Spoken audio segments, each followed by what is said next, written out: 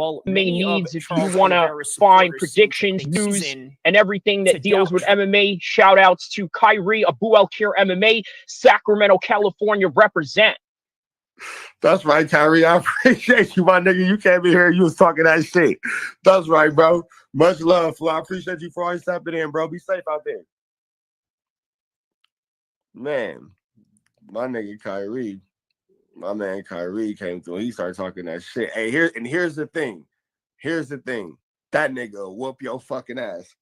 You will think that nigga's all squared up and all that type of shit. Nigga come through and beat your fucking ass. Like, man, fuck you up. You will never see it coming.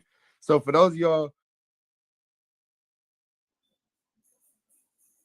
UFC 317 this weekend, International Fight Week, June 28th, 2025. Will Charles Oliveira defeat the favorite Ilia Topuria? Well, many of Charles Oliveira's supporters seem to think reason to doubt Charles. We have no reason to doubt him at all, but Ilia Topuria has been looking really good in his training. And by the way, it's the same fight day as Jake Paul versus Cesar Chavez Jr. Very interesting international fight week, to say the least. However, we're going to get to the reality of this fight and how this is going to go, the mistakes that Charles Oliveira has made in the past, and the unbeatable streak that Ilia Topuria has going on. Let's get to it. Now, just right before we get to the full card and the kicks and punches that deal with the main event and the co-main event, I want to say that I think it's a bit of a travesty that Ilia Topuria can't win the double championship, at least on the official basis. Now, he has said and proclaimed when and if he wins, he's going to hold two belts up, symbolizing that he was the 145 champion, whether current or not, and becoming a new 155 champion as that tradition that Conor McGregor started with holding two belts at once. Although the ones before him who were double champions, they did it in a way where they did it at separate moments of times in their careers. This is similar to that, or maybe it's not similar to that. We're going to get to the bottom of all of that. But in the meantime, yes, a lot of people out there do believe that Charles Oliveira has a chance to win this fight. But how? Look at Ilia Topuria. He just looks unstoppable right now. However, if you look at Charles Oliveira, has there ever been a moment in time where you could doubt that this guy could beat anybody at any time? Now, look, I understand that he makes mistakes. I understand that he's vulnerable to a lot of different types of shots. I understand that he's even had a reputation in his career where he quit quite a few times, right? Has sort of some mental issues in that particular regard, right? But the reality is you never know how a fight is going to play out till the day of.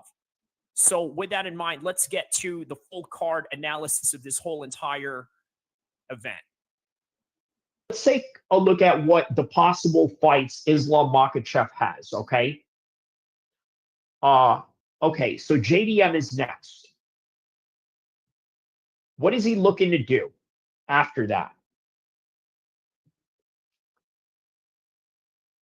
He's looking to do the winner between Charles Oliveira and Ilia Topuria, because he wants to be a two-time 155 champion and become a double champion for the first time by moving down, because he's already been down at 155 as a champion and has defended his belt multiple times. Now, what he's trying to do is become a double champ via being the 170 champ reigning title holder. So that is the plan of Islam Makhachev. So what that means is that he's going to take on the winner. If he beats JDM, he takes on the winner next week. And by the way, with that in mind, it leads us into the next segue, which is the full card of UFC 317.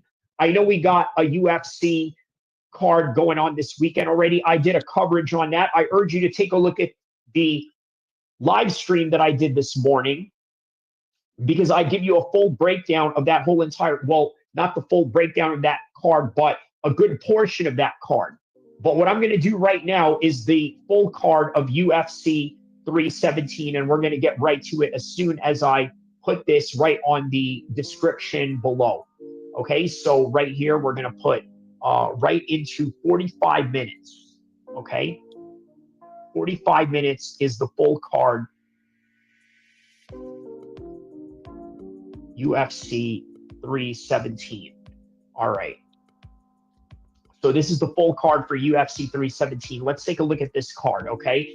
And by the way, a lot of these matchups right now have just been recently made because they were really just trying to fill in this card while concentrating on the Abu Dhabi cards, which, by the way, is a whole different story and a whole different time. So here we go.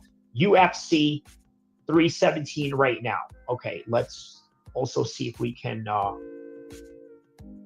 right, so here we go. UFC 317. From the very beginning of the card, you got Jonah Diniz taking on Justin Tafa. Okay, 7-5 Justin Tafa versus 8-1 Diniz. Now, who am I going to go for with this one? I'm going to go with Diniz. Marty Miller says both McGregor. Shout outs to Marty Miller for that comment right there. So Jonah Diniz is 8-1. Justin Tafa has a 50-50 record. What does that tell me? That tells me that here's an athletic and prospect that really doesn't have a lot of losses, right? He has one loss in his career. Let's take a look at what exactly that is, right? So at 6'4", 258 pounds, the only loss that he's had was his last fight was against Myson Tybura. So he was on a hot streak before this fight. Whereas with Justin Tafa, keep in mind, has a 50-50 record, okay? So right here, loses to Myson Tybura. Before that, knocks out the former football player Austin Lane, beats up a bunch of nobodies, and then gets a decision against a no-namer, okay?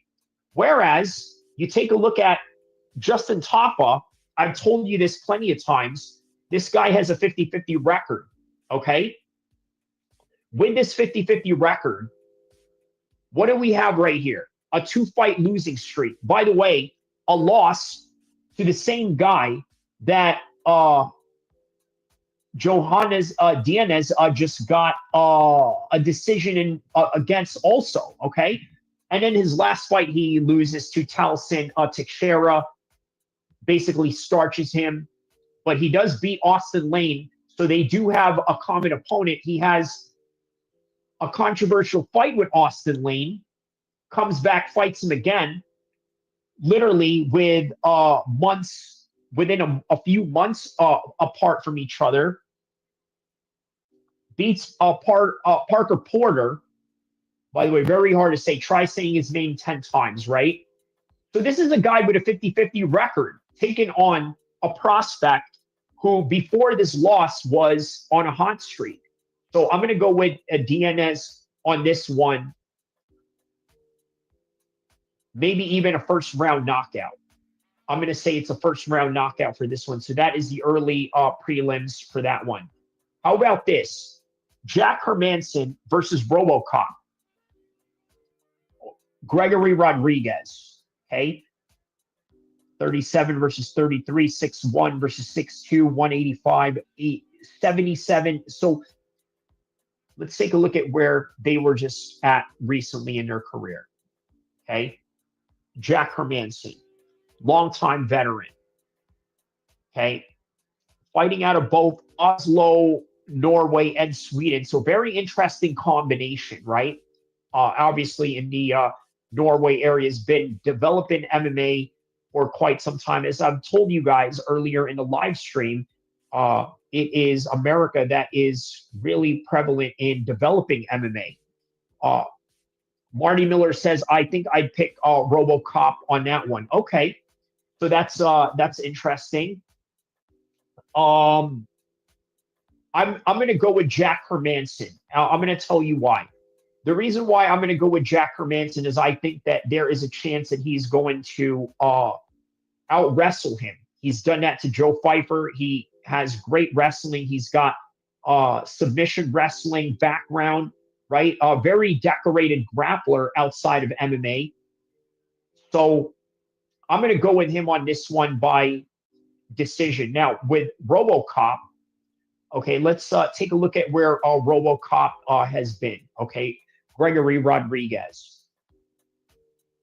So let's take a look at Robocop. Where have you been? He got knocked out by Jared Cannonier. Before that, had a decision against Leroy Duncan. By the way, listen, here's the thing, right? Leroy Duncan, for as good as he is and a great prospect as he is not on the level of Jack Hermanson. Okay, and he struggled with Christian Leroy Duncan, right? He couldn't put him out. I understand Christian Leroy Duncan is very elusive and this and that, but, you know, yeah, man, Hermanson has a little bit of striking. So, Toxic Gameplay says, Kyrie, if someone ever hits you, I'm turning into Antonio Brown. Oh, wow, man. Shout outs to you, my man. You know what I mean? That's what I'm talking about. Straight real loyalty right there to the max right there on the set. That's what I'm talking about. Okay. So, and then prior to that, Gregory, he says, Brad Tavares. Okay. He beats Brad Tavares. That's a good win. He loses to Bruno Ferreira. Okay. And I don't know, man. That's not a fight that Jack Hermanson wins. So, yeah, I'm going to give Jack Hermanson the decision on this one. Okay. So, Viviane Araujo versus Tracy Cortez. I'm going to give this one to Tracy Cortez by decision, right? Obviously, this is not a fight where it's going to be heavy hitting. It's not going to be, they're not going to go to a finish, right? Okay, let's take a look at some last few fights of Tracy Cortez. Now, obviously, you've seen her on social media with Neon, sort of promoting her brand and this and that. Loses to Rose Namajunas. Not an easy fight, but you know what? Great experience on her part. Beats Jasmine Javidikius, beats Gato before that, beats Justin Kish. Has a win over Aaron Blanchfield by a split decision back in Invicta. Okay, so Araujo, Viviane Araujo. So, okay, so last fight, wins against Karen Silva. Before that, loses to Natalia Silva. And then Maya gets a win, decision against Amanda Hibas. You see the pattern, just all these decisions, especially at the highest level, right? So I'm gonna go with Cortez by decision on this one. No, you know what? Viviane Araujo. I think Araujo could win this one by out grappling her. So that's who I'm gonna go for. Marty Miller says, I'm curious about that too, Nubby. Oh, Nubby MMA says, yo, what's your thoughts on Oliveira versus Topuria? Oh, yes, we're going to get to that. So stay tuned, okay? I'm going in the order of the card. I think it's a hard pick against Topuria right now. Well, stay tuned because I definitely have a take on that one because we are about to head into the main card right now. Opening in the main card, you got Peyton Talbott taking on Felipe Lima. Okay, let's take a look at Felipe Lima because we know a lot about Peyton Talbott. Okay, he's supposed to be the top prospect for 135 right now, but Felipe Lima. Okay, so let's see here.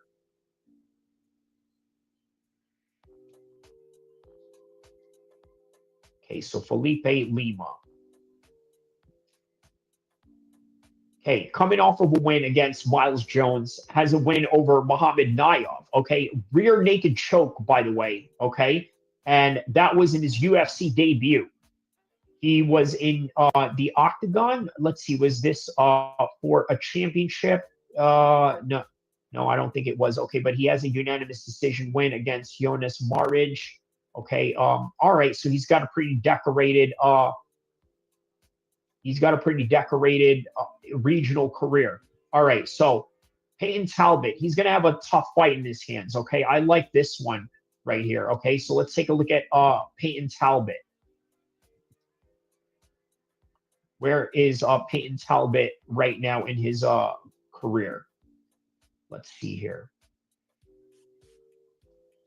So fighting out of Reno Combat Academy. By the way, a gym that I'm very much familiar with. By the way, that was also a gym that not only, I believe, Ryan Vader started with, but also I think Paige Van Zandt and then a whole bunch of other big names that they've had come out of that particular gym, right? Now Peyton Talbott is that guy, right? He loses to Hany Barcelos by decision, right? You've seen Hany Barcelos in his last fight.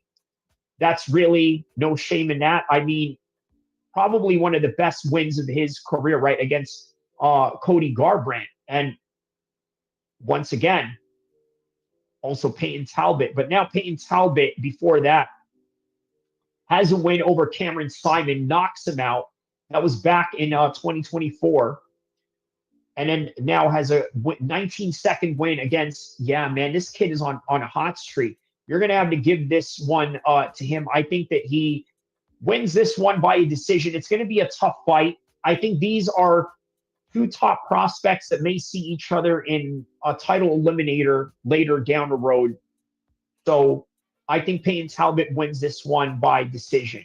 Yeah, I'm going to give this one to Peyton Talbott by a decision. I think there's going to be a lot of grappling exchanges to which will be on Peyton's side. I think that he's going to knock him down. A 50-50 fight. But how about this? Another 50-50 fight, right? A lot of people are sleeping on some of these main card fights, right? Beneil Dariush, it's a 50-50 fight against Moicano. Now, Moicano obviously got a shot against Islam Makhachev as a late replacement, not really indicative much of anything. But prior to Islam Makhachev, he has a win over Benoit Saint-Denis. By the way, in Paris, in the hometown of Benoit Saint-Denis, the former French Special Forces soldier turned UFC fighter, gets a win over him in his own country. And then gets a win over Jalen Turner. And then Drew Dober. And then Brad Riddle. Before that, he loses a 5-round decision against Rafael dos Anjos when Rafael was really in his prime. He's sort of declining at this point, but not, you know, in the way that he was in 2022. Leg kicking him, giving him a little bit of mercy on top of that. I mean, letting him coast on top of that, but he learned a lot from it. So the RDA fight, the Islam Makhachev fight, should not be indicative of this one. But other than that, man, it was a bit of a hot streak. But let's take a look at Beneil Dariush in his recent run, or maybe lack of run, because now he has a 2-fight losing streak, but not a bad losing streak, right? You see, having a losing streak in the UFC is not the same as having a losing streak in the regionals, right? Look at who he lost to. Arman Tsarukyan finishes him, and then Charles Oliveira also finishes him, which leads me to believe that Moicano may finish him, not early though. We'll have to work for it, but maybe somewhere in the 3rd round. So I'm going to go with Moicano by 3rd round decision. Okay. Now, next one, Joshua Van versus Brandon Royval. Okay. And Mr. C says on the comment section, Riddle, not Riddle, rhymes with Liddell. Okay. Riddle. Okay. Riddell. Okay. Got it. Okay. So next one is Brandon Royval versus Joshua Van. Now, Joshua Van has been very active, right? A very inspirational story that came out of this kid, right? He said that in 2017, he saw Conor McGregor box Floyd Mayweather, and weirdly enough, a boxing match involving a UFC fighter is what led him to MMA, but also, I guess, his infatuation with both Mayweather and McGregor and wanting to be part of the circus.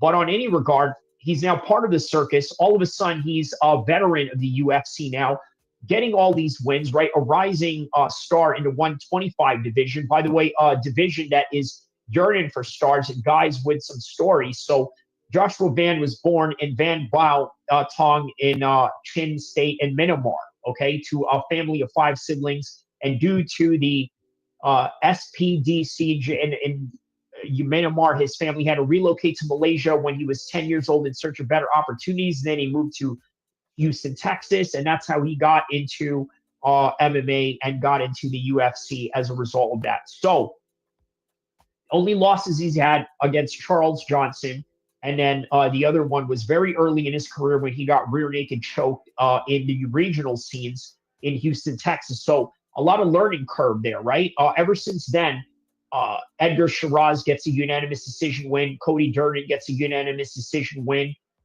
Ray Tesora gets a unanimous decision win. Shows a lot of striking prowess in these fights, right? Very crisp with his boxing, right? But also a Max Holloway with good footwork. Bruno Gusto Silva gets a win over him back in June. That wasn't too long ago. Literally UFC 316, and here we are, right? So taking a look at Joshua Van's opponent, okay? Obviously a much more seasoned pro. Well, not so much more than him, right? But they have the right amount of fights. This is why we're seeing a lot of 50-50 fights in these undercards that I think is really, I guess, being underestimated. Okay, so he has a win over Tyra, gets a win over Brandon Moreno, split decision. Okay, not a very easy, split decision. Alex Pantoja goes to the cards with him. And by the way, that's for the flyweight division championship fight. Loses to Alex Pantoja again way before. Okay, that was in 2021, but has lost over Brandon Moreno, but then gets a win over Brandon Moreno. So my prediction on this one, I think this is going to be a 3-round fight of the night between Joshua Van and Brandon Royval, but I think Joshua Van is going to outstrike him all throughout the round 1 to round 3. Brandon Royval is going to get his licks in. He's going to get his highlights in, but it's going to be mostly Joshua Van who's going to outscore him by the end of the fight. So moving on with that one, it is Alex Pantoja versus Kai Kara France. Now, Alex Pantoja right now has been red hot, okay? I don't think it's going to be any different. I think Kai Kara France still makes the same mistakes that he's probably going to make in terms of, keeping his hands down and getting knocked out. He has one win going into this fight, and then he already gets a title shot. I want you to put that in perspective, okay? He gets finished by Brandon Moreno, loses to Amir Albazi, and then just currently has a win over Steve Erceg.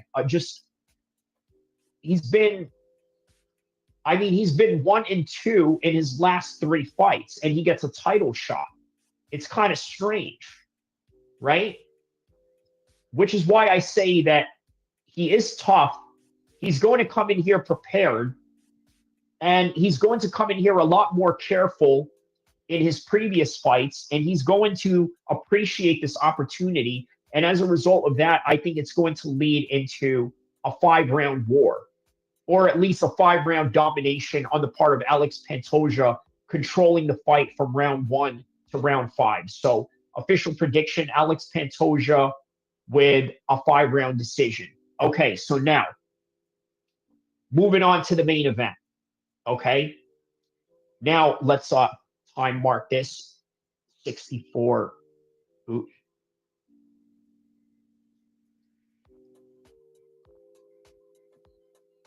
Okay, 1 hour and 4 minutes.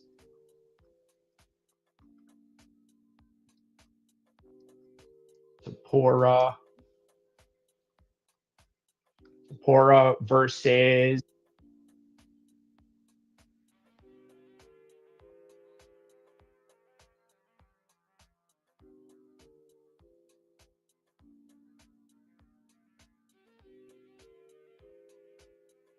all right, so Topuria versus Charles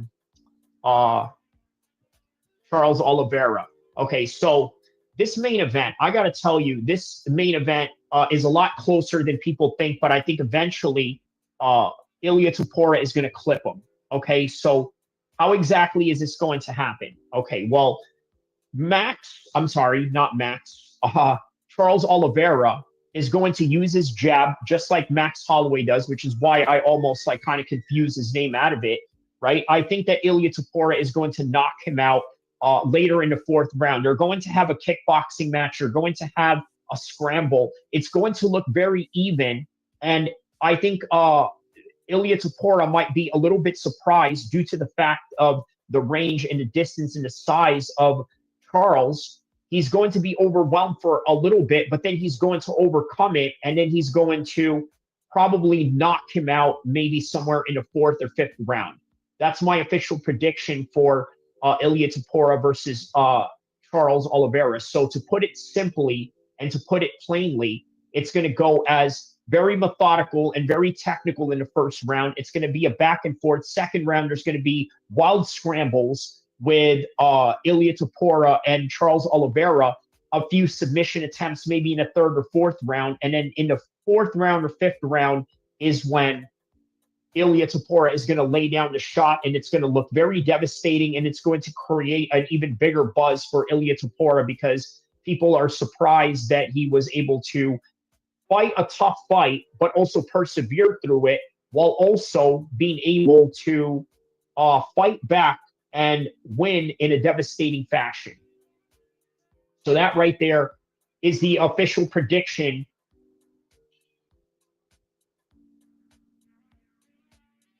That right there is the official prediction for UFC 317.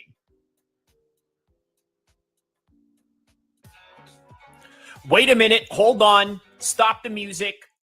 We got a bonus round, okay? Because check this out. The bonus round is going to consist of talking about the fights that they just recently added into the mix. And that is Terrance McKenna versus Vyacheslav Borschev, Sacramento's very own Vyacheslav Borschev. Now, we know a lot about Terrance McKenna. Let's take a look at Vyacheslav Borschev, okay? Straight out of Sacramento. A bit of a 50-50 record, 8-5-1. Obviously has fought out here in the regional scenes of ONE FC and things of that nature. Okay, so let's check out his UFC record right now, okay? So he is 3-4 in the UFC right now, right? Has a win in the Contender Series, has a 50-50 record in LFA, but obviously he fought Tom Nolan in his last fight. That was in UFC 312 in the Dricus Duplessis Strickland fight, loses to a unanimous decision, loses to a decision against James Lontop. Prior to that, gets choked by Chase Hooper, and then has a win over Maciej Haysayer. Okay, that was back in 2023. All right, well, now let's take a look at Terrance McKenna. Okay, let's take a look at where Terrance McKenna is at in his career trajectory right now. Okay, so Terrance McKenna, very interesting character to say the least, right? Well, by the way, was a former gang member. Okay, and I didn't know this about Terrance McKenna at all. Now, I don't even know what gang that is. Obviously, it's in Florida, so that right there is a whole different world of politics, that contrasting of California. But he was also a military brat. He lived in a military base, so he had a very interesting life, right? Reminds me a lot of my homie, who's also a fighter, Jarrell Askew. If you guys know anything about Jarrell Askew, he was also a military brat, but grew up in Alaska. So he kind of reminds me of him a little bit. Has a win over Demir in Saudi Arabia. First round knockout. Gets head kicked by Esteban Rabovic. Okay, no shame in that. Has a first round knockout against Mike Breen, and he's got a lot of first round knockouts, right? He's got a 20-second knockout here, but he also gets finished, right? He's one of these fighters that's like, oh my goodness, I got to tell you, man, this is a 50-50 fight right here, okay? I think this fight is going to go to a finish, and I'm sorry to say, even though Vyacheslav is a Sacramento guy, I don't know if he's going to beat Terrance McKenna in this, right? But listen, both of these guys are at a 50-50 state, right? Anybody can beat anybody at any time, okay? So I'm going to have to go with Terrance McKenna on this one. Second round TKO. Sorry to Borschev. I don't know, man. You know what? I don't know. I'm going to go back and forth with this one. All right. I'm going to have to make an official decision right now, okay? I'm going to go with Borschev by knockout. Sorry, Terrance McKenna, but I got to go with the Sacramento guy. And guess what? I know that's a little bit of a biased pick, but hey, it is what it is by the end of the day, okay? So moving up to the card, we got, let's see now. What do we have here? 28:44 on the timestamp. We're going to make this Hyder a meal. 28:20. We're going to make, no, you know what? 29 minutes. Okay, Hyder versus, who is this guy? Jose Miguel. Okay, Jose Miguel, who doesn't have a Wikipedia page, but let's check out the one who has a Wikipedia page. Let's look at Hyder Emil. Okay, so Filipino fighting out of Cebu City. Okay, shout outs to him. Featherweight division. Trains out of the El Nino Training Center, which, by the way, is owned by Gilbert Melendez. Okay, so fought in a Contender Series, has an 11-0 record. Ooh, okay. I might have to go with this guy, okay? Split decision over William Gomez. Really has wins with virtually, I don't want to say nobody's, but they don't have a Wikipedia page. You know, if they don't have a Wikipedia page, that means that their promotion of their fight is, of being a fighter is not really that strong. All right, but let's take a look at Jose Miguel Delgado. Who is this guy? Let's take a look at it and see if we can find him on Tapology. Let's see who this guy is. Okay, so do we find anything about this guy, Jose? Okay, so he's a featherweight. It's this guy right here. Let's check him out right here. Okay, so this is who he is. 9-1. Okay, so 11-0 versus 9-1. Very interesting. Okay, 27 years old, fights out of Yuma, affiliation with MMA Lab. Okay, so he fights on the same team as Ben Smooth Henderson. 1-0 in the UFC right now, has an overhand right over Connor Matthews. Okay, so this is going to be a very interesting fight. Look, I'm going to go with Hyder Emil by decision. You want to know why? A lot of this guy's fights, the 9-0 fighter, have not gone to the distance, right? He has one loss by a decision. So what does that tell me? When you take on somebody like Hyder Emil, let's take a look at Hyder Emil's record in that regard. Okay, ooh, here we go. Here's Hyder Emil. Okay, so we took a look at Hyder Emil. What does the brother have going on? He's got a few decision wins under his belt. He knows how to go to the scorecards, which means I'm going to give this fight to Hyder Emil by decision. That's my official prediction on this one. All right, so next fight in the card. Okay, we've gone over Hermanson, Viviane, Araujo. Now we've gone over Terrance McKenna in this bonus round. Let's go with Nico Price versus Jacob Smith. Okay, Jacob Smith versus Nico Price. We know a lot about Nico Price. Okay, let's see here. 32 minutes into it, we're gonna 32 minutes. We have Nico Price versus Smith. Okay, so what do we know about Nico Price and Smith? Okay, so Nico Price versus Smith. Let's go right here. Let's take a look at Nico Price's career so far, okay? Now, for those that don't know, he was Robbie Lawler's retirement fight. He got knocked out. Robbie Lawler got a nice send-off at UFC 290. I remember that fight vividly.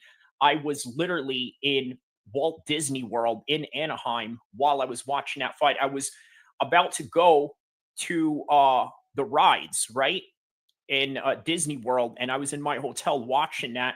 And what was great was that I actually got to watch all of the fights while I was in Disney World, while all of that was going on.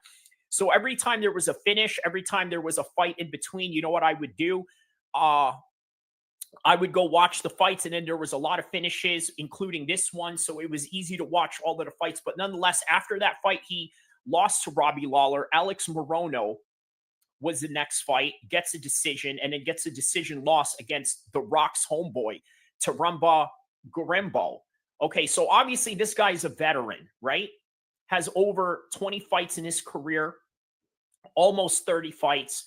But let's take a look at Jacob Smith. What do we know about this Jacob Smith character? A guy that is virtually unknown, that nobody knows about. I'm going to look him up right now on Topology because he doesn't have a Wikipedia page. And I doubt even with the hardcore fans, okay, they would have to look up this guy somewhere to even, find out any information on him. So, okay, let's take a look at some information on Jacob Cobb Smith. Okay, 10-0. How about this? Undefeated.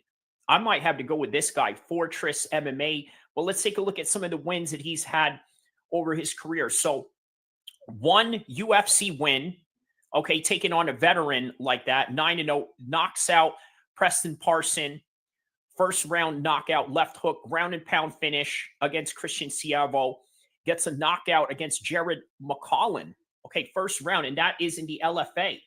No, I'm sorry, Fury Fighting Championships.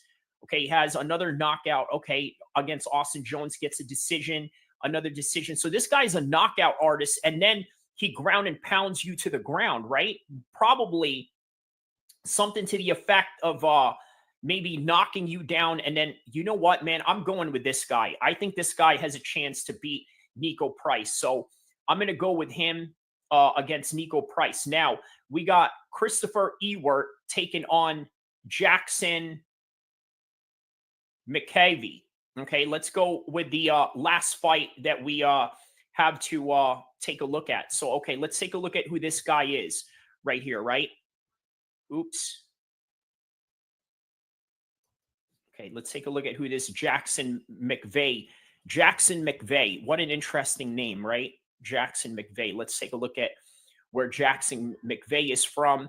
So, Jackson the Moose McVeigh, middleweight division. Starting off the fight, 6-0, by the way, the Moose. Okay, so he's a 6'4", 185er, undefeated. St. Charles Brazilian Jiu-Jitsu MMA, where he represents, no losses, has 4 wins in the LFA. Okay, and now he's coming into the UFC in the big times, right? Against Christopher Ewert. So what kind of wins does he have here? Chokes, knockouts, chokes again, knockouts, guillotine chokes, triangle chokes. So this guy's got some good submissions. And, well, he's got an amateur bout where he lost by armbar, and then he really learned from that. So, all right, let's take a look at his opponent, Christopher Ewert. Okay, so now Christopher Ewert. Okay, Christopher Ewert out of Texas, 7-0. So 2 undefeated guys right here, okay? 2 undefeated guys. We got right here 7-0.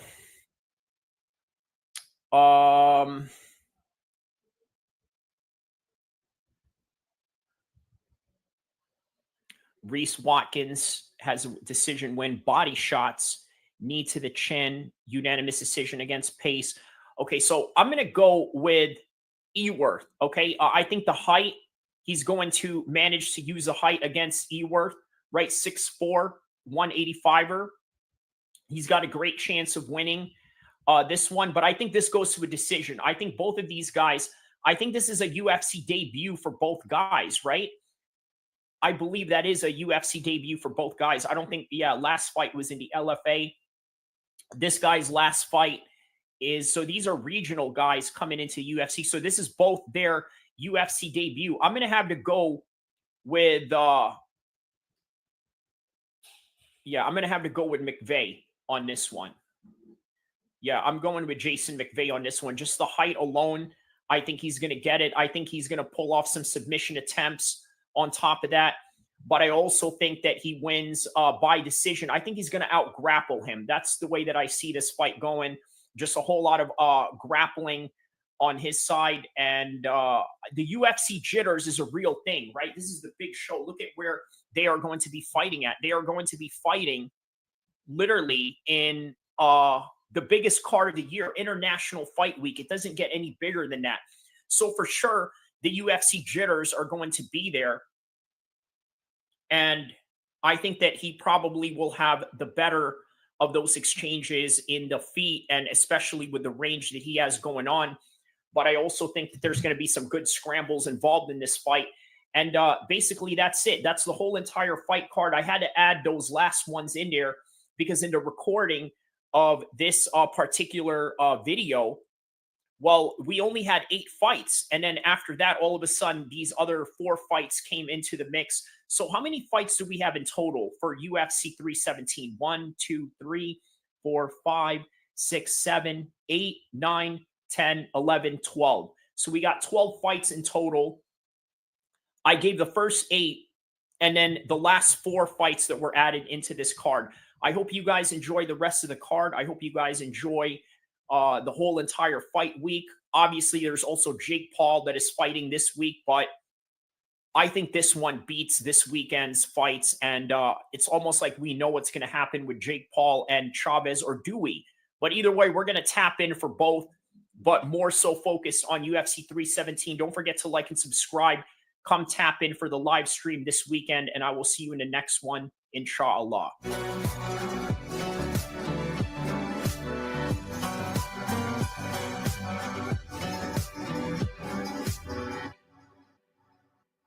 MMA needs if you want to find predictions, news, and everything that deals with MMA. Shout outs to Kyrie, Abu El Kir MMA, Sacramento, California, represent.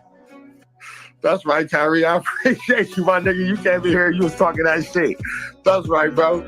Much love, Flo. I appreciate you for always stepping in, bro. Be safe out there.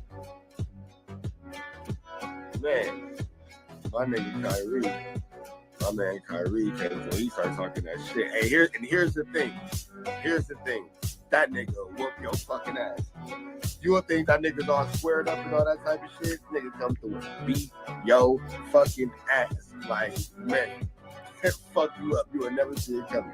So for those of y'all.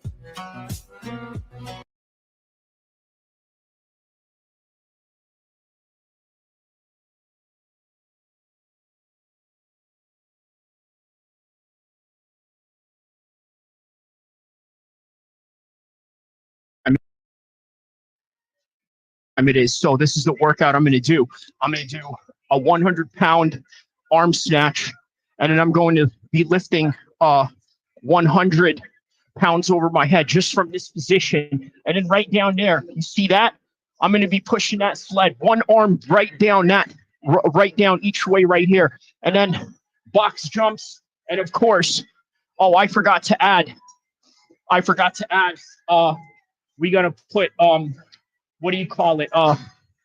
Hurdle jumps. We're going to do hurdle jumps as well.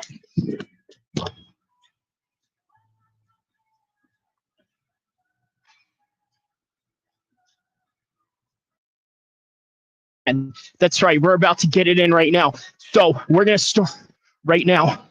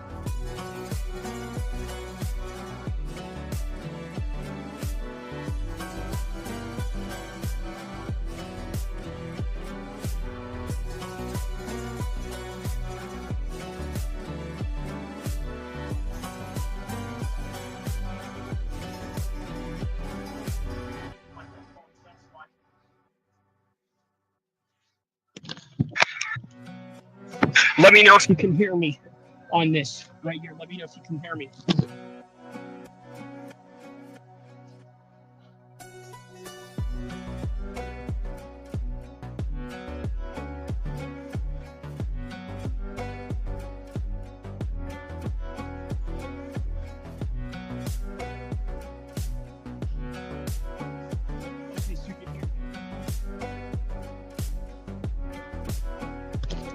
That's on purpose, so that this way the live stream doesn't pick up on the music, because obviously they have music playing in the gym. So yeah, that's why.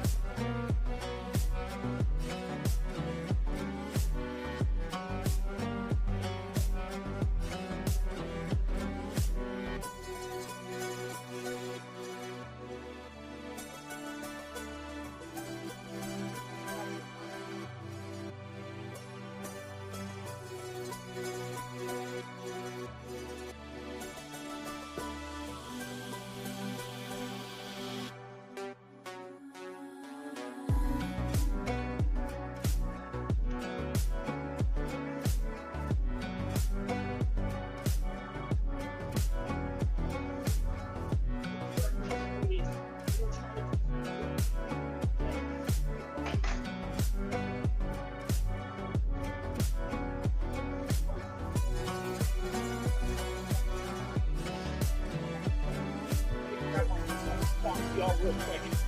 Listen.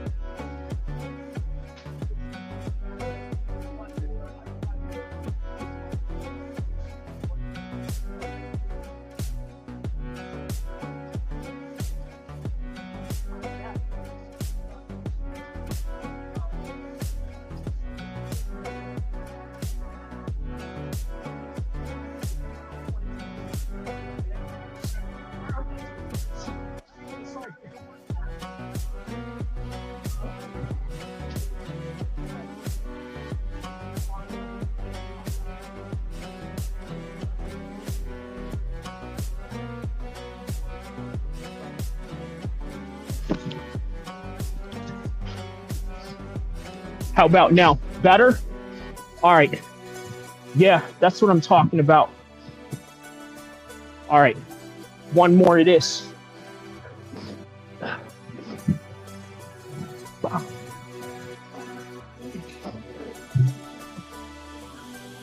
All right, you can hear me, right?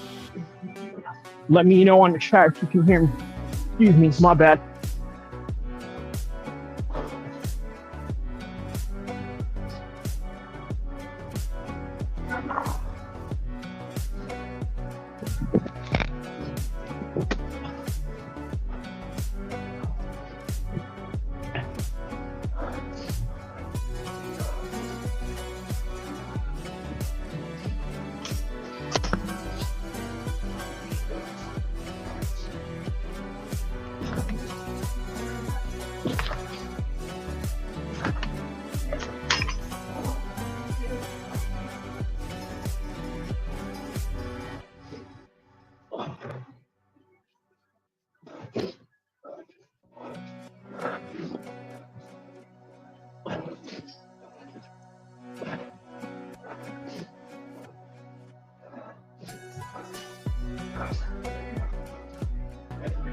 Okay, perfect.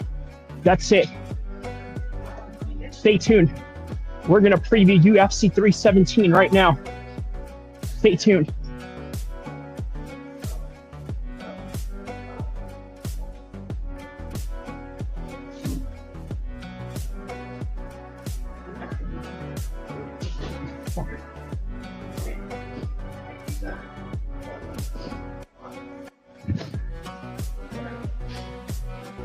Yeah, just putting the weights away. Excuse me.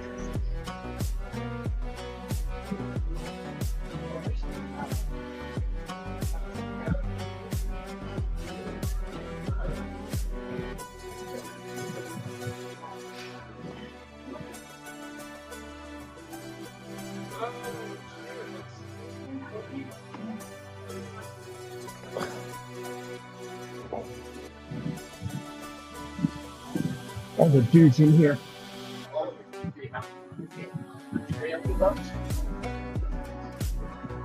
I made every dude in here who thinks he's an athlete look like a chump, bro. Straight up. That's how we on it. That's how we on it. That's how we on it, baby.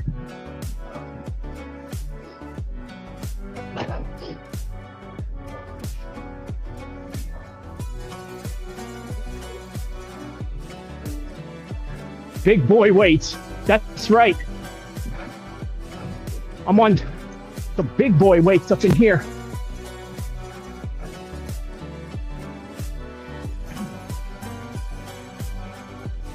Oh. That's right.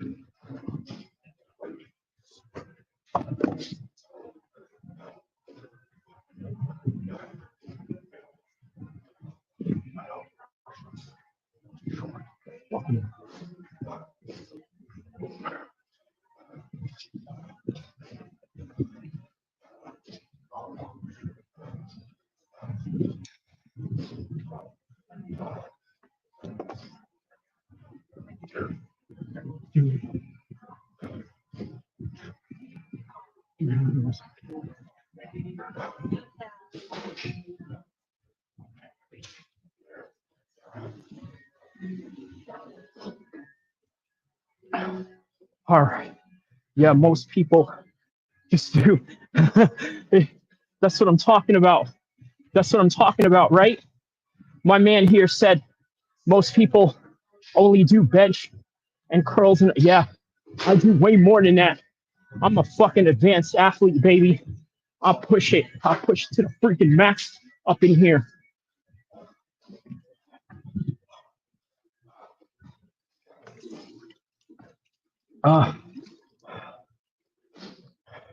It ain't nothing. It ain't nothing. It ain't nothing. Meanwhile, everybody want to take it easy. Yeah, go take it easy. I don't take nothing easy. That's right. That's right. That's how shit goes down. Hell yeah. Hell yeah. Woo!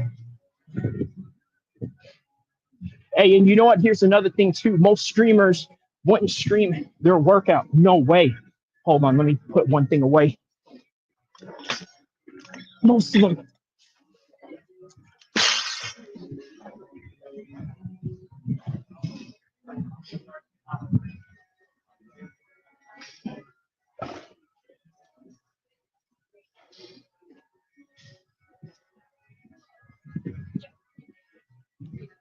Oh.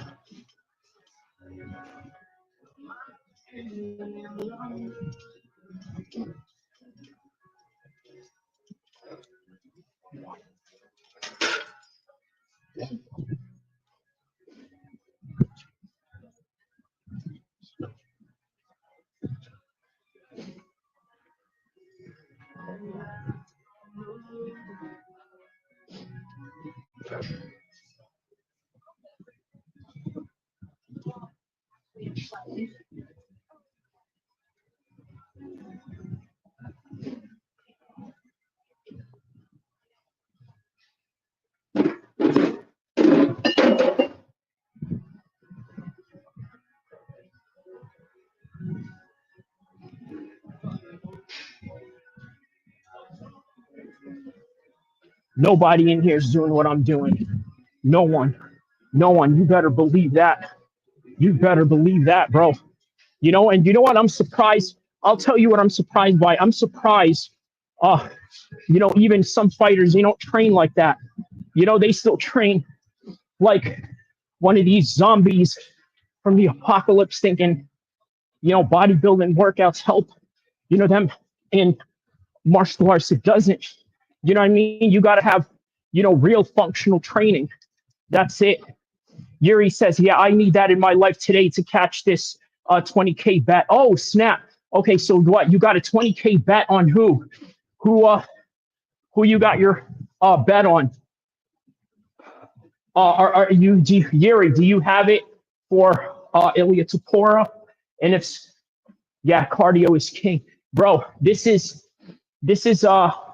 it's cardio mixed with weight training.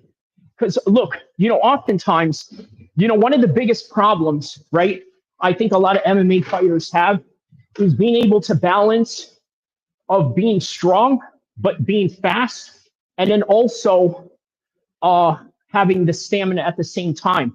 Because it's very difficult to do that. You want to know why? If you want to know why it's difficult to have strength, stamina, and speed all rolled into one, all you got to do is just watch that workout. That's exactly why. Like, you got to, like, here's the thing, right? I see a lot of fighters, they have trainers, like, you know, that basically teach them to do the same type of workouts that I do. All right. Here's the problem that I notice, right? I don't know, man. I don't think they really push their best. I don't think they, you know, they try to make them push their limit to like where, okay, you know what? Here's your strength factor, but then try to work your strength factor while trying to mitigate your stamina as well. You know what I mean? Like, I think that's the problem. Oh, okay. So yeah, Marty Miller says, I think that's a good bet, Yuri.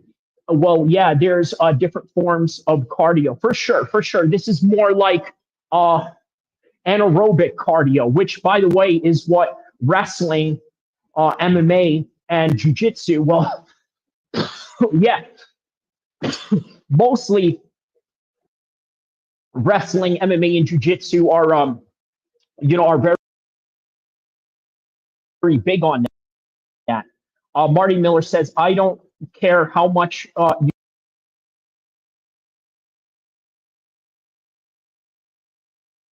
you work out. If you're not actually sparring, grappling, it's not going to fully translate. That is correct. That is correct. You absolutely have to do that as well. Oh, you don't get it twisted. I spar too. You know what? Here's the thing. I got to find one guy that's okay with having their spar. You know what I mean? Because obviously it's not just my sparring session; it's their sparring session as well. So,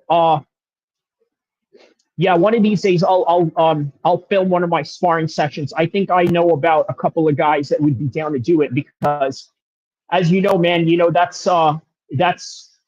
not what a lot of fighters they don't like to film what they do. Yuri asks, what do you do for a living? I work in sports management. So PR and sports management. So and then YouTubing for now. I'd love to come out there and train with you, man. Yeah, for sure. Marty Miller, if you're ever in Sacramento, let me know. You know, I'm not hard to find in Sacramento. In fact, if you are in Sacramento, more than likely you'll probably find me here, you know, at this gym at downtown, because this is literally like the center town of Sacramento, right? You know, the Kings play right here in this same facility that I'm working out at. And then on top of that, you know, it's in downtown, you know, the famous downtown Sacramento. Says, dude, I'd probably just come out to train. Well, I tell you what, That's what I always say when I go to different places, right? I'm like, all right, you know what? I'm just going to come out here and train and this and that. Next thing you know, it becomes a trip. Next thing you know, you're in Universal Studios. Next thing you know, you're in Disneyland, or wherever you're at. You got a good vibe about you. I wish you the best in life, bro. Thank you so much, Yuri. That's very good, positive reaffirmation, right there. You know what I mean? Yeah. Let's see. What other chats here that I missed? Okay, I can't hear you, bro. Yeah, I see through the headphones. I think it's connected. We train so similar, bro. Do you remember the Renegade Bros? By the way, man, what are Marty Miller? What are Renegade Bros? I forgot. Oh, is that the rowing machine? Is that what the Renegade Bros are, or is that like a certain type of workout? Let me know on the comment section below. But yeah, what else here? So yeah, man. So Yuri, who did you put your 20K bet on? You got a 20K bet. Who is that on, man? That's a high bet. You know what, bro? I got a homeboy in England. That bet 100K on Shiraz to beat Berlanga in the July 12th boxing match. 100K, bro. Stop it, man. He's putting on 100K for Berlanga, a UK dude that I know. 100K. Now, that's 100 pounds, 100 British pounds. I believe 100 British pounds is equivalent to, what is 100 British pounds equivalent to? So I believe maybe 111K or something like that. Okay, I put 10K on the line for Yuri, and then SJA, who is that? Who's SJA to win finals MVP? Oh, okay, finals MVP. Gotcha. Okay, you're talking basketball. Got it. Okay, so do you do a push-up on a set of dumbbells, then row each of them, each push-up? I usually do them with 40 to 50. Okay, I think you're talking about the Randy Couture workouts, right? I think that's what I think that's what you're talking about, right? The Randy Couture workouts. Because if so, okay, maybe that's what they call it. Maybe they call that Renegade. Okay, so Fresh Melon Juice says 206K. So Fresh Melon Juice, when you say 206K, what is that? Is that the 100 British pounds that you're talking about? Renegade Rose, do a push-up, then row. Oh, okay, got it. Okay, so Renegade Rose, do a push-up, then row the dumbbells. Oh, okay. Yeah. That has similar derivatives of the Randy Couture workout, because the Randy Couture workout is like where you do back rows.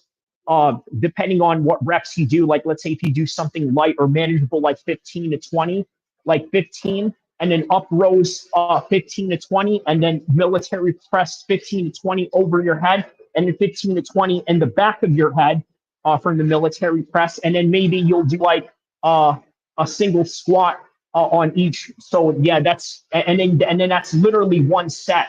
So what that does is it helps you increase your lactic acid tolerance for grappling, which is what the Randy Couture placed on. No bet. Fresh Melon Juice says no bet. Melon Juice, did you bet on the fight tonight? No, yeah, man. Guys, I mean, listen. I understand it's part of it's part of the MMA culture, but yeah, betting is haram, man. Betting is so haram. In fact, man, one of my homeboys that is putting that 100K for Shiraz to beat Berlanga, is a Muslim guy. So it's like, it's kind of crazy that he, decided to do that bet. You guys know him. You've seen him in my live streams before when he co-hosted a live stream with me for, for the fight. So, you've seen him before. Zayn Musa boxing Dosage. So hopefully he'll join us tonight. Hopefully I'll get a couple of homies to join us tonight. Y'all tapping in with me tonight for the live stream fights, right? Let me know on the comment section below if you guys are going to tap in for the fights tonight, because Yeah, it is going to be entertaining. And then plus I got a new gaming chair going on, so it's going to make its pay-per-view debut. You know what I mean? So fun times ahead, man. Fun times ahead. Let's see what else here. Okay. So what else? Okay. How about the Moicano and the Dariush fight? Right. I was very adamant in saying that this fight is a 50-50 fight and that anybody could win this at any given time. That's the way that I see it. Right. It's it's a very. You know what, man?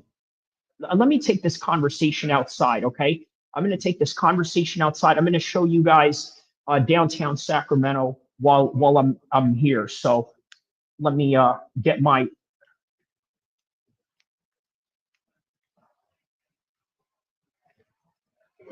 Oh snap!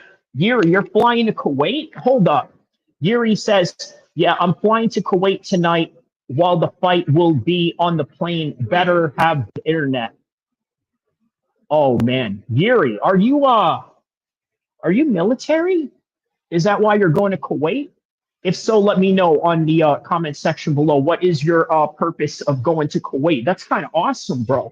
You know what I mean? Like, because you know what? Here's what's funny. Here's what's crazy about Kuwait, right? I don't usually see Kuwait, get that kind of traction that, let's say, Abu Dhabi, the Emirates, or maybe even Qatar, right? Kuwait is just like that, one Gulf country in the cut that nobody really knows about, but they got the same amount of wealth and all of that. Maybe they could even invest in the same type of entertainment that the other Gulf states do. But that's interesting though. What brings you to Kuwait? No, my girl is from there, and I'm not military. I'm 20. Oh, okay. Gotcha.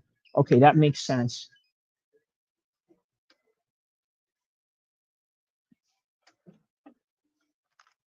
All right.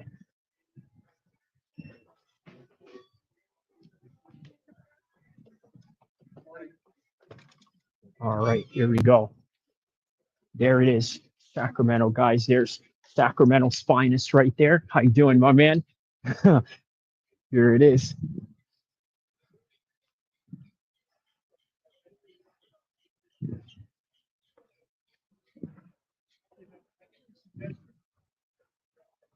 Check this out, guys.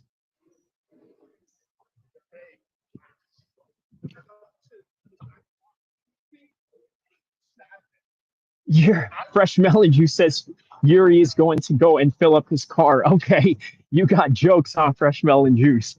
Yeah, it's because the gas is probably way cheaper over there, right, than it is here. Hey, you know what? What would happen?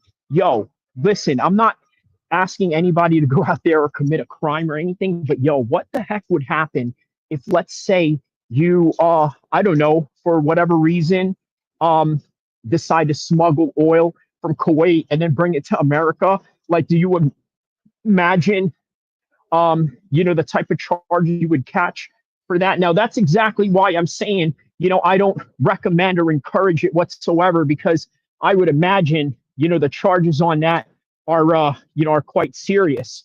You know what I mean? Here you go, my man right here with the bike, real West Coast. That's what I'm talking about. What's up, my man? How you doing? Yeah. Right here, Golden One Arena, guys, where the Kings play.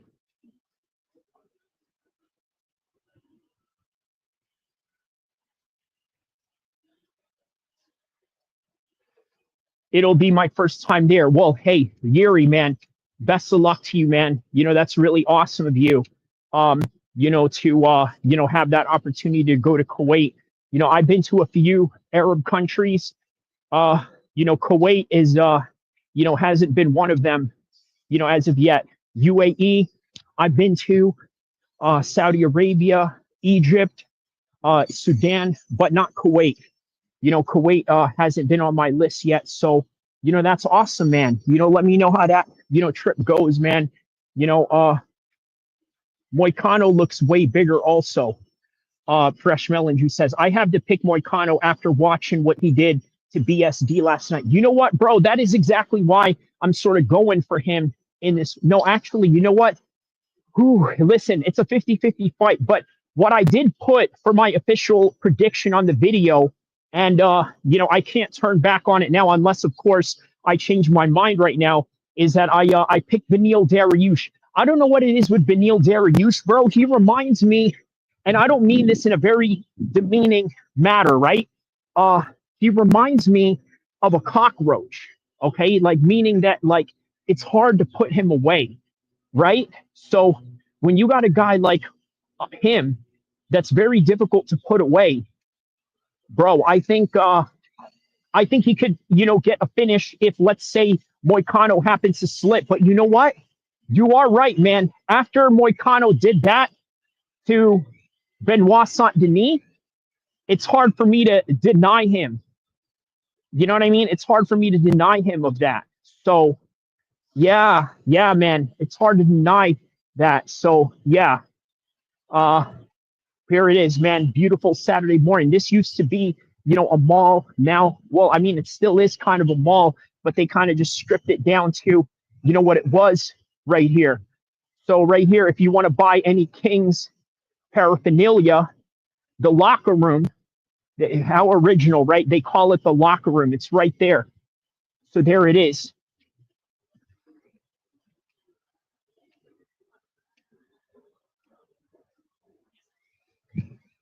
There it is. Is this place open right now? Probably not. Listen, this is how you know. This is how you really wake up and, dedicated, to training in the morning, right? You know what I mean? When you go to a store right next to the gym and they ain't even open. Look at this. This place ain't even open yet. But yeah, they got some cool Kings paraphernalia there. Look at that. The old school Jason Williams right there from back in the day. Some old school stuff. Yeah, look at that. Even though the dude left the league, even though the dude left the league and the team, man, he's still, an icon in these parts. Look at this. They got white chocolate T-shirts up there. You see that? Oh, man. Look at that. Look at that. Yeah. I get that analogy, says Gold Bricks. Bring metal detector and search for gold in Kuwait. Nah, bro. Don't be doing that. Don't try to be smuggling no gold while in Kuwait. They'll lock you up for that over there. You know what I mean? Even worse, they'll lock you up over here. Well, all right. You know what? It's probably better to get locked up here than it is over there. And I think we can all agree to that. You know what I mean? Like, like an Arab prison, in Kuwait or any of the Gulf states is not the business that you want to be at. All right. So here's a little sneaker store. Right here, you guys can check out Capital Agenda right here. Gold Bricks. Her dad. Oh, wow. Okay, hold up. Let's read this comment right here by Yuri. Yuri says her dad thinks I'm Muslim. I'm going to have to break the bad news. Oh, man. Well, I tell you what, Yuri, you know what? I think this is a great opportunity maybe for you to convert. Who knows? Maybe it might it might change your life for, the positive, perhaps. You know what I mean? This is crazy, man. So how do you think he's going to react? Do you think that, here's a question for Yuri. All right, Yuri, here's a question for you, my man. All right, do you think that he'll react in a very negative way to where, let's say, I don't know, he'll I don't know, I guess, cast you out of the group, right? There's that option. Or the other option, do you think that he's going to try to talk you into, perhaps converting? And yeah, that's kind of the dilemma right there. You know what? I had a homie that had a very similar situation to yours, Yuri. You know what it was? Look, check this out, right? He married a Jewish girl, right? Obviously, he wasn't Jewish. And so, the dad was like, well, if you want to be in the family, you have to convert to Judaism. My son, you must be Jewish. If you're not Jewish, then we kick you out the family. And yeah, so that was that. So, I could see perhaps maybe you would face a situation, similar, but who knows? My ex was Jewish and I was with her for 3 years and she tried to get me to convert as well. Damn, man, Yuri, what? Yeah, Yuri, what part of the world are you from, my man? Let me know what part of the world you are from so I can kind of gather context, right? So if you're from LA, that kind of makes sense. If there's a lot of Jewish people, if you're from California or if you're from New York or something like that, let me know. Let me know just to kind of get context on the situational matter at hand. I'm Irish, but living in Paris. Oh, okay, that's right. Okay, very interesting. Okay, so an Irishman living in Paris, right? Gotcha. Yeah, you know what, man? I see a lot of Irish people here too. And when I mean Irish, I don't mean like Irish Americans. I mean like, Conor McGregor Irish, or Ian Gary Irish, right? But these days, Ian Gary, I think self-identifies as a Brazilian. So, I don't know about all that. What is this? Hold up, I never walked through here before. I wonder what exactly this is. I think this is a hotel or, oh, wow, okay. They got a little saloon over here. Oh, how about this? Okay. Let's see, is this open? Oh, wow. Okay. Look at this. Is Paris Muslim now? Fresh Melon Juice ask. Yeah, I mean, it's a good parts of it is for sure.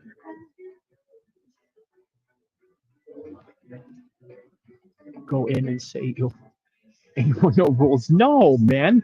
What kind of thing is that? Fresh melon juice. You know what I mean? That's quite a barbaric thing to ask someone to do. Just out of nowhere. Okay.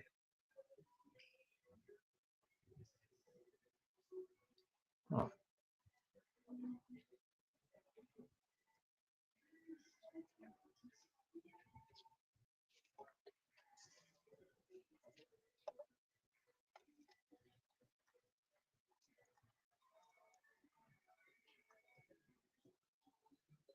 There we go. See, a little coffee right here.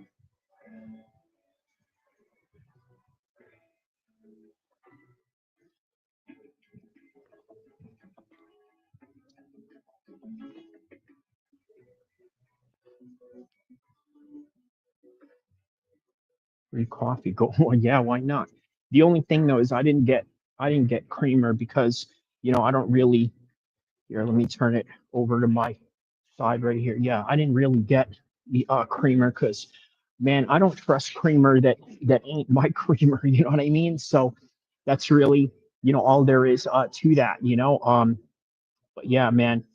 So man, Yuri, how long have you lived in Paris, bro? Because I often notice, this is like a lot of Irish people. Like I mean, Irish people from Dublin, right? They often like go and travel or live elsewhere. I don't know, maybe because they don't, they don't want to be around like no foggy, weather or something like that. You know what I mean? I've met a lot, out in UC Davis, like students, mechanical engineer students, stuff like that. I forgot what type of visa that is they're on, but it's basically one of those visas that says, if you're white, you're all right, type of thing. You know what I mean? Like one of them type of things. You know what I mean? 4 months. Okay, so you've been there for 4 months. All right. Yeah, man. Paris. I'll tell you what, man. Paris is it's Paris. I'm going to be honest with you, right? Paris reminds me more of North Africa than Paris. You know what I mean? And that's really all there is to it, man. Because yeah, the French people don't be having babies or nothing like that. You know what I mean? They don't have kids, or anything like that. Everything about like if you look at the average white French person's life, it's predicated on just routine and poutine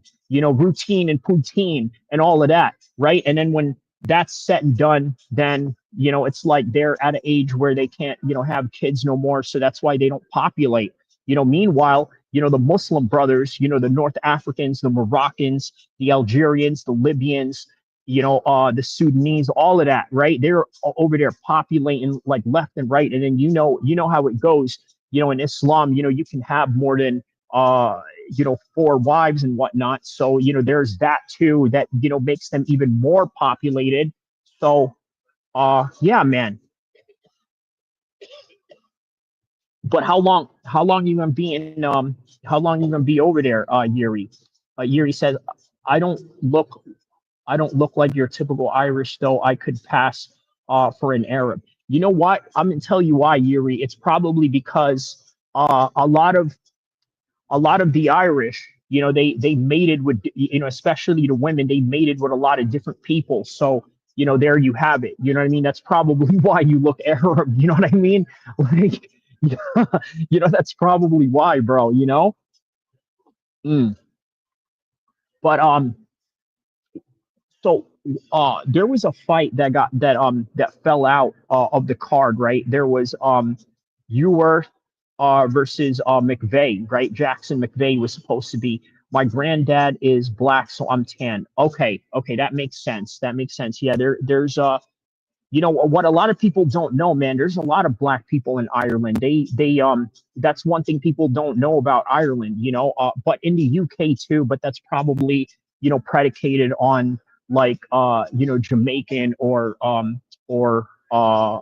West African immigrants that have migrated there. So but that's an Irish song. If you didn't know, Yuri, the Black and Tans song, that it's kind of like a folk war song or something that they sang, when they went to war with the British and all that. So,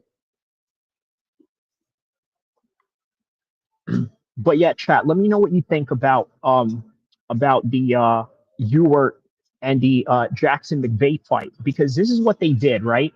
So Jackson McVeigh came and weighed in like a professional, right? He did his weigh-in, he made weight, and then Ewer, the guy that they called, mind you, they called him to do this fight 1 week prior.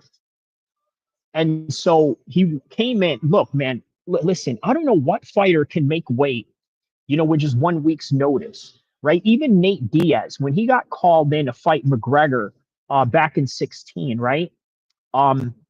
He was like vacationing in Mexico, right? And and McGregor was already set to do a 155 fight. So they're like, all right, you know what? Let's just move this up to 170. But here's the thing, right? Why couldn't they do that with the Ewer and the McVeigh fight? Why couldn't they just move it up to 205 instead of 185? So of course he's gonna come in 195 because you called him 1 week, because y'all are trying to fill up a card that is really top heavy. If you think about it, Ilia Topuria versus Charles is a top heavy card, right? That shit is top heavy because you got him on the top of the bill with Charles, and then on the co-main you got Pantoja and Kai Kara France, right? That's a top heavy. That's what they call a top heavy boxing card in an MMA setting. Fresh Mellinger says, your opinion on Ilia being announced 0.5 overweight. Anik says he has to weigh less and they change his weight. You know what? I saw a video with MMA Joey. He did make a video about this, right? I mean, MMA Joey, I think, here's what I think, right? I think the dude is complete satire to the max, right? Like, I think that a lot of the things that he does is satire, meaning that, like, I don't think he really believes in some of the things that he says, right? The reason why I don't think he believes in some of the things he says is because he has to sensationalize things for views. And I get that. Look, I don't think it matters, because here's the thing, right? Was that a digital scale or was that a regular scale that he went on? I believe it was a non-digital scale that he did, right? Look, I'm going to tell you guys something. A lot of fights that you've seen before, a lot of them would have never been made had they done it on a scale. I promise you. I promise you that. Like, there's many fights that would have never been made if it was on a scale, on a digital scale. So I want you to keep that in perspective. Okay. I didn't hear any of that. I didn't hear any of that about his weight. Oh, okay. Marty Miller, you're saying you didn't hear him. Yeah. It's because, you know what? Here's the thing, right? Like the reason why you didn't hear any of it is because there's a few MMA content creators that, that did, that did videos on it, and they made a big fuss about it. But I don't know, man. It wasn't, the biggest fuss in the world that they really needed to make, is what I'm saying, So,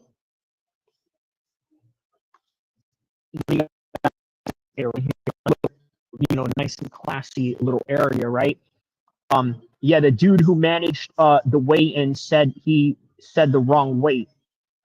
Yeah. That's a bit of a controversy. There's always controversies at the weigh-in scales, right? Same thing with Khabib. There was a bit of some controversy going on with that, if you guys remembered, after Anik told him. Yeah. That's what I'm saying.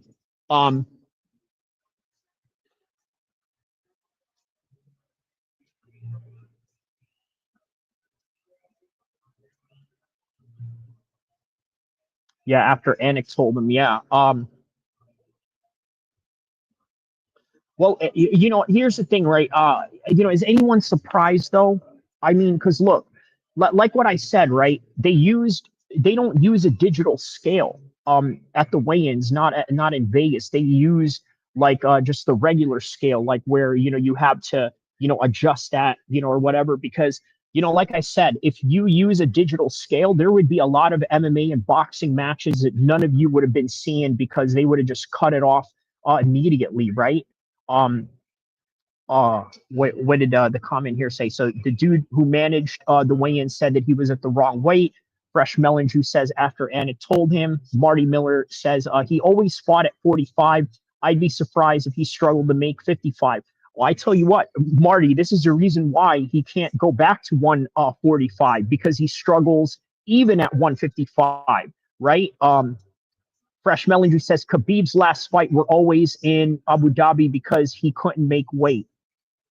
Yeah. Yeah, you know what, man? Listen, as somebody who likes Khabib, as somebody who supports him, and as somebody who's actually talked to his dad and his family and all of that, I'm going to say, I'll say it out loud, right? I'll say it flat out. I think the Abu Dhabi commissions gave him a little bit of leeway with that weigh-in. I'll say it flat out, right? Like they did. I don't think that if he was in that's just being honest. Now look, am I glad that he made weight? Yeah, he made weight. The fight was history. He finished Justin Gaethje, and then he rode off into the sunset, and that was that. And then Conor McGregor became a drug addict, crackhead, and just talking shite online all day. You know what I mean? But like, that's what it is. Look, I'm saying is that's just what it is. I think they gave him a little bit of leeway. Now, look, did Ilia Topuria get a little bit of a leeway from the Las Vegas commission? Of course they did, man, because they know that, they need to have the fight going on today. If they don't have the fight going on today, what are you going to be doing on your Saturday? You know what I mean? Like, imagine if today they said, hey, you know what? We're going to cancel the fight because Ilia didn't make weight, right? Well, what would y'all be doing? Right? You know what I mean? What would I be doing? You know what I mean? I certainly wouldn't. Well, I would still live stream the fights anyway, but that's neither here or there. So, wait, what did Marty Miller, he says, I didn't know, Melon, Fresh Melon, he says, I don't think Ilya struggled making weight. He's smaller than Kai Kara. Okay, come on now. That's a little bit of an exaggeration. He says, I think Ilya didn't want to get Mozart. Yeah, you know what? Mozart would have been a serious problem for Ilya. But I don't want to toss that up as ducking. I mean, look, why would you not take the opportunity to fight at at 155 for the belt and become a double champion? Instead, you got to wait around for a top contender, right? I mean, it's a hard choice. That's kind of, look, it's the same thing that they said with John Jones, right? He said, that he tried to duck what's the Polish guy's name, Jan Blachowicz, right? Because Jan Blachowicz was obviously the next guy to hold the belt after after John Jones left. But the reality was John Jones is trying to fight heavyweight. So, but I don't know about that. Yeah, smaller than Kai Kara. I don't know about that. And then he says, I think Ilya didn't want to get Movsar. Marty Miller says, yeah, I'm surprised he would have struggled too, Melon. Yuri says, why would he not want to fight Movsar? He literally moved up to fight Islam. That's what I'm saying, right? And I think we can agree Islam is probably more dangerous than Movsar, although one never knows. We don't know the capacity and the ceiling of him yet. Fresh Melon Juice says, John Jones is not the same. John has cleared 3 generations in light heavyweight. That's very true. Conor McGregor, he says, Movsar is married to, well, can you confirm that? Can you confirm that as a fact? Now, look, we know that's a probability for Khabib, and that's a probability for Islam Makhachev, but we don't know much about Movsar. Fresh Melon Juice says he didn't want to fight Islam. He moved up. If Islam moved up, that was the deal with the UFC. Okay, very interesting. Oh. Okay, just making sure I had my my ticket that I had vouched for, just so I got free parking here. Ilya is the best fighter in the world, in my opinion. Yuri says, you think he's the best fighter in the world? You know what? I'm gonna push back on that a little bit, Yuri. I think he is a good fighter, but I think that he has limits. Okay, for example, he doesn't kick as often. You ever notice that? He doesn't kick as much. Conor McGregor says, Ariel said UFC 317 is doing worse than UFC 315 in terms of pay-per-view. It is expected to do just around. How does Ariel Hawani know that? You know what, though? Listen, I think there's some truth to that, straight up. You want to know why?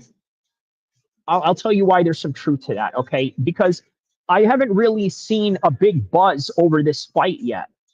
You know what I mean? There's not really a big buzz over the fight. Fresh Melon Juice says, if you can't stand the test of time and pressure that your division is hunting you, you're not or never will be the best in the world. Yuri says he doesn't need head kicks. He slows your movement down with leg kicks, then knocks you out. Yeah. That's the thing, right? Like, I want to see a fighter that's a little bit more complete.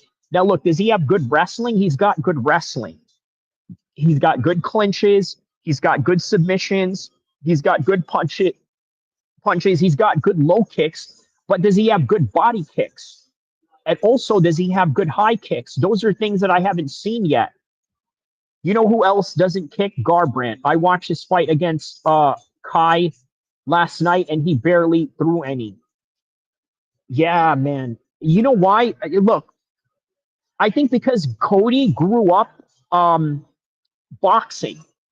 I think that he's just so confident with his hands that he doesn't want to do anything else. You know who Cody would have been a good boxing match against in boxing? Who's very similar to him? George Kambosos. Let me know what you guys think about that as a boxing match in the future. How about Cody Garbrandt versus George Kambosos in the future? X-Stack says, can you pretend? No, I'm not going to, man. Yeah, listen, you got to find your own dad, X-Stacks. Weird comment. Kai is turning heads, Fresh Melon Juice says.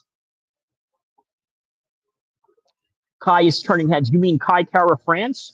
Or you mean Kai as in me? Or Kai Kara France? Let me know what you mean by, and if so, okay, Kai is headhunting. Sorry, yeah, Kai is headhunting. Yeah, you're saying that he's going to headhunt tonight. X-Stack says, I really need a father figure to look up to. Well, you came to the right place, and hopefully I can, provide, some sort of role modelship for you on that.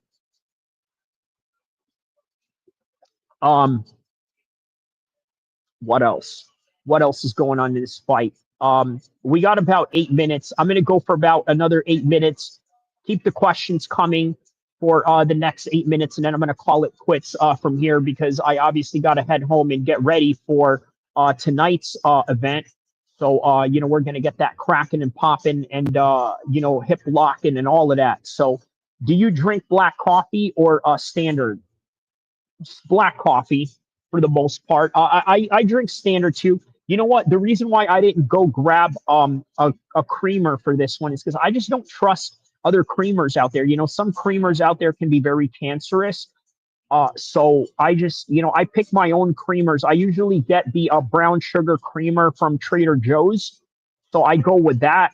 But if, I can't find that anywhere else, I bring my own, my own coffee creamer. So, Fresh Melon Juice says, don't do drugs, including sugar, and you'll be fine. X-Stacks. Yeah. Good advice. X-Stack says, at Fresh, thanks for stepping up in the father role. Oh boy, man, a whole lot of weird comments going on there. Okay. Yuri says, drugs every once in a while isn't too bad. The Irishman has spoken. Yeah, he says that a little drugs here and there isn't too bad. Yeah, it depends, right? It depends. It really depends. The drug abuse is a serious problem, but yeah, I see what you're saying. Shout outs to you on that one. AJ Edits, he says, hi, how you doing, man? How are you? How many push-ups can you do at once? Conor McGregor says, I could do about 100 at once. Conor McGregor, I don't think you were here earlier, but I literally did an insane workout session while I was on live stream. But yeah, I could definitely do 100 push-ups nonstop, maybe even more, but I'll just probably stop at 100 because there's no use going more than that. You know what I mean? Like, I'm not trying to break like no world records. I'm just trying to be as strong as I can be for myself. But yeah, XXX, I'm a silly Billy like Billy Q. Okay, Marty Miller says, you're still young, Yuri, so I get it. Yeah, man, you are quite young, man. You are a young man. You're like 21 years old, man. Listen, this is awesome, man. Look, I really like when I see young people going out there traveling. You know what I mean? Especially when you have this going on. You have a girlfriend going on. I mean, dude, listen. You're going to Kuwait. You're going to meet her dad, and and he doesn't know that you're Muslim, bro. Listen. Oh my God! Listen, I hope you come out alive, Yuri. Yuri, I hope you come out alive. I actually have a warrant back in Ireland for drugs. There's only 3 people in here, so it's cool to say, yeah, well, and now there's 6.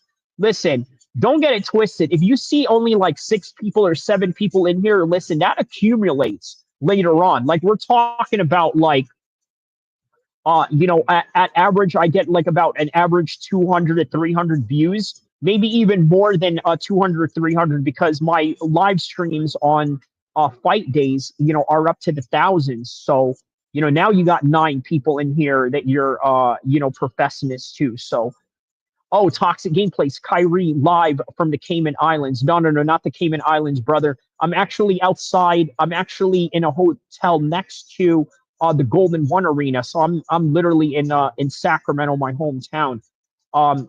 Xstack says, what is your nickname? My nickname? Well, my nickname is Kai. As a matter of fact, as a Muslim, we're not supposed to have tattoos, but I have one tattoo that I got in my whole entire life. I'm going to show you right here, right? That's my nickname right there, is Kai. So that's basically my nickname is Kai. So, Kai is short for Kyrie. So, Fresh Melon Juice says, I really want Oliveira to win. Yuri says, yeah, but my name isn't actually Yuri. Okay, I got you. Hey, you know what it is, Yuri? You're in the right spot, brother. You know what I mean? Because there is a no snitching policy in this, particular chat. You know what I mean? Like, we don't condone that in any kind of way. Look, I did a video where I basically went at Joe Rogan for snitching on the Liver King. There's a video, well, not a video, a live stream. So check that out. Yeah. So Xstack says, Alhamdulillah. Alhamdulillah, man. Where are you from, Xstack? So let me know what part of the world you are from before we sign off in just about 3 minutes from now. AJK Edit says, Oliveira most likely to lose because he got smashed by Chandler in some rounds, not all. I see what you're saying. And you know what? Check out, guys, before the fight starts today, I want all of you to watch my prediction video, 40-minute video that I have on the video section of my channel, right? I go into details about what I think about Charles Oliveira and why the fight is going to go one way or another. I need you guys to check that out. It's Albuquerque. Okay, so you're in Albuquerque, X-Stack. So do you train at the Greg Jackson's spot, or do you know anybody that trains there by any degree? If so, yeah, please let me know. Let me know if if you know anybody in that camp. But Albuquerque, what's interesting about that place is that they're very big on what do you call it? Mixed martial arts, period, right? There's a lot of different mixed martial arts gyms that they have other than Jackson, Winklejohn Jackson over there. So X-Stack says, no, I'm scared of John Jones. Fresh Melon Juice says, probably Miller. I honestly think Topuria is going to get him out in the first. Yeah, that is the prediction that Ilia Topuria has, right? Very brave prediction on his part, although one never knows, right? Yuri says, Kai, I'll send you $100 if Ilia bet hits. I got to go. Wow, man. Yo, listen, that would be highly appreciated, Yuri. If I'll send you $100 if the Ilia bet hits, man. Yeah, I would absolutely appreciate that, my man. Send it on the super chat on the live stream. That would absolutely be appreciated. But shout out to you, man, and best of luck on your trip in Kuwait. And you know what? This is gonna sound biased on my part, Yuri, but I hope that this trip does bring you to Islam in a positive way, right? And I think that it will do a lot of good for your life, and also it'll clean your slate. Remember, when you convert, one of the most beautiful things about it is, you clean your slate completely. I don't know if you'll clean your slate completely with the Irish government. Now, that's one thing, but you know what I mean. Shout out to you, Yuri, whoever you are and wherever you are in the world. I hope that you are safe and sound, because you know what, I got a special place in my heart for you, my man. You know what I mean? I understand what you're going through. So big shout out to you. Slow down. I'm only seeing this girl for a few months. I can't convert yet. That's my wish. Okay. I'm sure she wishes that up too, to some degree, because it'll make her life easier. And I'm sure that the dad would want that as well. But it's your choice. It's your life by the end of the day, of course. But of course, just on my bias side, that's what I would like to see. Fresh Melon Juice says, for fun. X-Stack says, bye. Oh, man, don't call me that. Okay. AJ Edit says, John Jones' retirement was not expected. All right. So with that in mind, hit the like button, hit the subscribe button one more time. I'm going to call it quits from there. It was great seeing you guys. It was great live streaming my workout with you guys on the same day as fight day is going on, of course. So that's always fun. Let me send a special shout out to everybody before I go. I want to send a special shout out to Yuri. Okay. And best of luck to your trip in Kuwait. I want to send a shout out to Fresh Melon Juice. Thank you for always tapping in. ECK Stacks, shout out to you. AJ Edits, shout out to you. Marty Miller, always helpful as my top moderator. Thank you. Always thankful and grateful to you. Toxic Gameplays, shout out to you, my man. Tapping in as always, right? Conor McGregor, shout out to you. Fresh Melon Juice, Marty Miller again. Conor McGregor, shout outs to you. Yuri, shout outs to you. Let's see here. Who else here? And that's about it, man. So everybody around the world, yeah, thank you so much, man. And best of luck to everybody. And here's another thing. I will be live tonight. So a couple of housekeeping notes before I leave. I will be live tonight for the live stream. I will come early, very early. I'm going to come hours early prior to the fights, prior to the first fight. So they're probably going to start at 3:30. I'm going to probably start around 12 o'clock. Okay, I'm going to play a replay of my live streams, maybe even play this one or maybe another live stream. But on any event, don't forget to like and subscribe. I'll see you in the next one. Fresh Melon Juice says, is the Karate Kid the greatest fighter of all time? No, but it is one of the greatest it is one of the greatest martial arts movies of all time. And I think anybody who's in fighting or involved in fighting was influenced by it in some kind of degree. So with that in mind, don't forget to like and subscribe. I'll see you in the next one, inshallah. Okay, AJ Edit says in India it will start in the morning. So, okay. So it's 9 a.m. here in the West Coast. 9.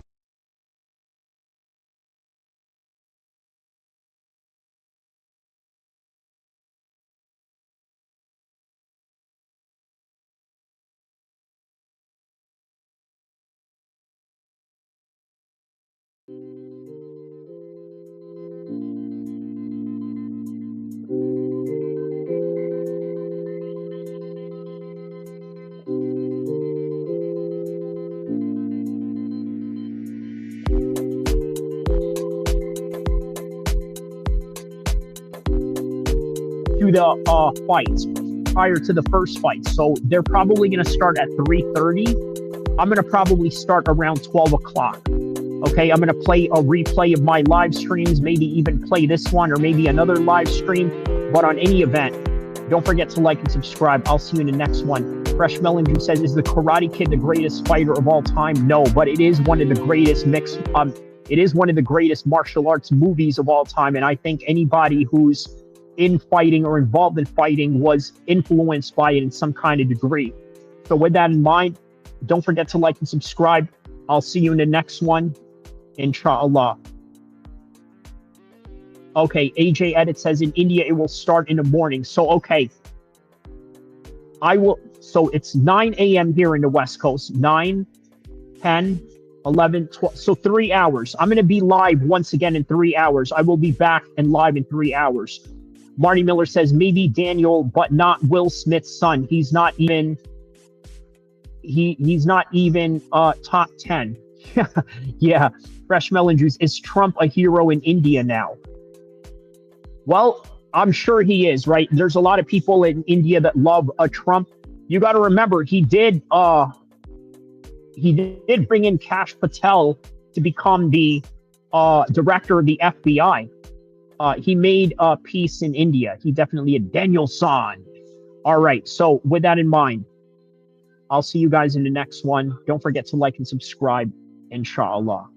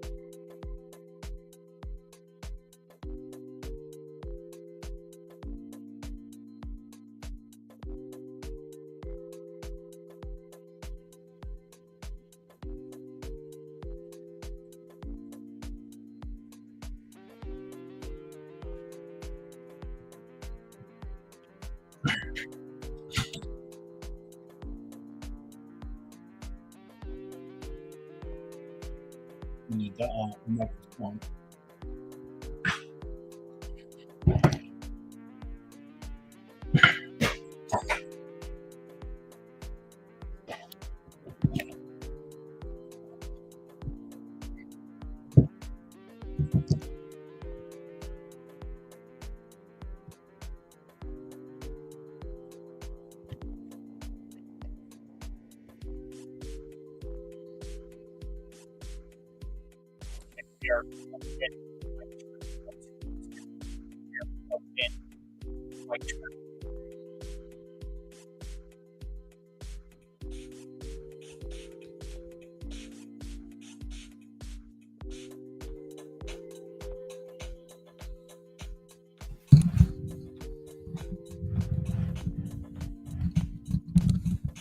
Hello?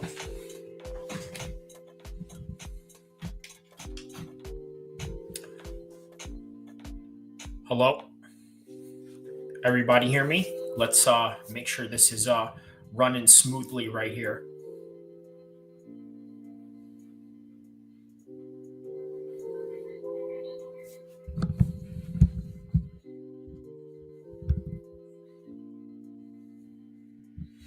Oh, okay. It's because of the music. Got it. Okay. All right. So the music is lowered down. We are going to be on in exactly 30 seconds from now.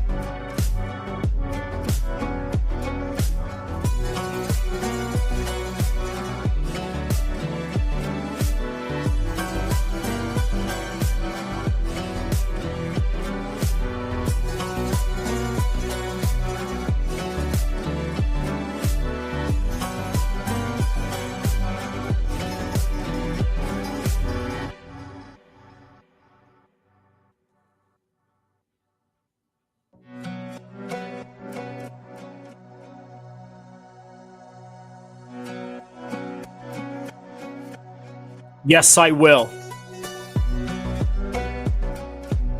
That is a confirmed yes. Answer your question right there.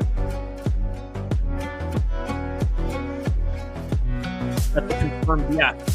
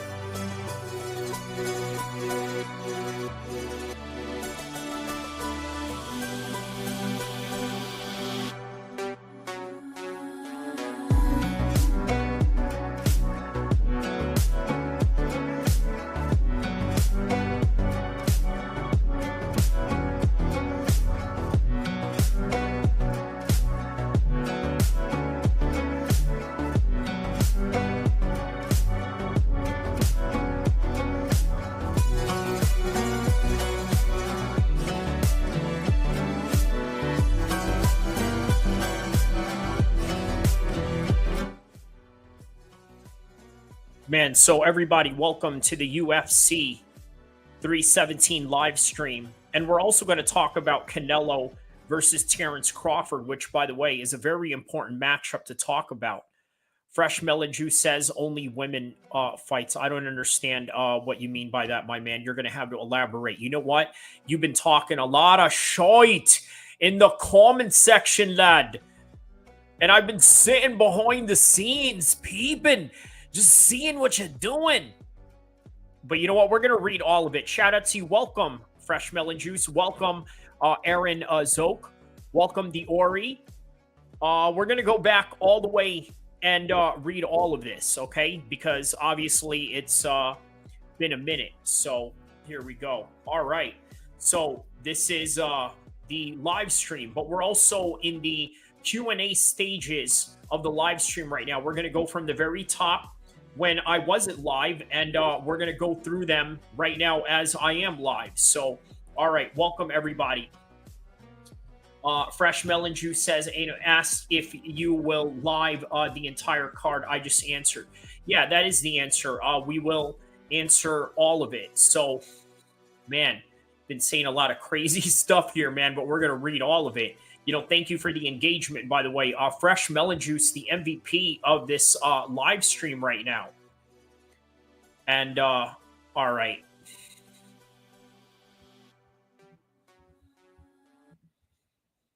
All right, so from the very beginning, Big Ink says, yo, what's up, Big Ink?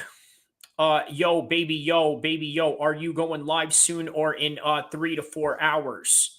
Or so. Well, okay, now you've sort of answered your own questionnaire, right? I think we all answered our own questionnaire, regardless of the facts. So 3 to 4 hours later, yeah. So within 2 hours, I did a recorded for 2 hours. Now here I am in a live stream doing this Q&A with you guys, reading your comments. Fresh Melon Juice says, yo, okay, we maybe soon.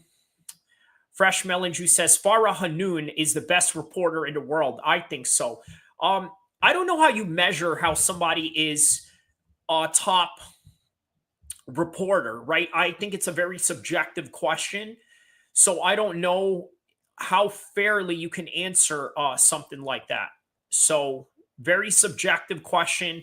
There's not a clear answer that you get out of it. Like, for example, how would you measure the metric behind that? Would you predicate it on their skills in writing? Because right now, to be honest with you, writing in MMA media is so unnecessary. Like, it is completely unnecessary. The world of YouTube, MMA, and content creation literally ruined MMA legacy media.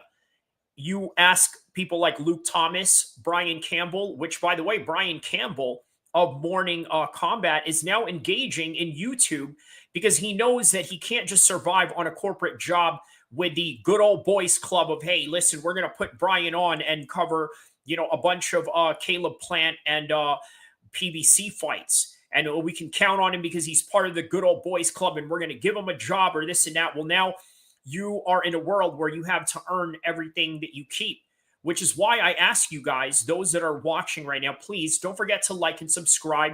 Help me become one of the biggest MMA channels out there because I think that I deserve it. So Aaron asks, so will you live the Oliveira versus Topuria match? We're going to get to your answers. And the answer is more than likely yes. But yes, to answer this question, do I think Hanoun is the best journalist in the world? I'm going to say that I don't know the answer to that. I could not give you a fair assessment based on what particular metrics are you looking for. For example, writing is not a big thing in the world right now. Is it interviewing skills? Is it podcasting skills? Is it being able to host a particular talk show skills? And what is the criteria in trying to understand that metric? But nonetheless, Farah Hanoun does a very good job, which I believe works for MMA fighting and also UFC Arabia, I believe. So to each its own, everybody does their own good job in the way that they present MMA. I think there's different ways to present MMA. For example, myself, the way that I present MMA, it is all predicated on the fact that I have experience in the streets. I have experience when it comes to military affairs. I have experience when it comes to international affairs and how to conduct yourselves in foreign countries and things of that nature. So I could blend all of this, including the fight experience that I have, because unlike most content creators out there, not that it matters or not that it makes you successful more than the other guy or the other, but I actually do have fight experiences. And I've showed you guys that on the particular video package that I was just playing right now. And if you want a reminder, well, here it goes.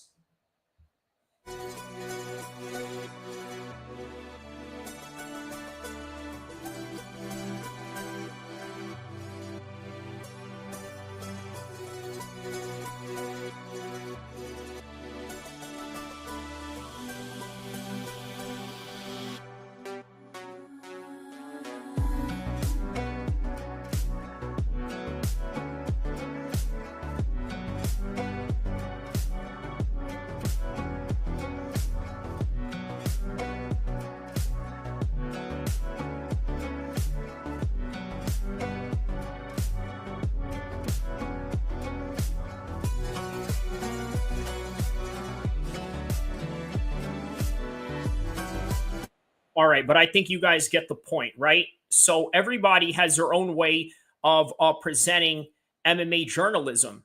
The way that I present it is, here's my experience, here's what I know about the world, and here's what I can offer to you in that regard.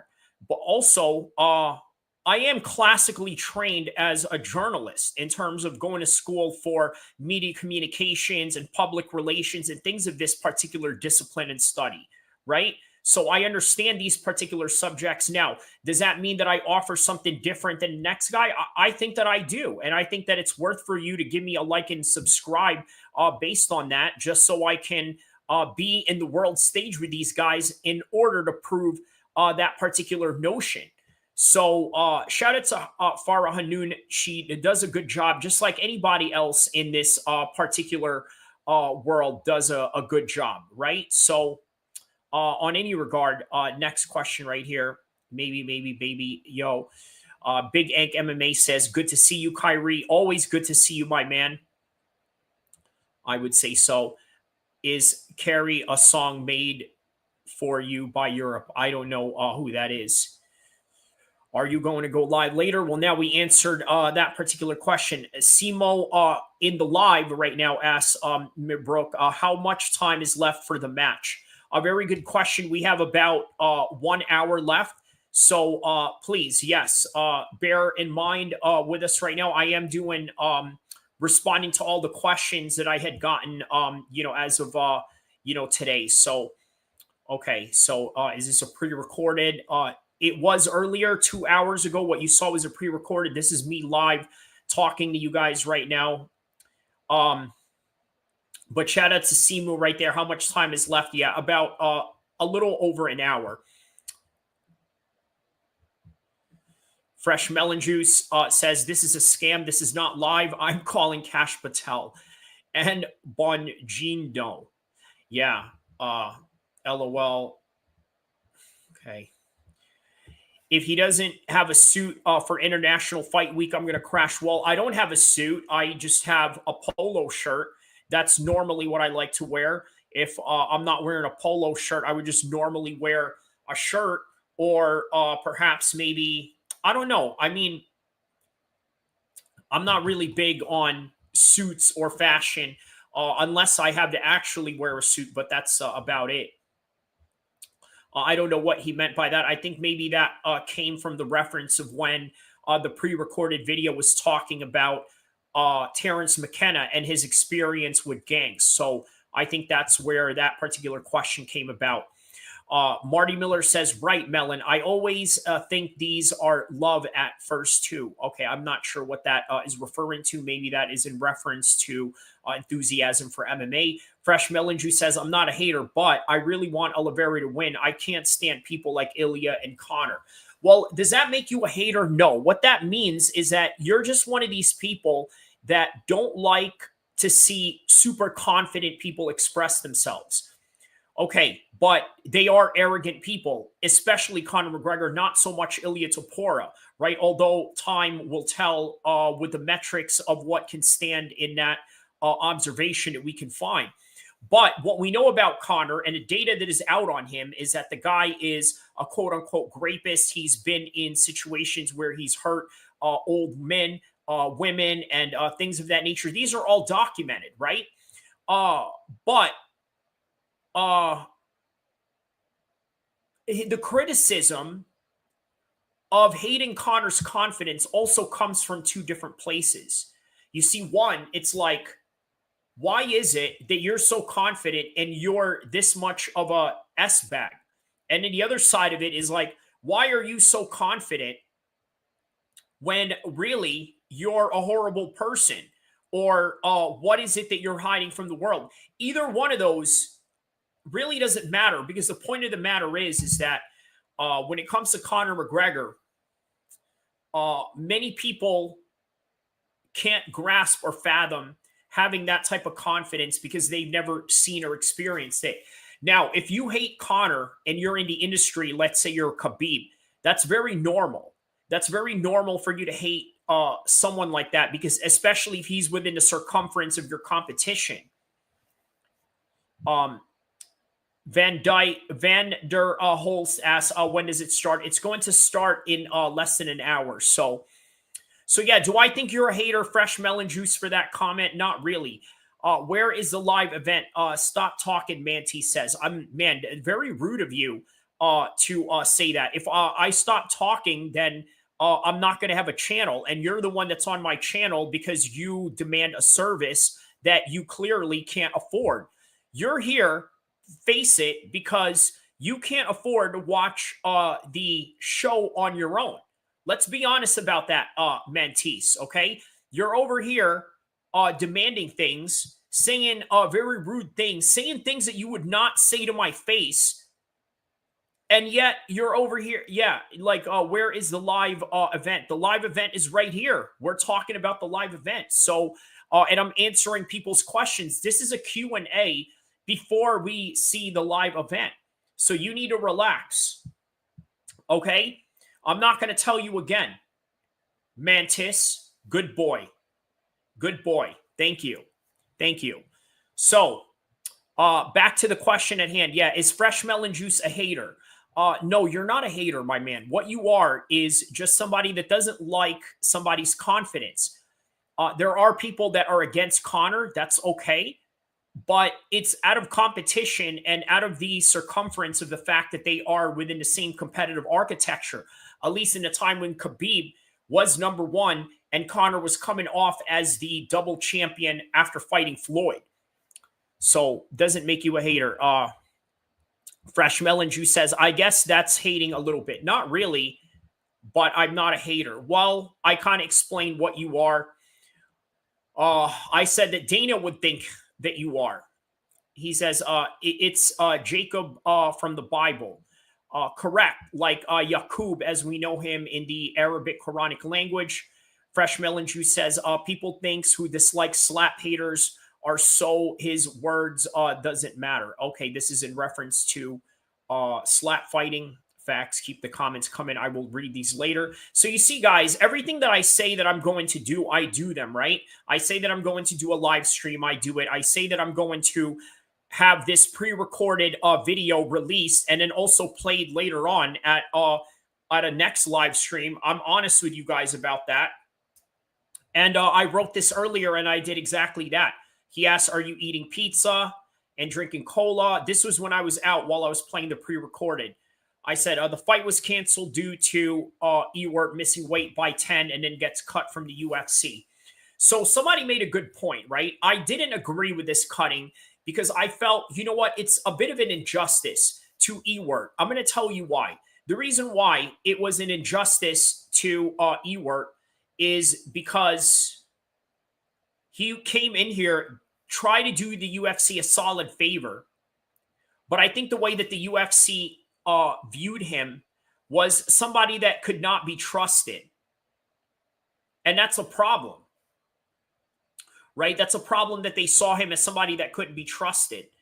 So that's probably why they released him. All right, next one. Eating garlic nuts. I said neither. At the time, I said that I have yet to eat from the live stream, session I did earlier. So I basically did a workout session live, and I didn't really eat from that time. But since then, I had like 8 eggs altogether, so that was good. Yeah, I'm out and about right now. It's all good. It's a good way for me to promote the small channels. So what a lot of people don't understand, right? Yes, I'm going to stream the entire event.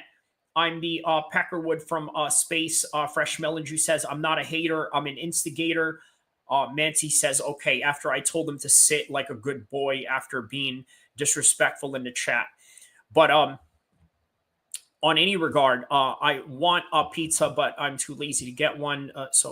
Okay, Uber Eats, perhaps.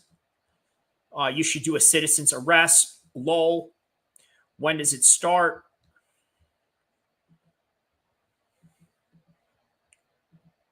And then he says this. Okay. Lawnmower. Yeah. Yeah, I'm Arab. We don't do lawn mowing and none of that. Maybe pay people to do it. But yeah. Okay, shout out to Salman Haydar.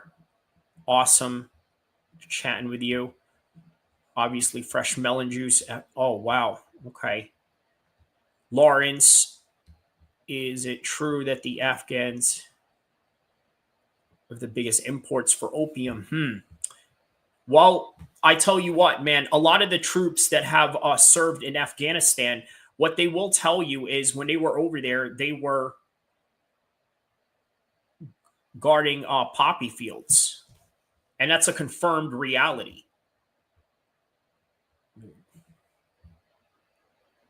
Okay, we'll be going live soon, and that's exactly what we're doing. Man, stop it with arresting people. Stop playing with me.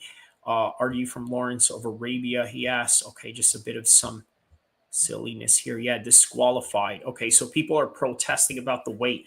Yeah, look, guys, I know that there's a lot to complain about with the weight, but here's the thing that you got to understand, right? If it is one of those situations where, you know what? Hey, listen, the commission said that it's okay. There's one person that decides what he did was either legal or illegal, and that's it. Anything that you say is just entertainment value for creating content. Now, look, I could have gone and made a video about it. A lot of people are making a video about it, but in reality, it means nothing to the fight. The fight is going on, and quite frankly, I understand that it's not the official weight, or maybe it is, or maybe it isn't allegedly, but by the end of the day, I don't think it really matters much. That's just, what I think about it. Okay. Ben-Hur. Okay. So if Ilya wins, he'll know he's not the champ like DC knew, and people who use drugs. The problem is that these people...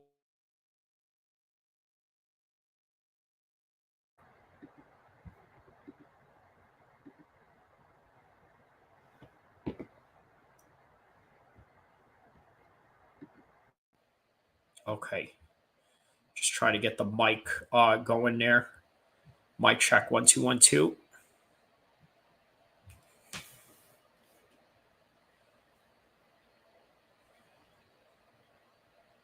All right. Sorry, hold on. Just looking at my Ring camera right now. All right, good. No problem. Okay, so...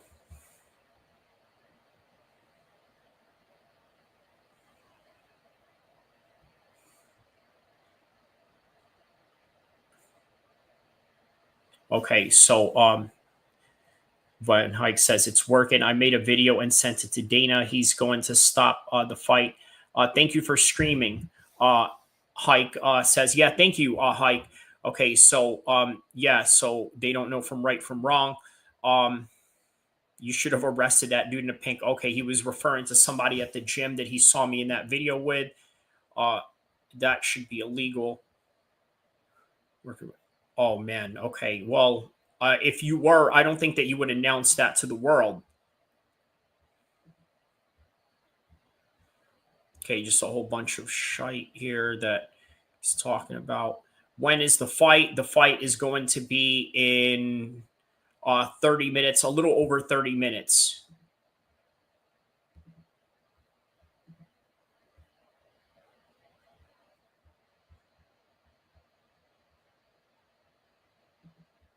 Okay, all these little dad jokes they had going on here.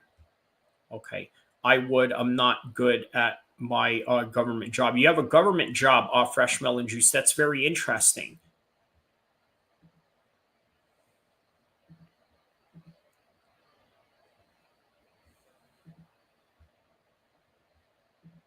Well, like Myron Gaines from Fresh and Fit, who's also had a government job, he realized that the YouTube game is a lot more lucrative. So maybe something you'd want to look into in the future, inshallah. But all right. So Dragon, shout out to Dragon.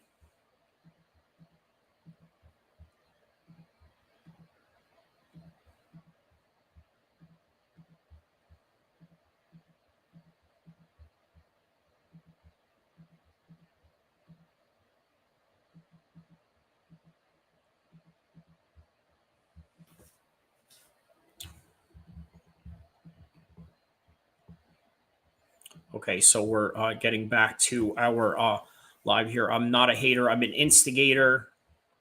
I'm a woodpecker from space. Are you the entire event? Yup. I made a video and sent it to Dana. Yeah, we talked about that. Where is the tight people? I don't know what he means by that. Say to Kamala, who bought a $30 million house. Wow. Okay. So Kamala Harris bought a $30 million house. Well, I got to tell you, that's what happens, right? You know, that is a government job and another way of making money within the government. But all right. So that right there is the Q&A that we just did right now. We got about an hour left before the fight. There's a Jake Paul prelims going on right now. So that should be interesting to say the least. Shout out to everybody that has subscribed and liked the stream. Also, for those that haven't liked the stream, hit the like button on that. And yeah, please show us your love and support in that way. So Tom Aspinall is now the undisputed heavyweight champion of the world. Okay. Now that Tom Aspinall is the undisputed heavyweight champion of the world, his father came out in protest. The father of the world heavyweight champion of the world, now the crowned undisputed champion of the world, Tom Aspinall, was protesting at the fact that, hey, you know what? My son has not gotten a press conference, has not gotten any recognition. He hasn't gotten any type of ceremony to say, hey, you know what? My son is now the champion of the world because John Jones had decided to back down. At least that is the strong narrative that is being played with many of the Tom Aspinall supporters. Although the supporters for John Jones are arguing that, you know what, this man has a chance to come back because realistically, he only has a misdemeanor going on. And yes, there is the politics going on with Francis Ngannou as well, and all his mishaps that he has going on with his own motor accidents outside of the cage. But what is the main focus right now is Tom Aspinall's dad. And I want to give you guys a classic video that I did a while ago regarding Tom Aspinall's dad. Okay, and this is one of the best life lessons that you guys will ever learn. Okay, Tom Aspinall's dad had no plan B to glory. You understand what I'm trying to say to you right now? Okay, Fresh Melon Juice says, John Jones said Dana White has known about his retirement for a year. Correct. But we're going to get to that. This main topic right now is going to be Tom Aspinall's dad. I'm going to show you a classic video that I did about 7 months ago, okay, which I think is very appropriate for right now. Tom Aspinall's dad came out in his defense because Tom Aspinall's dad has put in a lot of time and effort to make him the world heavyweight champion of the world. So you know what? I'm going to introduce you guys to one of my all-time favorite classics, my personal choice, not necessarily the personal choice of everyone else, right? Because it only got like 429 views, which is decent for a page my size. But, you know, I have other videos that have done way more than that, astronomically higher than that. But this video remains one of my favorite, and I'm going to tell you why right now. It talks about an underdog story.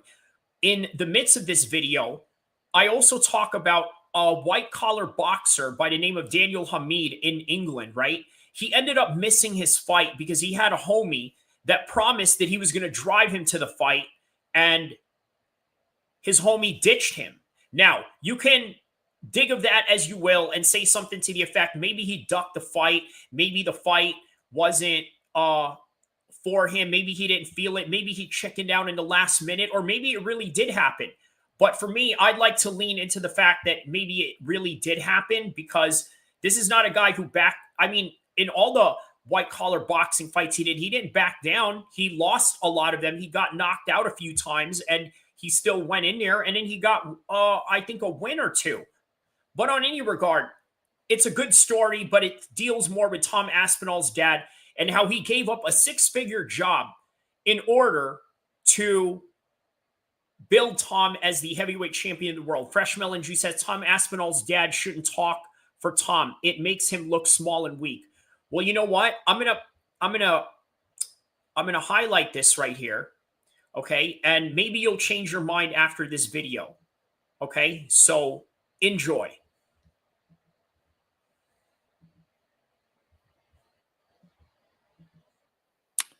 Whenever you are trying to reach for glory, you can't have a plan B. You want to know why? It does nothing but distract you. And not only that, it's going to make you go at it half-ass, and it's just not the way to go, is it? Well, guess what? We're going to talk about Tom Aspinall's dad and the reason why he didn't have a plan B when he decided he was going to put all his eggs in one basket to try and reach for heavyweight glory in something that he's recognized in his son early on. Now, obviously, this weekend, in the time that this is being recorded, Tom Aspinall was on his way to New York to watch Jon Jones taking on Stipe Miocic. Obviously, a fight that really serves a lot of interest in his corner. He's the interim champion. Jon is the linear champion right now. That is, if you don't count Francis Ngannou and his contract negotiation issues with the UFC that ultimately led him to departure. But either way, it was a very important matchup for Jon Jones and Stipe and Tom Aspinall as well. The only difference is that now we have to figure out who is the best heavyweight in the UFC. Now, I think that is besides the point of this video. You want to know why? Because obviously, Tom Aspinall is in a position right now where we can even argue the fact that he is better than Jon Jones. Now, we're not talking about just setting up the fights, because that right now is sort of up in the air. We don't know what's going to happen with that and the contract negotiations and the strategy behind Jon Jones's team in ways of trying to get more money from the UFC. Okay, but that is besides the point. What is important is understanding Tom Aspinall is already here. Now, he's not there yet because in terms of fighting Jon Jones, but he's there. Now, the question is, how did he get here? Because that is the main topic at hand that we want to talk about. Obviously, over the years, we've seen Jon Jones dominate the light heavyweight division for a very long time. And now all of a sudden, Jon had decided after the Dominic Reyes fight to jump into the heavyweight division. And now what happened? Cyril gone. He gets the undisputed championship, not the interim championship. And now the undisputed heavyweight championship of the world right now is so heavily disputed. But guess what? That right there is a life story for Tom Aspinall to complete later on. Right now, let's look at his past life experiences to sort of understand where this man is right now in his current career. And so the obvious theme that I'm trying to emphasize here is that you cannot have a plan B when it comes to searching for glory. And by the way, Tom Aspinall's dad, Andy Aspinall, is the main topic at hand of this particular story. Look, we all talk about the epidemic that is going on with fatherless homes and things of that nature, right? So it's very refreshing when we run across a story like Tom Aspinall and his dad. Now, what a lot of people don't know is that Tom Aspinall's dad had decided he was going to quit his job so that he can focus on Tom Aspinall's talent full time. He recognized early on, hey, you know what? This kid has a talent. And if I put all my eggs in his basket, it's going to work out. And I think this story right here is very important for a lot of people to really learn and understand. You want to know why? Because there's a lot of people out there that have, let's say, a halfway approach to the goals that they are trying to accomplish. Now, look, people need to understand, if you want to become a doctor, if you want to become an engineer, if you want to become a lawyer, these things are highly attainable, way more attainable than being the heavyweight champion of the world in the UFC, in the heavyweight division. However, there is something that Andy noticed about Tom that was special, and he decided he was going to go all in on that. And I think this is something a lot of you really need to understand. There's people out there that are going through life halfway into whatever goals that they want to do, and it starts very young. You see, when you're young, people tell you, hey, you know what? You got to go out there. You got to get a job. You got to go out there. You got to fulfill these particular obligations. You got to go to school. But here's the reality. What if a job or what if a school is not good for your journey? You see, during this weekend, not only did John Jones and Stipe fight, but another legend fought, and that was Jake Paul. Kidding. Obviously, Mike Tyson was also part of that. But the first trainer of Mike Tyson told him, hey, you know what? We can't put you in school. You want to know why? Because it's not a good environment for a future heavyweight champion. Now, I don't know why Cus D'Amato thought that. I could give you a couple of theories as to why. One is probably because of the fact that you do nothing in school but take orders all day, and you're sort of missing out in training. You see, you can wake up in the morning and train very early and this and that, but then where is your recovery time, right? You're going to be in school sitting in these hard chairs for 6 hours on and on, being told what to do, being programmed in your brain, being told that, hey, you know what? If you don't go to college, if you don't get a degree or you don't do this and that, then you're never going to be anything. And then guess what? It does nothing but steer you towards a plan B. And this right here is the story that we're going to emphasize with Tom Aspinall and his dad, Andy Aspinall, which, by the way, is a very intriguing story in and of itself. So the best way to really convey this story is go through articles leading up to 3 or 4 major fights that sort of made Tom Aspinall the Tom Aspinall that we know him today as the number one threat to John Jones. And those 4 fights in particular are the Curtis Blades fight, his last loss, by the way, literally lost in 15 seconds due to a knee injury. And then the Myson Tybura fight, the Sergey Pavlovich fight, and then the Curtis Blades fight. Well, this article that we have in front of you right now was just right before the Curtis Blades fight, okay? Very interesting story right here. UFC London's Tom Aspinall is the dad of 3 on the cusp of a UFC heavyweight glory who almost quit MMA out of frustration. By the way, there's the plan B diagnosis right there, right? Almost quit MMA out of frustration. And to be fair, and to be honest with you, Dana White said it best. MMA is an opportunity, not a career choice. Oftentimes you hear people complain about fighter pay and things of that nature, but that is the reality of the situation, right? It will make a lot of people quit out of frustration, even if you have a winning record. Okay, so Tom Aspinall set to rock the O2 Arena tonight. This was back in 22. Okay. We'll top the UFC bill tonight. Pivotal heavyweight showdown against Curtis Blades. Okay, so these are some of the photos that involve Tom Aspinall here. Aspinall is stunningly on the cusp of winning a world title, okay, less than 2 years after his debut in the promotion. I believe his debut in the promotion was in, when was that? That was in 2020. Okay, so he came in literally during the pandemic. So, yeah, Tom Aspinall came into the pandemic. He's not looked back since making his octagon bow on Fight Island, where he brutalized Jake Collier in 45 seconds, then earns 36,000 pounds, which is $50,000 in American dollars out of performance bonuses. See, I don't even understand the British pounds and the American dollar exchange, but I know that 36 equals to $50,000 because guess what? That is the performance bonus that they give out. So Tom Aspinall at the time was 29, has all comers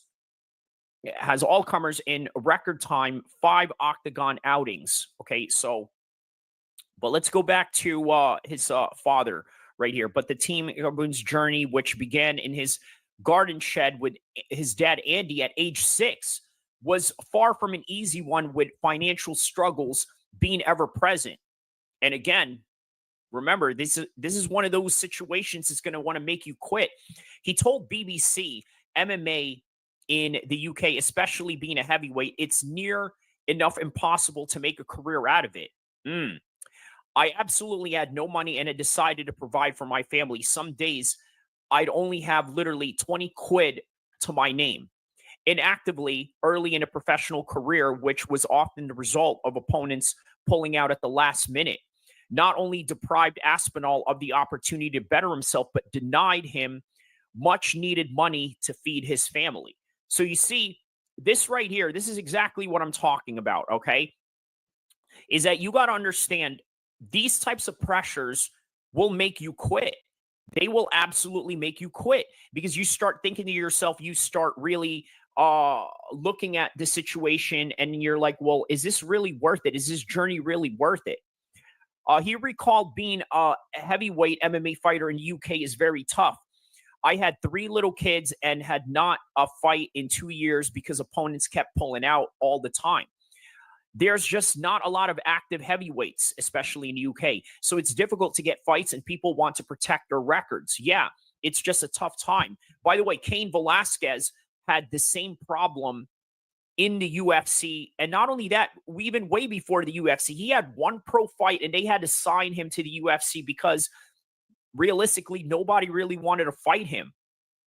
And it made a very difficult time for his development. But eventually, Cain Velasquez made it to the UFC, beat Brock Lesnar, went up through the rankings, and the rest was history.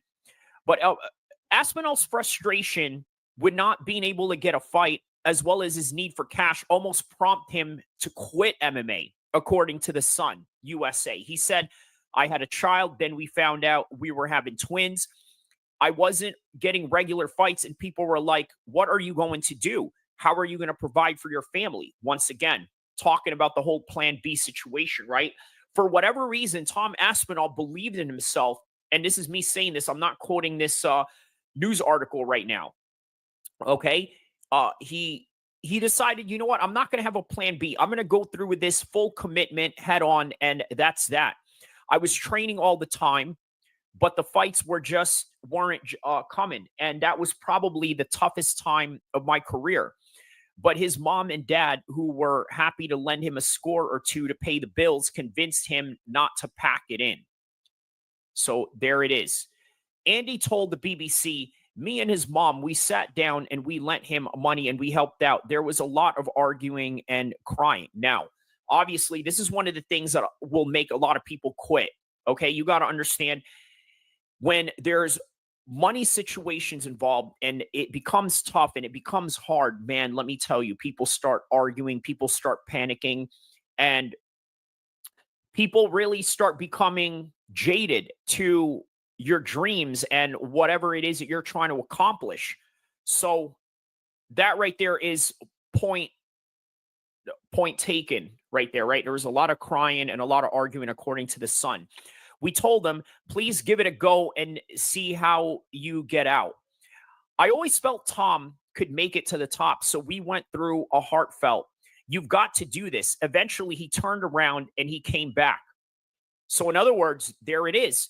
This is the main theme of the story. Andy decided he was not going to have a plan B. And for Tom Aspinall to think about quitting, he was also telling him, look, you can't have a plan B. There is only plan A.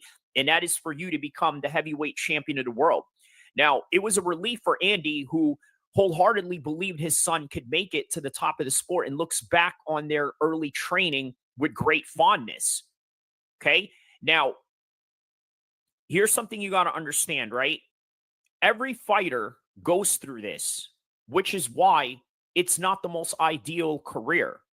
That's something that a lot of people have to understand. Andy recalled in a UFC interview, Tom started to grapple when he was 6 years old, or even 7. When he was about 10 or 11, he started to really enjoy it. And because I was teaching jiu-jitsu, he was with me every day. And I quote from Andy Aspinall. And I quote, he did all the traditional sports, jiu-jitsu, boxing, and wrestling. Then I met Colin Heron from Kaboon, and it just came from there. Now, for those of you that don't know who Kaboon is, this is the team that he had trained with in Liverpool, along with Darren Till and along with Colin, that he had mentioned here in the article. Aspinall would eventually get consistency so desperately craved in 2016 in full contact contender with 3 fights in 3 months. Okay. But inactivity would soon plague him as soon as it ended up going 2.5 years without fighting. Okay. So imagine this. He went 2.5 years without fighting. Aspinall ended his hiatus of his career back-to-back first TKO victories in Cage Warriors 101 and 107, which ultimately saw him to get a call in the UFC.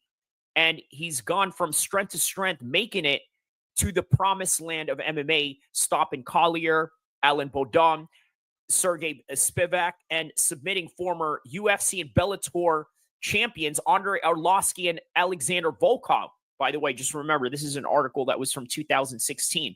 So Aspinall is a far cry from where he was a handful years ago and finds himself touching the distance of a UFC title. Okay, so now he's in the UFC. Now he's on the cusp of touching a UFC title. So a solid victory over Blades tonight. And by the way, this article is from 2022. Okay, so July of 2022. So just keep in mind and keep that in perspective a little bit, okay? He said, I will take it as it comes, the same way I do everything else. You can't guarantee the future, can you? You can't guarantee what's going to happen. I will cross that bridge when I come across it, he says. So obviously we knew how that fight had ended up. 15 seconds, he was out just like that. And we move on to 2023, where he is about to come back. After his comeback, he obviously came and beat Myson Tybura, first round TKO performance of the night back in July 2023, a year after, literally a year after, like literally 365 days. Look at this.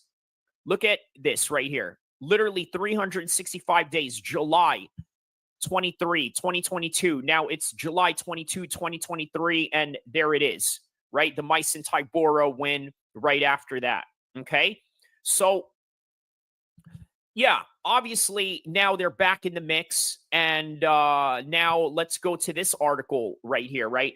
Tom Aspinall, a proud dad of 3 on the brink of a heavyweight glory at UFC 295, almost quit MMA out of frustration. Again, literally the same article, almost the same article, but within November. This is right after the Myson Tybura fight. This is going into the Sergey Pavlovich fight now. Okay, so let's go to that article.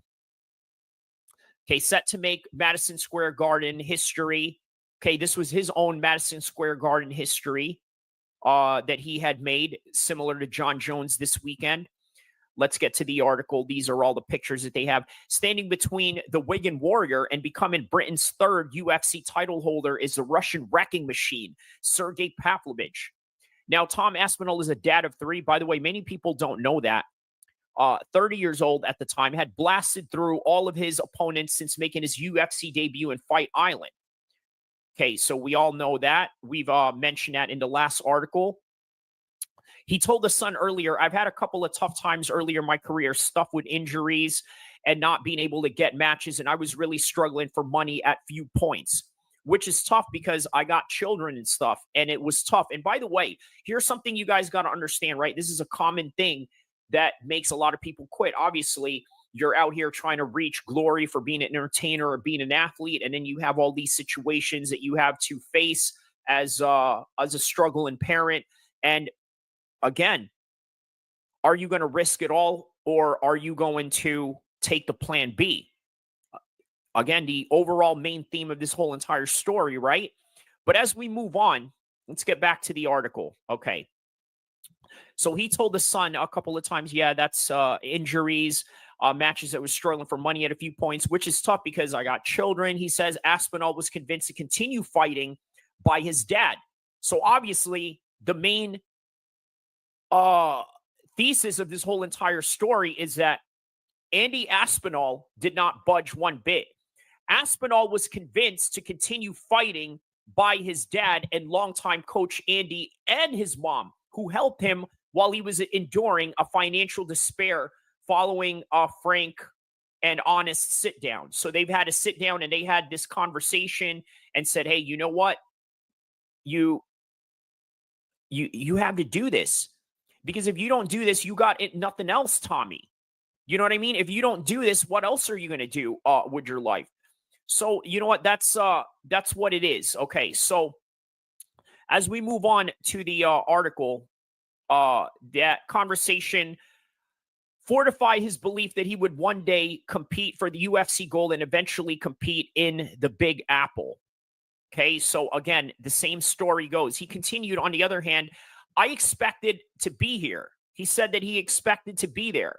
This wasn't something that Tom Aspinall doubted for 1 minute. He never doubted for 1 second that he was going to be here.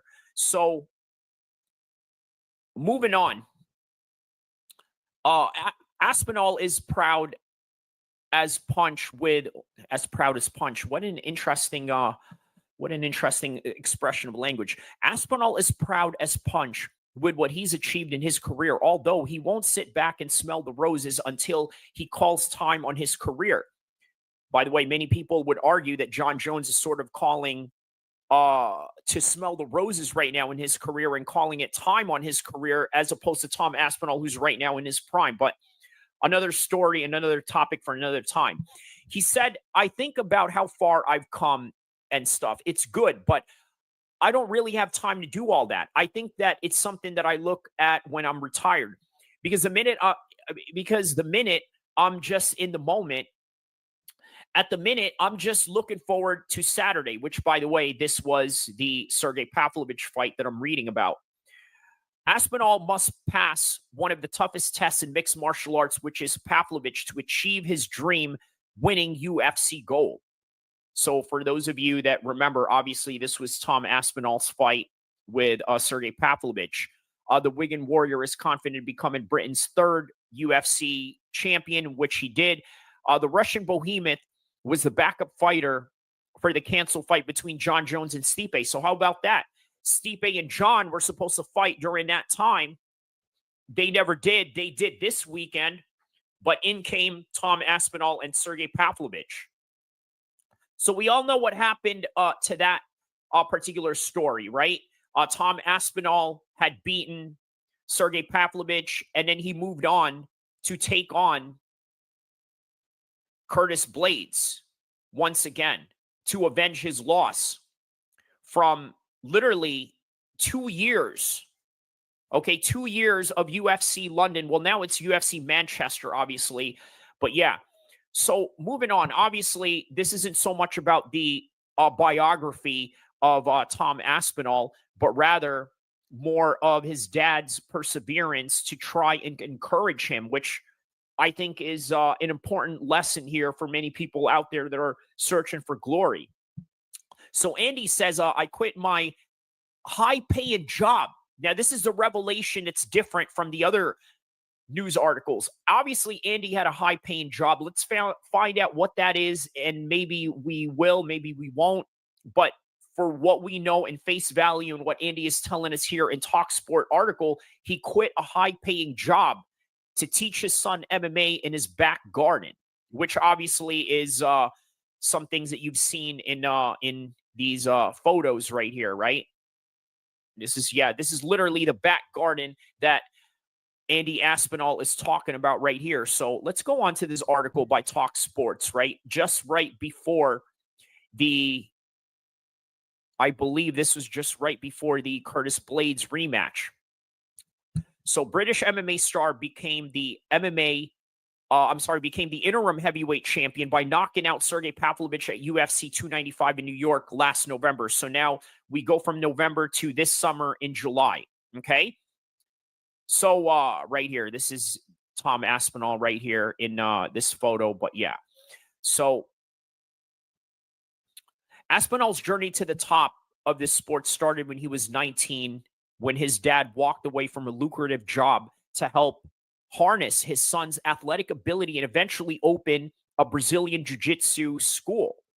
Obviously, that is why we have Aspinall Brazilian Jiu-Jitsu, which, as you would imagine, the membership of that gym is probably at an all-time high right now and an all-time demand, being that it's Tom Aspinall's gym and his dad.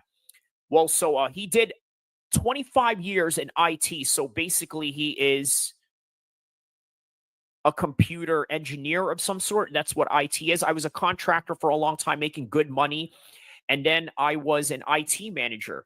I got offered redundancy payment that I didn't have to take, but Tom was very good at jiu-jitsu, and there weren't many jiu-jitsu schools open.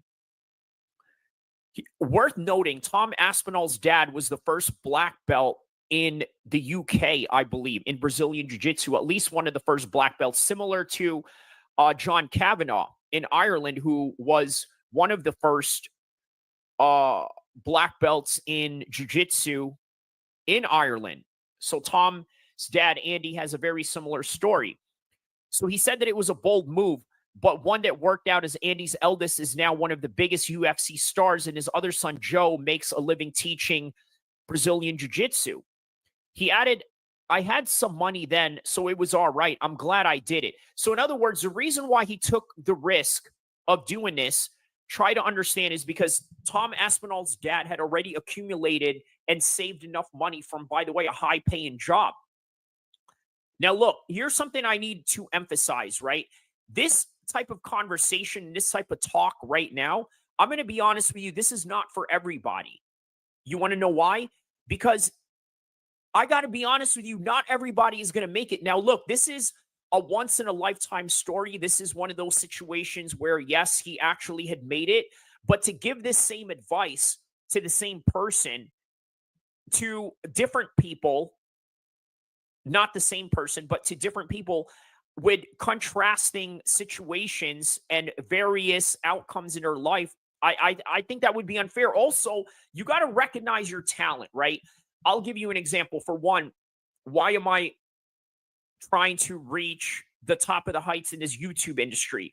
Well, because I think that I can do it. I think that I have the voice, I have the articulation, I have the experience of public speaking.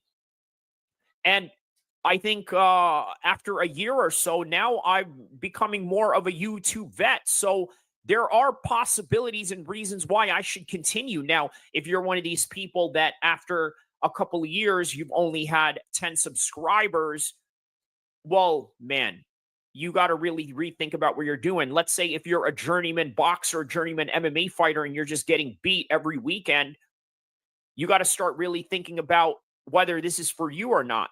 But if you know and you understand what your capabilities are, man, let me tell you, you got to go after it. And Tom Aspinall's dad recognized it. Now look at where they're at. The other son, Joe, is teaching BJJ. He's making a living off of that. And Tom Aspinall is one of the biggest stars in the UFC, and he's making a living off of that. So back to the Talk Sports article, right? Not just for Tom's fighting, and I quote from Andy Aspinall, I'm glad I did it because I didn't like the environment. I don't like the politics. I like the quiet life, and this has been a quiet life. Now, can you imagine that? Imagine being an IT guy, right? You're a normal guy. You're a normie. You're literally one of these NPCs that wakes up in the morning just to get a coffee, just to try and rush to work like everybody else in this whole entire, human race that they're trying to get into. But you start thinking, look at these guys that are in the MMA world. That's a quiet life. Indeed, it is. Think about it. The only thing that you worry about as an MMA fighter or as an MMA coach is the night of the fight, worrying about that. Now, obviously, coaches have more fights to go to than the actual fighters themselves, so they're going to be there at a high frequency rate every week. That is, of course, if the other fighter is not a trainer as well. But either way, that's the only time that you really have to worry about the fight, okay, is the actual fight itself. But overall, life of a fighter is quite peaceful. You wake up, you train, and then you go home, you eat, you sleep, and then you train again, get some nutrients, and then you train again. And next day, rinse and repeat. That's a quiet life. Whereas if you are in the corporate world, there's a lot of backstabbings going on. There's a lot of dudes that are trying to undercut each other, that are trying to kiss butt to the boss, that are trying to get in good with the boss so they can get in their good graces. And then because this guy is the boss, he thinks that he's better than you because he's his friend. And then there's a lot of biasness going on and so forth. This is the quiet life, according to Andy Aspinall. Okay, so however, Aspinall's long journey to the pinnacle of MMA wasn't without some hiccups, and he needed helping hand to push through some tough times. Now, look, you want to talk about tough times, right? Let's look at Tom Aspinall's record early on, because when you look at it from the time that he had lost in May of 2016, right here against Lucas Prawovic in May 14, 2016 in Birmingham, I think he lost by illegal downward elbow. Wow. Similar to John Jones, isn't it? That's literally the same situation that John Jones had faced. But at that point, he was 4-2. Okay? Most guys that are in this record right now, they'll tell you, hey, you know what? Maybe it's time for you to look for a job and do other things, maybe go to school and this and that. This is when you become 50-50 in your whole entire process of reaching glory. Why? Because now you're unsure. This is why I say you got to focus only on plan A. That is if you know and understand that you have the talent for it. Now, obviously, he understood that. After that, a few months later, he gets back at it in June, gets a first-round knockout against Camille, and then after that, gets another knockout or TKO by a leg injury, and then another TKO. And then next thing you know, he's fighting Jake Collier, Alan Bodad, Sergey Pavlovich. And the next thing you know, he's fighting Alexander Volkov in one of these famous London cards that they usually have in March. And then next thing you know, now he's a big superstar in the world of mixed martial arts. Okay, so that's really an interesting life story that Tom Aspinall is going through. Okay, let's go back to the article to sort of give some more context in this. Okay, from training in his back garden to changing sports and overcoming injuries, a 31-year-old contender dealt with multitudes of issues, but managed to overcome them with help of his father. Now, what did he mean by changing sports? Well, let's go back to Tom Aspinall's record, okay? Right here, he has one professional boxing bout against this guy named Thomas. I mean, at this point, it doesn't really matter who their name is, but yeah, the guy named Thomas, who he knocked out in the first round in Manchester. It was a fight card in Manchester. I'm not sure which one it is, but yeah, it was a first round knockout. So we are talking about 2017. This was between the time that he had lost by a downward illegal elbow and then got back and won. And yeah, and then in between that 2018, he didn't really fight. And that was where he sort of took the hiatus right there. So yeah, he definitely did have some struggles along the way, right? And okay, so going back to this article with so from training in his backyard to changing sports, overcoming a multitude of injuries, dealt with a multitude of issues, but managed to overcome them with the help of his father. With the help of his father, right here, that it says right here on Talk Sports. So a couple of times he'd given up, and he admitted he didn't want to fight MMA because there were no opponents. He didn't want to train in the gym because it was too far to go every day, and he didn't want to do it because there was no one to train or fight with. By the way, very difficult for a heavyweight, obviously. We went boxing, and he had one pro fight, as I had mentioned earlier, and then he didn't want to fight because he didn't like the boxing model. He didn't want to fight people and get a padded record out of it. He wanted to fight people who were equal to him, so he stopped boxing. By the way, a very common contrasting view of boxing and MMA, right? Obviously, in boxing, they are willing to pad your record and do all of these journeyman fights and eventually put you out there when you are ready, or basically sacrifice your record when there is a bag on the line. Maybe there's a championship fight or a big name. Okay, let's do it. Let's risk it for the biscuit this time, right? But in MMA, you're constantly risking it for the biscuit every time. And this is the reason why there is no frauds when it comes to UFC champions and anybody that fights at that level. Okay, so going back to the article, despite his rocky road to the UFC, Aspinall's dad insists he always knew his son had elite level athletic ability and would ultimately reach the pinnacle of his chosen sport. So this is what I want to emphasize to people and what I constantly talk about, right?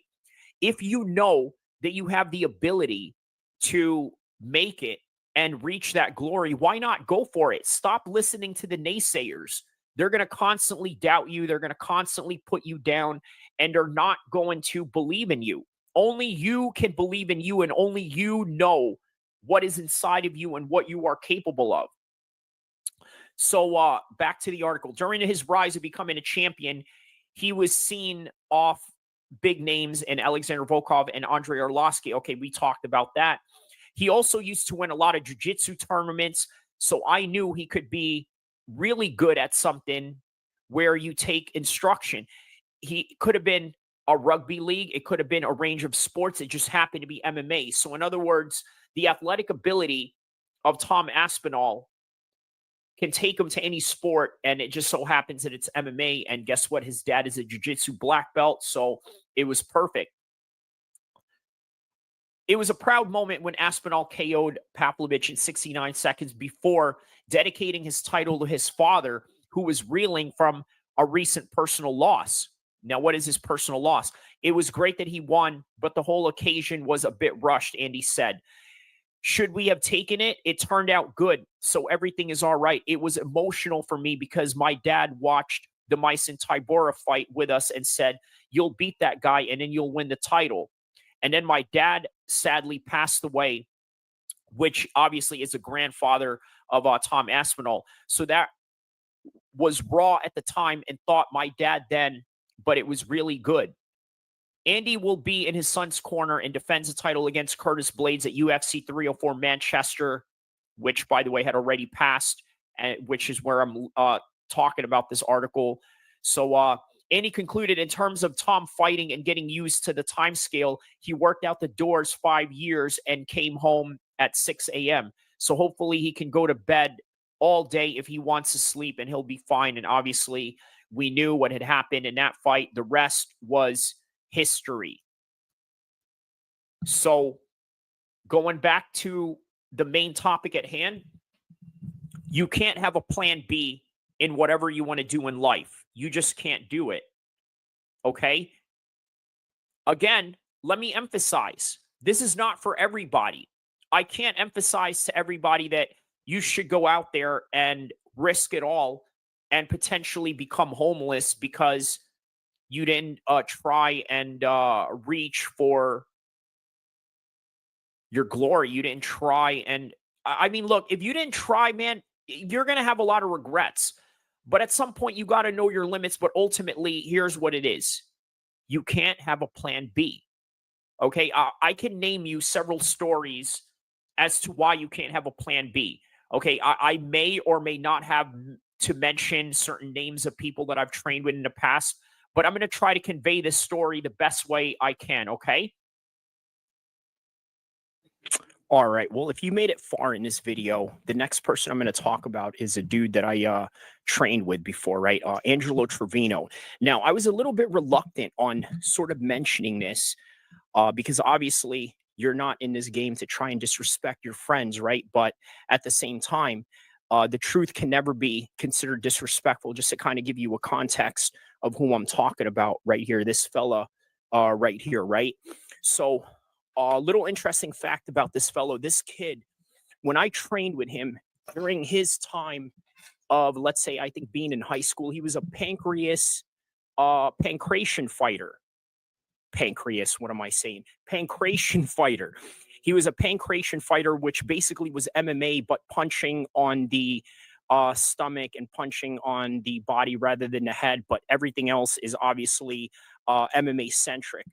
And he was also a wrestler. So he was a phenom coming up, right? He was 16 or 17 at the time. And at the time, I was fighting for an amateur kickboxing championship, and he helped me train for that as well. I also trained with him in Team Alpha Male. But Uriah Faber mentioned, I believe, in a UFC interview where he had shouted out Angelo Trevino. But he mentioned something to the effect where, you know what? A lot of people have gotten into Angelo's head. He was in a contender series. He had lost, I believe. I believe he had lost to, I don't know who it was. I think it was Austin Vanderford. I think it was Paige Van Zant's boyfriend that he had lost to. But anyways, it was in a contender series. He had a chance to when he lost, and Uriah Faber sort of cited the idea that, hey, you know what? A lot of people are getting in his head. He's taking these odd jobs in between and this and that.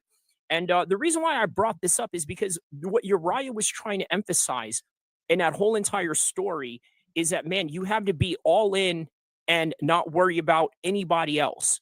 Okay, that's sort of the main thesis that I'm trying to emphasize here, right? But now, obviously, he's now moved into Florida. I'm not sure which team he trains down in Florida with, but obviously he trains with a new team. I'm sure he trains with Team Alpha Male as well. He's originally from Carmichael, which is basically a town within Sacramento. But either way, that was an important point that Uriah had made. Where is he now? He's on a 4-fight win streak right now. I believe his last win was at a regional scene down in, I believe, Florida. But yeah, he had one back in August. So he's on the right path. He's doing the right things right now. And I think that he sort of took Uriah's advice on being all in. Don't have a plan B. This is the main thesis of this whole entire topic is you can't have a plan B. People always want to try to throw you into having a plan B all the time, right? And I understand that. I sort of understand that. Reason being is because, look, people are just concerned for you, right? Even Conor McGregor's dad, believe it or not, he asked him to have a plan B as well. Okay. I mean, if you could imagine that, his dad asked him to have a plan B. He said, hey, listen, you got to go into plumbing. You got to do this and that. What did Conor say? He said, man, I'm not with all that. I'm totally not down with any of that whatsoever. Well, lo and behold, guess what happened? He became probably one of the biggest superstars in MMA, and that's ultimately what you have to do. Look, I'm going to end this video maybe for a couple more minutes and just go into why you should never have a plan B if you want to reach any type of glory out there. Look, here's something you got to understand. The majority of people out there are working in jobs that they really don't like, that they really hate for a multitude of reasons. For one, most people work for other people to better their situation. Okay, so in other words, if you work for Tesla, are you really helping yourself, or are you helping Elon Musk? If you work for Apple, are you really helping yourself, or are you helping Steve Jobs? If you work for Microsoft, are you really helping yourself, or are you helping Bill Gates? And again, at some point, somebody has to be our boss, right? That's just the natural order of life. You can't get around that. So because of that natural order of life and something that you can't get around, there's only a few people in the world that can actually get away with being their own boss. And that's an important, that is an important thing to really emphasize above all. Okay. Really an important thing to emphasize above all, because understand this. Everybody always wants to talk about being their own boss, being, an entrepreneur, being a top hustler, or this and that. But a lot of people don't really want to take the anguish that comes with it. I swear to you, there's a lot of anguish that comes with it. But at the same time, there's also a lot of glory that comes with it as well. And that's something that a lot of people, they don't want to take that risk. They don't want to take that risk. They're comfortable. Most people are comfortable where they're at. And quite frankly, can you blame them? So with that in mind, we got to understand a lot of people are too comfortable with their situation and they're never going to try to get out of it. Okay. Like if they have a job that pays them right, that pays them enough to get by through the day and this and that, yada, yada, so on and so forth, they're not going to try and step out of line. Now, look, can you imagine Andy Aspinall in this particular situation, right? He had a job that was more than comfortable. I'm talking about a high-paying job. Look, bro, a lot of people out there that tell you to go to college, they tell you to go for medical, maybe even being a lawyer or a solicitor, as they call it in the UK and Ireland, or become a computer guy, an IT tech guy. A lot of these guys in San Francisco in the Bay Area, they're making a lot of money just from IT, right? A lot of the Indians and Chinese and Asian Americans that are in that field, they're making very good money. And a lot of them live in the Bay Area of Northern California, which is the IT tech hub of the world. And they're making a very good amount of money. Now, remember earlier, I mentioned if you work for Microsoft, you're uplifting Bill Gates, not yourself. If you're working for Apple, you're uplifting Steve Jobs and not yourself, right? Now, obviously, there's a lot of complaints that people have about Apple and Microsoft and the evil Illuminati people behind it and this and that. Well, okay, my challenge to the people out there that are in that field of IT and technological advancements or just plain old social technology, why don't you build something that rivals that? Now, the problem is, I think there is a monopoly in those particular types of endeavors. For example, if you were to come out with another Facebook or something, I don't know how that's going to last, considering that there is only one Facebook. Although you could say that MySpace was sort of there until Facebook took over, and then MySpace was just a thing of the past, a thing of nostalgia, literally a nostalgia that we look at in memes that talk about nostalgia. That's really the best way to put it. But overall, none of these people are willing to challenge these people because they're comfortable being employees. Okay, and that's sort of the main topic that I'm trying to get at with Tom Aspinall's dad here. He did not remain complacent. He did not remain in a job that he knew was nothing more than, how do I say this, politics or just brown nosing, for lack of a better term, right? Tom Aspinall's dad in my opinion, I think got fired from his work. Yes, this is like a crazy revelation that I'm revealing to you guys right now. Now, look, I don't have proof of that. I'm telling you in all fairness that this is all speculation on my part. Now, why am I saying that? Well, look, here's something you got to understand about Tom Aspinall's father, okay? The man is a person that you would consider non-agreeable.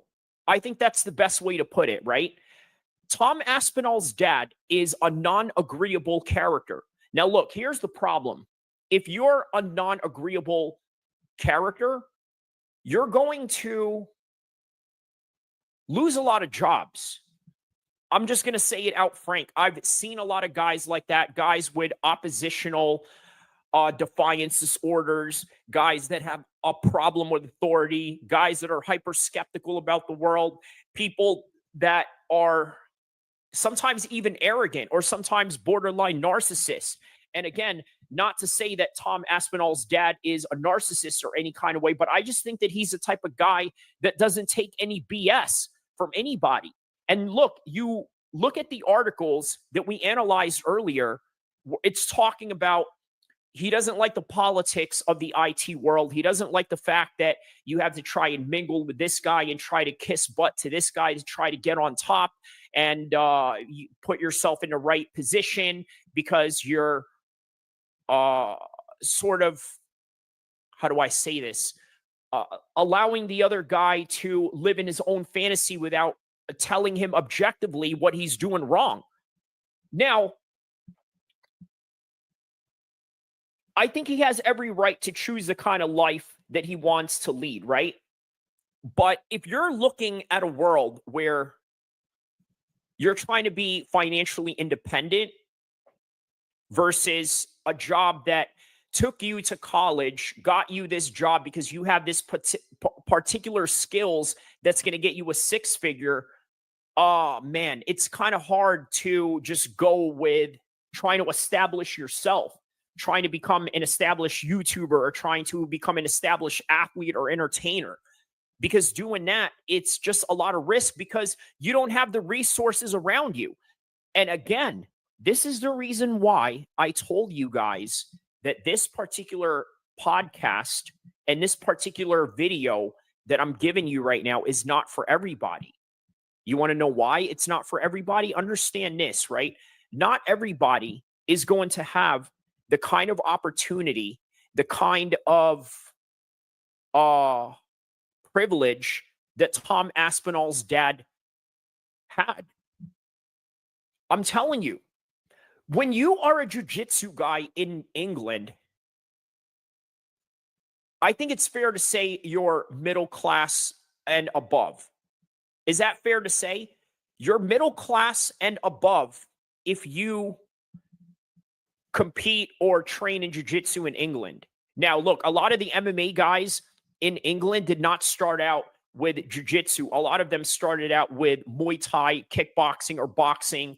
And yeah, it's not a jiu-jitsu filled country in terms of people that are in the inner center.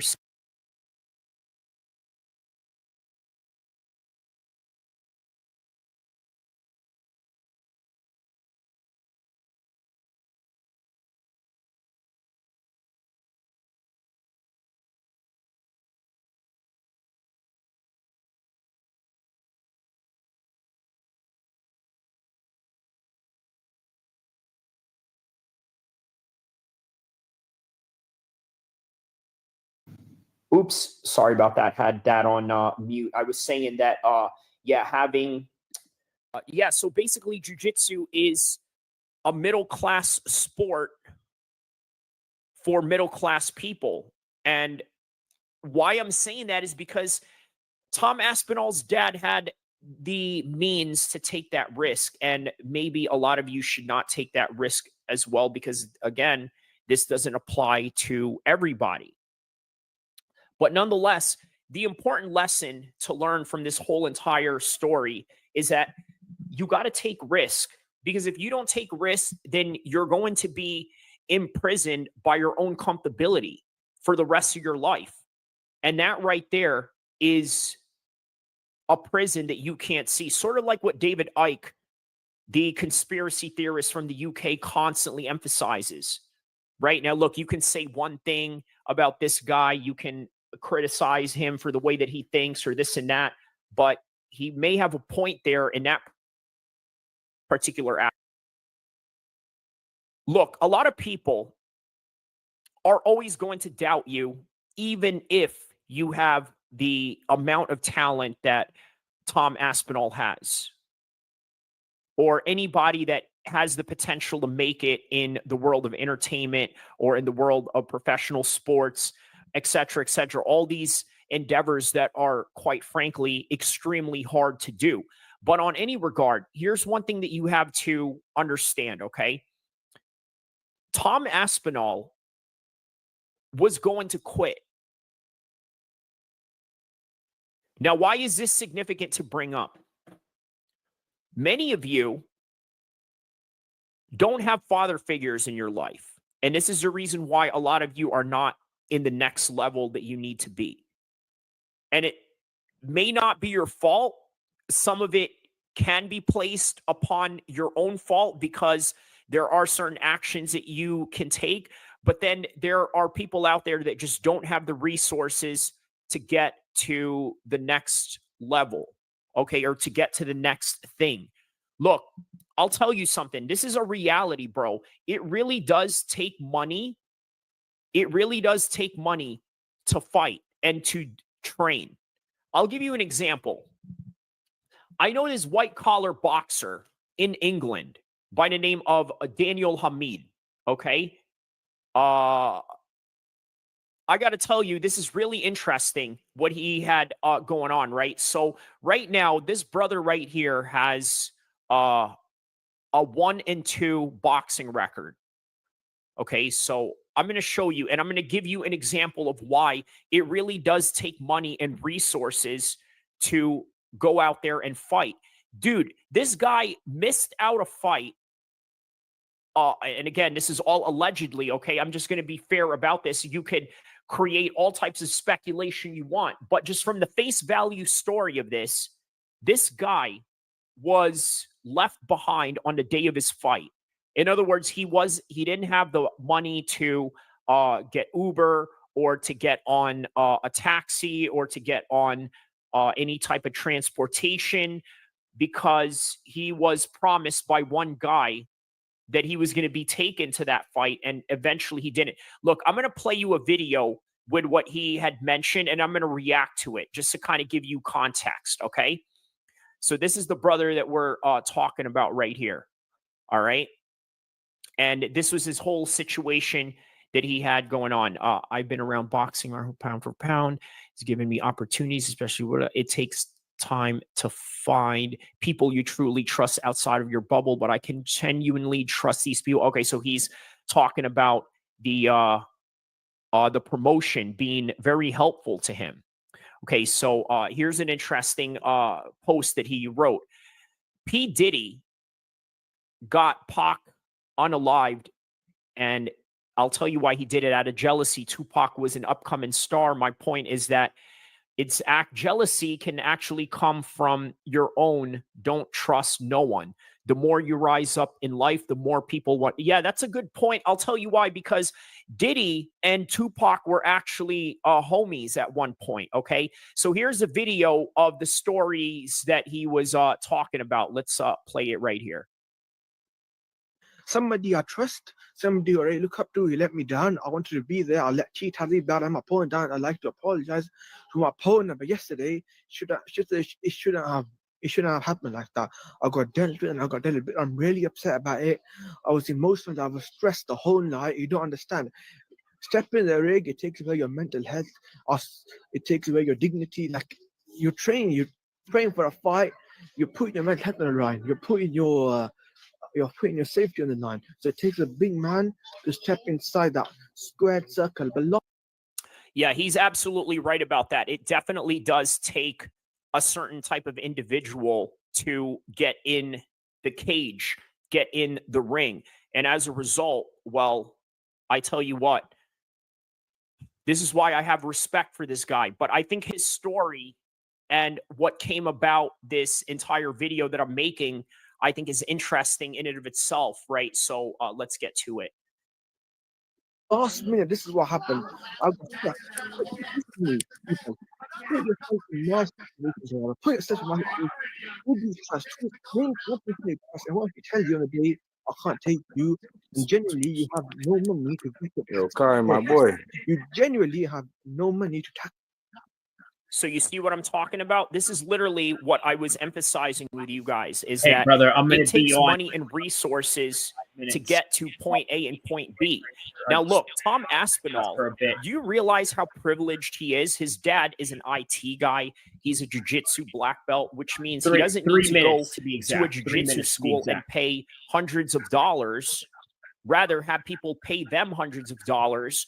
Okay, and he's already ahead. He already has the privilege and the opportunity to go forward. And again, this situation that Danielle is talking about right here is very common with a lot of fighters. And for those of you that have been in MMA gyms and boxing gyms long enough, you know exactly what I'm talking about. Let's continue here. Taxi that or a bus. So put yourself in my position. Like for 1 minute, put yourself in my position. You're nowhere. You're stressing all day. So listen, I'm talking to apologize. TT has done a good job. He made my opponents at tickets. I made him look silly. They took. So this one person who really wanted to help me, I let him down, and I feel so bad. I got look like a complete dickhead. So what he's trying to say here is that his opponent had sold all the tickets. His opponent wasn't really tripping about him not selling the tickets or not having the time to sell the tickets. I'm not really sure which one, but yeah, he's basically explaining and apologizing to his opponent, but also explaining, by the way, a story that if taken by face value, I think you should really, yeah, man, I think that you should really take this story into consideration about what kind of resource problems a lot of fighters have. And also, I think he mentions here also the higher costs of living nowadays, which I think is an interesting point, but a reality that we can't ignore. Yes, I'll be honest with you. Yesterday, I looked like a dickhead, and that's the honest truth. Like they made me look like a dickhead, but respect to pound, they've helped me. They've done a good job against me. I respect what Tevin does. He does a lot for his youngsters, and he wanted to help me. Like he don't owe me nothing. He put me in his show, and who am I that he owes something? Cheat Hazim, he does not owe me anything. Who am I that he owes something? He's doing it in the goodness of his heart. He's trying to create a legacy, and he's trying to help me for the goodness of his heart. And then he gave me an opportunity on his show to redeem myself. Because on my last fight, I was ill. So he gave me this opportunity to build myself back up, and that's respect. P4P is a big platform. So what he's mentioning here is that he had a previous loss that this promotion, this white-collar boxing promotion in the UK, is giving him an opportunity to redeem that. And so, yeah, that's what he's talking about here. But let's continue on. And main point here is, please understand, it takes resources to fight, okay? And many people underestimate this notion. But we'll continue on. I think you're going to learn a lot from this video that Danielle Hamid here has prepared for us. So, And I got let down big time yesterday. That was ridiculous. I was supposed to go, but I got let down last minute. I got let down, and I think that's just so disrespectful, proper disrespect to my legs and everything. And that's now look. Can you imagine this? Right? Somebody offered you a ride to the fight, and they're counting on you to do that, and you're the only one that can do that. Now, how much of a scumbag would you have to be to do that? Now, look. I want to be fair on that guy, the secret guy that we don't know about who was supposed to take him to the fight. Now, we don't know if this guy had some sort of emergency regarding a family emergency or something very life-threatening and all of that. Now, look, remember, how about this? In Cobra Kai this week, right, when it was released, one of the story plots, and I don't want to spoil this for anybody, but if you don't want to be spoiled by the Cobra Kai season 6 plot, please fast forward this part right here to a few seconds up. Okay, so here it goes. Daniel LaRusso was kidnapped in the middle of a tournament. Okay, and as a coach, his team needed him, and luckily Johnny Lawrence was there to sort of help out what was needed in that void. But anyways, let's continue with Daniel Hamid's story here. I feel bad until now. What happened yesterday? This is so disrespectful. This person, I ain't gonna ever forgive him. I blocked him and everything. He knows who he is. No point in me discussing it. But I was genuinely begging this person to take me. I said, look, T Tazim, I respect him. I don't want to embarrass T Tazim. I told this person, look, T Tazim is a good brother of mine. I don't want to lose him in my life. If I don't turn up and make him look silly, look, I told him this guy has a memories of tickets. Whoever this person is, I blocked him. I'm not gonna mention it after this. But look, I looked really silly yesterday, and now I feel bad what I did. I feel bad for my opponent. I feel bad for T Tazim because this is his show. He's doing me a favor. He didn't make me sell any tickets, so I feel bad for him. He's a good brother. So I genuinely feel bad. I don't know what to say what happened yesterday, but it wasn't my fault. I would always step in the fire. I'd always jump in the ring. I would never run away from a fight. That's not who I am. I had 3 fights. I always show up. Whatever fight I have, I always show up. Yesterday. Yeah, speaking of rig, right? A lot of people who don't train or are not in the sport of boxing or MMA or anything like that, they always call, oh, that fight is fake, like as if they know what it is that these men are going through with training, with motivation of getting in there and getting the W. That's something that a lot of people who have never searched for greatness or have search for glory in any kind of way will never understand. All those people that sit behind their comfortable life in their small town, in their small surroundings, and never wanting to get anywhere. That's their attitude on those types of things. And I think it's a crab in the bucket mentality, which I think this man right here is emphasizing to all of us. Yesterday, it wasn't meant to be. I tried my best to get there.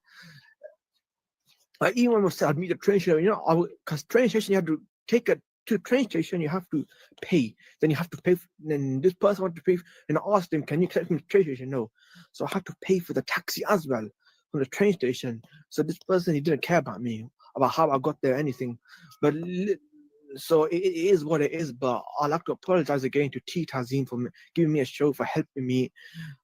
But But I should have been more organized. I could have easily got there. But I shouldn't have put my mind on one person. That's the honest truth. Because this person he had people in his car, and I said, I'd meet in the train station and pick me up from the train station in Birmingham. But no, he said, no. Then they said, get a taxi from the train station. That's too much. And you know what? It costs a lot to travel. The cost of living is too expensive nowadays. You can't travel. Everything is too expensive nowadays. Traveling costs a lot of money, and it was last minute. I couldn't travel, so I go, oh shit, no point me asking anybody for a lift. It's last minute. What should I do? So I was panicking. I was really upset. And then T Tazim, he had to go at me. Simple. I deserved it. But T is a good brother. May Allah bless his family, all his family, for give me the time of day. T, listen, brother, I'm so sorry for what I did yesterday. I apologize, and it's not my fault. And T, listen, put yourself in my position. What if somebody you love let you down? Yeah, this is a very good point. We're going to get to the part 2 version of this, okay? So right here, let's get to this right here. What do you say? So as boxers, your coach, traveling, he takes care of that. Like, to travel to far place, it costs money. So think about this, right? If we can relate this to Tom Aspinall, okay? How do you think Tom Aspinall was able to rise through adversity? Remember what we had mentioned in the article earlier about his parents and his mom sort of providing and helping him through his struggle while he is trying to reach the top of being an MMA fighter. So just a thought in mind that I'd like to share with you on that. The past, not everybody could afford it. Last minute, nobody could afford it last minute. So travel, amateur boxers, elite amateurs, in boxing, they have to travel. They have to travel to different gyms. It's a part of the game. You gotta travel. If you love something, you gotta travel. But in December, when I fought the show, T had to ask T. I came in as a man. I came there. I stepped in the ring. T knows this. As a man, I stepped in the ring and I stood my ground whoever I faced. I asked T this. T Tazim knows this. As a man, I stepped in that ring. I did not let him down. T Tazim knows this. But some people, people with Peterborough, like Shai Milfield, he's a good brother. Shai's a real person. He took me, I put it on his case. You know what Shai did? Let me tell you what Shai Milfield did. When I asked Shai, listen, bro, I don't have a lift for the last year's December fight. Can you help me out? So you know what Shai Milfield did? Let me tell you about Shai. Santino Peterborough. Big up Santino Peterborough. Santino Peterborough, big up. This is what they did.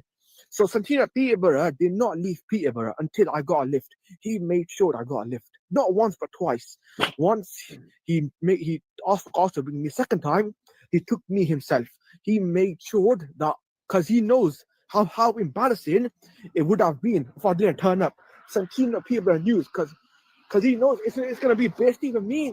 It's going to be bestie for my whole family. If I don't turn up to December fight, my whole family is going to be bestie for them. He knew that. So, because Teeth hasn't got me an opponent from Bradford. So this is what he did. He made sure I got to the venue. I went to the venue. Alhamdulillah, I've reached the fine. I had the fight. Then after that, I earned T Tazim's respect. T knows this. I never let him down. Yesterday, I got let down. T, listen, I'm so sorry. It costs a lot. T Tazim, put yourself. Hey, but anybody, please, tomorrow, put yourself in my position. Like somebody you trust let you down last minute, and you begged him to bring you, begged him, and he said no. So put yourself in my position. I'm not angry or anything, but put yourself in my position, and I'm really. I mean, credit to Daniel. He said he's not angry or anything. I would be absolutely livid. So kudos to him for being cool, calm, and collective about this. And you know what? By the end of the day, understand that it is all Allah's will. Even though somebody did promise to help him out, that wasn't the case. But unfortunately, it's just a whole crab in the bucket mentality. Well, anyways, guys, that is all that I have for you in this one. If you want to check out the rest of that, check out Daniel Hamid on Facebook. It is DanyalHamid,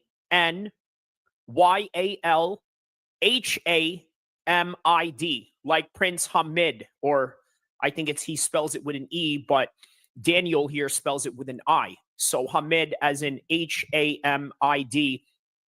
It is on Facebook. Go check out that video if you want to see the rest of it. Point being and point blank, you can't have a plan B, and you need resources in this game when it comes to funding your future and your goals and aspirations as a high level and championship level mixed martial artist or boxer. So for now, that is all that I have. This was an epic content to make and a very exciting project as well.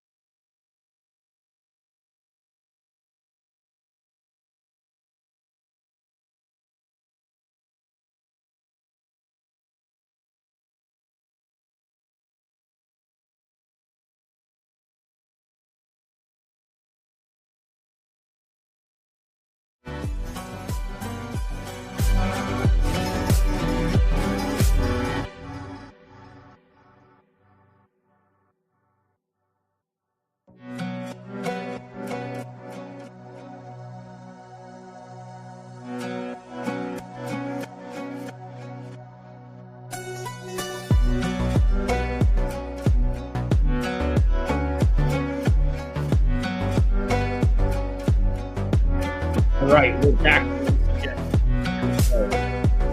Prelims.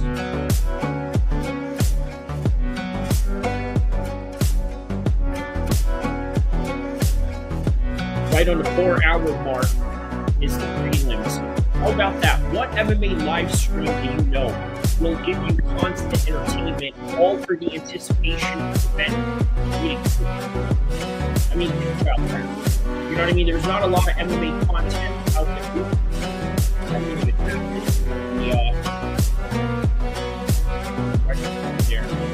So that's almost like hidden now.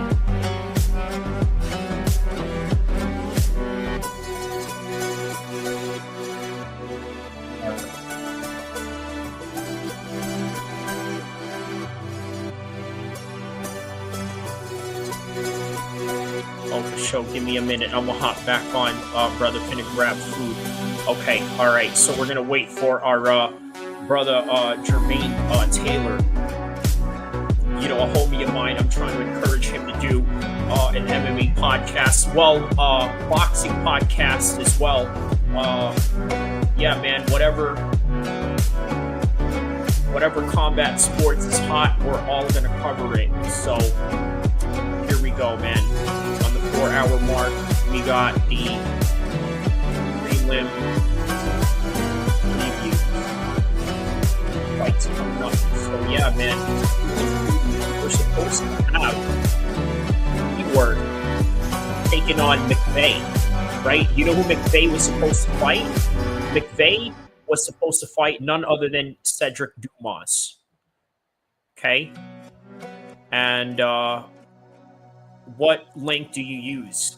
John Jones 290 says, what link do I use? We're going to find out, my man, because let me see here. Let me see where I can go find a link to such things. And then I'm going to tell you, but I'm going to tell you in a subliminal way. Okay?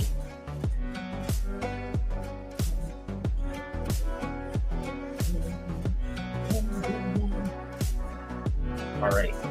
We're almost there.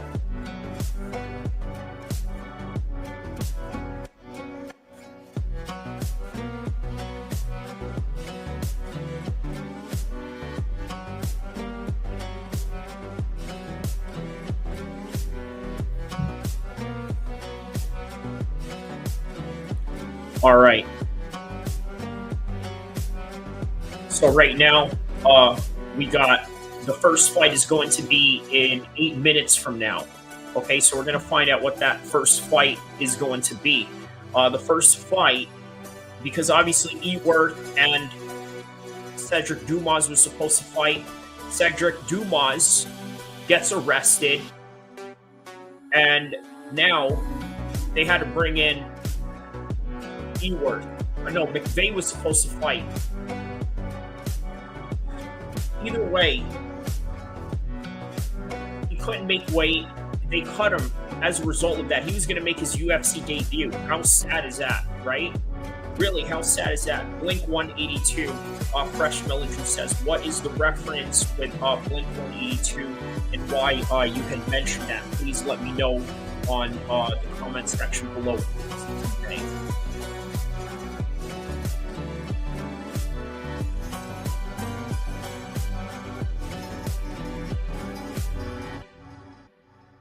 Can you turn off the music?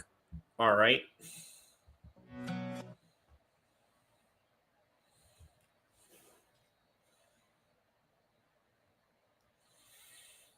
All right. So we're just waiting for the first fight of the evening to start. So the music was a little too loud. Yeah, no doubt. John Jones was asking for a link. Okay. Buff Stream. That's as blatant as I can be, right? .com. Okay? Remember this. Buff Stream. Okay? Buff Stream. That's it. That's the best way to remember it. There's Chael Sonnen right there as well. Are you Blake? Who's Blake? No. It's the little sleepy from all of this, you know? So we got 5 minutes till the first fight. Shout outs to the new people that subscribed, by the way, right? I had quite a few new subscribers since then. By the way, guys, check out the John Jones, the John Jones video that I have, also along with the UFC 317 preview for this fight. See if my predictions came to fruition. All right. In the meantime, let's talk about Conor McGregor and his fight in Ibiza. These situations.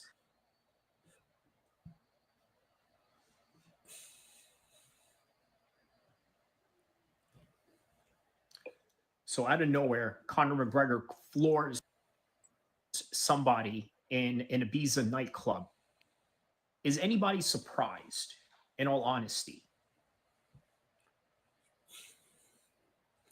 No. So that's your answer. No one is surprised. That's not the question, no. I think what is in the question of many people's minds is, when is this guy going to fight? And on top of that, I think many people are just honestly sick and tired of his off the cage antics. So for whatever reason that happened, which, by the way, the visual ads of this particular video is going to explain to you the details of the particular matter. The main common theme that we're seeing right now is that this is not anybody's surprise when Conor gets into these situations. Now, what is it that forced him to do this while he was in a nightclub in Ibiza? Well, you know what? It's the same thing when you ask yourself, what forced him to go and punch that DJ in Italy, right? DJ Facchinetti. You remember that guy? That's literally how you pronounce his name. I'm not even kidding. Like, if you don't believe me, take a look. Okay, so that's literally how to pronounce his name.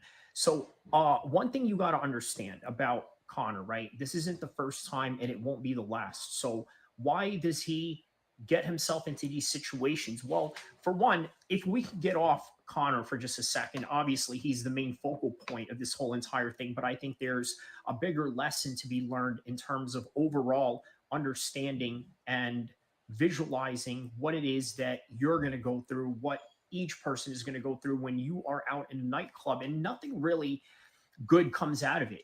Really nothing. Let's think about this, right? Going out to the club is nothing more than an ego boost for everybody to say, hey, look at me. It's basically for people that just want constant validation. Now, for somebody who's a double champion, for somebody who's as decorated, as rich as Conor, why does he need this particular validation? Well, that's for him to answer. That's for you to guess. And that's for me to analyze. You understand? That's for you to guess. That's for him to know. And that's for me to analyze. If I even said it like that in the first time around. But on any regard, people are just now interested in seeing whether he's going to fight or not. But then in reality, nobody really wants to see him fight. Let's be honest, right? Now, the Michael Chandler fight, will it be fun? Sure. But it's really predicated on how the UFC is going to go about it and basically promote it. If they promote it in a way where it is successful, where it is enticing, then of course it's a Conor McGregor card and people are going to come out to it. However, the reality of his particular life right now, the only thing that's really interesting and dramatic for a lot of people is his off the cage antics. Punching somebody at the bar, an old man. You remember that. He punched that old man in the bar. Okay? And when he did that, then he went and threw the dolly in the bus in 2018, which, by the way, you can probably almost excuse it because of the fact that it just made him a lot of money. Obviously, I'm kidding, but that is neither here or there. The reality is it's a terrorist act in motion. Okay, I mean, you're throwing a dolly into a bus with glass shattering. Okay, basically having all of that shatter come into people's eyes, messing people's up. You've seen Mike Chiesa. He had a situation going on like that. He got a settlement. Next thing you know, he shows up in the analyst desk of ESPN and he's rocking out a $30,000 Rolex watch, and you can only imagine where that came from. Obviously, the settlement. But on any regard, that's just what's going on with Conor in the meantime, right? Just constant settlement.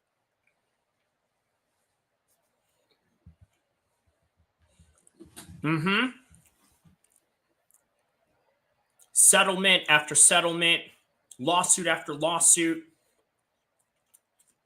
And then you got the Artem Lobov case, suing him for Proper 12.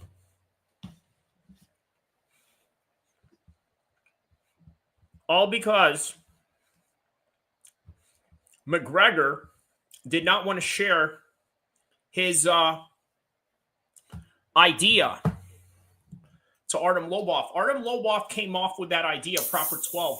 Not that I care. Liquor is not my thing. It's not my business. But that's the reality of it. Are you eating Snickers pizza? No, I'm not. You want to see what I'm eating? I'll show you, okay?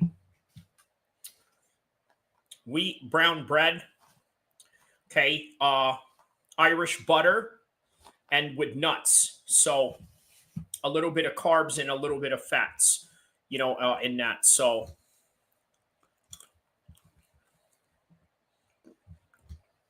yeah.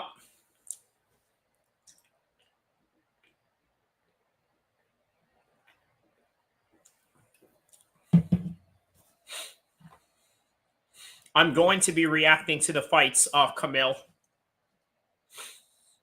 What is Irish butter? It's butter made from Irish farms, my man. Right, one of the most fresh farms in the world.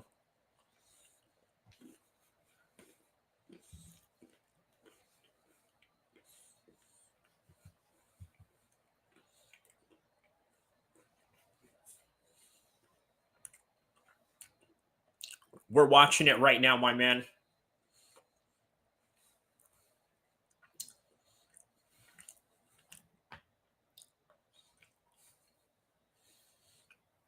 All right. Here we go. International Fight Week.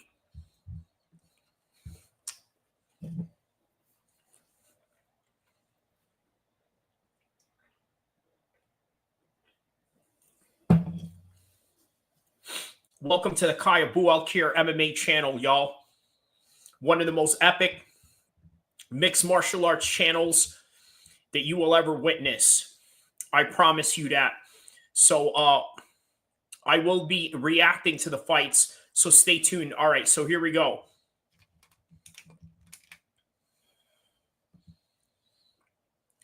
There's Joe Rogan right there. The link I got was in another language. Are you talking about the buff streams? Yeah, those are what usually works, especially on cell phones. God was speaking to your chat when you were eating the Snicker. Yeah, very nice. Thank you. Yeah, buff. Okay.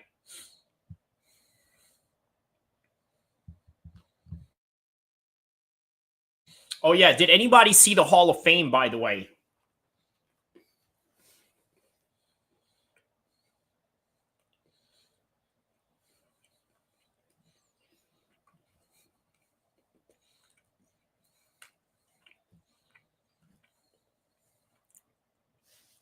I already am. And I'm doing that in your mind. You understand that?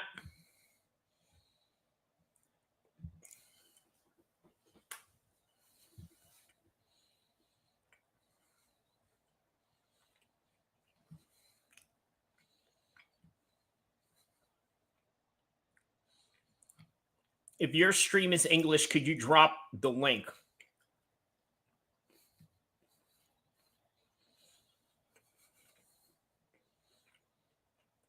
You're not allowed to drop links in here.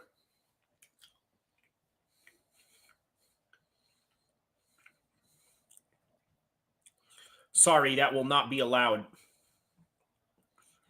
Under the guidance, the rules of YouTube.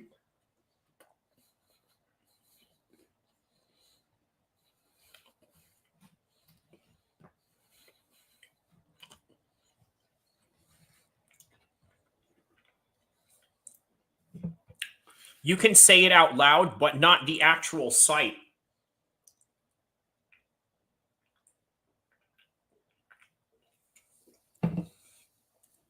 But always remember, Google does the rest for you.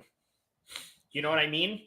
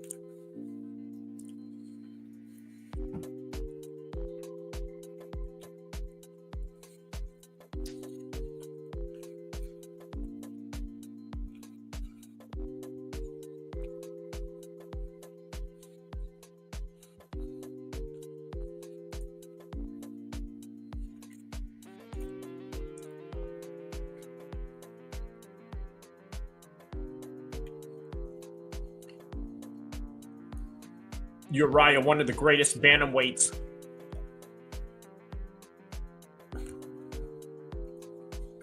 And that is banned.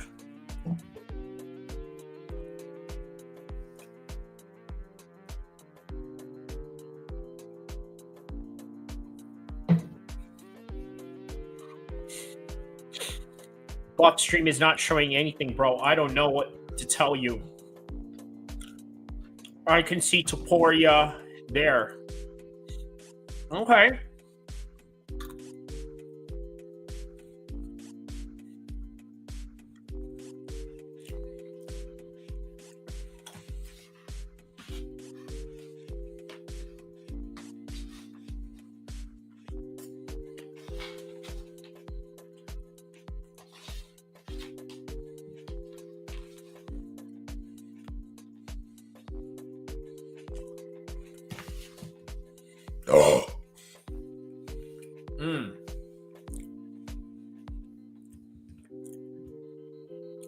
Megan O'Leary is still talking right now. It's only showing boxing and not UFC. Well, it's there.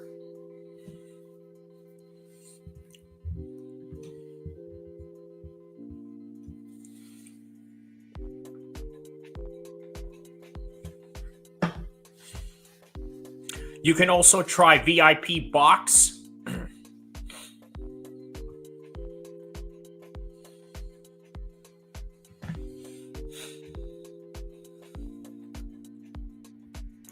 Huh. Such entitlement. I'll show you something. I'll show you my fight videos. There it is. A little Muay Thai action. Me out in Santa Monica. Great life, y'all. What a great life. And we may have Musa, Zayn Musa boxing later on from England. Tap in. What time is the fight, Mr. James? It is right now. Hines.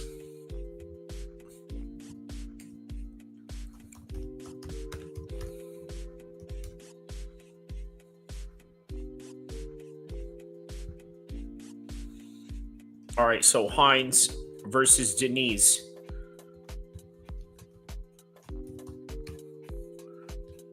All right, let's check this out. 4:19.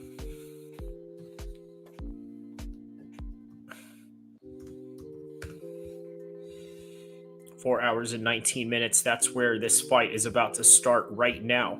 First fight of the evening. Let's get to it.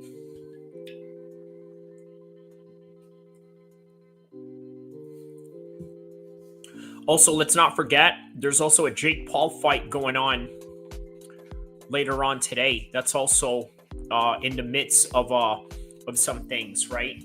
They got a Jake Paul fight. They have UFC, but UFC is what we're here for, right? I think more people are looking for the UFC than they are looking for Jake Paul, because that's the reason why a lot of you guys are here, right? So shout out to everybody around the world. Let me know what part of the world you are from, and I will cover these fights for you. So here we go, man. Hit the like button, hit the subscribe button, because we're going to cover these fights for you. All right? So we got Hines right now walking into the prep way, getting his face,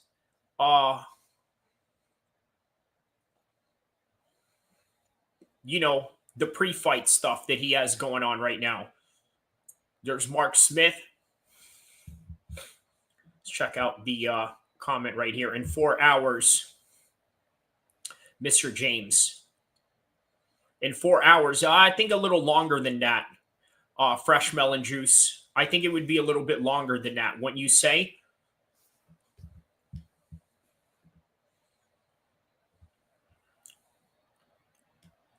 Wow, yeah, it would be an interesting story if Hines could win tonight, though, huh?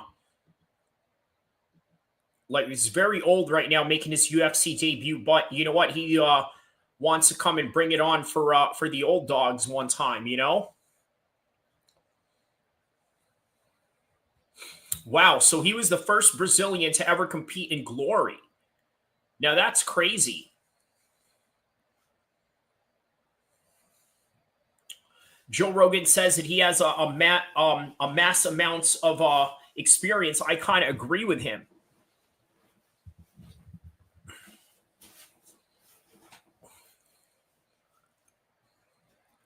Riding easy with JJ. How we doing today, MMA fans? Big day. Big underdogs today. Who do you like, Kyrie? Okay. Who do I like?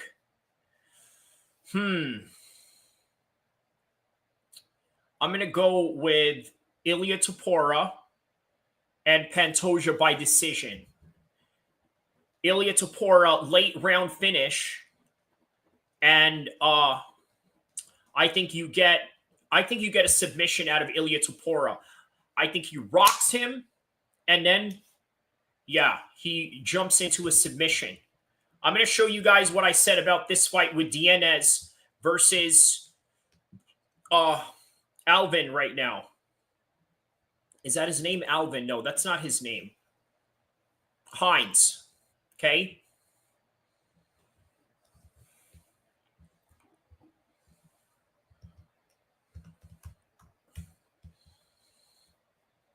All right, here we go. The Joe Silva special, they say. So I guess he prefers having like heavyweight fights from the very beginning. Okay, so let's see here.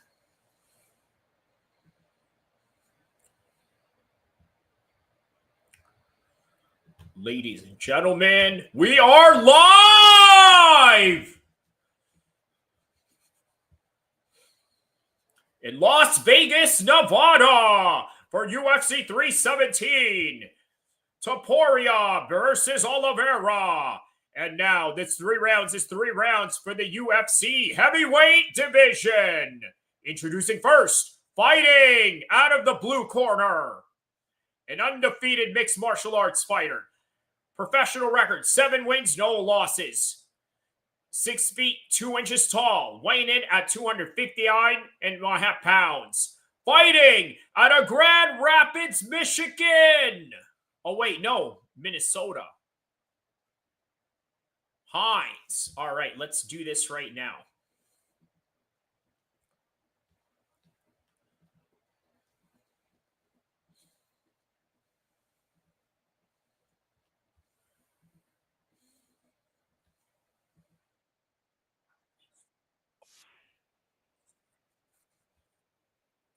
All right, let's see what I said about this fight.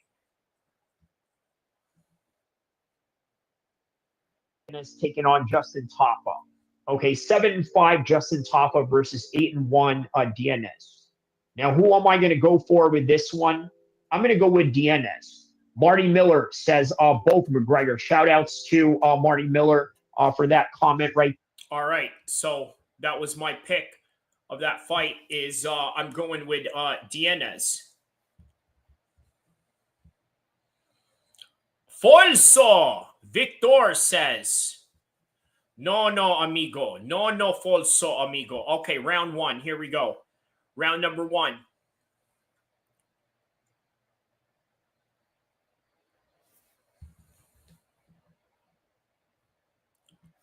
Oh, wow. They're swinging hard right now in the first round. First 20 seconds in.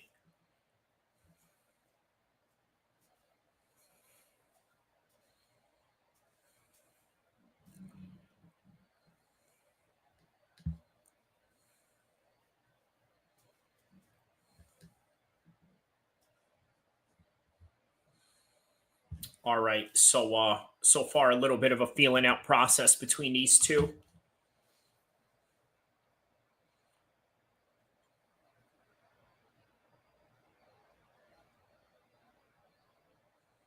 All right, there's a nice low kick right there by Diniz.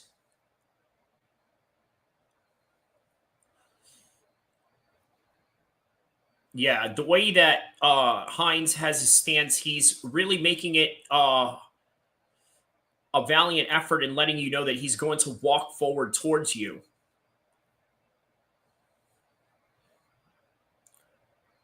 Looking to really swing big right there, and there he is. All right, there it is. He shoots in. He gets the takedown. Oh, wow, he just kneed him right in the face.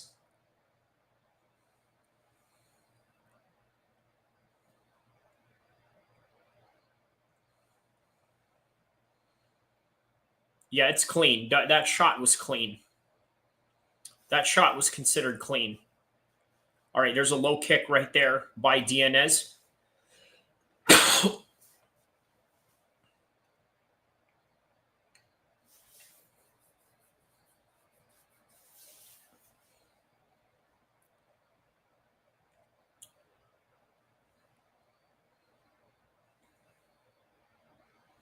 All right, there's a high kick right there by Hines. All right, there's a straight punch right there by Hines. All right, there's a double jab. Oh, there's a front kick right there by Hines. Low kick by Hines.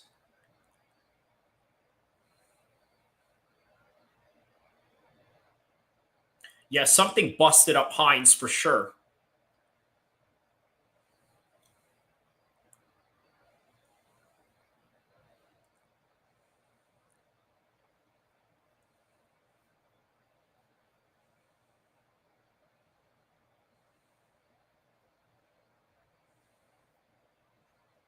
All right, good defense. Ooh, okay, good low kick back at Diniz right there.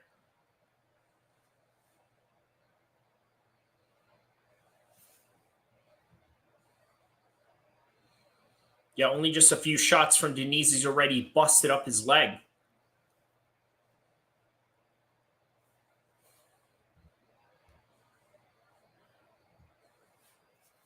All right, there's an overhand right attempt right there by Hines.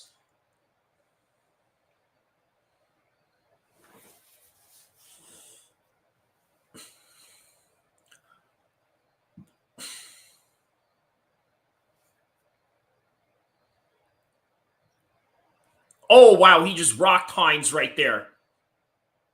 He just stung him bad on that one.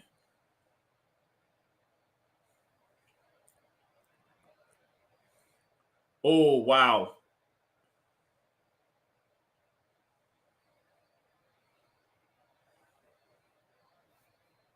Yeah, man. Wow, man. He's already busted up really bad in the nose, and it's already in the first round. Yeah, Hines is busted up in the nose right now, guys. He is doing bad. He is not doing good right now. And he is not loving life.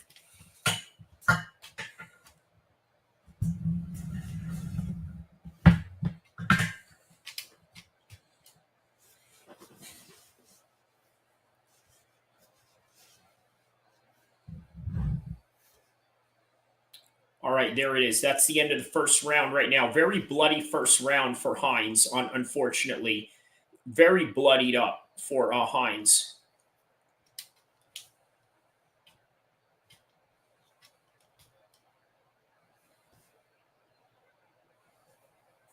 He's telling him to stop reaching out for that right hand, which is what's making him susceptible to these shots right now.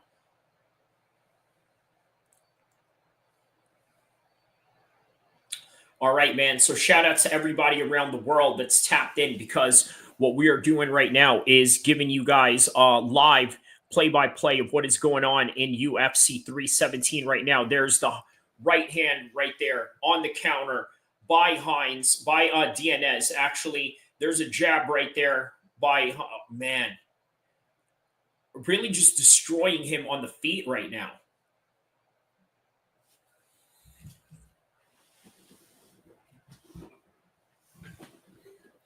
All right, so Ilia Topuria is closing out fight week, obviously as the main event.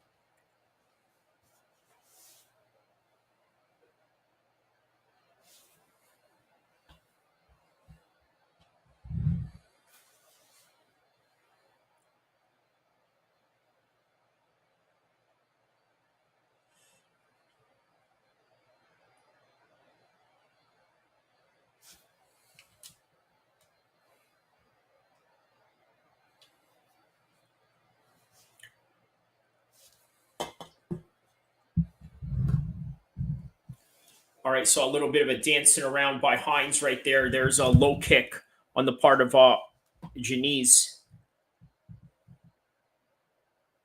Ooh.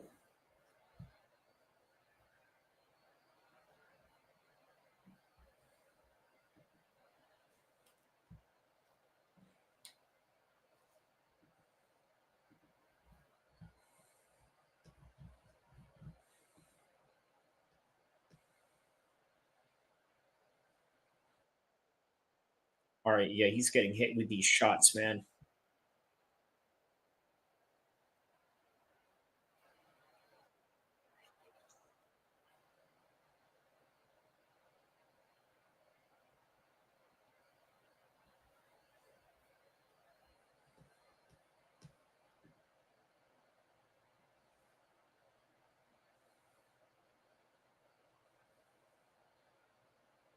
Oh man, there's some hooks right there, exchanging some hooks.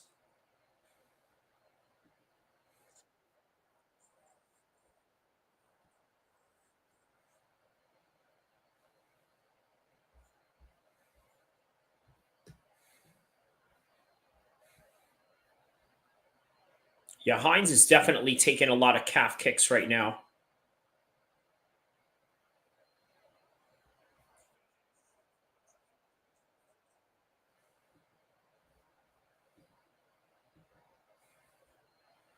Ooh, okay, he just rocked him right now. That is bad. He really hurt him bad with that left hook right now. That left hook really hurt Hines right there. That was bad. Oh, wow.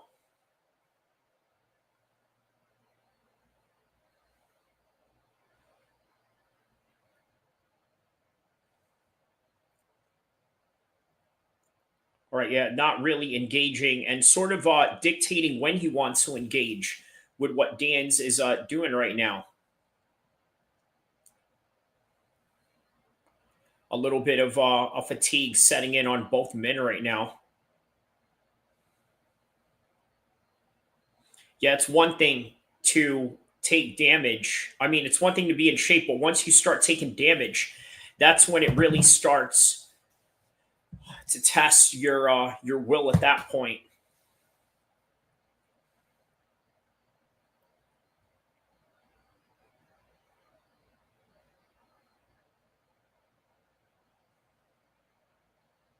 Oh wow. Okay, man. Switching, both landing those shots right there. Thinking the same way.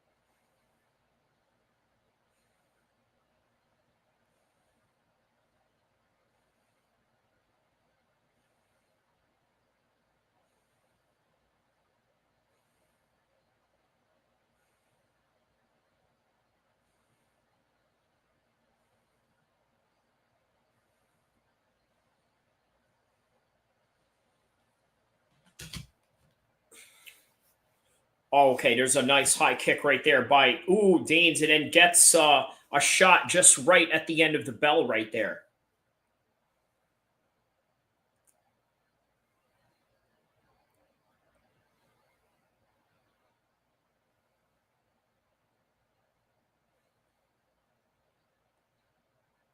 Yeah, man, he's really wearing the damage right now. Alvin Hines is definitely wearing the damage. And how ironic, in early of the round, he was sort of hinting, like smiling at the camera, almost kind of taunting the camera, saying that, hey, nothing is going to hurt me at this point or something. I don't know, man, but yeah.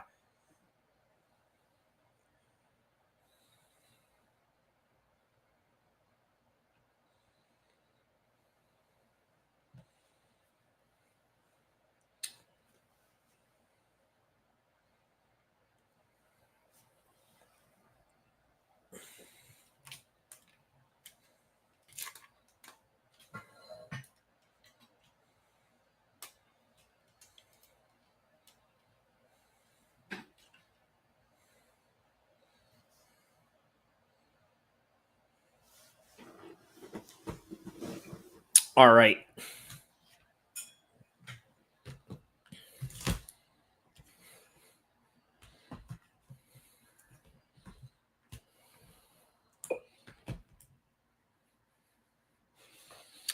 I think at this point, yeah, both men are probably very much exhausted at this point of the fight.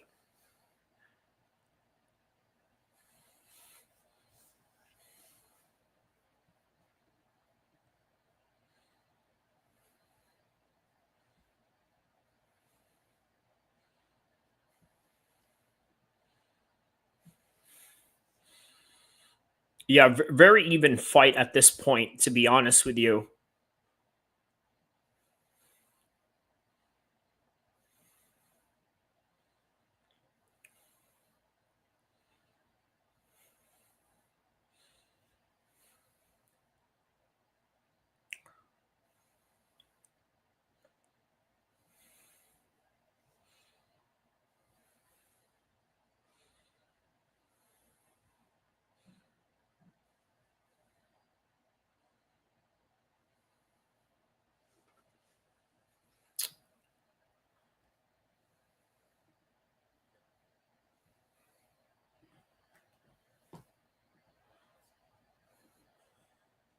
Also, don't forget today we will also be doing the Terrance Crawford and Canelo debate,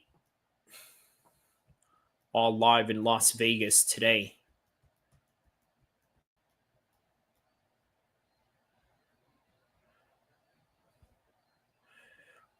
Oh, wow. They're saying he poked him. Okay, there's a poke going on here.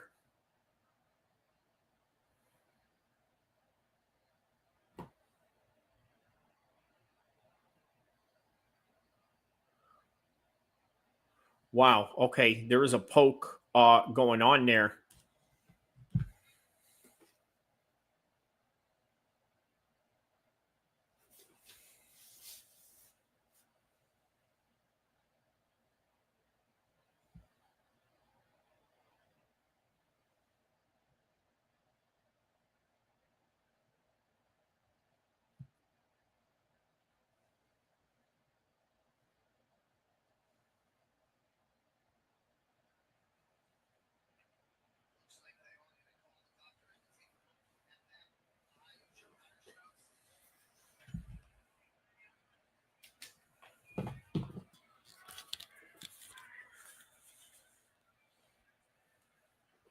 All right, they're taking a look at. They're having a doctor take a look at him right now.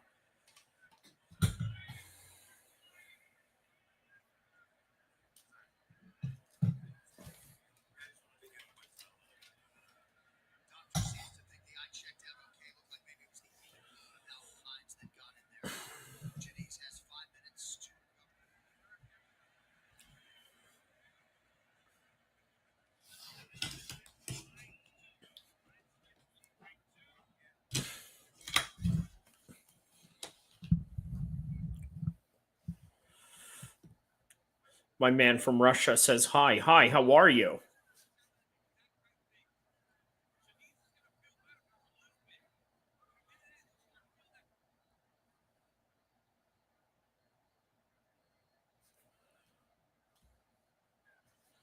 All right, so now the it's back to action. I am sorry. Yeah, no, I am okay. Okay, shout out to you, my man.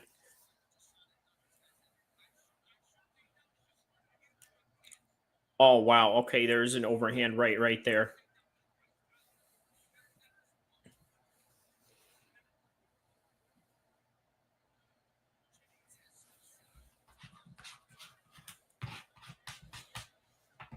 Yeah, I think Diniz probably won this fight already.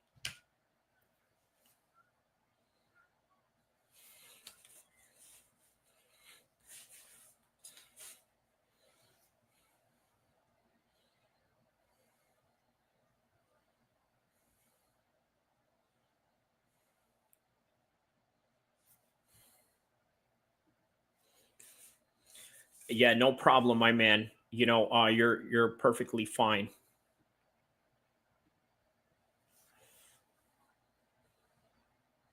All right, so there's a 1-2 shot right there by Hines. Yeah, really labored shots right here.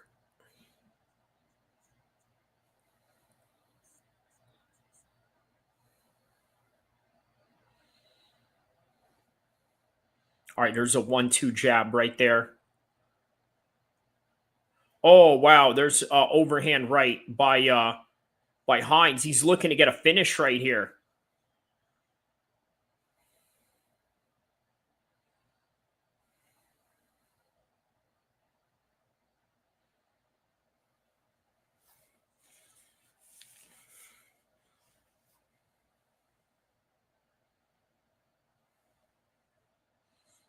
All right, there's a high kick right there by Alvin Hines. There's another high kick by Alvin Hines.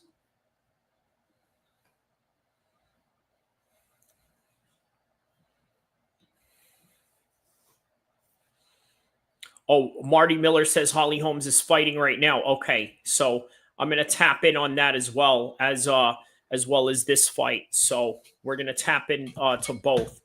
That's what we're gonna do. We're gonna tap in to both fights going on.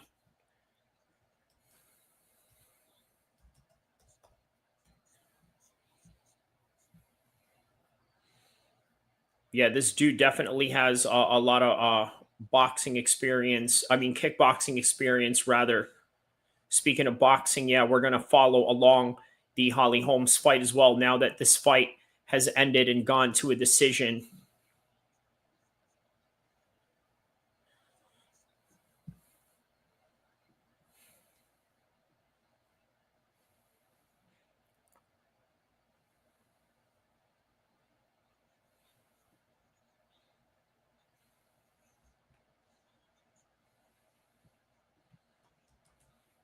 Okay.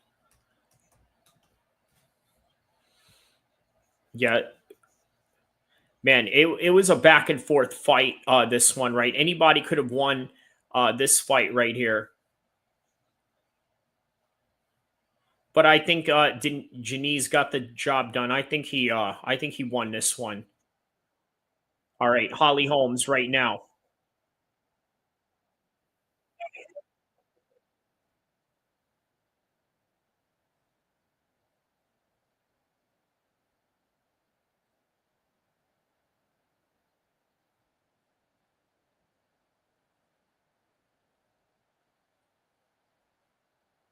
Looks really good. Okay. I think I can understand you correctly. Got it. This one is right up out of here.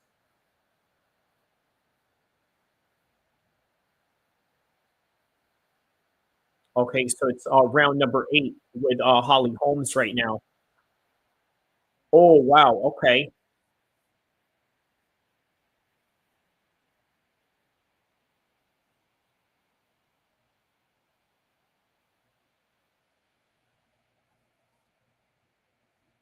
All right. So Diniz wins that one.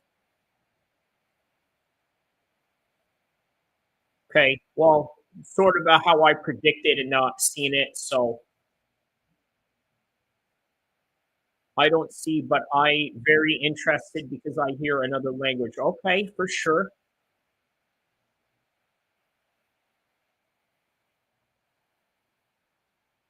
Well, I tell you what, we all understand fighting as a universal language. That's for sure.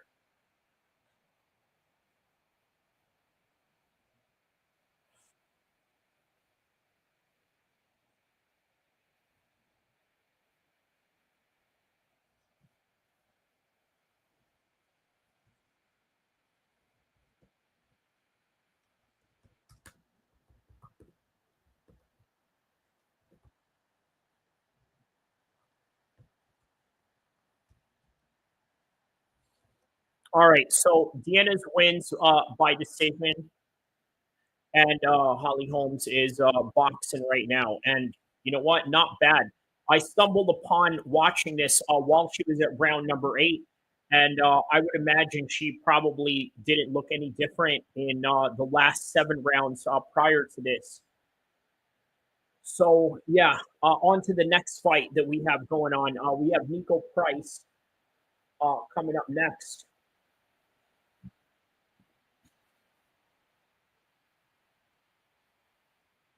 Yeah, Nico Price versus Smith coming up right now.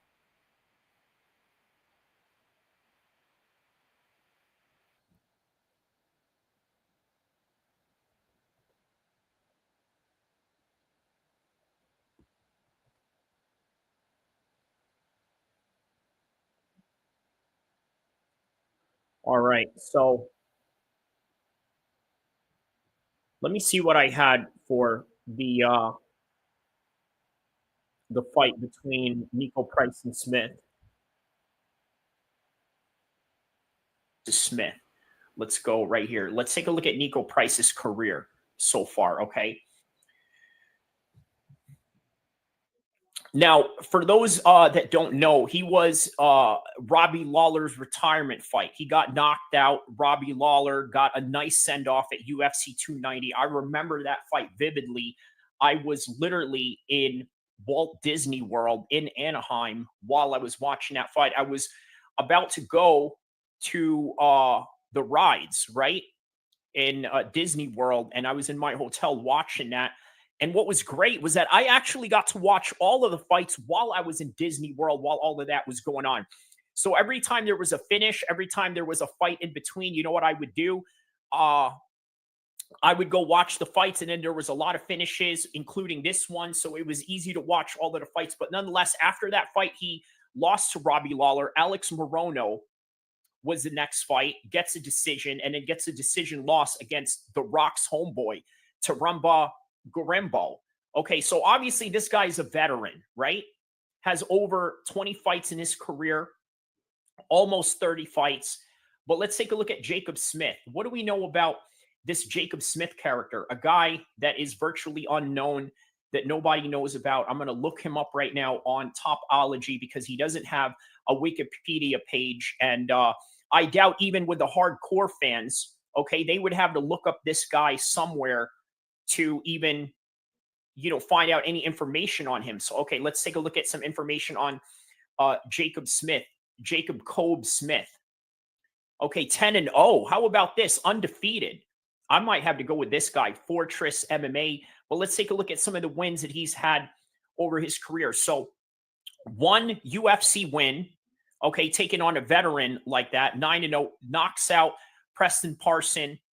First round knockout, left hook, ground and pound finish against Christian Siervo.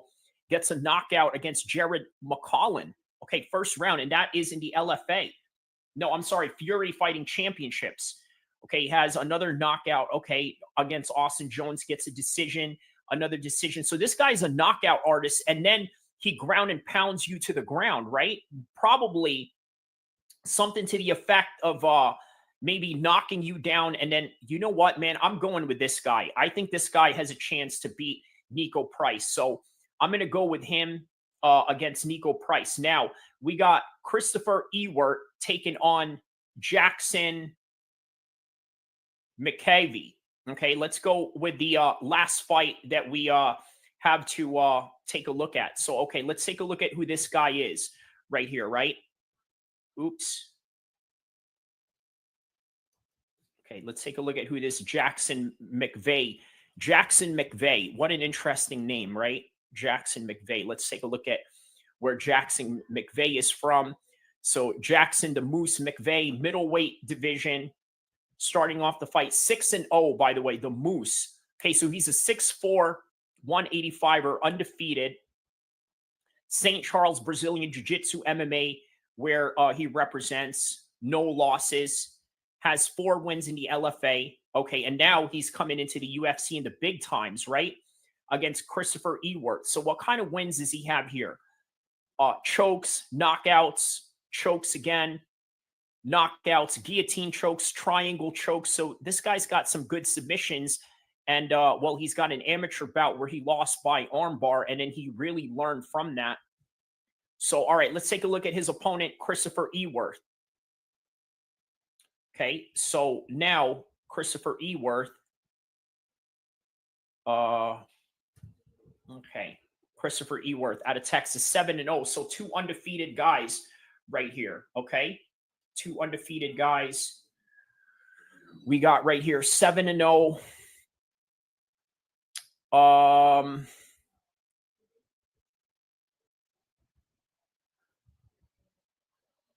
Reese Watkins has a decision win, body shots, knee to the chin, unanimous decision against Pace.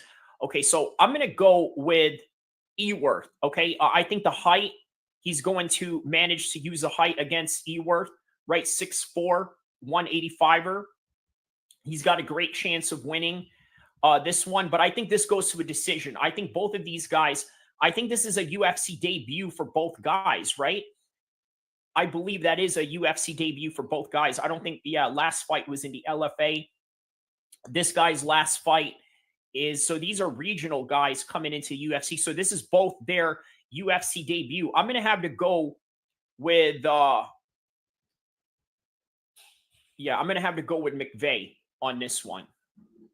Yeah, I'm going with Jason McVeigh on this one. Just the height alone, I think he's going to get it. I think he's going to pull off some submission attempts on top of that. But I also think that he wins by decision. I think he's going to out-grapple him. That's the way that I see this fight going. Just a whole lot of grappling on his side. And the UFC jitters is a real thing, right? This is the big show. Look at where they are going to be fighting at. They are going to be fighting literally in the biggest card of the year, International Fight Week. It doesn't get any bigger than that. So for sure, the UFC jitters are going to be there. And I think that he probably will have the better of those exchanges in the feet, and especially with the range that he has going on. But I also think that there's going to be some good scrambles involved in this fight. And basically, that's it. That's the whole entire fight card. I had to add those last ones in there because in the recording of this particular video, well, we only had 8 fights. And then after that, all of a sudden, these other 4 fights came into the mix. So how many fights do we have in total for UFC 317? 1, 2, 3, 4, 5, 6, 7, 8, 9, 10, 11, 12. So we got 12 fights in total. I gave the first 8 and then the last 4 fights that were added into this card. I hope you guys enjoy the rest of the card. I hope you guys enjoy the whole entire fight week. Obviously, there's also Jake Paul that is fighting this week, but I think this one beats this weekend's fights, and it's almost like we know what's going to happen with Jake Paul and Chavez, or do we? But either way, wow, man. Jacoby is busting up Smith right now. You're right. That fight was canceled. What I had, was talking about. Yeah, unfortunate it was. But, yeah, just showing you guys my prediction for Jacoby Smith. Obviously, it went a little longer just so I could have a little bit of an intermission. I went and got coffee candy, right? It's Kupos. This is, wait. What is this? Kopiko. I don't know if there's any Russians out there that have tried this, but yeah, it's Russian coffee. Correct. You didn't make weight. Now, ground and pound position on Smith right now.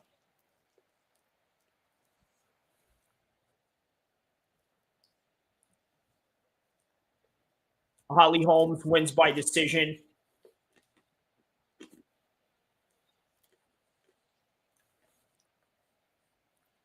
Ariel Helwani is over there while MMA is going on.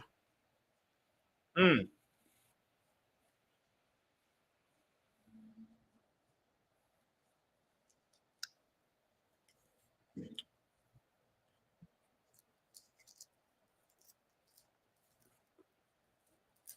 right, so now Smith in the north-south position.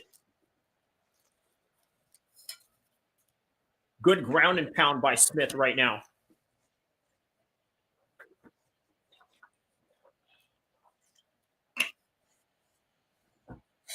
So good cuts in these elbows right now by Jacob Smith.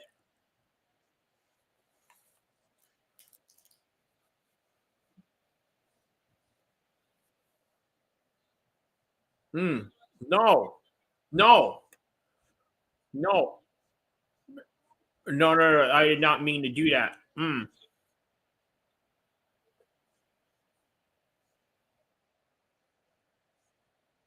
No, I did not mean to do that.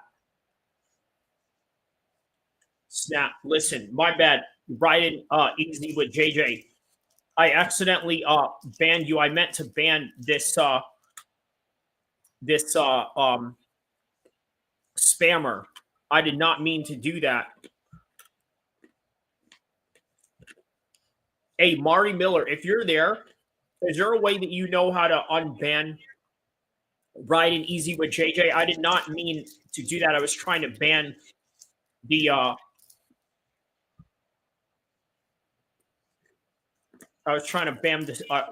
ban the spam. But okay, Jacob Smith and Price are up on their feet right now.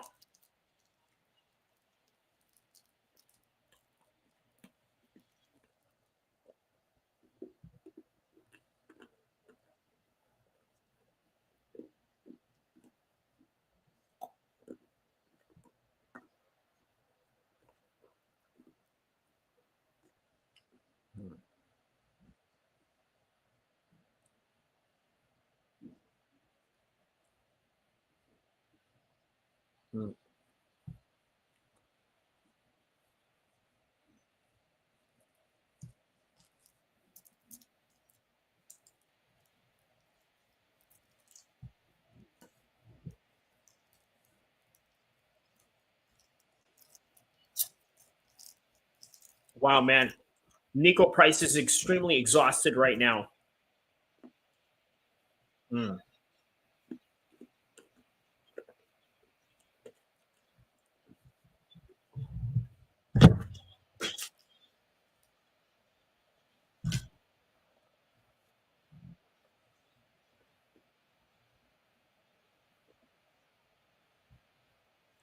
No, I did not mean to do that. Oh, wow. He's about to finish Price right now. Wow. Yeah, he got hurt real bad on that one.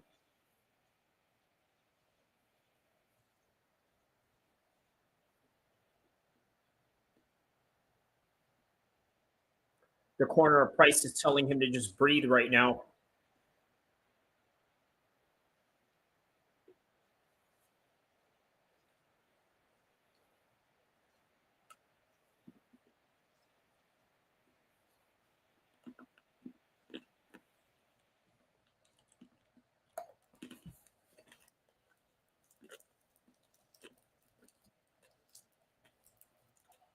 Wow, here's a body lock takedown right here.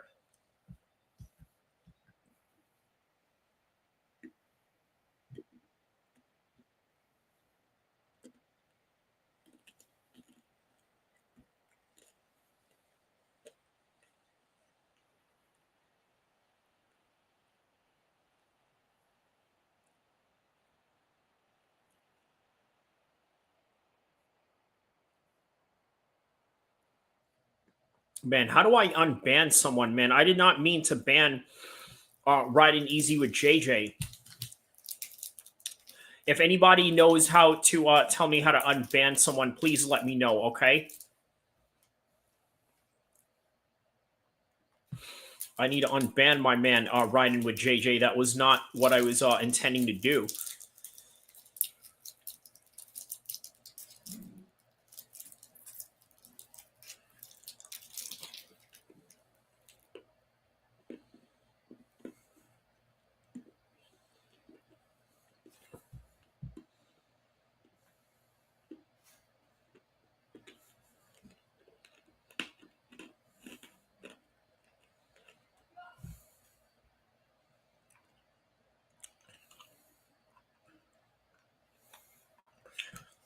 Yeah, that is a very taxing type of explosion to do.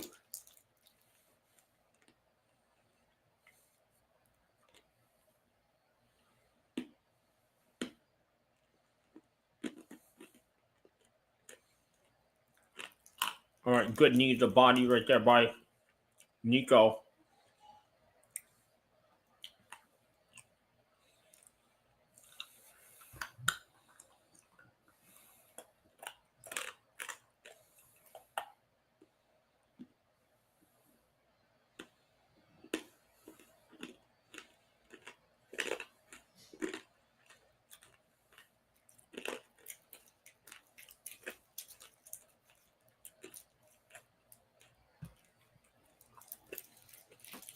All right, so now Jacoby's right on top, full guard position.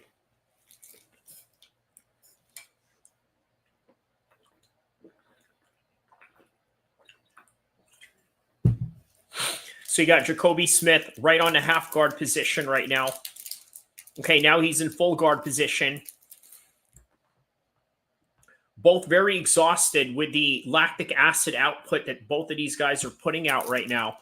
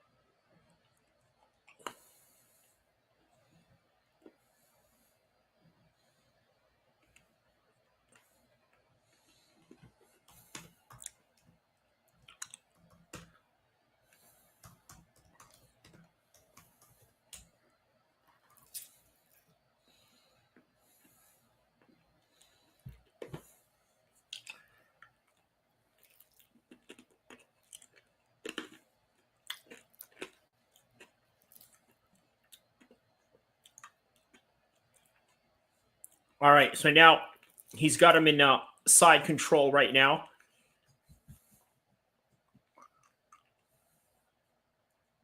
Oh, wow, scramble. Now he's got the back. That was really fast. That was it. He tapped him.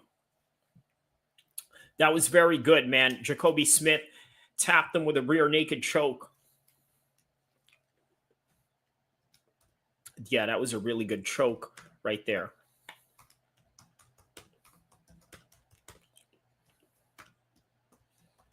So far, guys, I'm undefeated tonight in all my picks. Okay, I'm undefeated in all my picks tonight.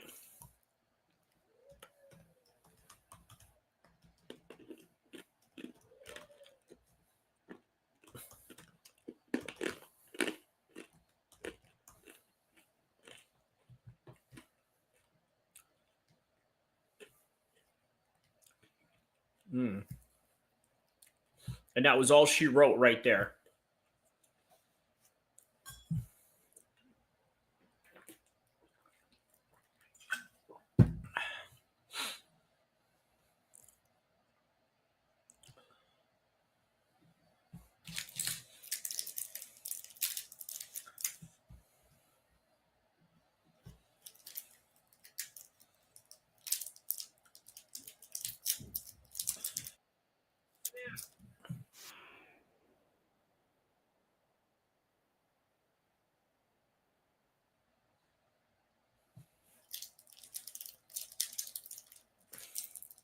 All right, man. Well, Bruce Buffer's about to make it official right.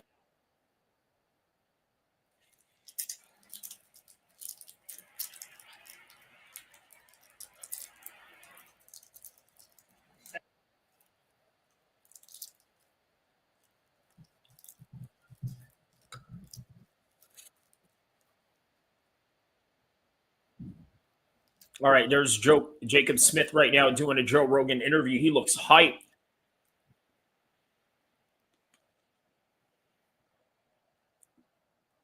Highest. Is this actually live right now? It's live. Marty, I'm live. Yeah, I'm live. I'm live, my man. I was gonna ask you, Marty, do you know how to unblock someone? I accidentally blocked and banned Riding Easy with JJ.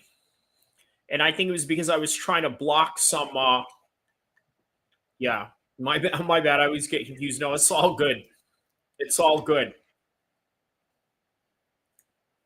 Sometimes I sometimes I pretend I'm live just so I can make my ops think I'm home. I'm just kidding. I'm joking about that. But yeah. Good choke by Jacob Smith, man. Real impressive choke.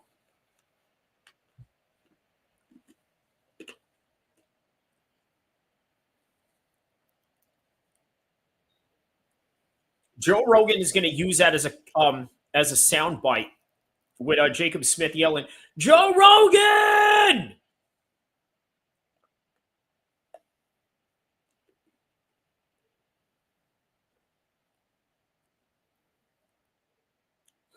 I wonder which fighter is going to bring up to Joe Rogan about Liver King.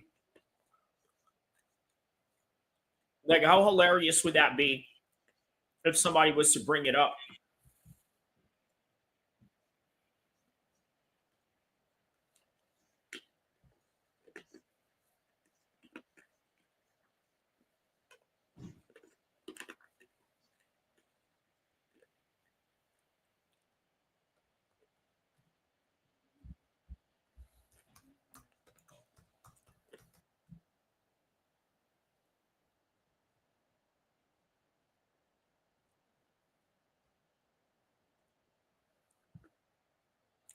Someone definitely should. They should tell him that he should have fought that fool. Yeah.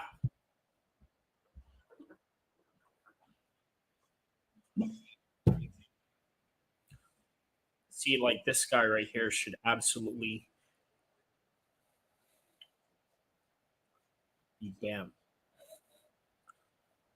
He says, "Oi, mate, are you going to show the fight?"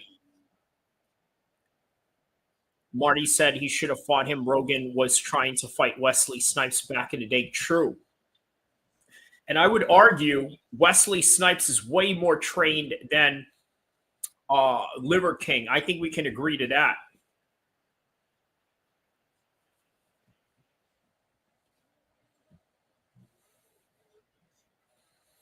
How locked in are you guys right now? Some people are this locked in right now. Look at this. This is how locked in some people are right here. See that? He says, I'm this locked in. So, yeah, but are you showing the fight? I'm reacting to the fights right now, my man. Shout out to you, though. Let me know what part of the world you're from. I would imagine maybe Ireland or Australia with a name like Oi, mate. Oi. Oi, oi, oi.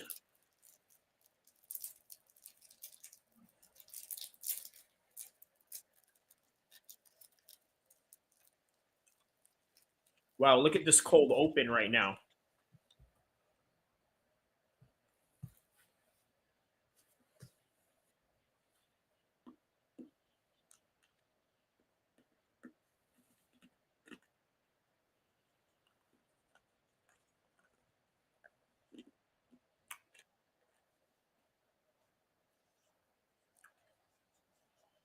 Oh, yeah, I remember that. The Irish invasion of the desert. Are you guys watching a cold open right now?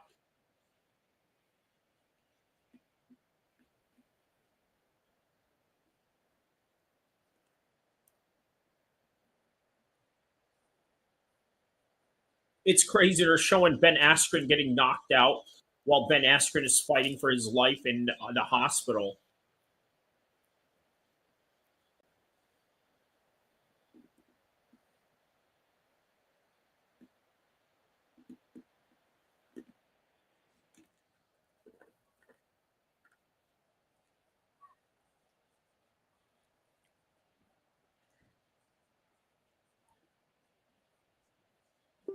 Dang. He says, dang, I don't like that.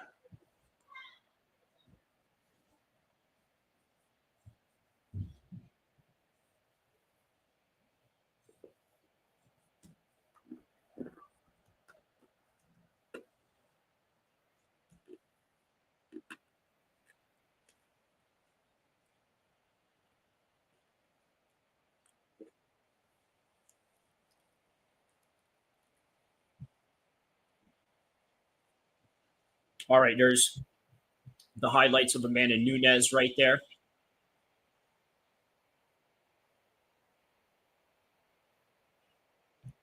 Didn't the whole thing with Ben Askren start with having staff? Yeah, correct.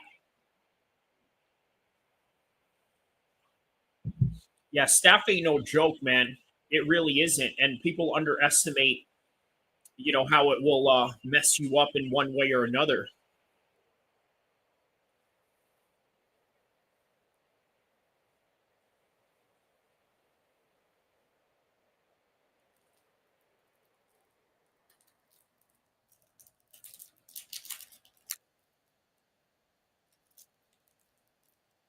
So yeah, we're in the prelims right now, not the early prelims anymore. Meanwhile, Jake Paul and Cesar Chavez Jr. are fighting at the Honda Center right across state lines, Nevada to California. So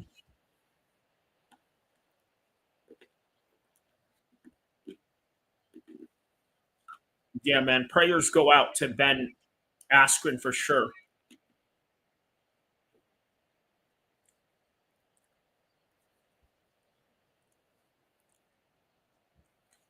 There was a guy from DDS that died from staph going in his brain. Wow. Contact fell out in the blue room and he put it back in. Ooh. Dude, that is vicious.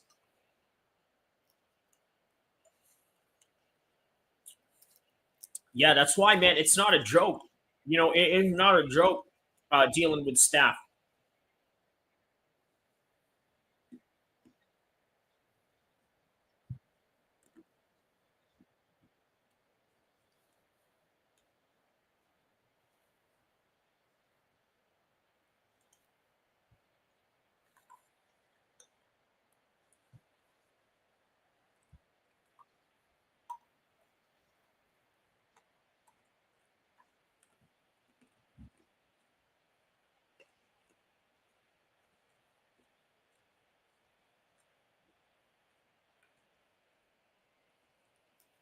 There's Antonio Tarver right there. I know Jake and Chavez aren't up yet, but I'm looking at the crowd. It looks kind of empty. And I don't know. It doesn't feel like a regular International Fight Week summer the way that it normally did in other years.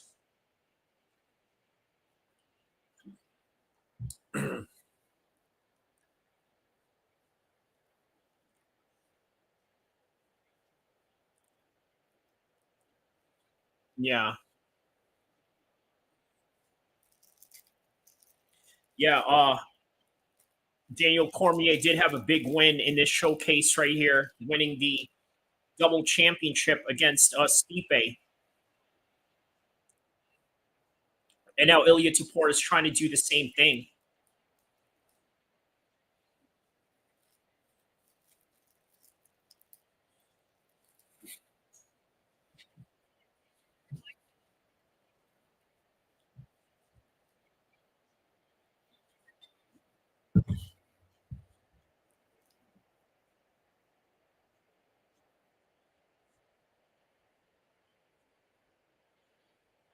Man, that is a big, heavy burden for Chavez to carry if he doesn't win this fight, though.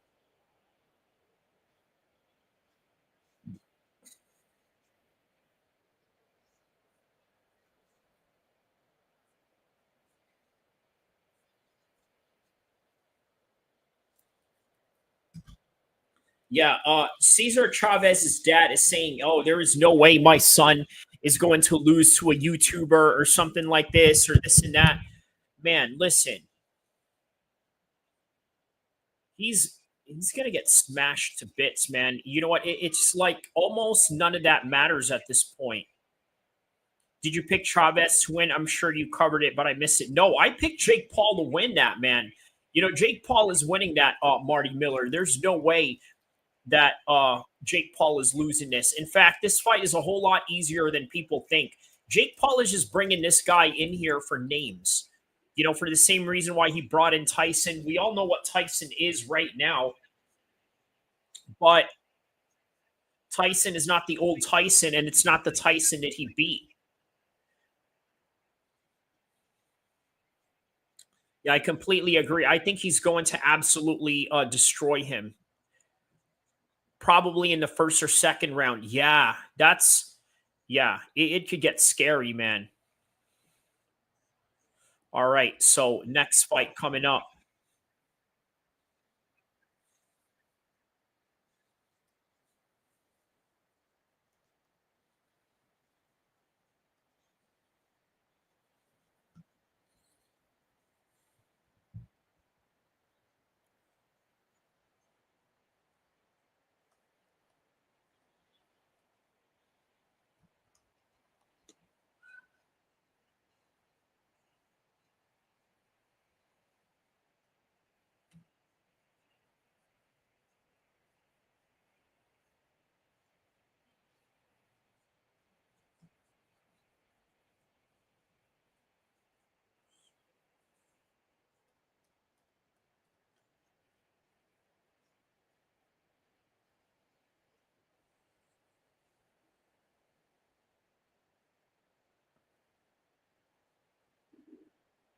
All right, so the first Borschev.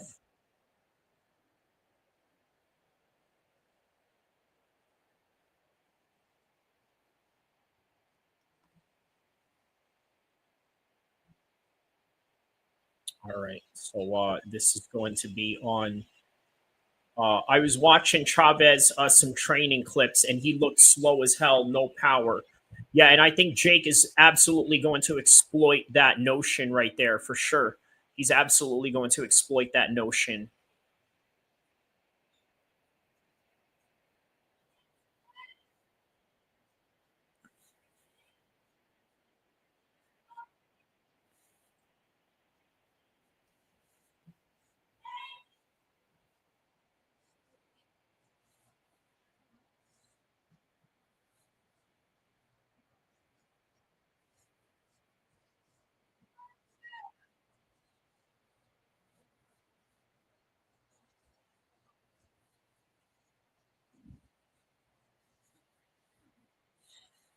All right, so now we got Terrance McKenna and Borschev next in exactly 30 seconds. Let's see what I had for this fight. So far, I'm undefeated in my picks tonight, man.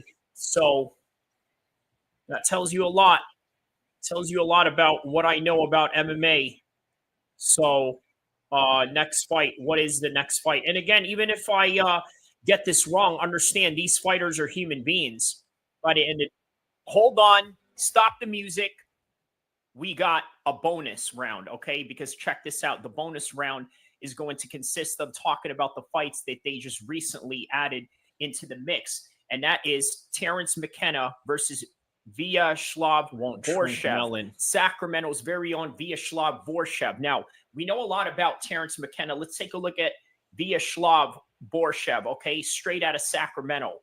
A bit of a 50-50 record, 8-5-1. Obviously has fought out here in the regional scenes of ONE FC and things of that nature. Okay, so let's check out the record. UFC, I meant to say, for the record, I didn't mean to say ONE FC. For the record, I meant to say Titan FC. Okay, so let's just put that in perspective. Okay, carry on. Record right now, okay? So he is 3-4 in the UFC right now, right? Has a win in the Contender Series, has a 50-50 record in LFA, but obviously he fought Tom Nolan in his last fight. That was in UFC 312 in the Dricus Duplessis Strickland fight. Loses to a unanimous decision, loses to a decision against James Lontop. Prior to that, gets choked by Chase Hooper, and then has a win over Maciej Haysayer. Okay, that was back in 2023. All right, well, now let's take a look at Terrance McKenna. Okay, let's take a look at where Terrance McKenna is at in his career trajectory right now. Okay, so Terrance McKenna, very interesting character to say the least, right? Well, by the way, was a former gang member. Okay, and I didn't know this about Terrance McKenna at all. Now, I don't even know what gang that is. Obviously, it's in Florida, so that right there is a whole different world of politics, that contrasting of California. But he was also a military brat. He lived in a military base, so he had a very interesting life, right? Reminds me a lot of my homie, who's also a fighter, Jarrell Askew. If you guys know anything about Jarrell Askew, he was also a military brat, but grew up in Alaska. So he kind of reminds me of him a little bit. Has a win over Demir in Saudi Arabia, first round knockout, gets head kicked by Esteban Robovic. Okay, no shame in that. Has a first round knockout against Mike Breen, and he's got a lot of first round knockouts, right? He's got a 20-second knockout here, but he also gets finished, right? He's one of these fighters that's like, oh my goodness, I got to tell you, man, this is a 50-50 fight right here, okay? I think this fight is going to go to a finish, and I'm sorry to say, even though Vyacheslav is a Sacramento guy, I don't know if he's going to beat Terrance McKenna in this, right? But listen, both of these guys are at a 50-50 state, right? Anybody can beat anybody at any time, okay? So I'm going to have to go with Terrance McKenna on this one. Second round TKO. Sorry to Borschev. I don't know, man. You know what? I don't know. I'm going to go back and forth with this one. All right. I'm going to have to make an official decision right now, okay? I'm going to go with Borschev by knockout. Sorry, Terrance McKenna, but I got to go with the Sacramento guy. And guess what? I know that's a little bit of a biased pick, but hey, it is what it is. All right. Well, here we are. Back to the future, back in the present time from the past, which was a couple of days ago, and into the present. Here we go. Now, how can Kyrie talk without moving his lias? I don't understand what that means. Oh, wow. Okay. What is this? Okay, Terrance McKenna straight away.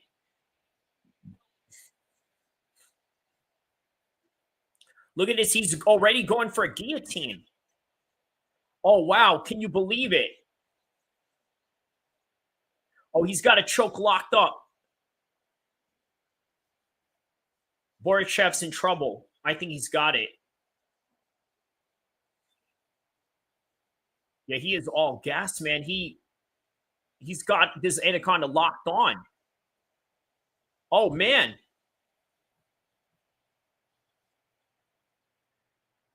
Oh, that's very tight. He's struggling. Oh, he tapped. Wow, man. Terrance McKenna gets the submission win on that one. I can't believe it. Yeah, he got that one off, man. That's why, man, DC said, listen, don't be chewing food while you're watching this guy fight, because out of nowhere, he could finish the fight out of nowhere.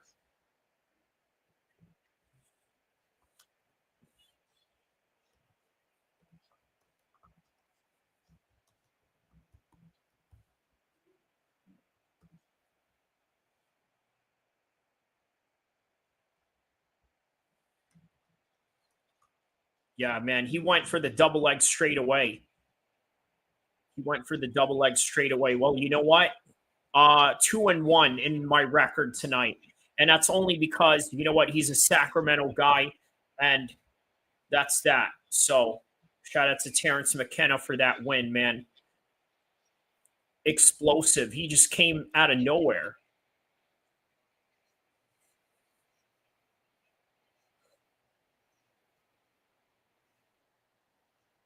All right. Well, next is Tracy Cortez and Viviane Araujo.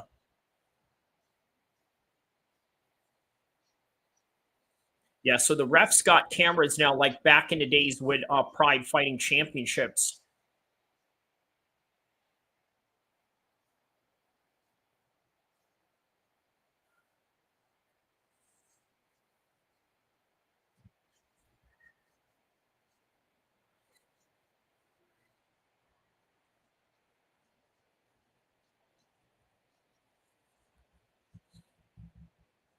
All right. So meanwhile, on the boxing side, now that fight's over, we could at least watch a little something with Tevin Farmer. Tevin Farmer's boxing right now.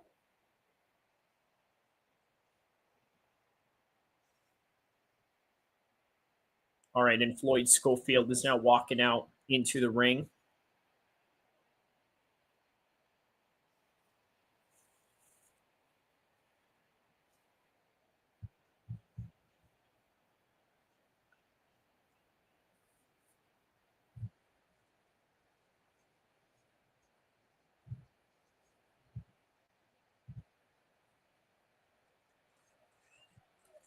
I just want to take off the headset for a second.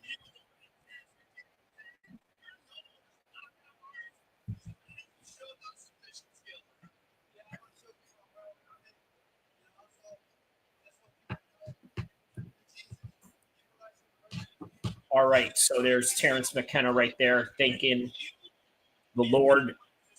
He says Jesus, but you know what I mean.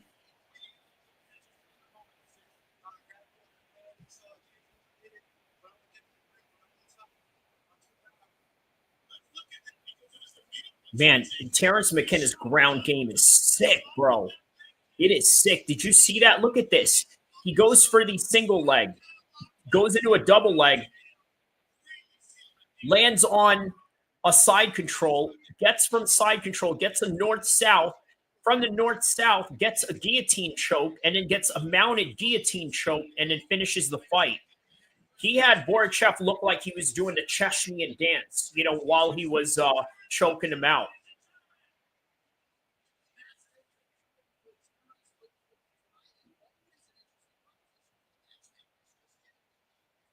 All right, so Paul versus Chavez Jr. is opening their card right now.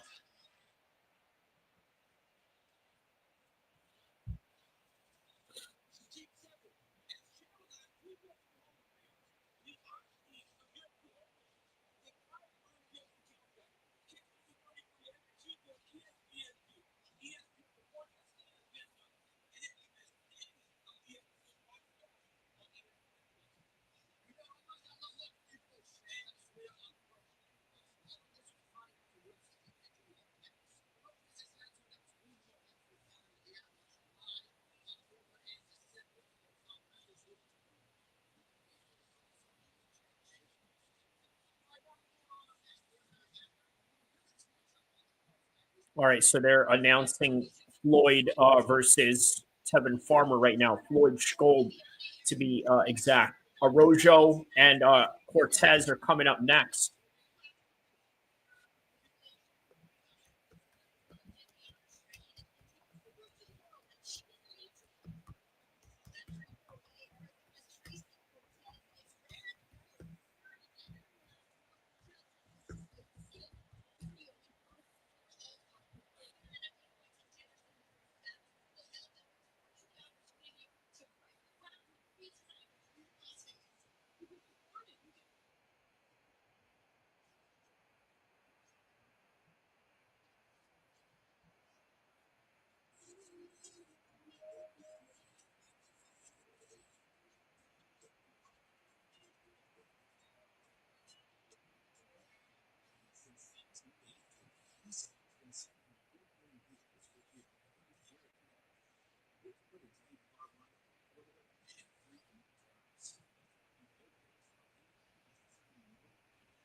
Wow, what a name, Floyd Schofield.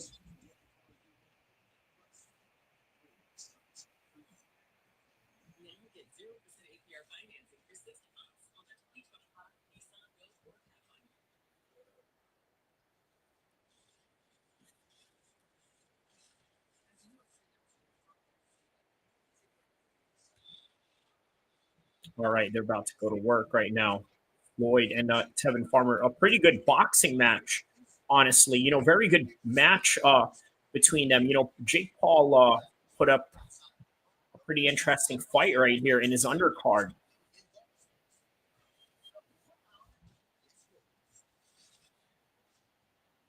All right, so good thing they got a little bit of a commercial going on on the UFC side, so we can kind of concentrate a little bit on the Tevin Farmer side right here. All right, so here we go.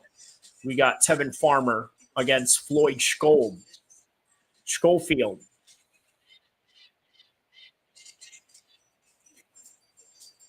A lot of positive things a lot of the boxing aficionados are saying about this guy.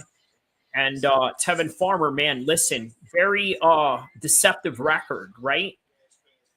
He had like 3 losses in a row, but they don't seem like the worst losses ever, right? And certainly not indicative of how he would. Oh, as soon as I said not indicative of how he would perform, look at this, man. Tevin Farmer gets slapped in the first round right now.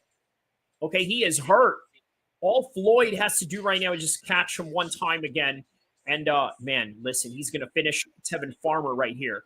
He's got him hurt. He's got him hurt. Oh, my goodness. Oh, my goodness. Oh, my goodness.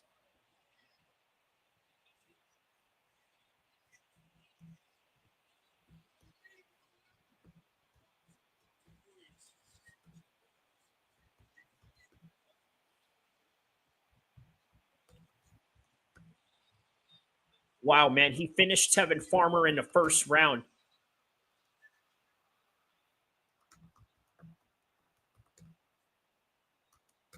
Wow. That is amazing, man. Just like that. Just like that. He finishes him off right there, man. That was insane. What an insane finish.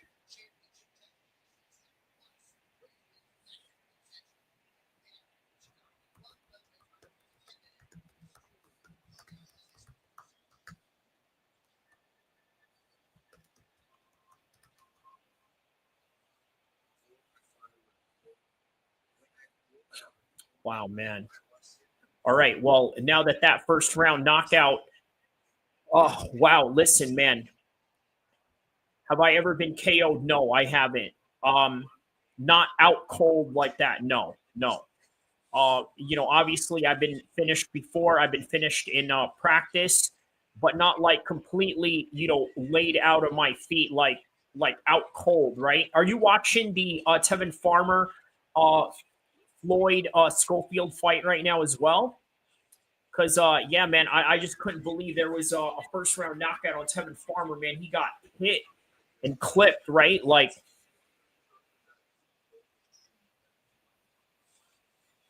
yeah, man, Floyd Schofield is looking to okay, so you are watching it. Okay. Okay.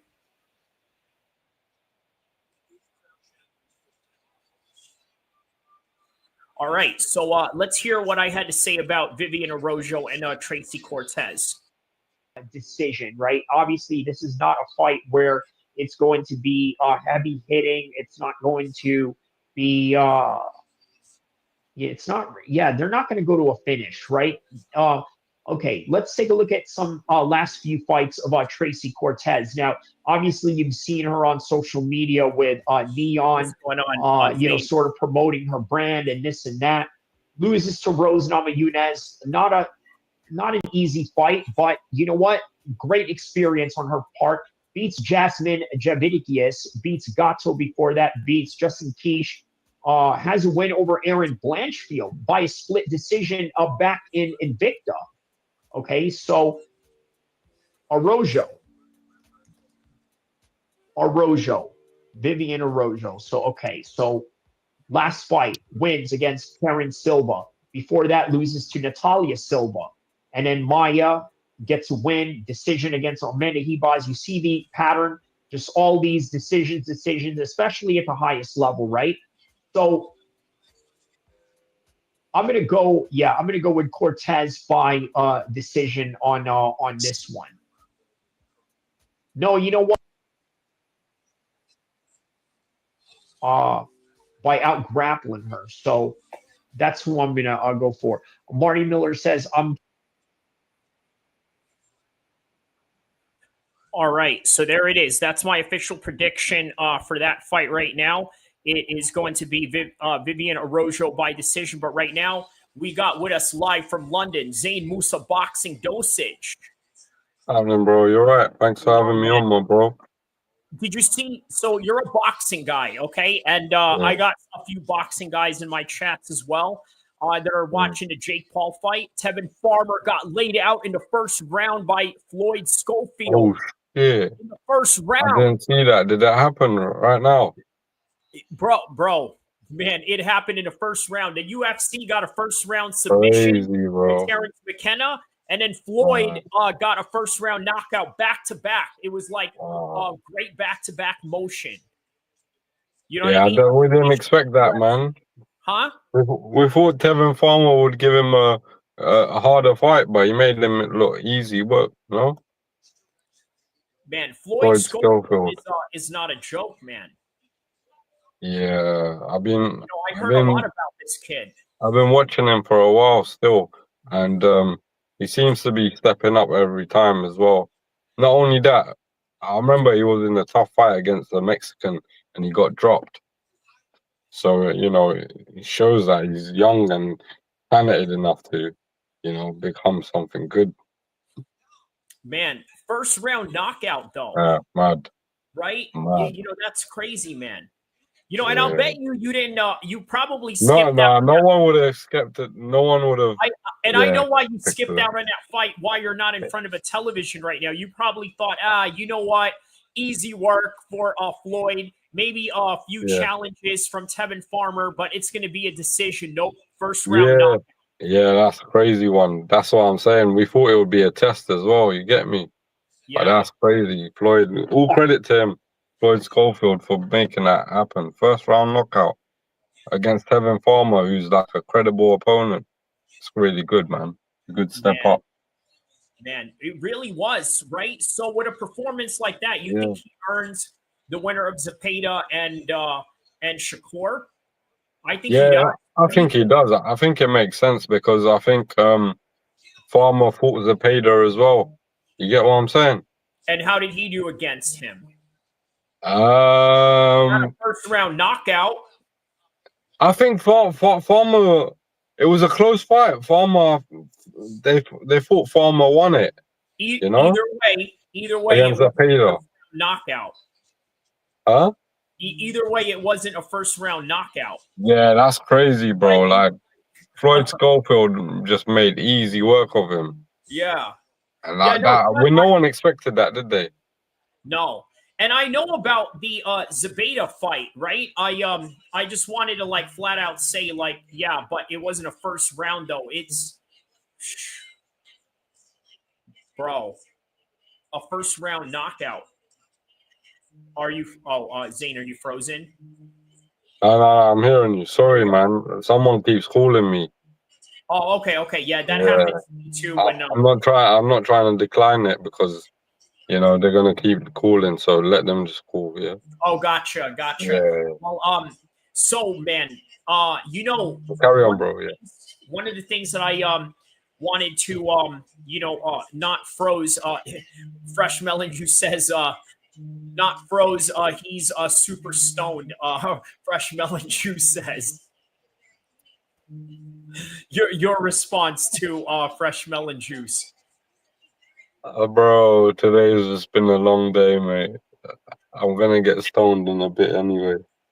Hey, and you know what, Fresh Melon Juice? It's International Fight Week weekend. Why not? You know what I mean? But yeah, man, what do you call it? What was I gonna say? Okay, so on the description I wrote below, I mentioned something to the effect of debating or talking about the Canelo and Crawford fight, right? That's a good discussion, man. Kyrie, I think you know it could go either way, man. But you know we can both make an argument of who we think's gonna win as well, you know, because it's that sort of a fight. But in terms of skills and everything, I think Crawford's a bit more skillful, but it's that size, isn't it? The size will play a factor. You get what I'm saying? Yeah, no, that will absolutely play a factor. But you know what? Crawford is not that small. Crawford is confident he's confident as well. That's the thing. He's very, very confident, and he doesn't know how to lose. You get me? So No, he doesn't. Bro, I can see why you're saying like Crawford wins that fight, and bro, I totally get where you're coming from as well. You get what I'm saying? Yeah. I'm a biased guy. I love watching Canelo since I started watching boxing. You get what I'm saying? So he's one of them fighters that I've always had an eye on because he faced the best coming up.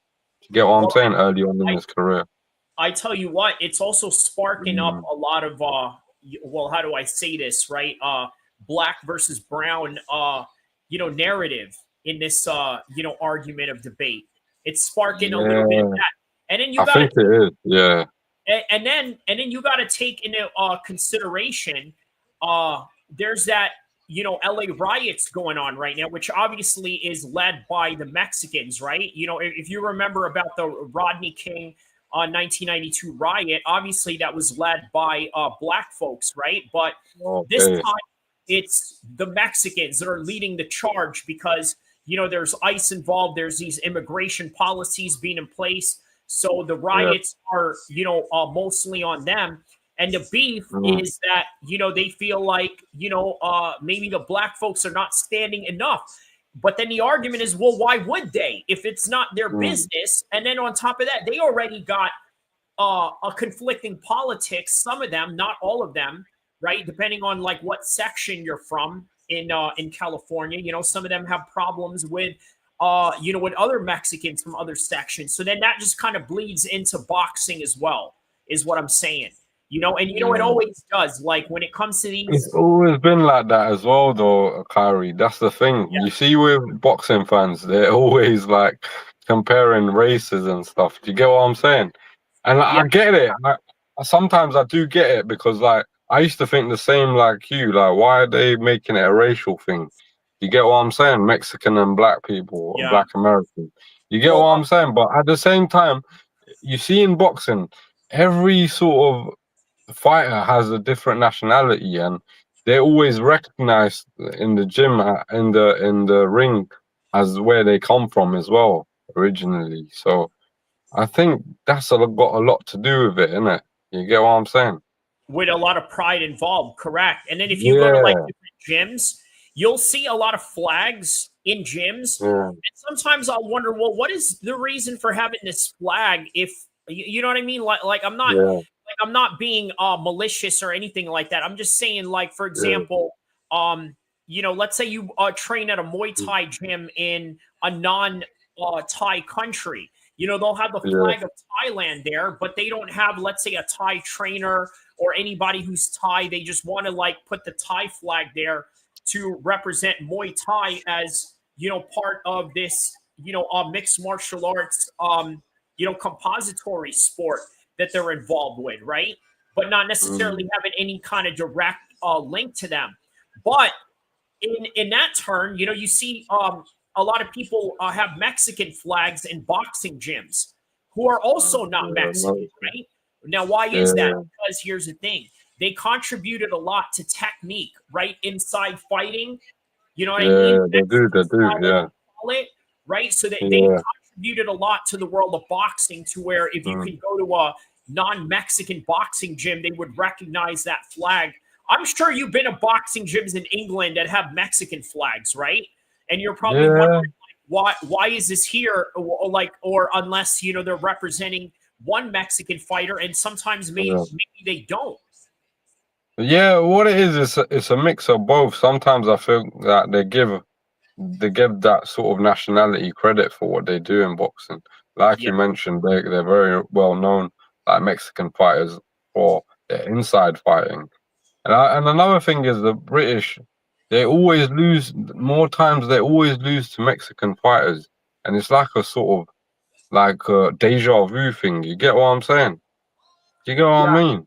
Like, it always happens. Like, whenever Canelo's fought a British fighter, he's always beaten them, bro. Like, there's not one British fighter that's beaten Canelo. And, we may be seeing that in the future, Canelo versus Shiraz or Canelo versus Eubank, but I think Canelo versus Shiraz is so realistic. If Hamza Shiraz gets past Edgar Berlanga, in devastating fashion, it's gonna be warranted for the last fight that Turkey's got on in the deal. Turkey is really hanging a lot of his head into Hamza Shiraz, right? Did you see the tweet that he made about him? Shit. Yeah. I wanted to speak on that as well. Did you say it? What did you think of that? You know what? Here's the thing, right? It's scary for him to say that. I'm going to tell you why, right? Because people expect him to be like a Dana White, to be like, Eddie Hearn.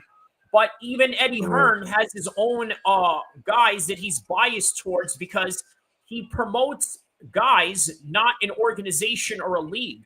Whereas with Dana White, he promotes a league and an organization, so he can't be biased towards one fighter. You know what I mean? But when you look at Turkey, he's kind of doing a combination of both, right? He's a league president. Yeah, he's a league president. And a promoter, and then a manager at the same time. Yeah, I've noticed that. He's playing 3 roles, and I think that it may bother some people the wrong way because they sort of see it as like double dipping, or just I guess putting his hands into too much jar. We've seen quite some examples of that in the Adames and Shiraz fight. Yeah. Meanwhile, here's Araujo right now, just exactly as I had predicted with the prediction. She was going to take her to the ground, and here it is. Exactly what I told you she's going to do. She's going to try to ride out a 5-round decision. She's not going to have enough, submission skills to finish her off here, but she is going to have enough grappling stamina to, basically keep Cortez down on this right now in the first round. So that's 1 minute down already, Araujo versus Cortez. But all right, go ahead. I just wanted to, throw that in for no problem, man. Just want to say, man, make sure you all subscribe up to Kyrie's channel, man. You get me? Because this guy knows his stuff when it comes to mixed martial arts, There's not a lot of people that do. So, yeah, make sure you subscribe up, man. Best MMA content. Thank you. So, what do you think about that? Double dipping on 3 separate roles for Turkey Al-Sheikh? Bro, all I can say is I'm biased as hell, isn't it? So obviously I support Turkey, and what he's doing is backing the fighter that I promoted very early on in his career, and I still do, which is Hamza Shiraz. So obviously I'm gonna be all for Turkey, but what I'm saying is, for the other fans that are neutral and just want the fairness in the sport, I can understand where they're coming from. Do you get what I'm saying? Because at the same time, it can be seen as you're trying to favor something, and it kind of like sends a bad impression on the result. Not I'm saying that it will happen, because that's just people making up stuff. But at the same time, they get the impression that there's a bit of favoritism, so it can affect the result of a fight. You get what I'm saying? I get where they're coming from, but at the same time, we got to understand Hamza Shiraz is a Riyadh season ambassador, so he's obviously gonna look out for Hamza naturally, because he's representing Riyadh season and what he's doing. So you get what I'm saying? You can look at it in that point of view, and I'm sure Turkey's done a lot more good in boxing than he has done bad. So yeah, really and truly, I don't think boxing fans can complain. You get what I'm saying? As a whole, Turkey's been good to the sport. Without him, we wouldn't have got the best fights. You get what I'm saying? We're not going to get these fights. And we know that, because, boxing's a business. But now he's bridged that gap. You get me? So, people got to be thinking about what they're saying before they say something stupid. You get what I'm saying? For sure. And you know what? Here's the thing, right? I think what people also misunderstand is that, Turkey can't get in the ring for Hamza Facts. Can't get in there for him. Hamza Shiraz still has to get in there with a human being that is going to be in front of him, that is going to be adamant and getting in his face and, doing what he does to other previous opponents and, stopping him at his tracks if he could. So that's also another thing people have to understand. And also, look, man, Shiraz and Berlanga with the right opponents, they are not the type of people to leave it in the hands of the judges. So, I think there's going to be an off night for those judges for certain. Bro, those judges are going to be off that night, right? They're not going to. No judges are going to be needed. Yeah, but did you see Edgar Belanga's response to Turkey's tweet? What did he say? He said, on July the 12th, you're going to be disappointed because I'm going to fuck your boy up. Oh, well, yeah. That's it. That's all that he said. I mean, that's normal banter talk. You know what I mean? Khabib said this to Dana White. Hey, I gonna smash your boy, Dana White. I gonna smash your boy. By the way, he's saying this while he's fighting, I believe, a title eliminator fight against Michael Johnson. Old school guy, Michael Johnson, which is crazy to say now that he's an old school guy. But yeah, man, he was talking to Dana White as he was smashing Michael Johnson, and he's saying, "I gonna smash your boy." Okay? I remember that. Yeah, that was so dope. It's normal. When you said that he said something to Turkey, I thought he said something like off the wall, or you know what I mean, or something that something that Berlanga will regret. Yeah, for sure. No, but Berlanga is a funny guy, though. I'd say that he's a funny guy, but we're gonna see what happens. I think he's in for a shock, though. Yeah. He is. You know what? It's like this, right? The Saudis can't get in there and fight for Berlanga. I'm sorry, they can't get in there and fight for Shiraz. The Saudis can't get in there and fight for Shiraz. But I tell you what, Hamza Shiraz is not going to need the Saudis to execute him. No, for sure, bro. You know what I mean? Like that's how that goes. You know what I mean? I mean, but you guys have to understand. We're also very biased towards Hamza Shiraz, but it's okay because we're an MMA page. Because I'm not biased towards anybody in my MMA stuff, except the only loss that I had tonight was a guy that is from my Sacramento gym. Okay.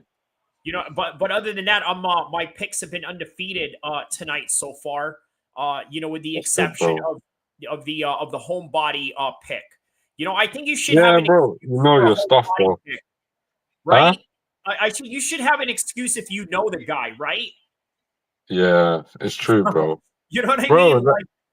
I actually know him. You get what I'm saying? Credit. Yeah. The thing is, if you know someone, you're obviously going to be naturally, wanting to support them instead of someone else that you don't know. You get me? Right. It's only a natural thing. And I think, if everyone else knew someone or they knew this boxer, they would do the same thing, wouldn't they?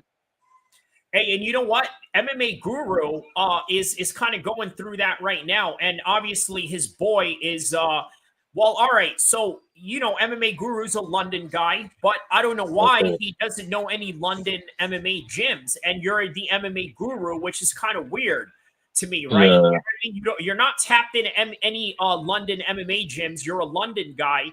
And the only MMA gym that you've ever been tapped in with was when you became famous and you traveled down to South Africa, which, by the way, is Drickus, the guy that Kamzat is fighting. Okay, so now MMA Guru was known as all right, you know what? We love this guy because he talks smack about everybody because, he doesn't have alliances to anybody. He can't watch he doesn't have to watch what he says, because he's not tapped in with anybody like that. Okay, so now you're tapped in with Drickus. So now you got to be biased towards them, right? So, man, this dude started wearing an Africa dashiki after after Drickus won. Let me see if I could pull that up That's right funny. now.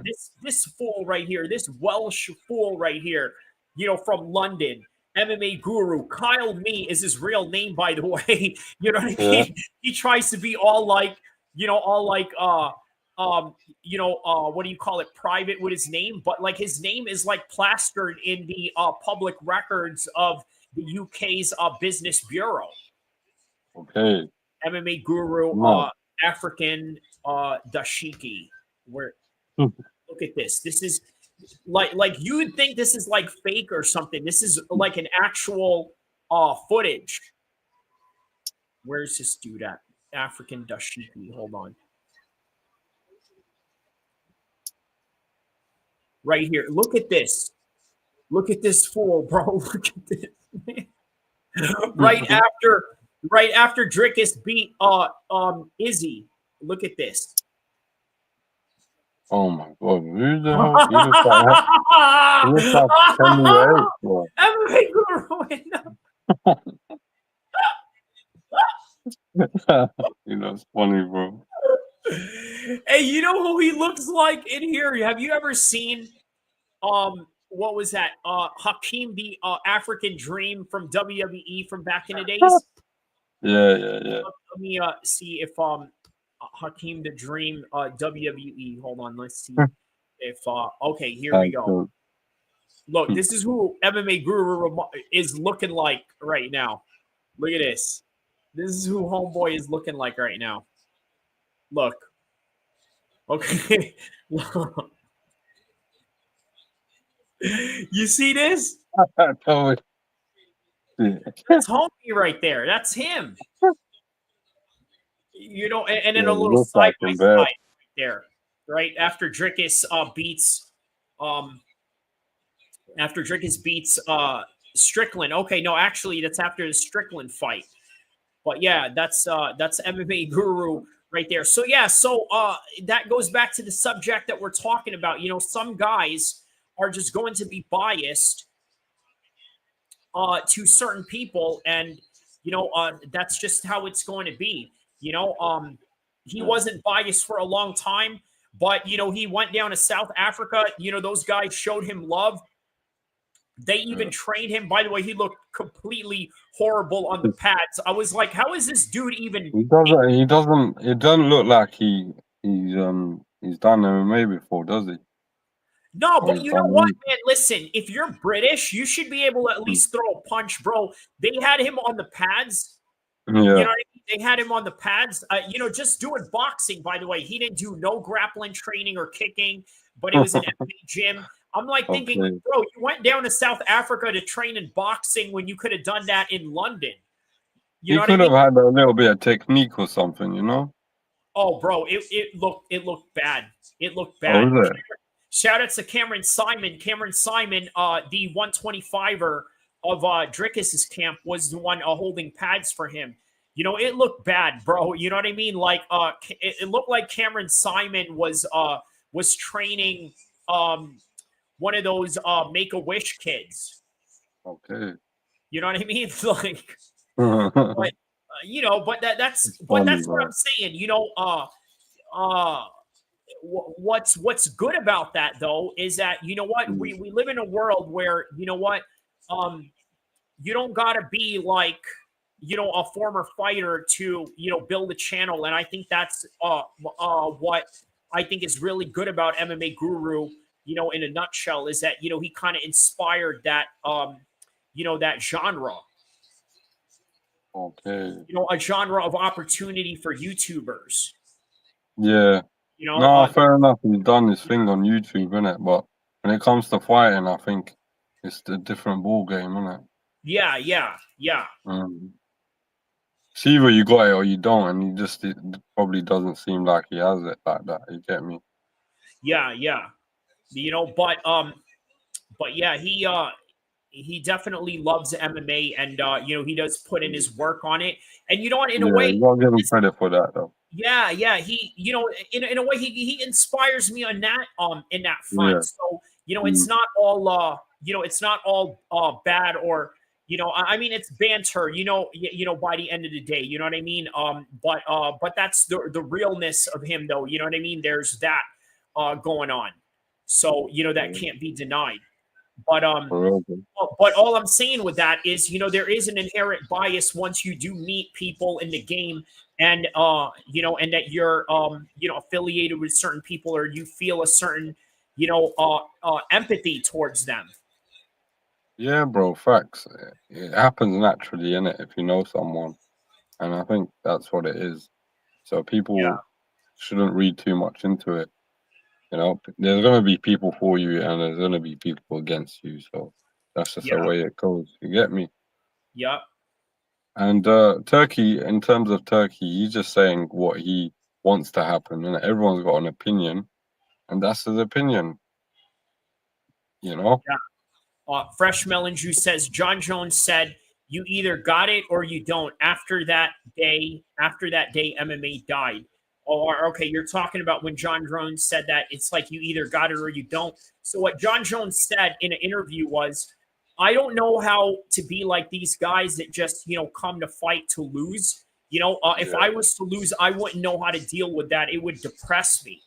And when he said that, it made me realize, you know what? This is the reason why this guy is not fighting Tom Aspinall. Yeah, because I don't know. He might think he might lose. That's what it is, because he doesn't want to go through that. Yeah. He's literally telling you, in all honesty, is true of hearts, that a loss would depress him. Yeah, facts, bro. I think he's so used to winning that if it did happen, it would definitely affect him because he's not used to it. He's just being real, isn't it? I guess he's just not ready. And what Fresh Melon Juice says, I'm saying you don't have to be the best to do something correct, or nothing would be done in this world. Yeah, you know what? That's a good point, Fresh Melon Juice. But you know what? There are guys like John Jones. There are guys like Floyd Mayweather. There are guys like Khabib that have a different register in their head and what position they envision themselves to be in this world. You know what I mean? And that doesn't involve losing. Now, look, here's what I can say, right?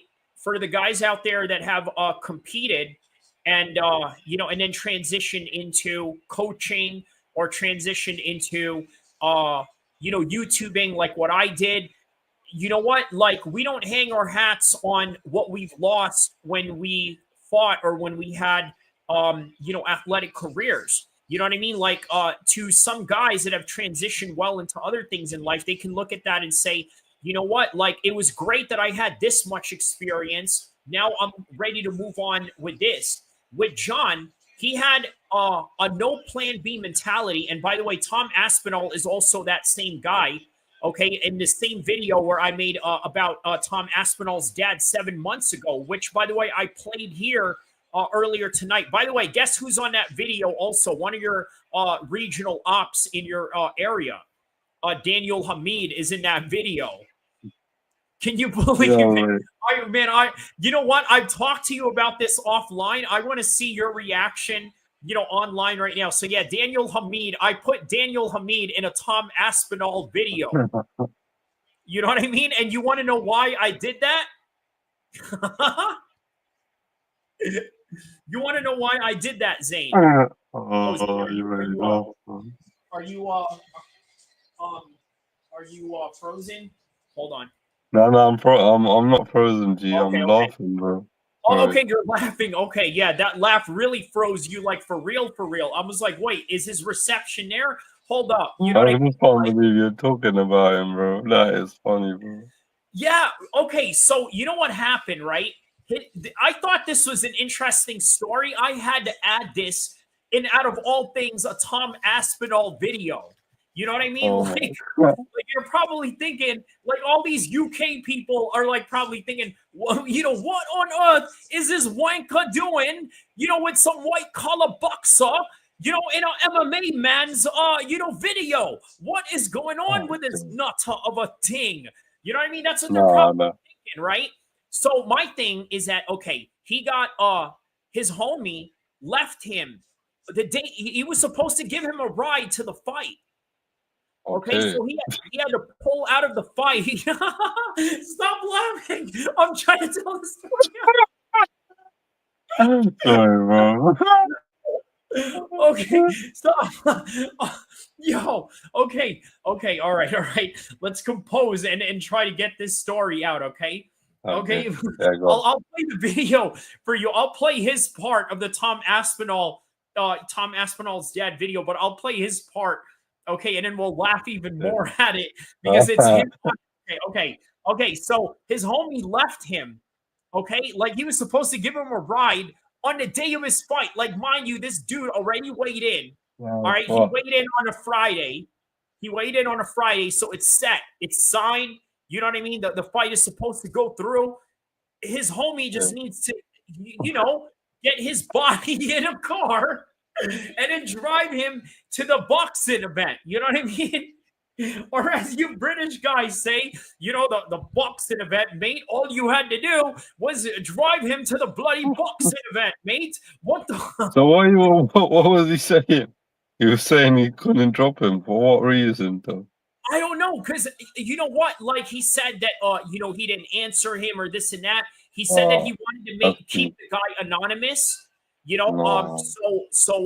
There's several reasons why that would be, but yeah, for those maybe his boy who saved him from an ass whooping. You know what? I didn't think, I didn't think about that, Zayn. That is a good point.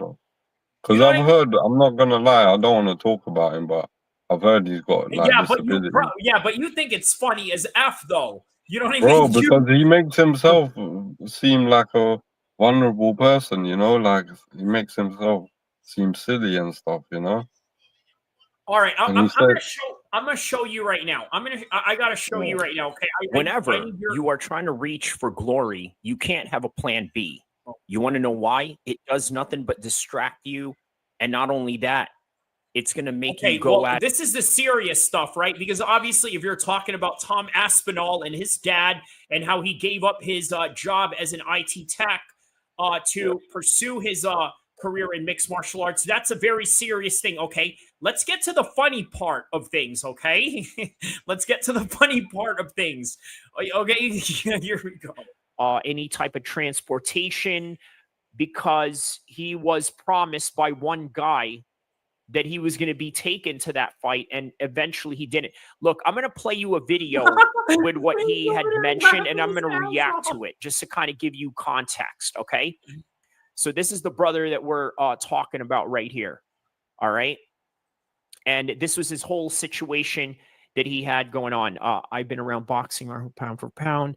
It's given me opportunities, especially when it takes time to find people you truly trust outside of your bubble, but I can genuinely trust these people. Okay, so he's talking about the promotion being very helpful to him. Okay, so here's an interesting post that he wrote. P. Diddy got Pac unalived, and I'll tell you why he did it. I love how he threw a P. Diddy reference into this, but all right. The jealousy. Tupac was an upcoming star. My point is that jealousy can actually come from your own don't trust no one. The more you rise up in life, the more people want. Yeah, that's a good point. I'll tell you why, because Diddy and Tupac were actually homies at one point. Okay, so here's a video of the stories that he was talking about. Let's play it right here. All right, so Zayn, listen, here's his video of his accounts of what happened, okay? All right, here we go. Yeah, all right. Sick.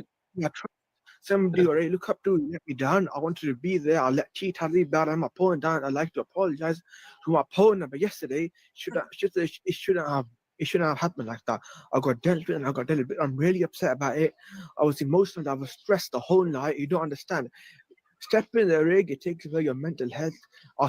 It takes away your dignity. Like you're training for a fight. You're putting your mental health on the line. You're putting your safety on the line. So it takes a big man to step inside that squared circle.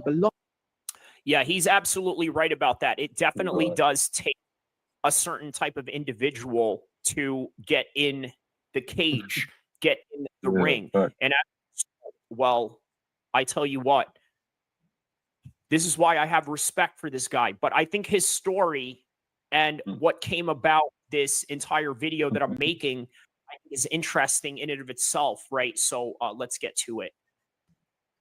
Last minute, this is what happened. I got stuck. Listen to me, people. Put yourself in my situation tomorrow. Put yourself in my situation. Who do you trust?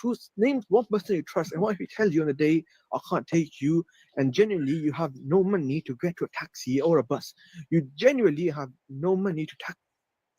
So you see what I'm talking about? This is literally what I was emphasizing with you guys, is that it takes money and resources to get to point A and point B.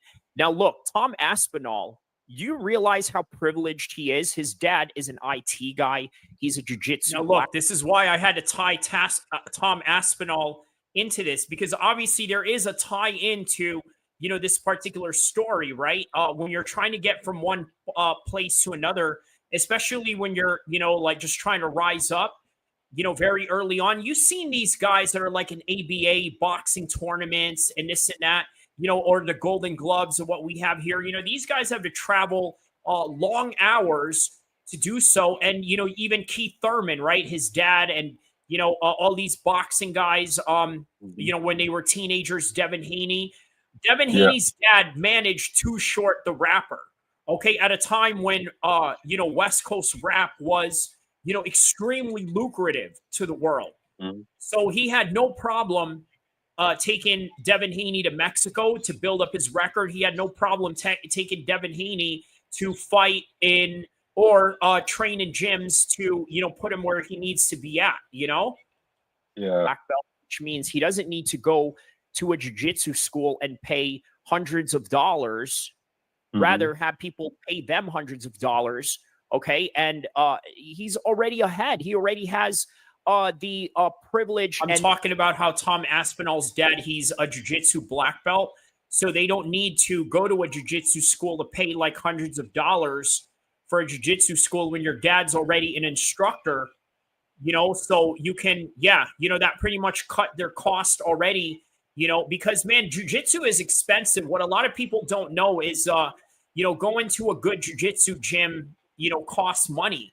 You know, and then the gear is even more money on top of that. So, but boxing is even more, you know, expensive as well. You know, you got the shoes, you got the mouth guard, you know, depending on like what kind of taste you have of like shorts and trunks, you know, those are expensive to make. You know, people don't understand how expensive boxing trunks are to make. You know what I mean? And then if you're an amateur, then you got to have headgear. Then you got to have not only headgear for your training, but headgear for your actual fight. Sometimes I think they provide it for you, depending on what league you're competing in. But yeah, I don't think this is a white collar boxing though. I don't think you know, they don't wear any headgear. It's like a crossover between semi-professional, but not really. You know what I mean? It's a way of like skirting around, you know, being semi-professional while, you know, having the entertainment value of not wearing headgear. The opportunity to go forward. And again, this situation, and watch this, he gets funnier here. Situation that Danielle is talking about right here is very common with a lot of fighters. And for those of you that have been in MMA gyms and boxing gyms long enough, you know exactly what I'm talking about. Let's continue here. That or a bus. So put yourself in my position, like for 1 minute, put it in my position. You're nowhere, you're stressing all day. So listen, I'm Dr. Apologize. TT hasn't done a good job. He made my opponents have tickets. I made him look silly. They took, so this one person who really wanted to help me, I let him down, and I feel so bad. I got look like a complete dickhead. So what he's trying to say here is that his opponent had sold all the tickets. His opponent wasn't really tripping about him not selling the tickets or not having the time to sell the tickets. I'm not really sure which one, but yeah, he's basically explaining and apologizing to his opponent, but also explaining, by the way, a story that if taken by face value, I think you should really yeah, man, I think that you should really take this story into consideration about. All right, so real quick, I wanted to announce that Tracy Cortez won by decision. Obviously, that's already happened a few minutes ago, but I just wanted to announce it just for the record's sake of of the timestamp. But while I pause this, I wanted to ask you, Zayn. So, Zayn, as you're watching this, okay, this is a man that you're familiar with, somebody that you know, somebody that, or at least you know of, in your part of the world. When you're watching this, even though with even with a bit of an animosity, do you feel for this guy in any kind of way? I'll be honest with you. I know he's got a disability in it, so I think he shouldn't be boxing, and that's what it is, isn't it? But so how are it's just a bit funny of how he this? articulates himself. You get me? Say that It's again. like the way he articulates himself. It's a bit funny because, the way he says things, it makes him seem like he feels sorry for himself, and that's the way he's coming across. So some people may find it amusing. Get what I'm saying? Yeah. He's got that energy about him that he's feeling sorry for himself, and it's kind of funny for people that don't know his personality. Do you get what I'm saying? I don't know his personality neither, so I find it funny. I don't know him from Adam. You get? I don't know him personally. Okay, fair enough. Fair enough. Fresh Melon Juice says, Aspinall's father is a BJJ instructor, and he still got submitted like a turtle on his back. English BJJ is horrible. Are you talking about Aspinall's early career where he got submitted in one of his earlier fights, Fresh Melon Juice? Is that what you're talking about, or are you talking about Aspinall's dad in actual Brazilian Jiu-Jitsu competitions, and you've actually seen him get submitted? Let me know or elaborate what you mean by that. By a smaller dude, you said. So you said that Tom Aspinall got submitted by a smaller dude, and okay, so you mean Tom Aspinall's early career? All right. Well, I tell you what, man, that kind of gives you the argument towards John Jones, right? Because you know what? John Jones could just easily say, well, you know what? Early in my career, I never got choked out, or nothing like that. I've never been choked. I never been, put on my back in any kind of way or anything like that. John has been out wrestled in a few fights, and that's natural. Somebody at some point is going to out wrestle you, even Bo Nickel. You know what? Khabib's the only guy that I've never seen get out wrestled, which is what makes his record and his run, extremely impressive. Even Islam Makhachev, you've seen him get taken down a few times by Volkanovski. Not a lot, but you've seen him in good scrambling positions. So, just an interesting take on that one. Gary, I wanted to ask you a question. Yeah. See tonight, so it's Topuria fighting Oliveira, right? Correct. Yes. Yeah. So Oliveira is a guy that Makhachev submitted, right? Correct. Yeah, exactly. For his vacant belt. And I swear Makhachev was in talks to fight Topuria as well. Yeah, but Makhachev was like, you know what, I got a weight class right above that I could go handle my candle in. So okay. So basically, Oliveira is fighting Topuria, so someone that is a former opponent of Makhachev, right? Correct. Yeah. So we're gonna see how he deals with him. But what do you think is gonna happen? What's your prediction? So I do have a prediction on that one. Yeah. Right now, Hyder and Delgado is playing right now. So Okay. I gave a finish on Ilia Topuria. I think he's gonna win. Oh, speaking of finish, oh my goodness.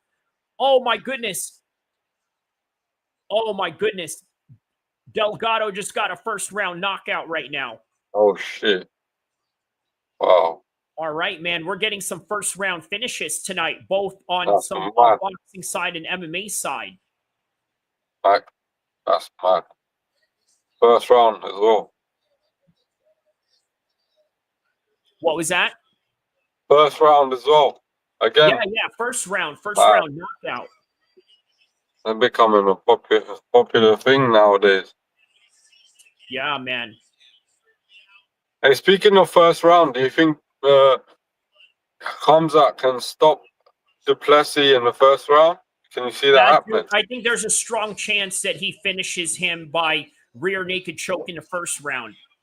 Okay. Wow, man. Delgado knocks out, gets... Hey, Kyrie, I'll be back. I need to charge up my phone quickly. I'll be back, yeah? Yeah, for sure, brother. Come back. Just back. Hit the same link. I'm gonna get on the UFC when I get home, when I get inside, and I'm gonna call you back so I can watch it.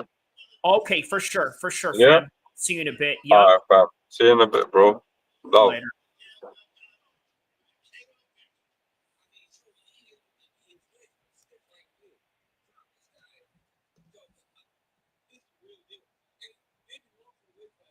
Wow, man. Yeah, that was an amazing knockout by Delgado.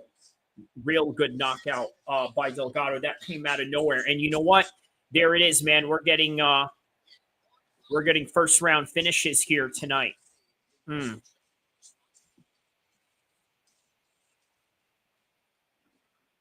right. So what is the next fight after that one right here? Jack Hermansson and Rodriguez. Let's take a look at my prediction that I had for Jack Hermansson versus Rodriguez.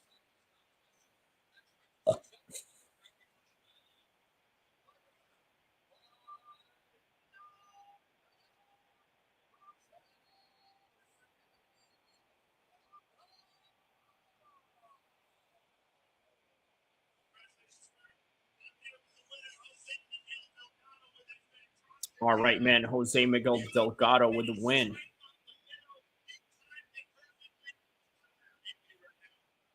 He says, yo, what's your thoughts on Oliveira versus Topuria? Oh, yes, we're going to get to that. So stay tuned, okay? I'm going in the order. Rodriguez, okay? 37 versus 33, 6'1 versus 6'2, 185, 877. So let's take a look at where they were just at recently in their career. Okay. Jack Hermansson, longtime veteran. Okay. Fighting out of both Oslo, Norway, and Sweden. So very interesting combination, right? Obviously in the Norway area has been developing MMA for quite some time. As I've told you guys earlier in the live stream, it is America that is really prevalent in developing MMA. Marty Miller says, I think I'd pick Robocop on that one. Okay. So that's interesting. I'm going to go with Jack Hermansson. I'm going to tell you why. The reason why I'm going to go with Jack Hermansson is I think that there is a chance that he's going to out-wrestle him. He's done that to Joe Pfeiffer. He has great wrestling. He's got submission wrestling background, right? A very decorated grappler outside of MMA.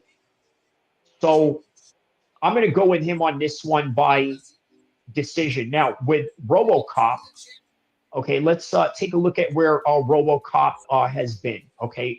Gregory Rodriguez. So let's take a look at Robocop. Where have you been?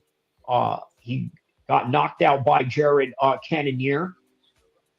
Before that, had a decision against Leroy Duncan. By the way, listen, here's the thing, right? Leroy Duncan, for as good as he is and a great prospect as he is not on the level of Jack Hermansson. Okay, and he struggled with Christian Leroy Duncan, right? He couldn't put him out. I understand Christian Leroy Duncan is very elusive and this and that, but, you know, yeah, man, Hermansson has a little bit of striking. So, Toxic Gameplay says, Kyrie, if someone ever hits you, I'm turning into Antonio Brown. Oh, wow, man. Shout out to you, my man. You know what I mean? That's what I'm talking about. Straight real loyalty right there to the max right there on the set. That's what I'm talking about. Okay. So, and then prior to that, Gregory, he says Brad Tavares, okay? He beats Brad Tavares. That's a good win. He loses to Bruno Ferreira. Okay, and I don't know, man. That's not a fight that Jack Hermanson wins. So, yeah, I'm going to give Jack Hermanson the decision on this one. Okay, so Viviane Araujo versus Tracy Cortez. I'm going to give this one to Tracy Cortez by decision, right? Obviously, this is not a fight where it's going to be heavy hitting. It's not going to be they're not going to go to a finish, right? Okay, let's take a look at some last few fights of Tracy Cortez. Now, obviously, you've seen her on social media with Neon, sort of promoting her brand and this and that. Loses to Rose Namajunas. Not an easy fight, but you know what? Great experience on her part. Beats Jasmine Javidikius, beats Gato before that, beats Justin Kish.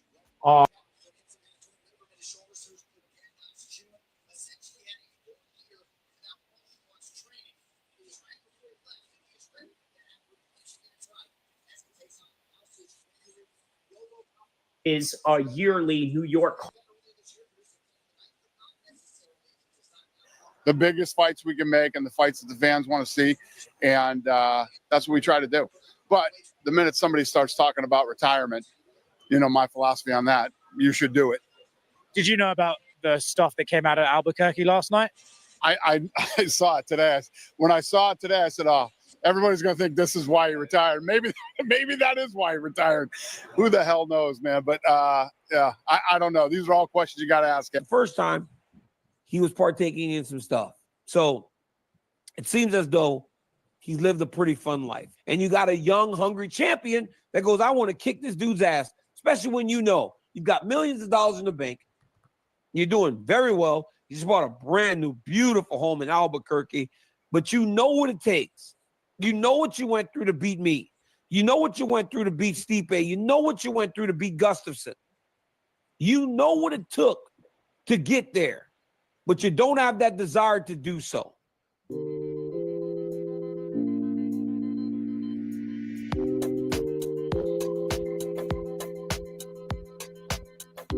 This is not the last of Jon Jones, and he will come back. But also, he's going to come back for Tom Aspinall, even after the fact that Tom Aspinall, let's say, beats Francis Ngannou, which I'm projecting him to do so. Why is that?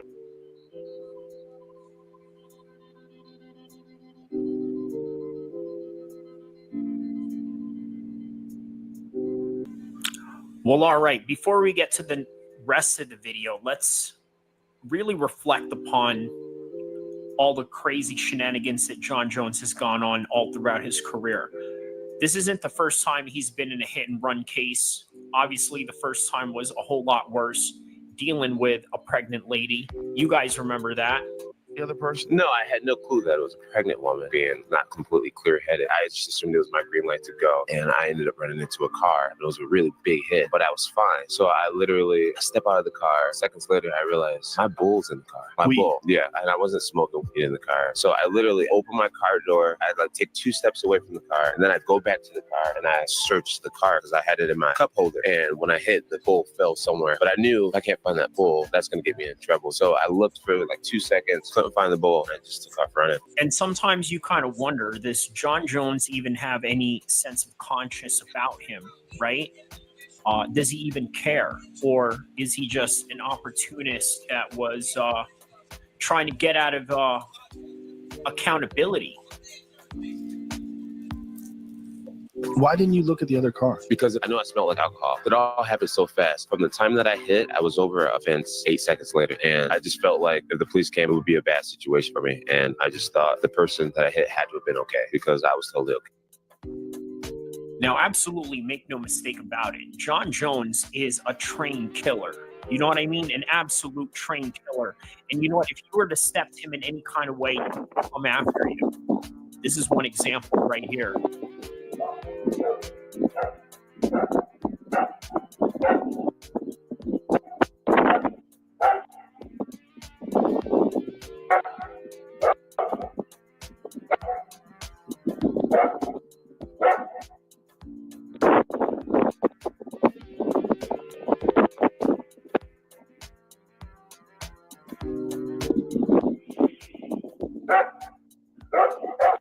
John Jones is going to come out right here with a shotty. Watch this. Right there with a shotgun.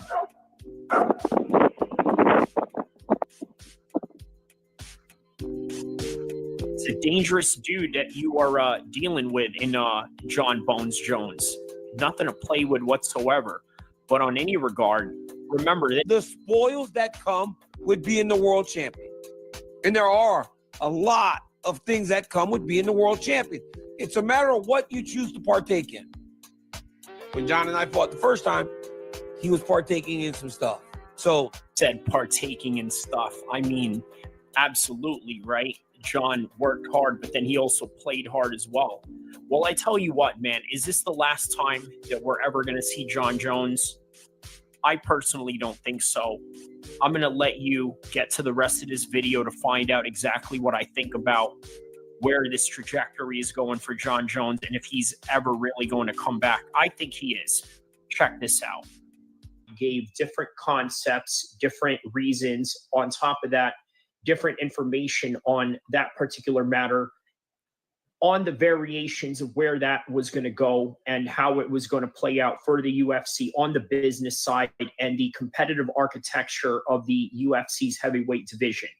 But what we didn't talk about was, why is John Jones retiring all of a sudden when they were saying behind the scenes that Tom Aspinall and John had already agreed to the fight, and Dana White even confirmed himself that it was going to take place during MSG November, UFC, which is a yearly New York card that they have going on. So now that's not going on because John Jones has a hit and run case going on in Albuquerque, New Mexico. This isn't really the biggest problem in the world, I'm going to be honest with you. And the reason why I don't think it's the biggest problem in the world is because, number one, it's a misdemeanor. Number two, it is embarrassing. There's a lot of details on this particular matter that I'm not going to talk about in what I would consider to be a family-friendly show in this MMA chat, in this MMA channel that I have going on. But what I will say is that it is John Jones being John Jones all over again. It is no different than when he was in his 20s. It's no different when he's in his mid-30s, and it's not going to be any different in his retirement phase or his true retirement phase after he reaches his 40. And what do I mean by true retirement phase? Because I don't believe this is going to be a retirement. You want to know why? Here's the reason why. Number one, John Jones has a chance to beat this case. It's a misdemeanor. It's not the biggest problem in the world. In fact, it's just going to drive even more interest to this particular matter of fact. And then when him and Tom Aspinall actually fight, it's going to build anticipation, that of which you've never seen before, not even in the time of Manny Pacquiao and Floyd Mayweather, when they literally fought each other, what you would say maybe 5 years too late. They would have fought at 2010 in both of their primes in that stage. But then it was 2015 when they were already in their mid-30s and they were on their way out.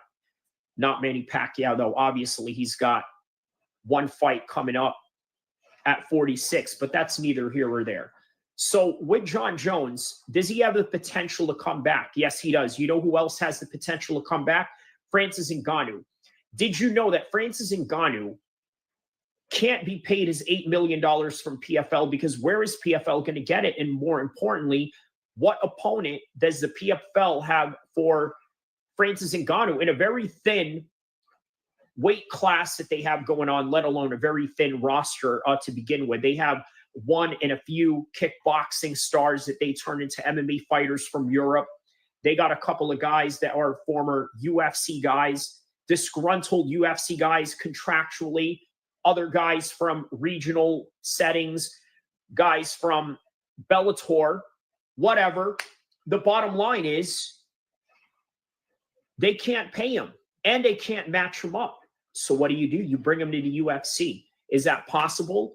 Absolutely. Let me tell you who that's good for. Tom Aspinall.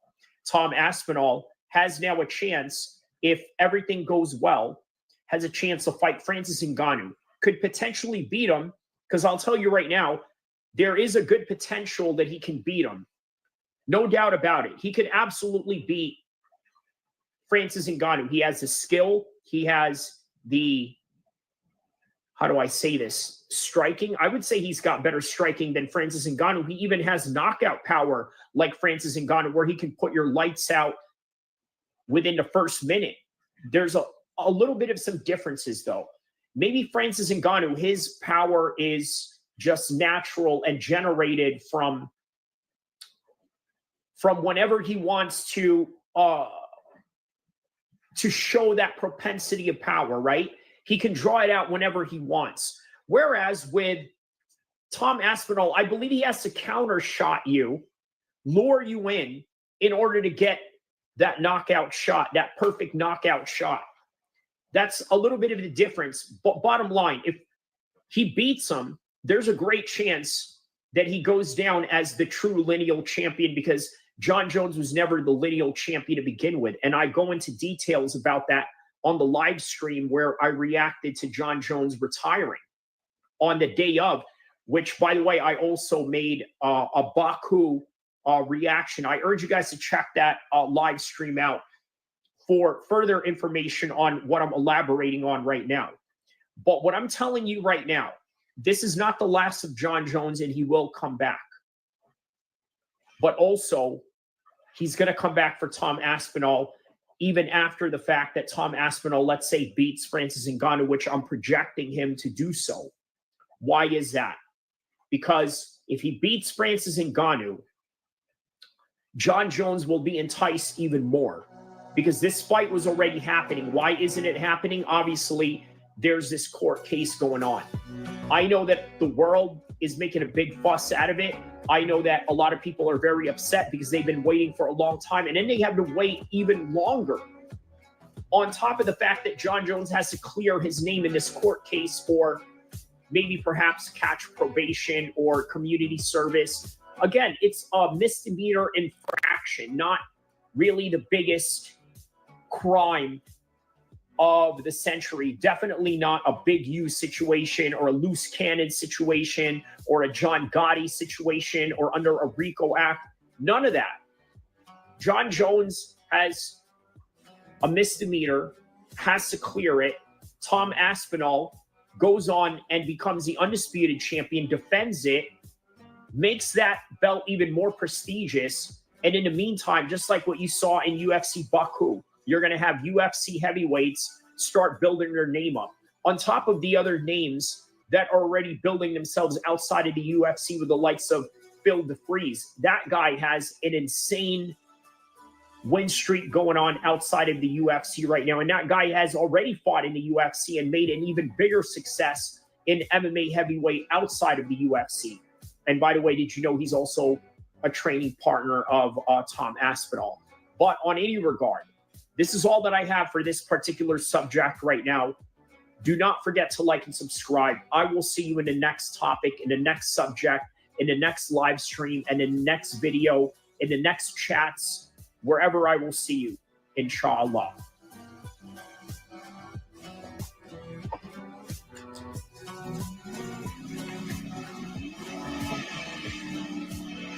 MMA needs, if you want to find predictions, news, and everything that deals with MMA. Shout outs to Kyrie Abu Al-Kir MMA, Sacramento, California, represent. That's right, Kyrie. I appreciate you, my nigga. You came in here, you was talking that shit. That's right, bro. Much love, Flo. I appreciate you for always stepping in, bro. Be safe out there. Man, my nigga Kyrie, my man Kyrie came through. He started talking that shit. Hey, here's the thing. Here's the thing. That nigga will whoop your fucking ass. You will think that nigga's all squared up and all that type of shit. Nigga come through and beat your fucking ass. Like, man, fuck you up. You will never see it coming. So for those of y'all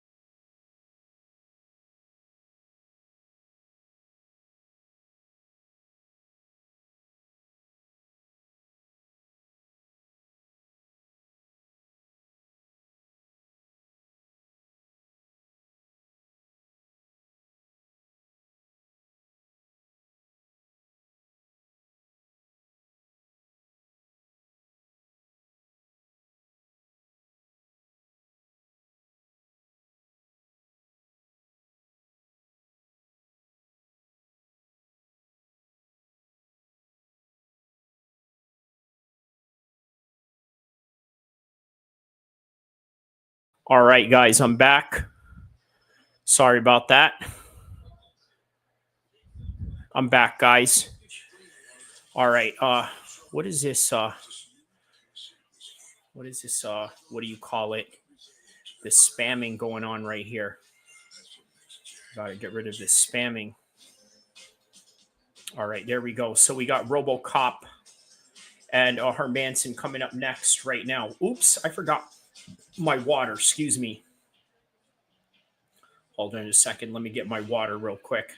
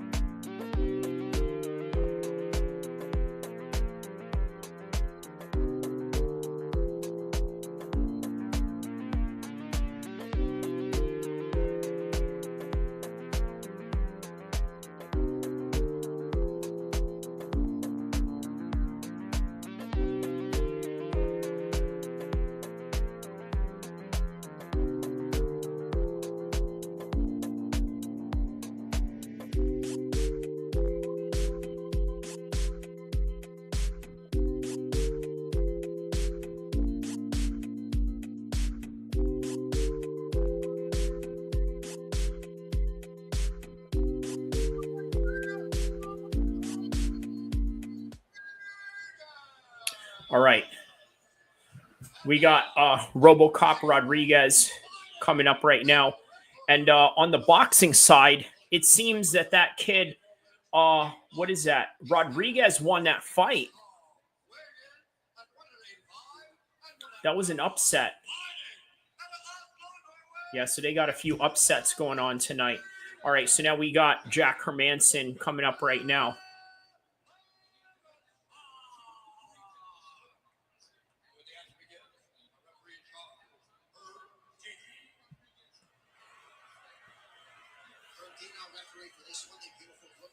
All right, so Herb Dean, the referee. And this is the end of the main card right here. Or I'm sorry, the end of the prelims going into the main card in about 20 minutes or so. All right, so here we go, Jack Hermanson.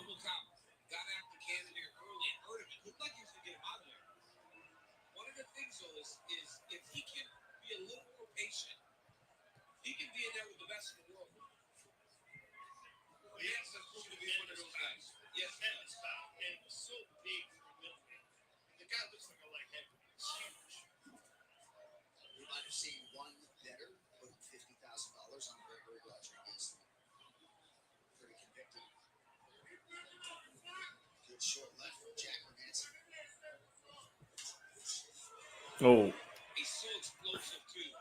real explosive is Robocop right now.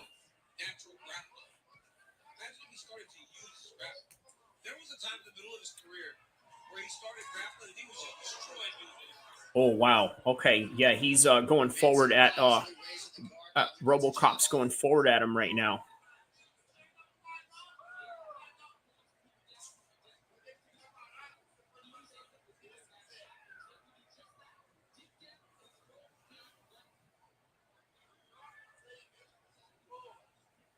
Good head movement by Rodriguez. Little subtle movement.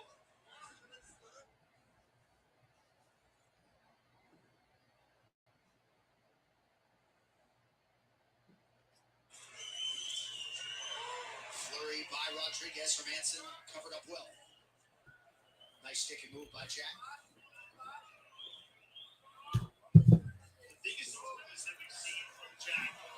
All right, man, he's going hard at Jack Hermanson right now. Trying to hit him with some real hard shots right now.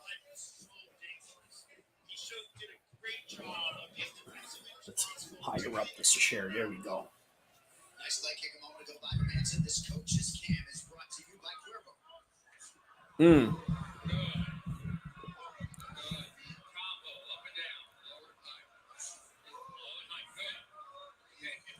Yeah, he's going low and high at him right now.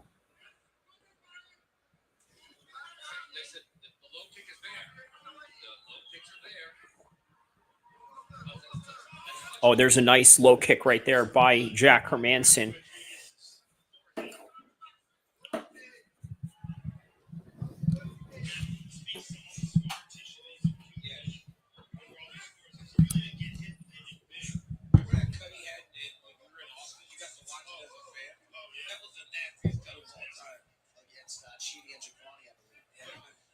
All right, guys, everybody around the world, don't forget to like and subscribe because we are covering UFC and Jake Paul versus Julio Cesar Chavez Jr. as well.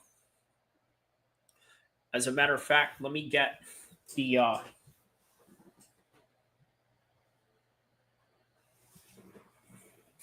me get this light going right here. Oh, sorry.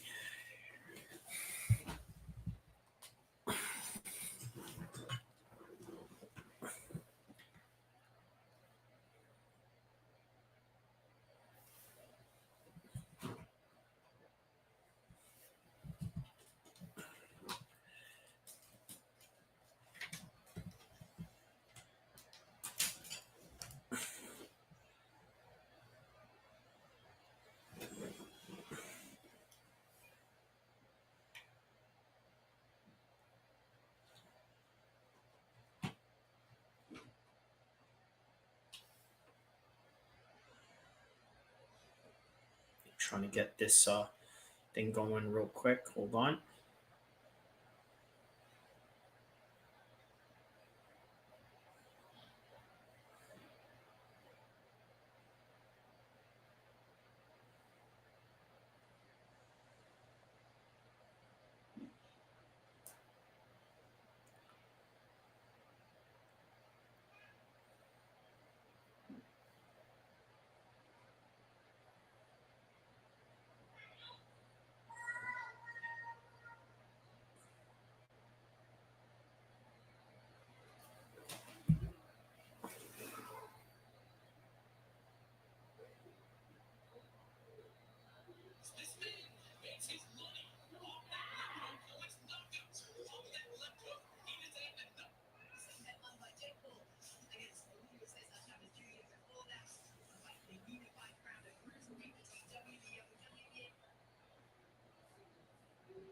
Sorry, guys. Trying to get this going right here.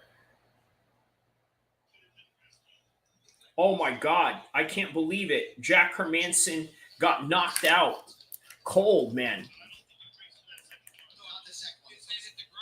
Wow, he got knocked out cold, bro. Jack Hermanson got knocked out cold. I missed that one.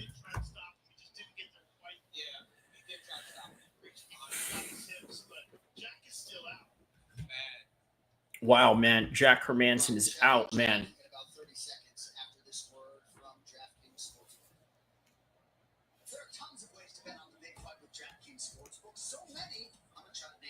Yeah, Marty Miller was right, man.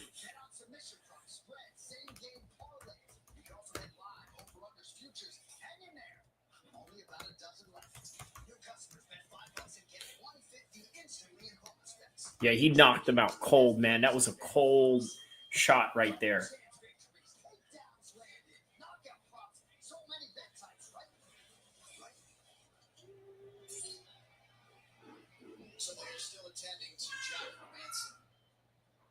Jack Hermanson is still not getting up. Looks like one of his coaches maybe has just gone over there as well. Yeah, they should honestly be trying to get Eric to him. Like, you got to get the feet up in the air. You got to start doing stuff to try to help to bring it back a little bit. Wow, this is crazy, man. Jack can't get up.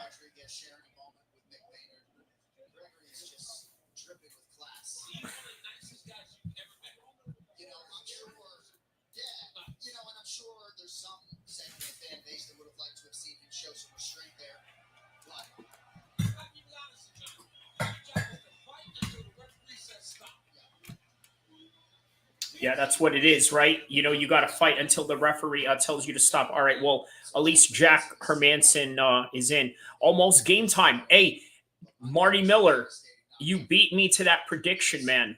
You beat me to that prediction. I really thought Jack Hermanson was going to come in here and grapple him and all of that, but, you know, that wasn't the case. That wasn't the case at all.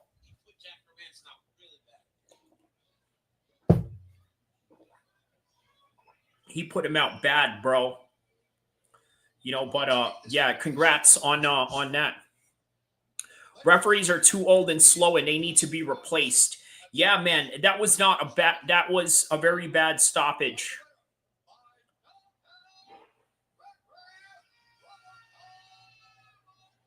Yeah, we're getting a lot of knockouts tonight, man. You know, could it be that that's something that we're going to see later on? By the way, who saw Holly Holm's box tonight, man?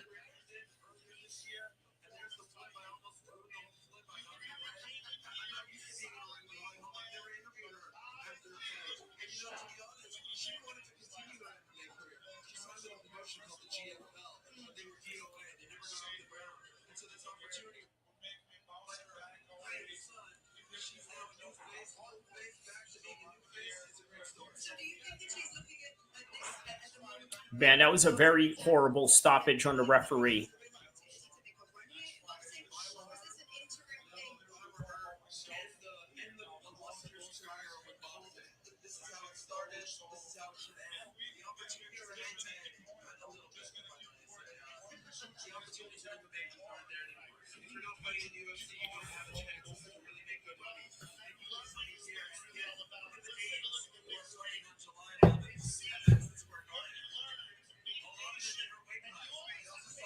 Undefeated champions, WBA lightweight champion in 70 on.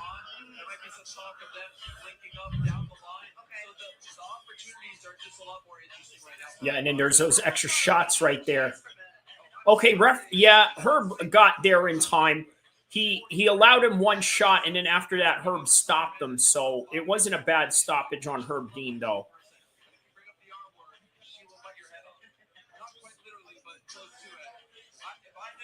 Who's Obama look-alike? Robocop. Robo-Obama.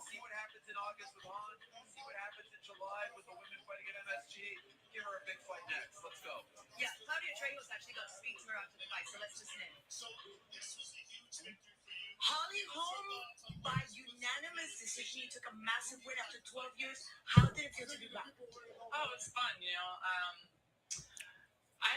I still train out of an MMA gym, and I still have the same team that I also did when I was boxing before. He's too slow. A young man wouldn't allow that last strike. Oh, you're talking about Herb Dean. Yeah, man. And you know what? I think the other thing that worries me about Herb Dean is that he is so desensitized to violence that he may not differentiate the proper danger that is involved, right? He may not have the same sensitivity as somebody who doesn't have the fight experience that he has. And then on top of that, just the millions upon millions of, MMA fights that he's, refereed over the years. Like, we're talking like, I would say the amount of fights that Herb Dean has refereed is probably up to the 100,000s. Let's take a look at it and see if there is a stat for that. How many fights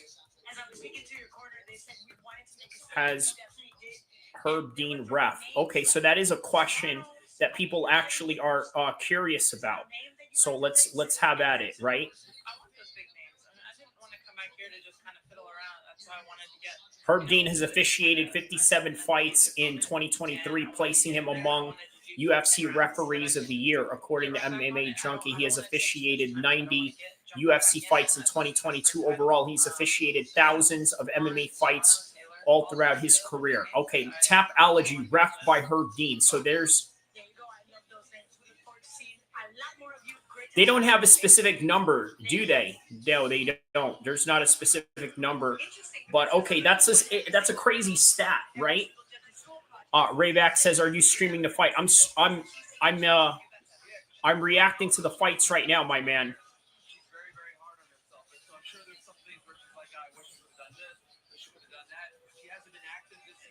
So I'm sure that there are a lot of things she wants to work on.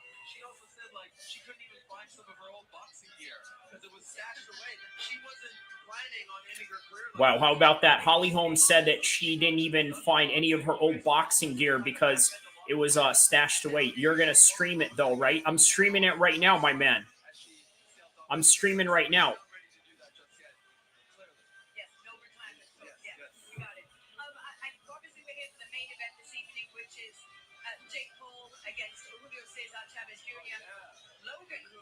It does, yeah. It does start in 10 minutes. Jake Paul coming shortly behind him. Looking cool, looking relaxed, taking it all in his stride.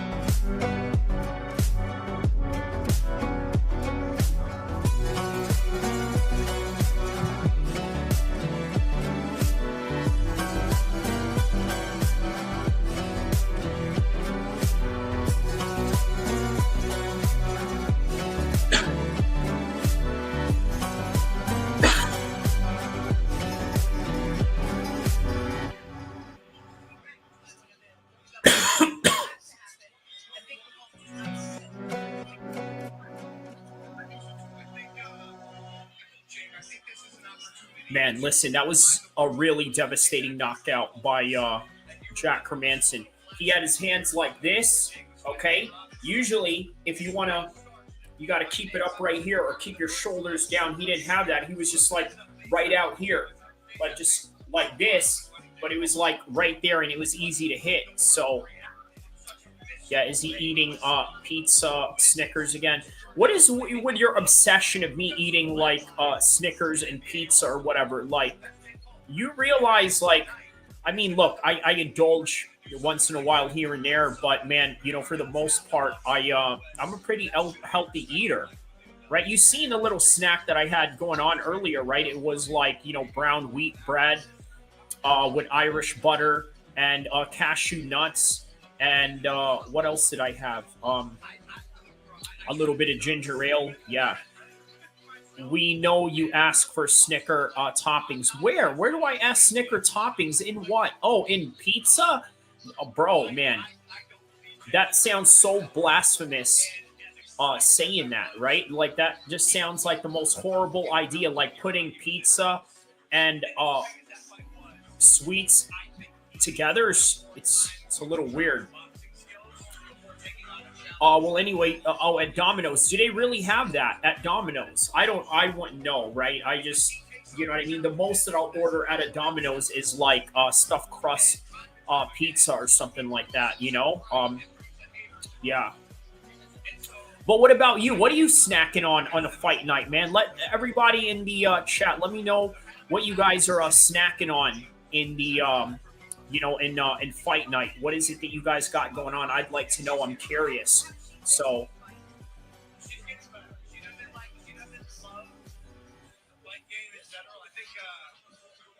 I think fighting's probably hard for any mother to watch, but she really believes in her fighter. Her son, Jake Paul, and so she's fine, and she's gotten accustomed to this is the life we live, and so be it.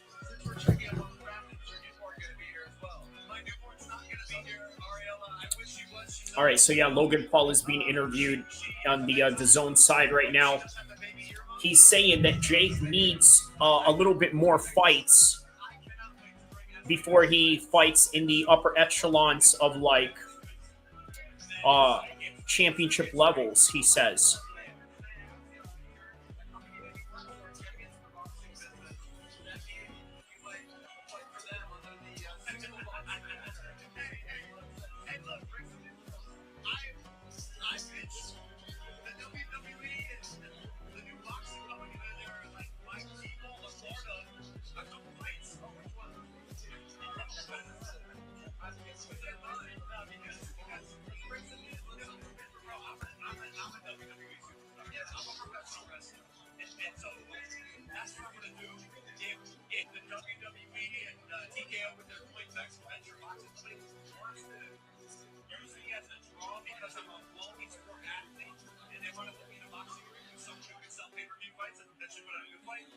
Consider me available. Like, I'm a bull, man. We rise to the challenge. And if they got a challenge for me that's gonna create a big moment, like I'm in. I think his name aligns with Lauder. Remember. One more time, I think my guy's name might align with Lauder or Weber. They're asking Logan if he's down to fight Conor McGregor. I believe that's what they're trying to ask him.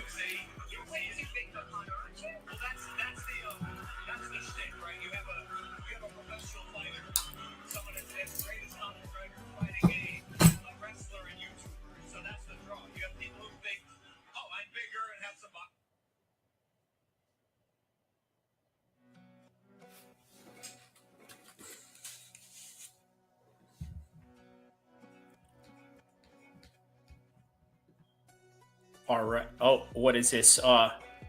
Did Jake win? The fight didn't happen yet, my man. Yeah, the fight didn't happen yet. Shay Lab on. Okay. So, on my earpiece right here, I'm listening to the Jake Paul fight, and in my screen, I'm watching the UFC. So that's how we on it right now. You know what I mean? Just trying to trying to multitask. Dana needs to bring Francis for Pantoja. Yo, what is it with your obsession and seeing these flyweights get absolutely demolished by these heavyweights, man? Yo, fresh melon juice. I'm starting to think you're like a sadist or something. How many fights till Jake? I don't know. I think he's up next, right? I don't know. Check out what part is the Rodriguez fight. Hold on. Let's see if we can find this right here. Events. Yeah, Senior is so delusional about Cesar Chavez. Like, he truly believes, oh no, my son cannot lose to Jake Paul. Oh no, he's YouTuber. It's impossible. Man, come on, man. Listen, your son ain't like world champion material anymore, right? Like, he is so vulnerable right now that he could absolutely get demolished.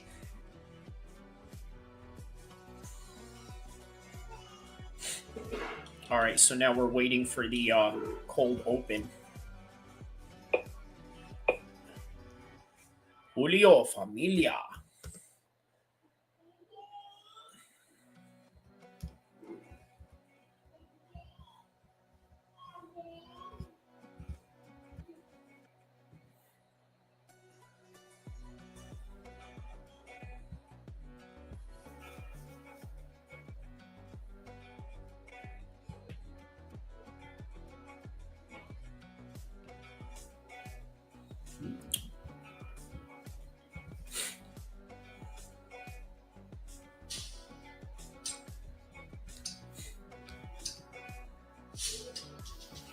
Pantoja is that good. Yeah, man, come on, man. You ever heard of the term size matters? Chael, the screaming commentator. You know what it is? Chael is just a very turned up type of guy. I'm a turned up type of guy. You know what I mean? If I get excited about something, oh boy, there is nothing that's going to stop me from, you know, the excitement that I'm going to put on, you know, for X, Y, and Z. But yeah, here we are. We are now in the main card portion of the main event. So let me put this in details right here.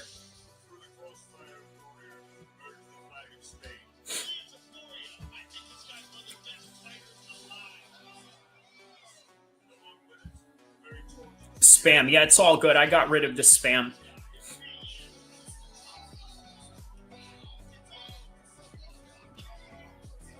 Look at Jake. He's like pretending to sleep. Or I think he is really genuinely sleeping, trying to get a nap in. All right, nice little cold open they got going on.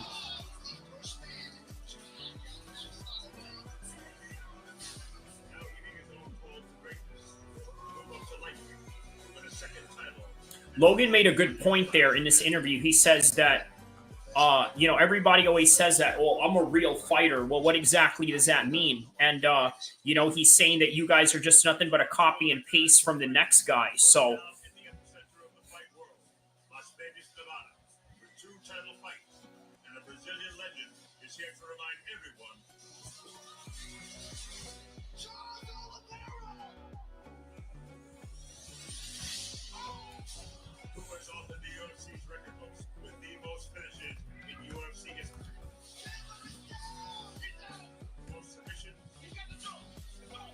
all right, so now we're in the main card pay-per-view portion of the night right now.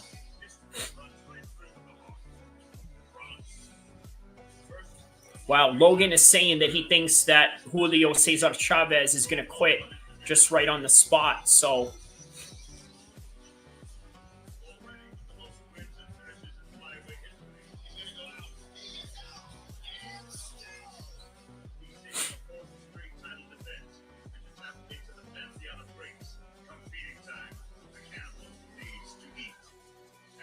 All right, man, Pantoja versus Kai Kara France. I'm looking forward to that one as well.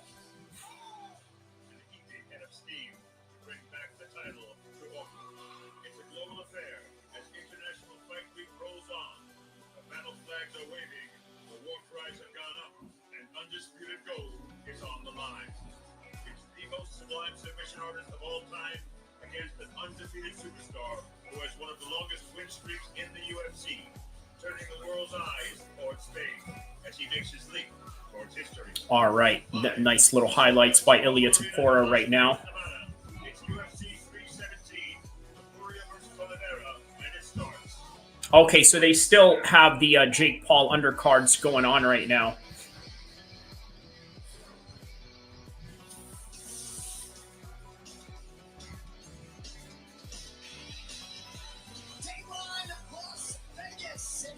Wow.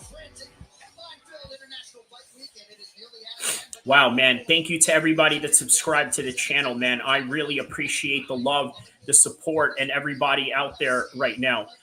Pantoja has to win and move up to heavyweight. Man, you need to stop with this, you know, Pantoja fighting heavyweights type of thing, bro. You know, Fresh Melon Juice is a straight up sadist, man. You know what I mean? Like, man, what's wrong with you, bro? You want to see these little guys get crushed by, you know, by big guys, man. It's, you know, it's a very strange fetish you have going on, Fresh Melon Juice. It's like you're a strange combat sports fetish you have going on for seeing lightweights get totally demolished by these big dudes, right? Like, I think you are the guy that said the other day that you thought that, what's his name is going to smash up Francis Ngannou Pantoja, like, you know, some weird stuff like that you were talking about. All right, so they got the cold opening going on. They got John Anik talking, and then they got these two guys warming up right now on the boxing side with yeah.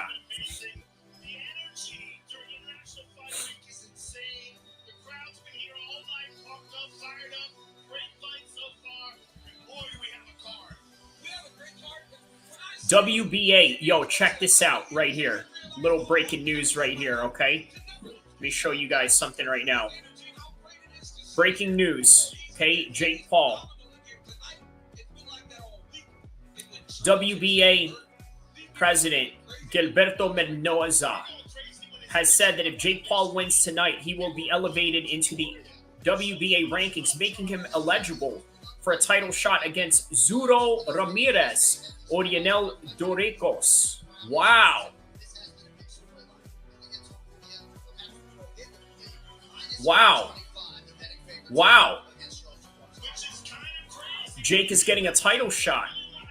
What do you guys think about this? Damn, Jake getting a title shot. That's crazy, bro. That's crazy. I would have never imagined Jake Paul would get a title shot like that.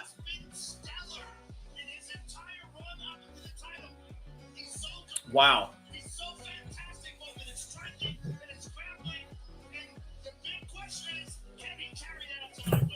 All right, well, they're getting back into the ring right now on the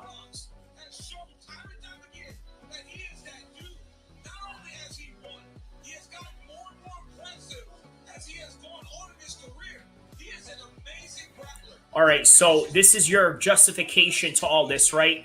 Bruce Lee beat up a basketball player. And you know what? Even with that, it was a basketball player. I mean, look, man, I've beaten up basketball players in the gym before, right? I don't mean in like random gyms. I mean like in a combat sports gym in sparring.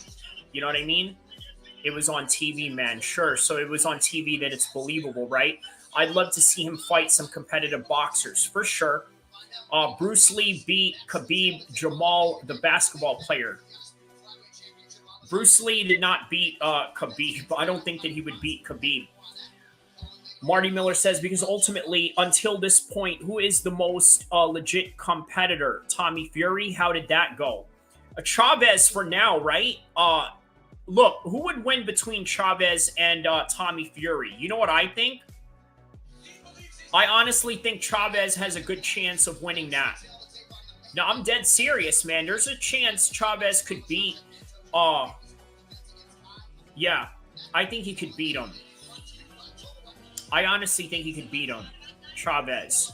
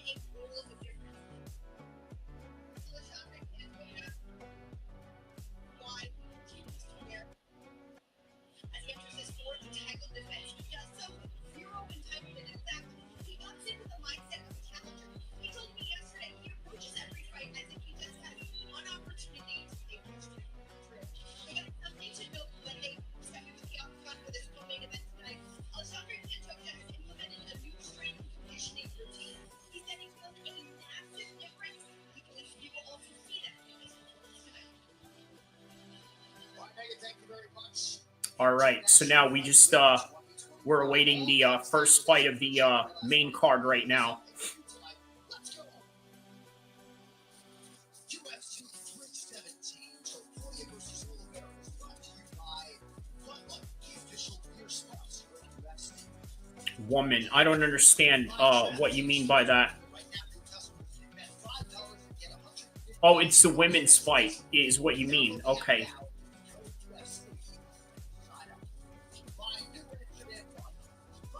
Oh, who are you talking about, Melon Juice?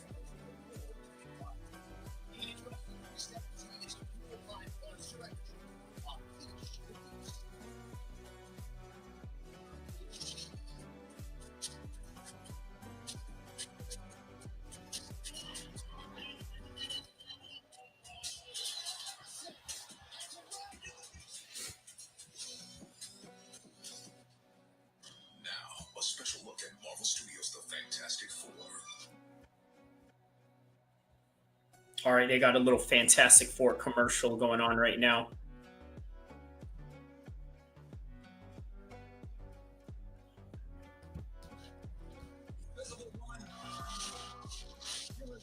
Oh, you're talking about Megan O'Leary.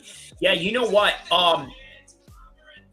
Yeah, please be respectful, brother, because you know, that's Joey Benavidez's girl, and Joey Benavidez is you know what? I like Joey Benavidez, so be respectful, okay? All right. What a vodka commercial in the sports events is nice. Actually, no, it's not. I think it ruins a lot of families. I think alcohol is the worst thing. I understand that, you know, a lot of people do it. I understand that it's normal in Western culture, but you know, it ultimately destroys a lot of families. And I don't know. I'm not big on liquor. You know what I mean? Not big on it at all. So.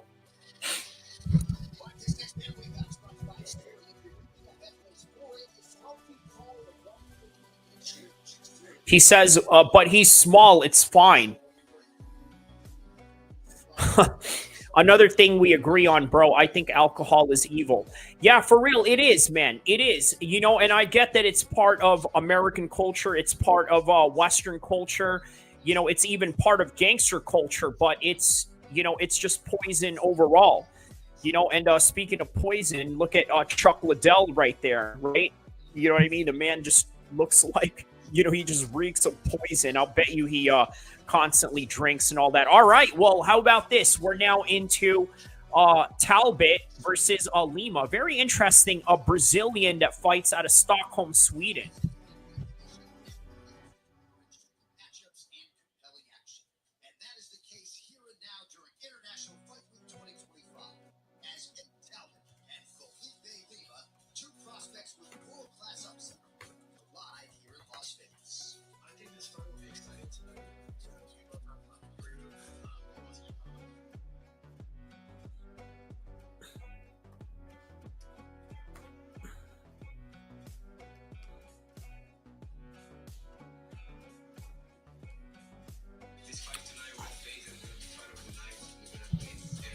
Yeah, it really is poison, though, Marty Miller. I can't deny that. It really is.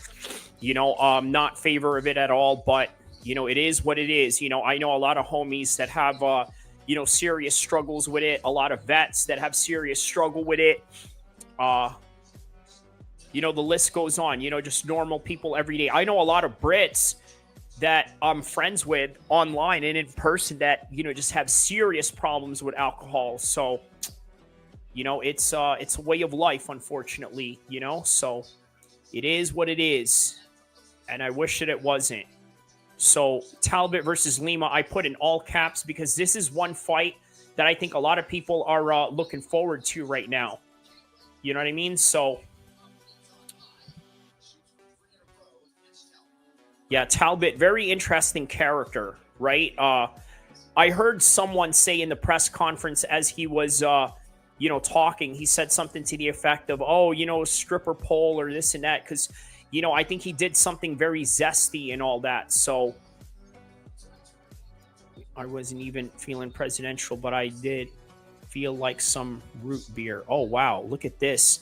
This is how Jake Paul treats his clients right here, or his staff. Look at this. This is my boy Eric Trilogy's watch that he gave him right here. I think he gave him that, right? Jake always gives everybody Rolexes and all of that. So, yeah, I wouldn't be surprised if he did give him that one. But yeah, on any regard.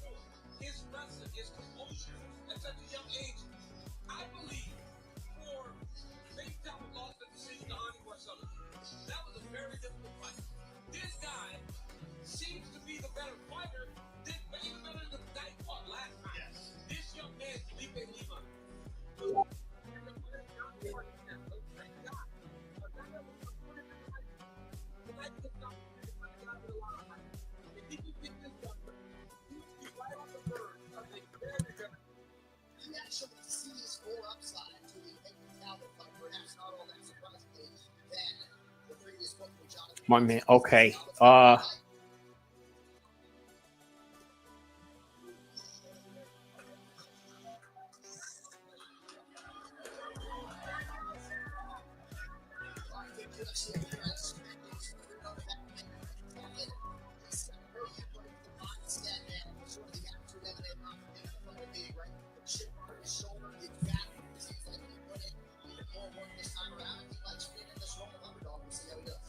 Okay. Marty Miller says, if someone gave me a watch like that, I'd sell it right away. I couldn't care less about material things like that, just in my opinion. For sure. For sure. You know what? I probably would too. I mean, because look, you know how much they are worth? They're like, at least in the 30,000s or something like that, right? I mean, you're talking about like literally a year's worth of like somebody's mortgage, right? That they could pay off. But on any regard, it's you're right. It's just material things. But what if it has sentimental value, right? What if he built, a certain relationship with Jake Paul? Because you got to remember, bro, like this guy is his nutritionist. They're going to war together. You know what I mean? Like that's a different level of like camaraderie right there is, like going to war and all that. You know what I mean? So. Okay. Yeah, just all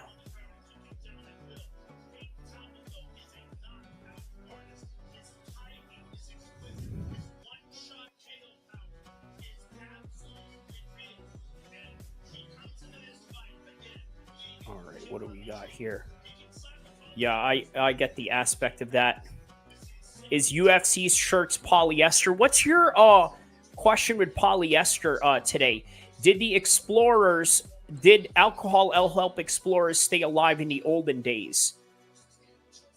Weird tattoo on that dude, he says. Which one, on Peyton Talbott or Felipe Lima? Who has the weird tattoos? Let me know on the comment section below.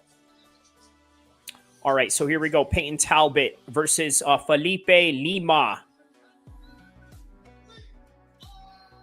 All right, let's shut this music out right here as we await the fights.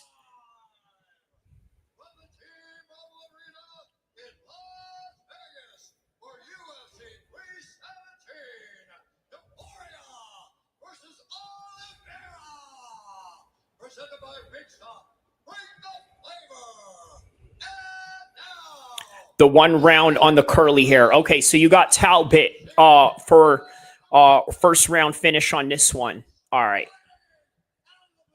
Bet. That's what you got?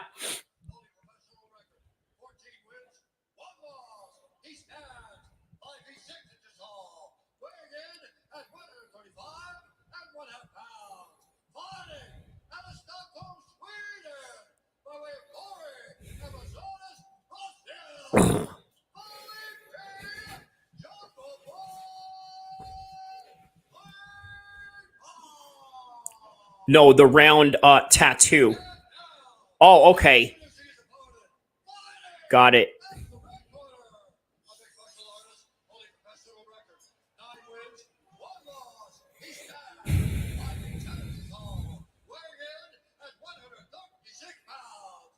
Yeah, it is a confusing tattoo. It's like a circle black mark, but that looks like a birthmark at the same time. But then, you know, it looks like he had a tattoo that he wanted to like cover up or something. And he just decided, you know, I'm just going to go with, you know, a black circle, you know, as like a symbol of like a black hole or something that he's delving into, right? Well, all right. Nonetheless, round one, here we go. Round number one. All right, there it is. Takes the center of the cage straight away is LIMA. LIMA into the center of the cage straight away. He takes it.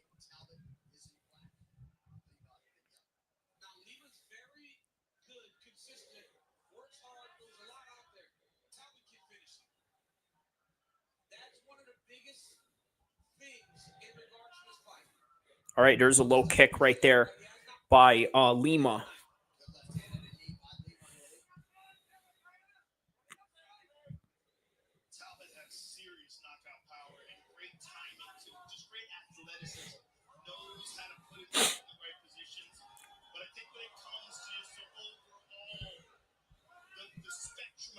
Oh, wow, there's a 1-2 shot right there by LIMA.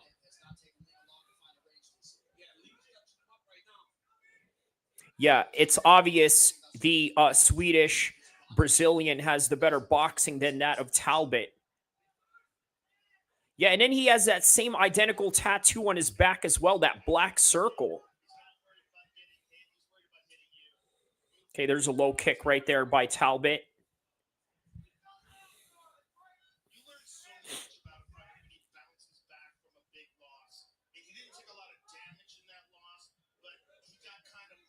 Oh, yeah, that's right, man. LIMA is coming off of a loss. Or at least, yeah, you know, a few fights ago with a loss. And then right after this is Beneil Dariush and Renato Moicano. Eh, motherfucker! That's how the dude talks. 9-1 on both of them. 14-1 for LIMA. 9-1 for Talbott.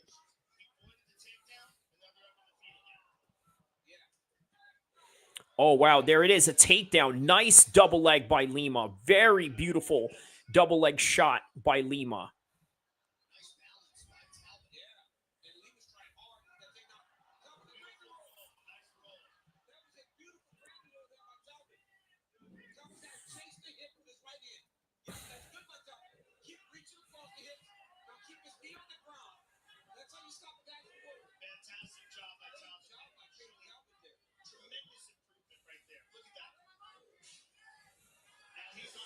Okay, now he's the guy on top.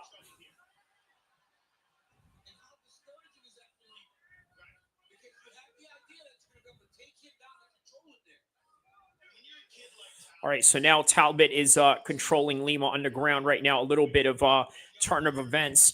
LIMA was getting the best of those exchanges in the scrambling exchanges, and now...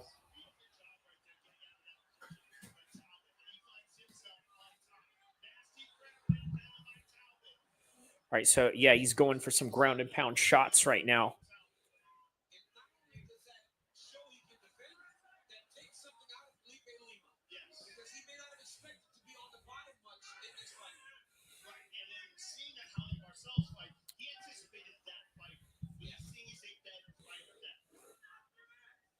All right, so now LIMA getting clinched up by Talbott. Talbott in the dominant position up against the cage. Has a wizard on him. Instead, he reverses the wizard. Now he's right on top of Talbott. Full guard position. Well, speaking of weird tattoos, look at wait, yeah, that is, hold on. That is Peyton Talbott's leg. It's it is kind of strange.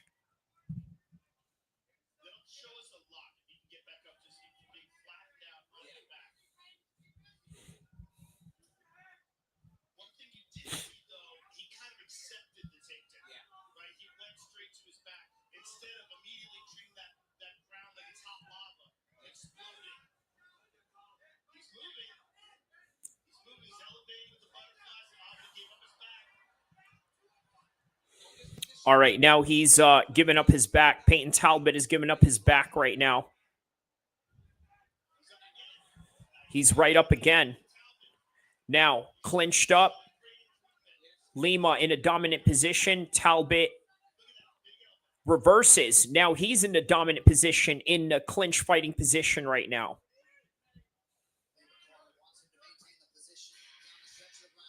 All right, so last 10 seconds, 5 seconds into this round right now.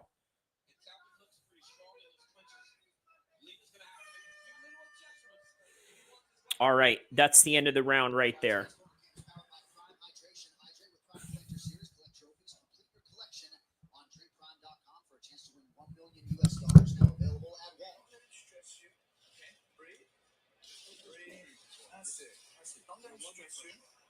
Don't let him stress you, okay? Don't let him stress you with the striking.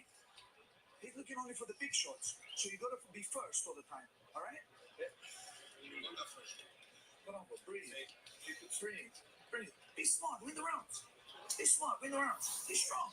Yeah. Right here, you see a nice combo by Lima. Beautiful jab, right hand down the middle. He was touching Talbot up early. He gets here, starts to take him down. Talbot follows it, hits the Granby. Then he did a really good job of chasing his left hip, eventually getting the top position. Some good ground and pound. But then Talbot gave up the position to end the round. What a good round. Close. Fight round 2 is brought to you by Monaco, the official canned cocktail of UFC. 2 shots in every can. Now, for those of you who watched our prelims earlier, you saw a devastating knockout. All right, so round 2 coming up with Peyton Talbot and Diego Lima. I'm sorry, not Diego Lima. He is a Lima, but yeah.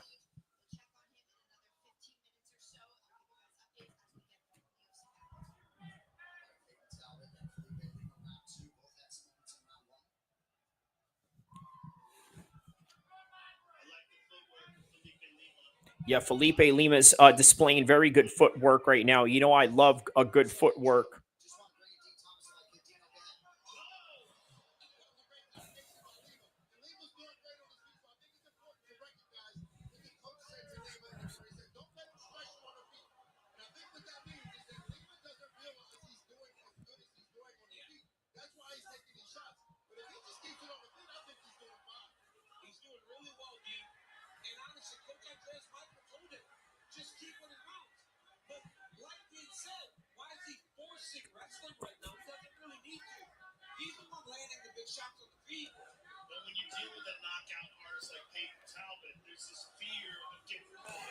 All right, so now Peyton Talbot in the half guard position on top of Diego Lima right now. Now, here's the thing that a lot of people don't understand, and I've emphasized this over and over again, right? The half guard position is really so effective in MMA, right? Whereas with just regular grappling competitions, you can't just sit still and chill there. With a half guard position, you got to advance transitions, you got to advance some kind of submission attempts. But in MMA, you could chill in the half guard position and, pound away, especially with good ground and pound shots that are available there. Go to the body, go to the head, body, and then mix it up from there, right? But now they're mixing it up on the feet right now.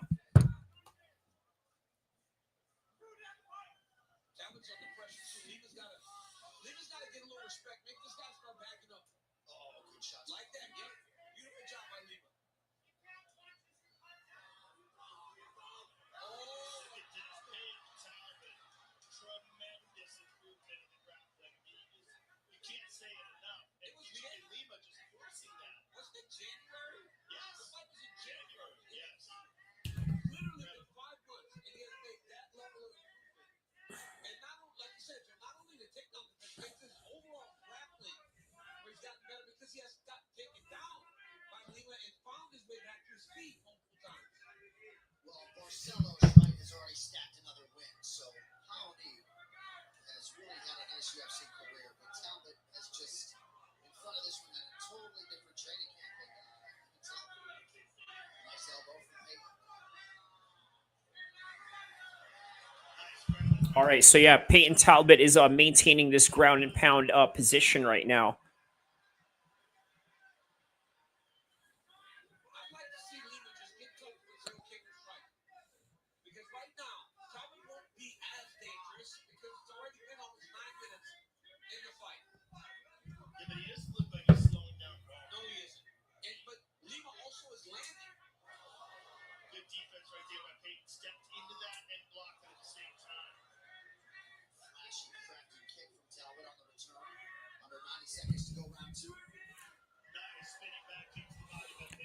All right, yeah, nice spinning back kick right there.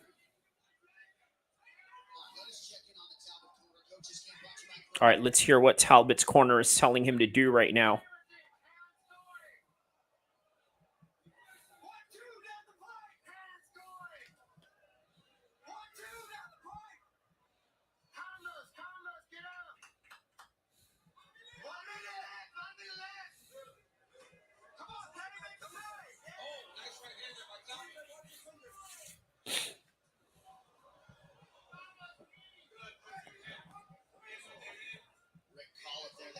Reno Academy of Combat alongside Sinjin Smith and Wangtong Shumbarite. Oh, nice takedown there by LIMA.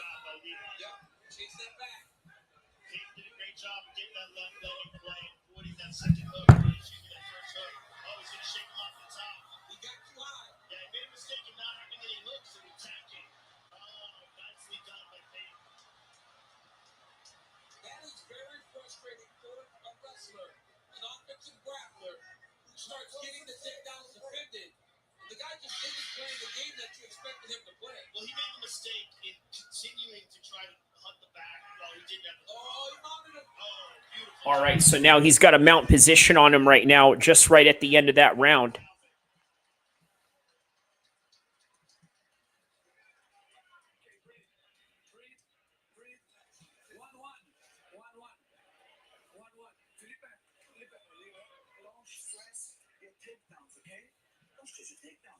Be confident in your striking. That's it. Be confident in your striking. Be confident in your striking. All right, Felipe's corner is telling him, be confident with your striking, and well, whatever that means.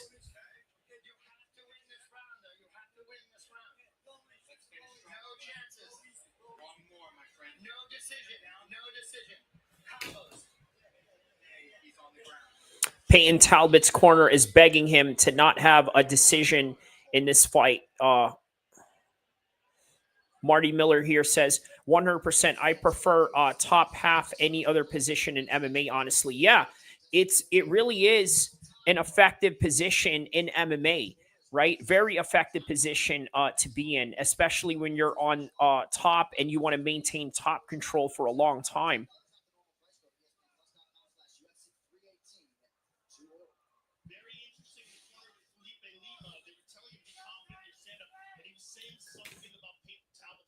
All right.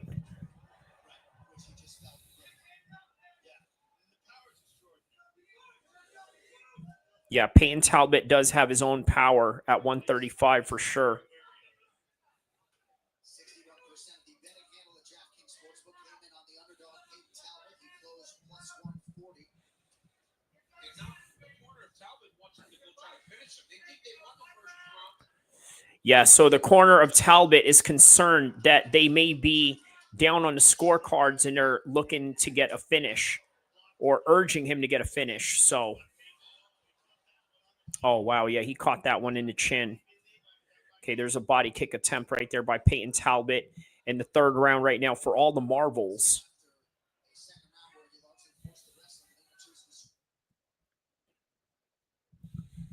Let's see what's going on in the Jake Paul fight.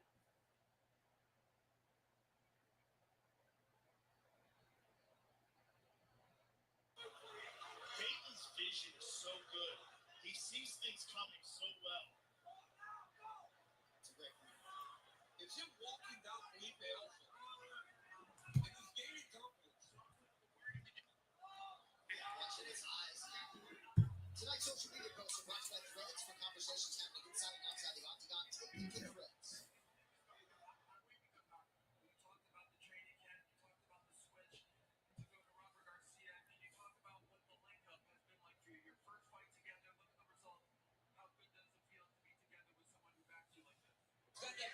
All right, so there's Payton Talbot on the ground right now trying to get up as he's got both of his legs in a Dagestani figure four leg lock, right? Very similar to what Khabib has done to Michael Johnson, but look at the grappling prowess of Payton Talbot being able to sort of mitigate himself out of those positions, But Lima is maintaining the top control right now as he has his back in a referee's wrestling position right up against the fence. Now he's got the body lock.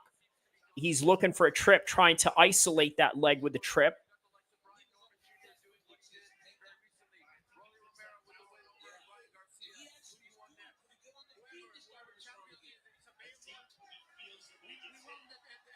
All right, so now they break up. And now they're back into the middle right now with just 2:20 left into the fight.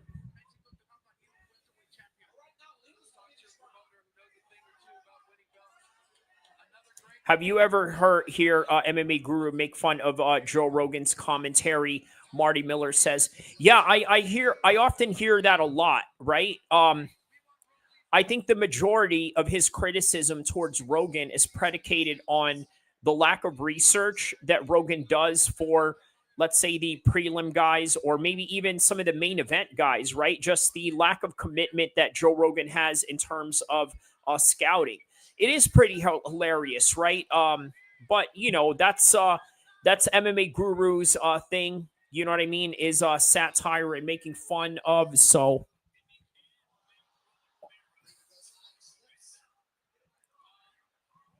but yeah, it is quite funny, right? But it's also truth telling in a way, right? You know, Rogan doesn't really put in the time and effort that he should in order to really get to know these fighters that he's covering.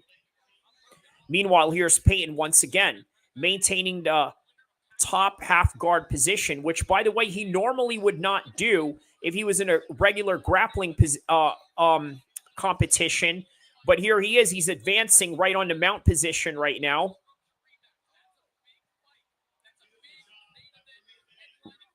All right, so now Felipe is right upside down in the back of Talbott. Figure 4 leg lock.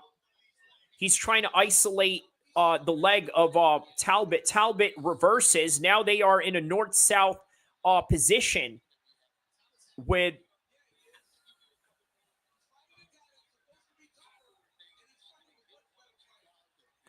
All right, so I think that wins big rounds for Talbott. The top guard position, to control that he has going on, I think is really significant for this fight right now. All right, so yeah, so some big right hands on the top right now. Yeah, he's talking to him as he's hitting him with these last shots.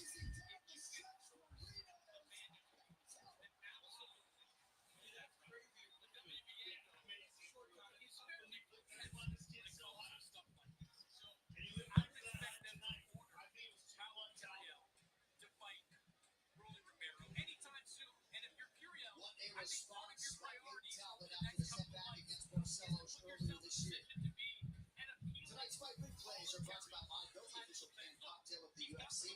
2 shots in every can. It's Lima early. The takedown's working. Talbott Granby do this position. Does a great job of following that far hip. Get to the top position, starts to land ground and pound. Nice combination here by Lima. Right hand down the middle. Another takedown by Lima. It's very important to note. All right, well, there it is. Here's a spinning heel kick. Boom! That's a nice one by Payton Talbott. He connected on that one too, but he didn't go down as hard. He didn't really feel that.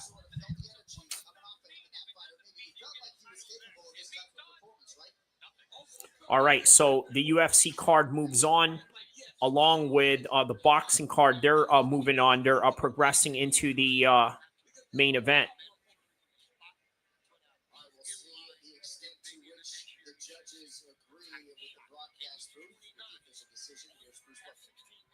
Ladies and gentlemen, after 3 rounds, we go to the judges' scorecard for a decision. All 3 judges scored this contest 29-28 for the winner. We'll make it happen at some point. I watch 3 fights with...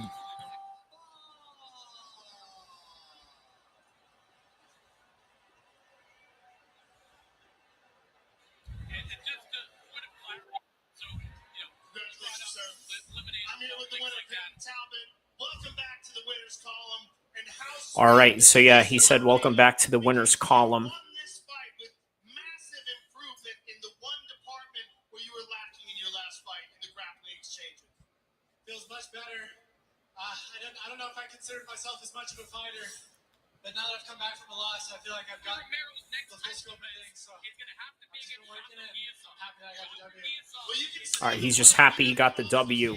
A hard-fought W, by the way, right? You know, it wasn't an easy W for him to get here. Yeah,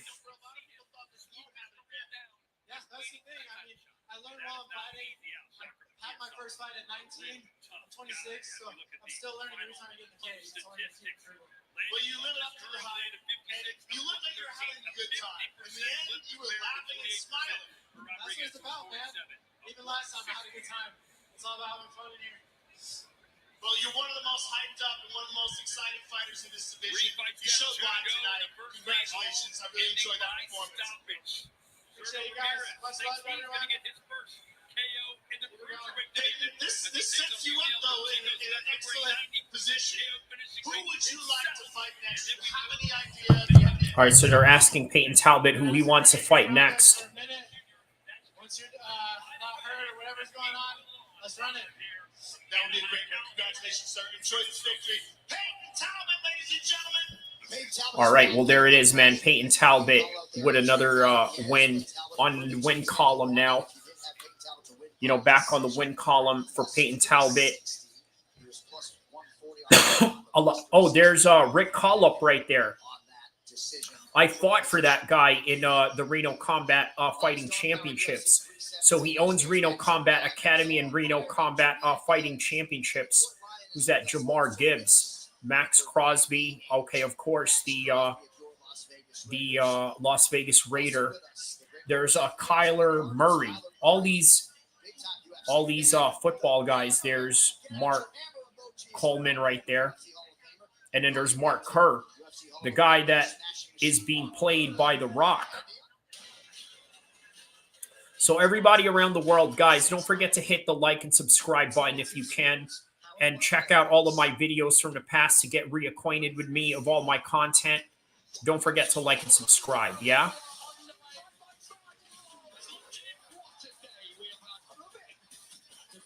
Wow, okay. More subscribers coming. All right, man. Shout outs to all my new subscribers. If you're a new subscriber, man, hit the comment button. Let me know how you came and stumbled upon my page. And yeah, you know, hopefully you guys enjoyed the content and enjoyed the live commentary on top of the cultural references that we're making and the commentary of everything and everything current and everything mixed martial arts related and all of that. So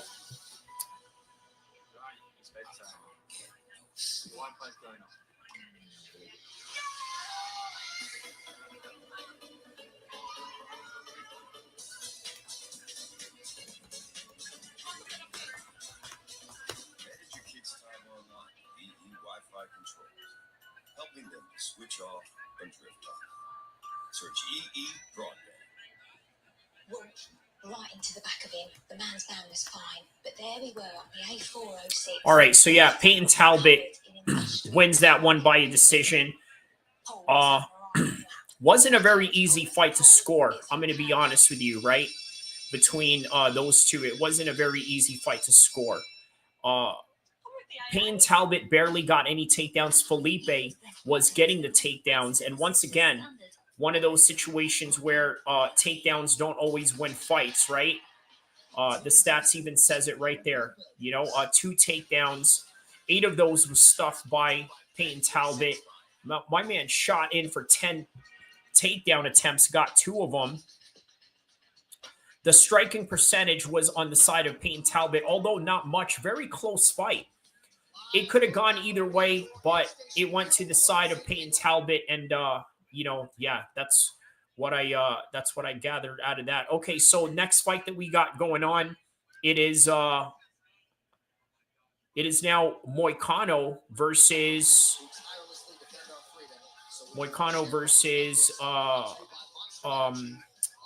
Dariush. So, okay, let's take a look at what I said for that particular. By split decision back in Invicta. Okay, so Araujo as a late replacement, not really indicative much of anything. But prior to Islam Makhachev, he has a win over Benoit Saint-Denis. By the way, in Paris, in the hometown of Benoit Saint-Denis, the former French Special Forces soldier turned UFC fighter, gets a win over him in his own country. And then gets a win over Jalen Turner. And then Drew Dober. And then Brad Riddle. Before that, he loses a 5-round decision against Rafael dos Anjos when Rafael was really in his prime. He's sort of declining at this point, but not, you know, in the way that he was in 2022. Leg kicking him, giving him a little bit of mercy on top of that. I mean, letting him coast on top of that, but he learned a lot from it. So the RDA fight, the Islam Makhachev fight, should not be indicative of this one. But other than that, man, it was a bit of a hot streak. But let's take a look at Beneil Dariush in his recent run, or maybe lack of run, because now he has a 2-fight losing streak, but not a bad losing streak, right? You see, having a losing streak in the UFC is not the same as having a losing streak in the regionals, right? Look at who he lost to. Armin Sarukian finishes him, and then Charles Oliveira also finishes him, which leads me to believe that Moicano may finish him, not early though. We'll have to work for it, but maybe somewhere in the 3rd round. So I'm going to go with Moicano by 3rd round decision. Okay? Now, next one. Joshua Van versus Brandon Royval. Okay? And all right. So there you have it. That's my official prediction for that one. I'm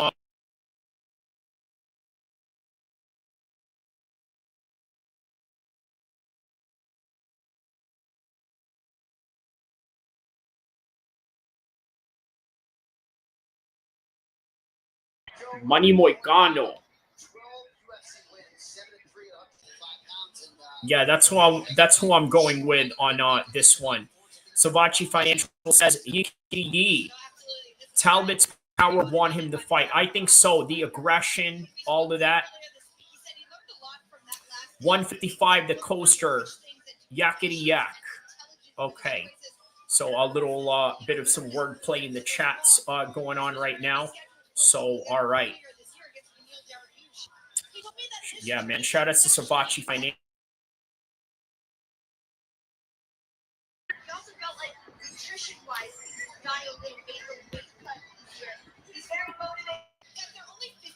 There we go. Yeah, thank you for tapping in, man. Dariush is going to F up Moicano.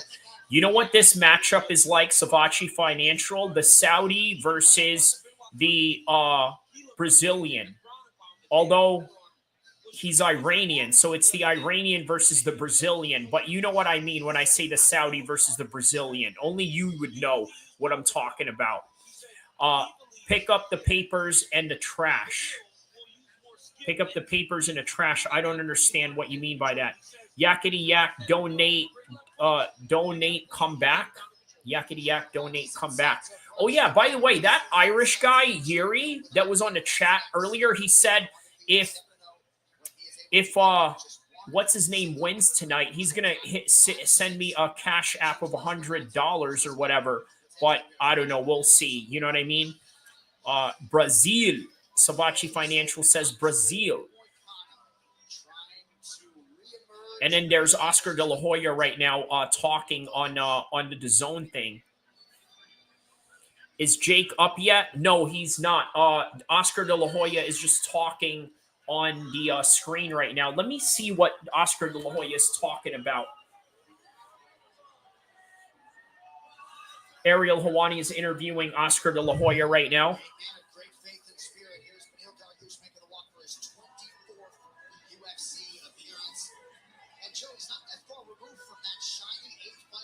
Go top 8 Iran. That's where Beneil Dariush is from.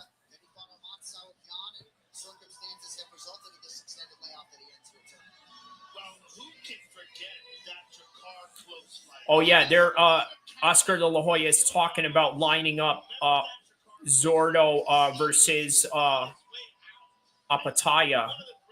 Jai Apataya, probably the best cruiserweight right now. My fellow Islander brother, Jai Apataya.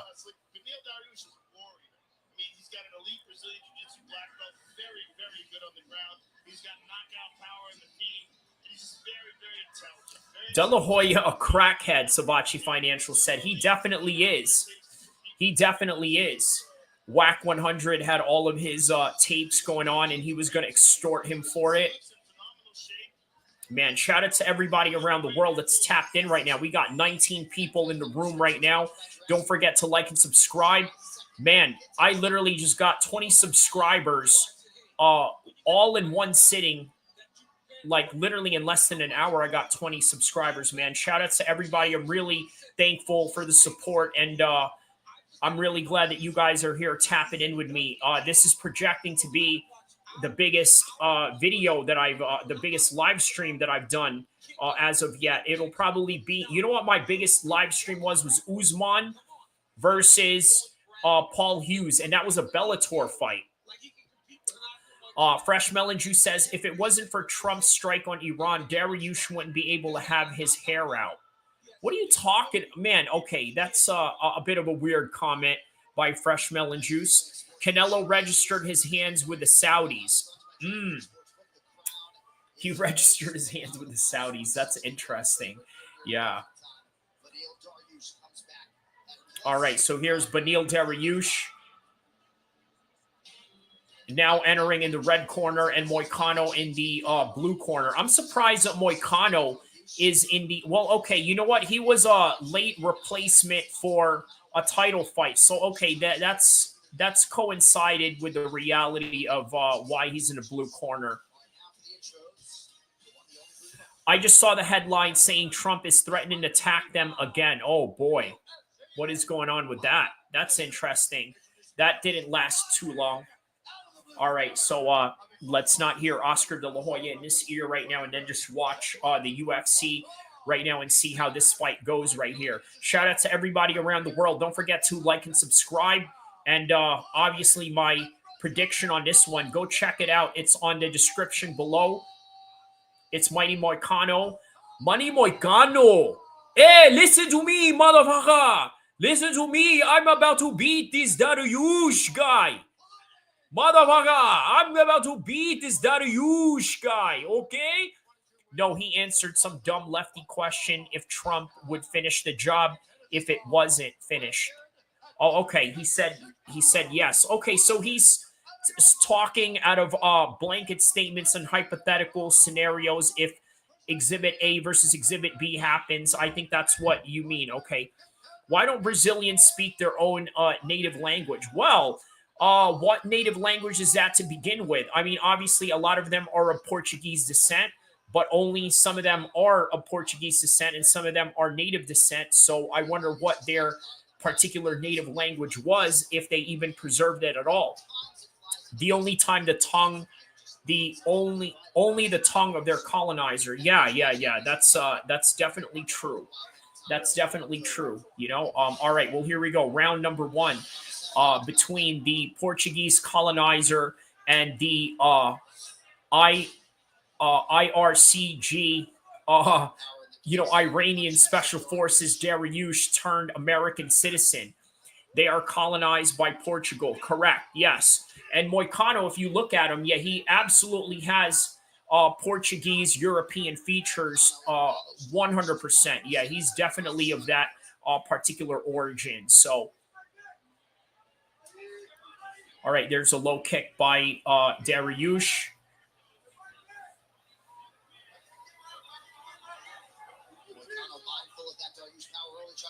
Oh, wow. Okay, there's a high kick right there by Money Moicano.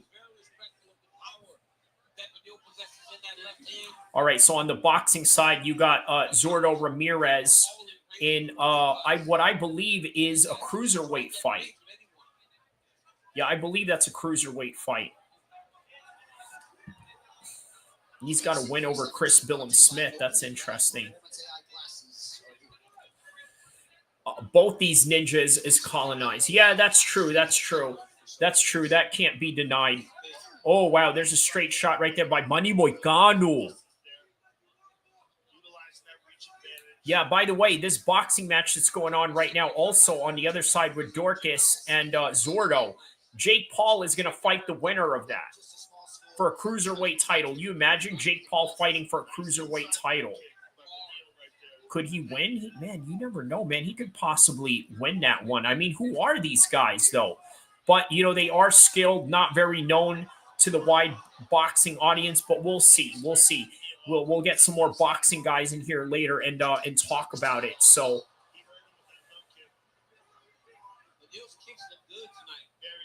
yeah, Beneil's kicks are looking really sharp right now.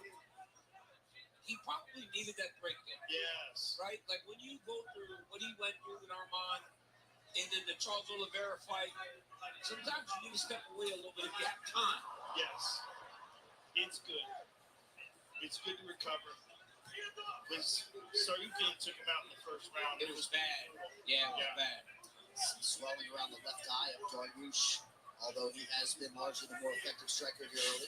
Oh, there's that right hand again. Moicano. Nice pull right hand. And now they clinch up. Dariush feels like he has an advantage in the grappling. Very good technical grappler.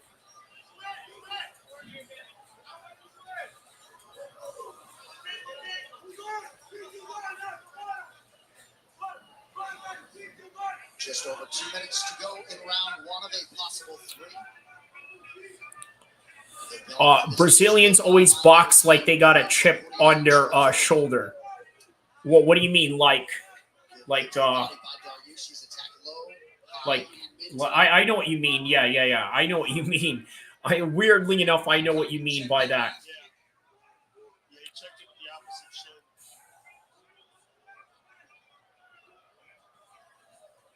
All right, so a little feint, nice feints by Beneil Dariush right there. Okay, there's a soft low kick by Moicano. All right, there's a body kick right there by Beneil Dariush.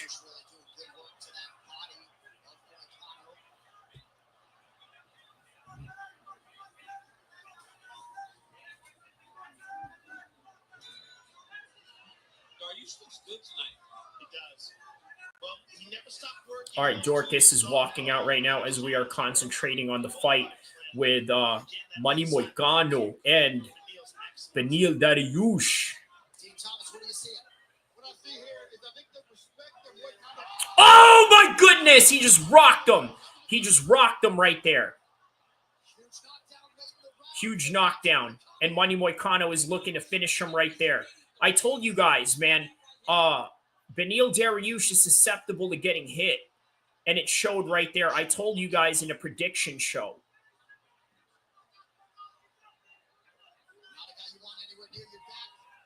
All right, so now he's got his back right now. Oh, wow. Okay, now he's throwing some exchanges right here. Oh, wow. Okay, there's Moicano backing him up. Man, he is hurt in the first round right now. He is badly hurt in the first round. Great first round right there. I give that first round to Moicano. Yeah, that was really good, man. That was a really good knockdown on Moicano. We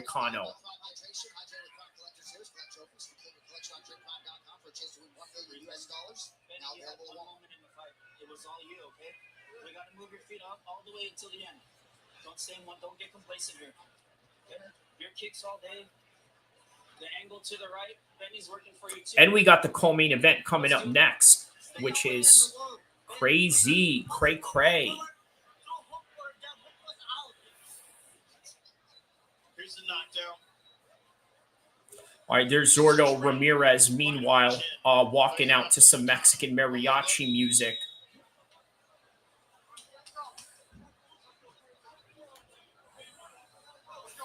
Round two is upon us and is brought to you by Monaco, the official canned cocktail of UFC. 2 shots in every can.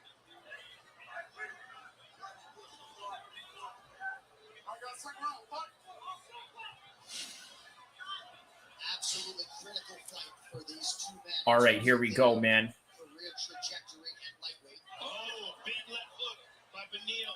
Oh, wow. There's Beneil with a big hook, and then there's a takedown attempt by Moicano, only to get taken down himself, now stuck in the butterfly guard position, trying to get up while trying to get an ankle lock on Beneil Dariush, but then they get into these scrambling exchanges. He has the body lock on top of Moicano right now, up against the cage, and he's working to get this position right now in the body lock. We'll see how it goes from here.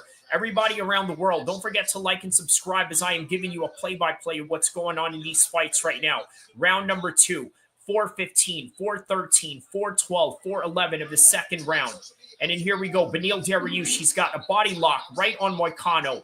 Clinch fencing right up against the fence is Moicano, with Beneil Dariush now grabbing the back in the second round. And now he's looking to backpack money Moicano right now.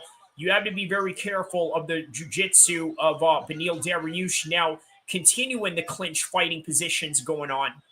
Single leg from Beneil. He's got to try to move him off the octagon side. He's in the balance. Beautiful technical exchanges here in the grappling. Just attack and counter, attack and counter. All right, let's hear what's going on in the boxing side as well.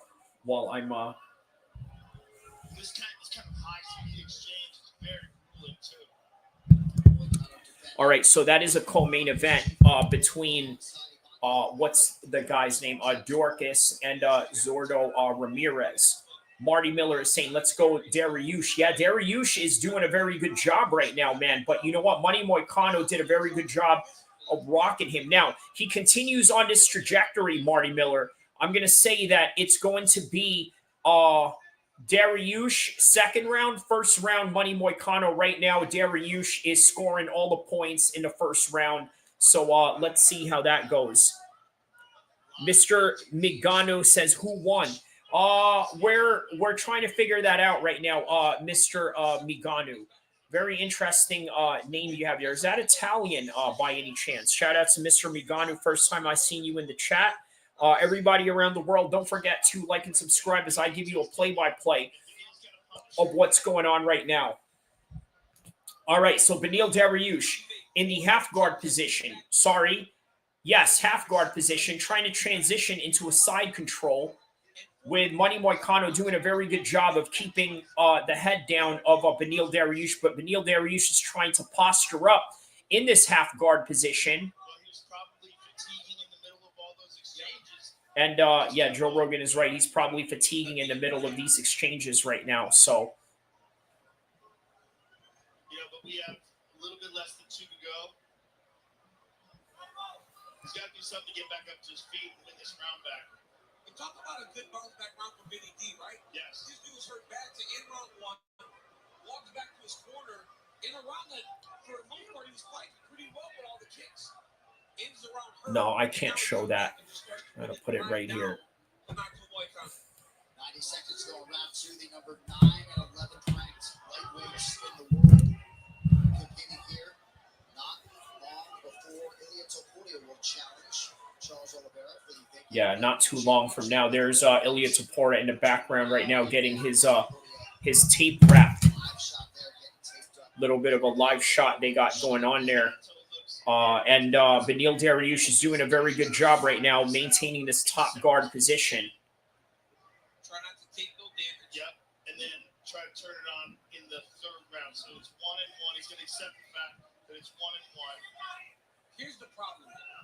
In the third round, if he tries to wrestle, Beneil is showing that in those exchanges, he's the one that's been getting the best. Yes. And he said that leading up to the fight. He felt like he was the All right, yeah, so he's still maintaining this top guard position right now. Exchanges that started with Donato. Because Beneil was so aggressive to start the round, Donato shot him. And Beneil's tried very hard to secure round time. Not a lot of time. All right, man, we already reached 10K views on this live stream right now. So thank you for everyone around the world that's tapped in that helped me reach up to 10K views tonight, man.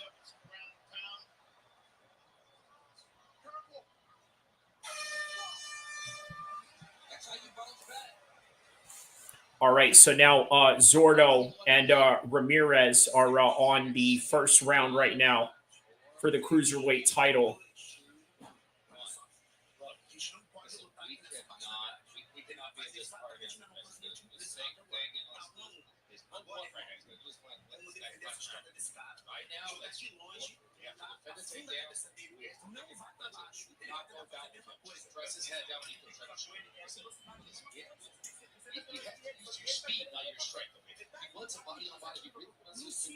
Yeah, how about that, man? A lot of people don't know Deontay Wilder fought last night, which is crazy to think about.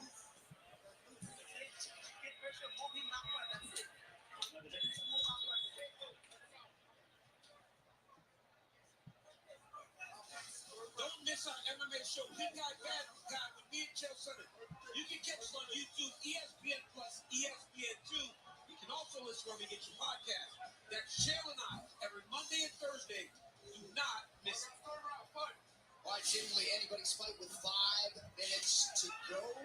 You see the live odds, though. Dariush minus 345, the favorite. He was the underdog in this fight close, and I Superman punch by Benny. All right, there's Dariush right now shooting in for the takedown. Gets a body lock right behind Moicano. Very good job of being able to, get this takedown right here. Now it's Moicano on top.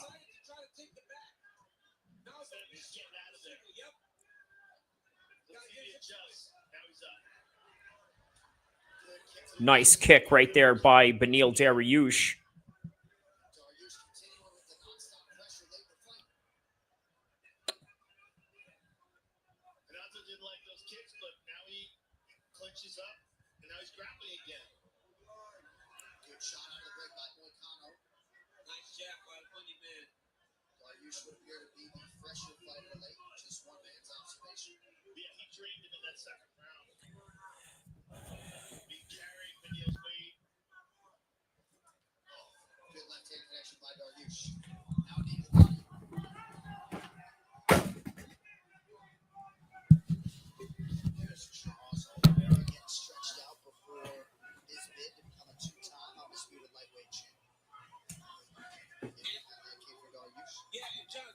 Moicano's not really throwing anything. As you said, he seems fatigued, and maybe Dariush is only just putting stuff out there. Leg kicks, body kicks. While Hanato's kind of watching it. Hanato switched stances too, which is odd. He went southpaw for a bit there. It could be because of the punishment. He's taking the inside of that left leg, and there it gets hit there again. Oh, he gets the takedown. Okay. All right, so now, I gave the first round to Moicano, the second round to Dariush. Now the third round is open for anybody right now. Now here come the kicks from Dariush. There's space. I can't catch him with the hands. Fish start trying to blast kicks again. Not only that, but he knows that Hanato's not going to throw those kicks. He's just going to get taken down. Nice double leg. Moicano does a good job of sprawling. Dariush just gets to his angle, slips him off to his side, and now he's got his back again. Fourth takedown on 5 attempts for Dariush. All right, so Dariush now has a backpack position on Moicano right now.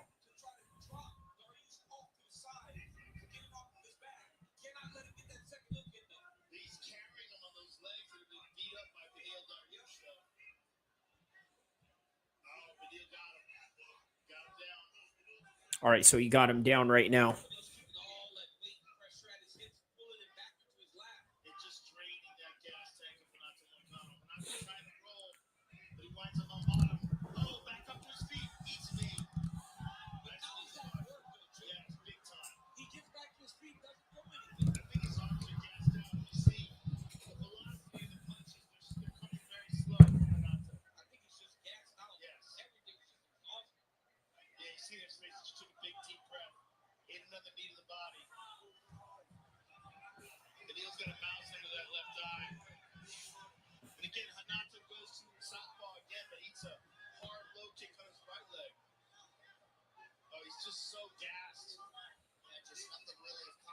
Wow, man.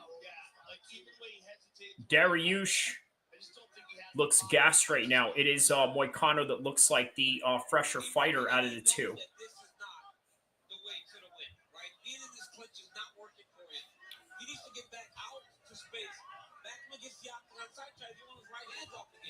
just don't think he has the ability to get those right hands off.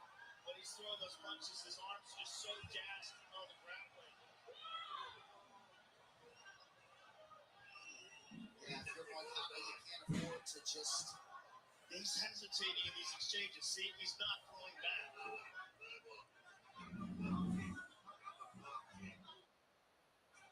There's a jab on Moicano, but just too little, too late.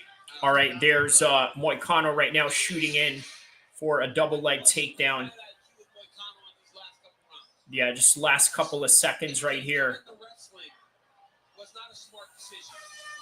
All right, that's the end of the fight, man. I think Moicano won that one. We're going to find out who won that one, but I think it is Moicano that had won that fight right there. Moicano just did sort of a wayward flip, might do some of that energy. Yes. Yeah, John. I don't know what that's all about. I'm glad you said it. I moved out of the States, so I'm okay. Here's a good kick to the lower leg by Beneil Dariush. It took Hanato off his feet. It really punished that leg and forced Hanato to switch stances multiple times. Punished both. There's a right hand by Hanato. That was a big moment in that first round. All right, yeah. Hanato had some big moments there. Behind it. There's a takedown by Beneil. The grappling exchange is largely dominated by Beneil. There's a left hand by Beneil. The unauthorized reproduction or distribution of this copyright work is illegal and punishable under law.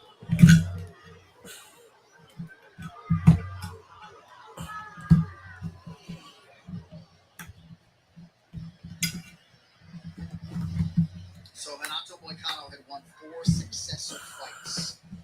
Going into the initial Dariush meeting at UFC 311, he was pulled to face Islam Makhachev. That fight did not go exceedingly well for Moicano. This fight was rebooked, and now we await the official scorecards. They reside. You know what? Fresh melon juice. I will say this, right? Moicano can afford to lose after a title fight with Islam. Can or can't? It's hard to run. It's hard to run when you're rich. Yeah, I know what you mean. So it is Dariush that won by decision. So it's Dariush. Welcome back, Beneil. Congratulations. It's been a while. How good does it feel to get back in the win column? You know what? I picked Dariush to win this one, by the way. Every single time I've stumbled, every time I fall short, he's there. Yeah, I picked Dariush to win this one.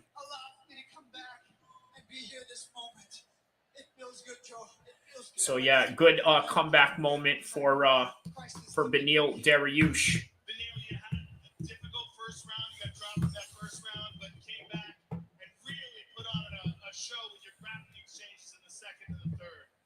Yeah, I got lazy the first I picked. And then I got caught. I have to watch it.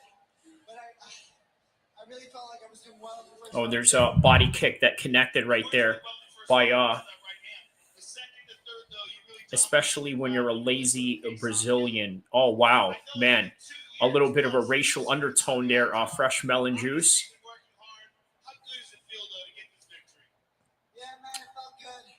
Can afford. Yeah, he can afford. Correct. Yeah.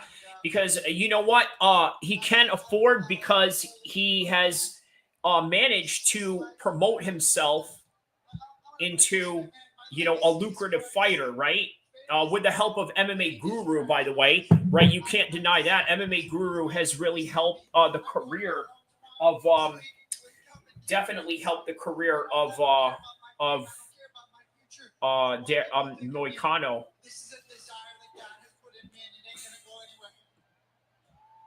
He says Beneil should go back to Iran for a revolution. You know what? He would probably be down for that idea. He looks like the type of dude that would not like the regime. He looks like one of those Iranians. You know what I mean? Like, he does strike me as you know, the pro-American Iranian. That's what he strikes me as. So I can see that. But meanwhile, while that's going on, we got the boxing side right now of Zerdo and Darokos. Suni Lee, the 2020 Olympic medalist. Okay. I don't know who these people are. Television personality. Okay. Zhang Weili. Obviously, we know who he is. He looks like a good man. Who? Beneil Dariush. You say that you think he's a good man? Okay. There's Kayla Harrison, and then there's Amanda Nunes. They're going to fight. Did they announce the particular date of the fight yet? Sponsored by Bet365. TNT Sports, powered by Berghaus. With punishing crimes equal to the height of 159 Eiffel Towers. Yeah, the people. Yes, Beneil. Okay, so yeah, to confirm, it is Beneil that you say is a nice guy. Yeah, man. You know what, Beneil? Listen, even though he's and you know what, he's right up your alley, right? You're a Christian guy. He's a Christian guy, so he seems like, you know, your type of guy. You know, on any event, right? So, okay. But yeah, even that, you know, Beneil looks like the type of guy I would get along with. You know what I mean? He's you know, he's an LA guy. He's pretty chill. I mean, you know, we obviously have opposing views, but, you know, I'm sure he's a nice guy. You know what I mean? I'm sure I would get along with Beneil. We'd probably have a nice cup of coffee together, talk about the Iranian Revolution, and probably get a debate on Middle Eastern politics. You know what I mean? I'm sure you could picture that, you know, with me. So, oh, wow. Okay, there's Jorkis right now getting rocked by Zordo.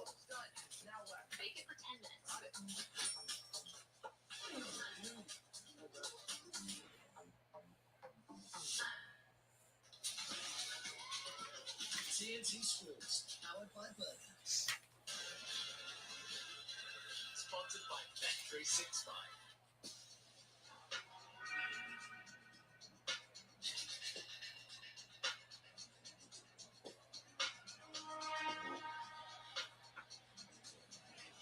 All right, so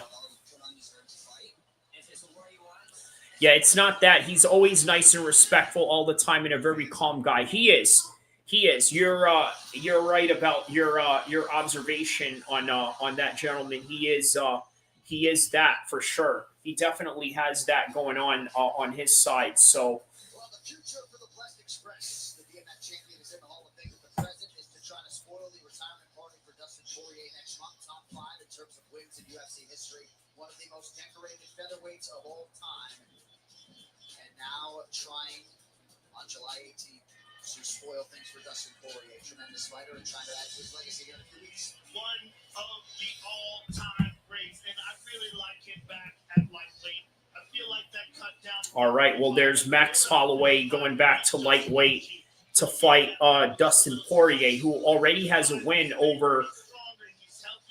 He already has a win over Justin Gaethje.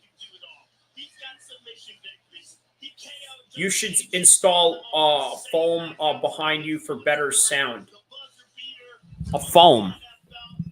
Gotcha. Yeah. Yeah, that would, like, somewhere here. Okay. Note taken. I gotcha. Note taken. I should go find something like that. Yeah, I gotcha. Yeah, so there's looking at Dustin Poirier's stats right now. 22 wins. 5th most in UFC history. 11 knockouts. 15 performance awards. Significant strikes. 8th most significant strikes. A foam wall. Yeah.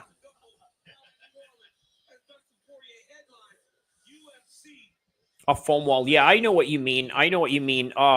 A couple of my homies that are rappers, have, told me about that. Obviously, they're, in studios and stuff like that. They tell me about, equipment like that. So.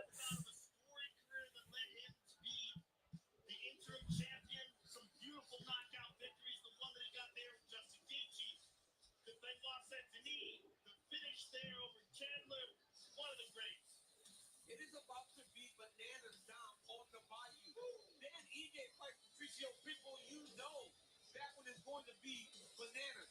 Paulo Costa, Robocop, Michael Johnson takes on Daniel Del Huber. Daniel Del Huber's a dog, man.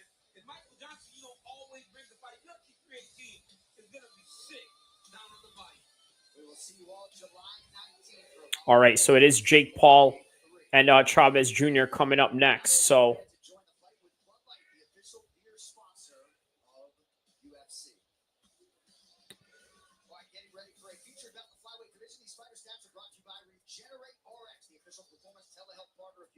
Visit regenerate-rx.com now for more information. Most significant strikes per minute in UFC flyweight history. yeah, like in studios, correct. Yeah, with the foam walls. Yeah, yeah, I know what you mean. Fresh melon juice. Why so much spam today? Because I think look, part of streaming is knowing how to title your your stream, right? And when you title your stream correctly, it coincides with the algorithm of what people are typing. You understand what I mean? So yeah, that's why there's a lot of spam, because they're just trying to promote their illegal websites. You know what I mean? So, and sometimes you don't even know if they're illegal websites or they could be something nefarious. So it's just better that you get them up out of here. But anyways, here's Joshua Van taking on Royval.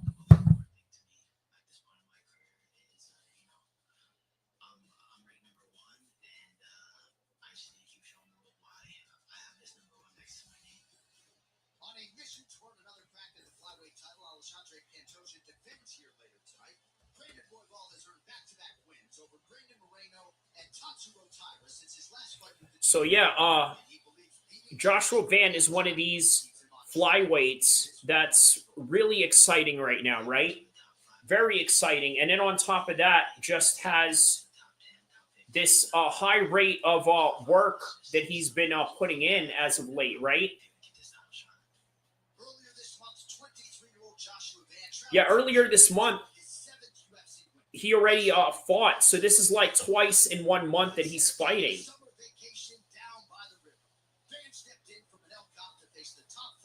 Yeah, that was in Florida, that fight. Yeah. Wait, no, where was that fight?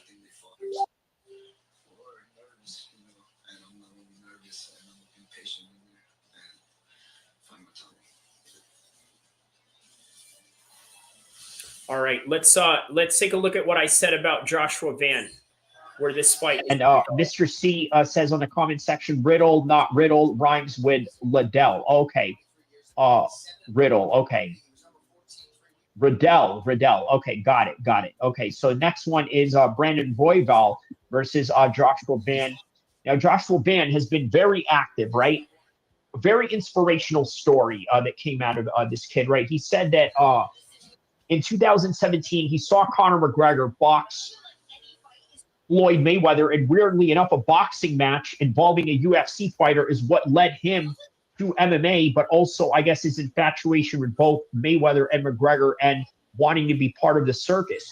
But on any regard, he's now part of the circus. All of a sudden, he's a veteran of the UFC now, getting all these wins, right? A rising star in the 125 division. By the way, a division that is yearning for stars and guys with some stories. So Joshua Van was born in Van Bao Tong in Chin State in Myanmar, okay, to a family of 5 siblings. And due to the SPD siege in Myanmar, his family had to relocate to Malaysia when he was 10 years old in search of better opportunities. Then he moved to Houston, Texas, and that's how he got into MMA and got into the UFC as a result of that. So only losses he's had against Charles Johnson, and then the other one was very early in his career when he got rear naked choked in the regional scenes in Houston, Texas. So a lot of learning curve there, right? Ever since then, Edgar Shiraz gets a unanimous decision win. Cody Durden gets a unanimous decision win.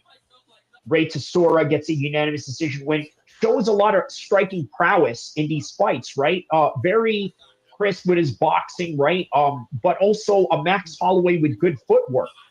Bruno Gusso Silva gets a win over him back in June. That wasn't too long ago. Literally UFC 316, and here we are, right? So taking a look at Joshua Van's opponent, okay, obviously a much more seasoned pro. Well, not so much more than him, right? But they have the right amount of fights. This is why we're seeing a lot of 50-50 fights in these undercards that I think is really, I guess, being underestimated. Okay, so he has a win over Tatsura, Tyra, gets a win over Brandon Moreno, split decision. Hey, not a very easy, split decision. Alex Pantoja goes to the cards with him. And by the way, that's for the flyweight division championship fight. Loses to Alex Pantoja again way before. Okay, that was in 2021, but has lost over Brandon Moreno, but then gets a win over Brandon Moreno. So my prediction on this one, I think this is going to be a 3-round fight of the night between Joshua Van and Brandon Royval, but I think Joshua Van is going to outstrike him all throughout the round 1 to round 3. Brandon Royval is going to get his licks in. He's going to get his highlights in, but it's going to be mostly Joshua Van who's going to outscore him by the end of the fight. So moving on with that one, it is Alex Pantoja versus Kai Kara France. Now,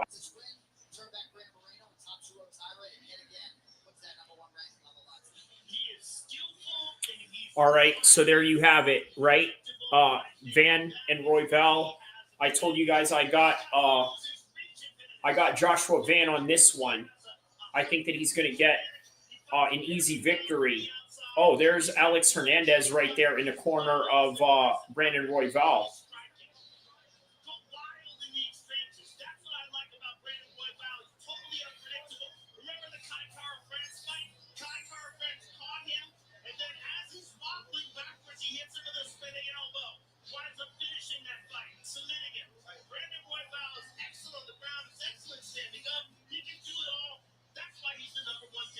This is a risky fight for him, and I can't wait to see how this turns out. Joe, speaking of risky fight, like when I asked him about it, he goes, initially I thought this doesn't serve me.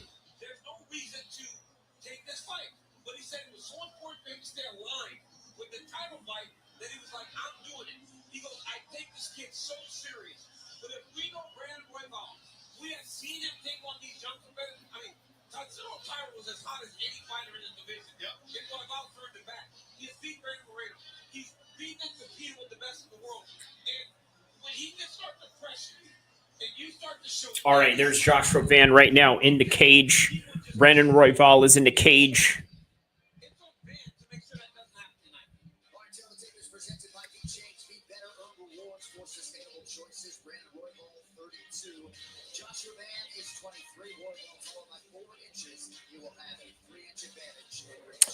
All right, in the meantime, we're also still covering the Zordo versus Dorcas fight right now for the Cruiserweight Championship of the World.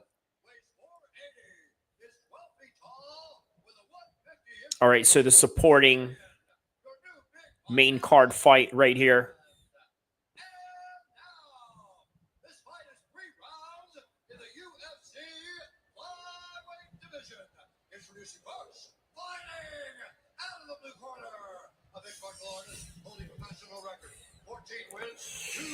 Where can I watch it, please? Stay right here. We're going to do a play-by-play right now. Also, Muhammad, please hit the like and subscribe button, okay? Yeah, it's free. You know what I mean? It's free to like and subscribe. And, you know, it's haram to not like and subscribe to my channel by just tapping in here and not even hitting the like and subscribe button. You know what I mean? And it's free. You don't even have to pay anything or anything like that. That's all you got to do is just, hit the like and subscribe button. So here we go. Brandon Royval. Would you do that for me? Hit the like and subscribe button, please.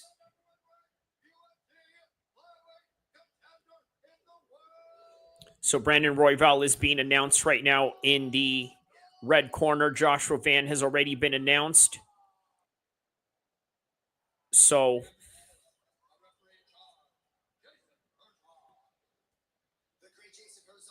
All right, so Jason Herzog is now the referee of this fight. Here we go. If you like and subscribe, you have to convert to, well, you know what? His name is Mohammed Saidani. I don't think he has to convert. He probably is already Muslim, but yeah, I mean, hey, you're not Muslim. You don't have to convert to be in this channel. I don't you know, I don't oppose anybody being here. All views is good views, no matter where you are and where you're from. It's all good here for me. So, all right, here we go. Joshua Van, who, by the way, you know who Joshua Van has a very similar style towards, right? His style is that very similar to I would say Ilia Topuria. Right? When you say he's got a Ilia Topuria, he has to become double Muslim. Man, you are on a troll you know, spree today, fresh melon juice. You know what I mean? You're on a roll, but it's all good. You know, we're having fun enjoying these fights nonetheless. So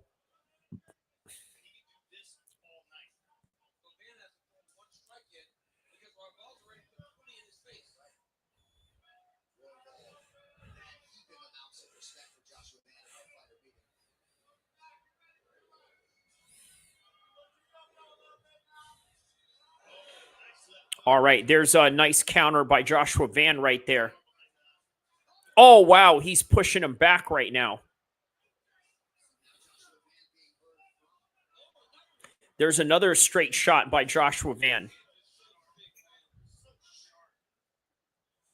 Double Muslim, double fun. All right.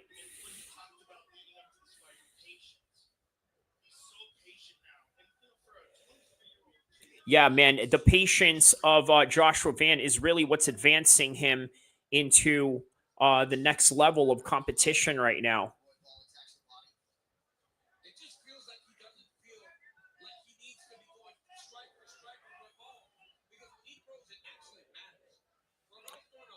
All right, so that's the end of the 7th round right there.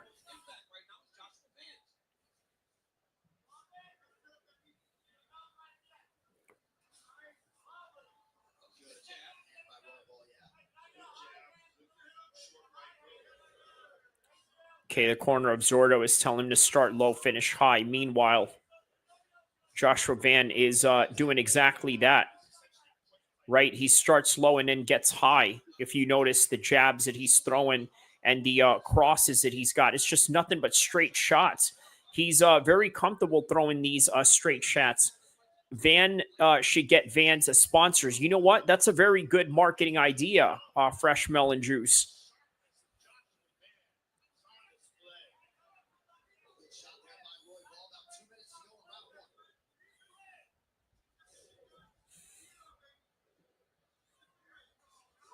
Wow. Man, shout out to everybody that's subscribed, man.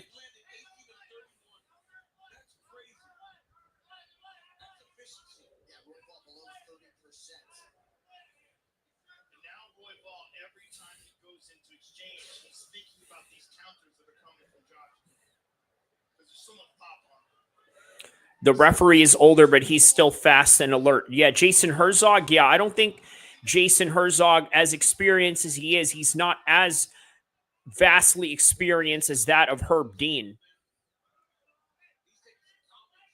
Plus, look, the way that I predicted this fight, I think there's going to be a decision in this fight. I don't see him having to be used in here, but you never know.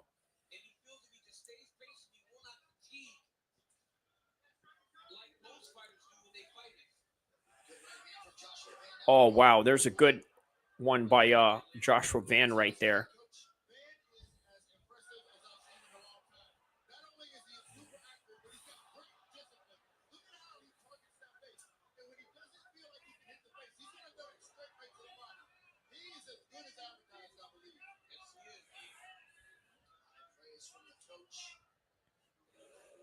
All right, there's a body kick right there by Brandon Royval.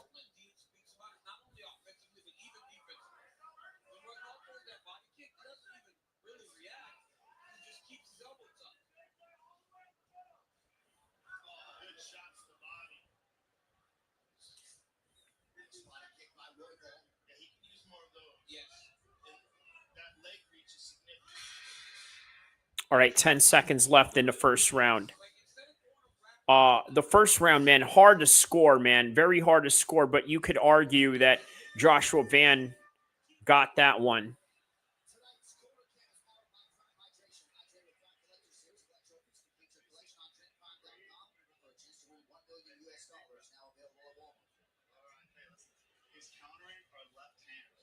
Yeah, he is. And you know what's interesting about him? He was inspired coming into MMA due to the Mayweather McGregor fight. That's what inspired him to get into MMA. Or the boxer. I tell you what, he's the best boxer of the 125 division. Oh, yeah, nice sharp counter by Joshua Van right there.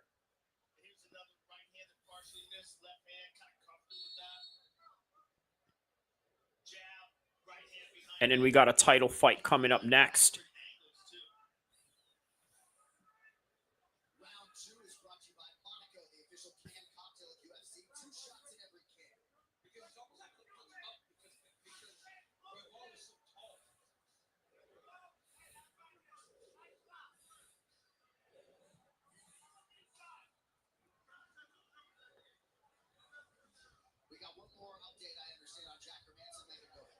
Oh, wow. All right, man.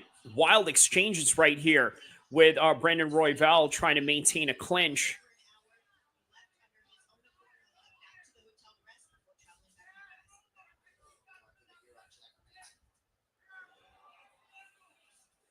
Wow, man. Some nice shots right here between them. Oh, wow. Nice counter by Joshua Van on that one.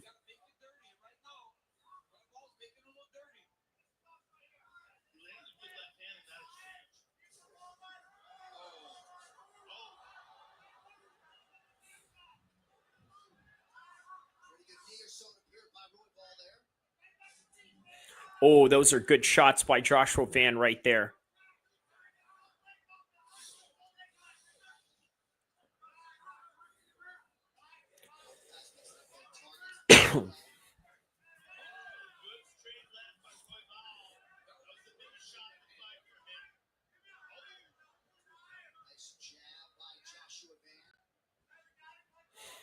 All right, good job by Joshua Van right there, advancing.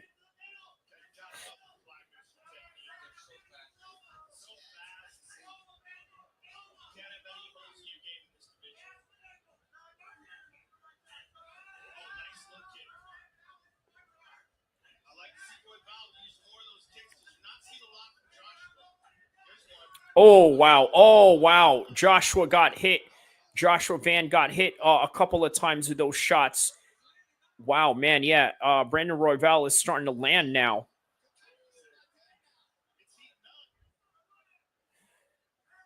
Yeah, he's getting touched right here in these jabs, man. Oh, there's another one, man. He's getting touched up, man. This is the most that I've seen Joshua Van get touched up in the UFC so far. I think because he's comfortable walking forward, and as he's walking forward, Brandon Royval's actually doing a very good job of jabbing him up. There's a 1-2 shot right there.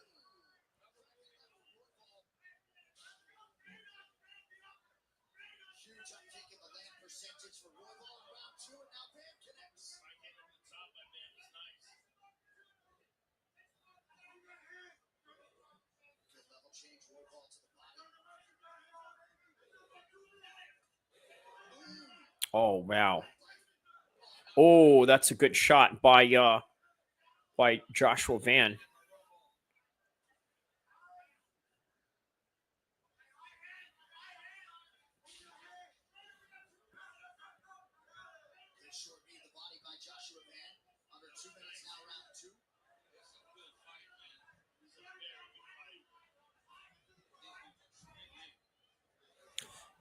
This is a weird jab.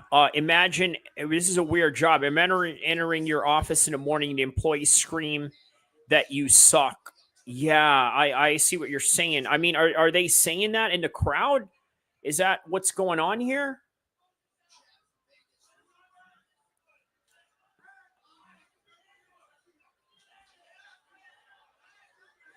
Oh, wow. Good counter shots by Joshua Van. Yeah, Joshua Van absolutely got challenged in this fight for sure. I told you guys, Brandon Royval was going to be a problem for Joshua Van, but Joshua Van is passing the tests right now with flying colors.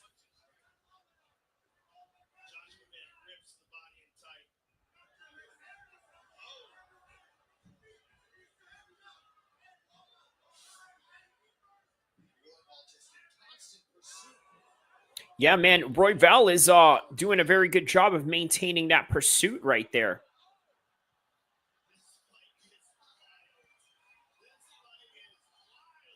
Yeah, this fight is absolutely wild. Joe Rogan is singing that, right off top correctly, man. Why doesn't Royval take him down? Because he's comfortable with the striking that he's doing. And you know what? He's actually connecting a whole lot more than what we would expect on Joshua Van. 10-second warning.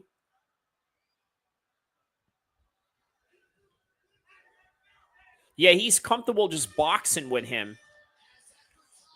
All right, yeah. Third round coming up.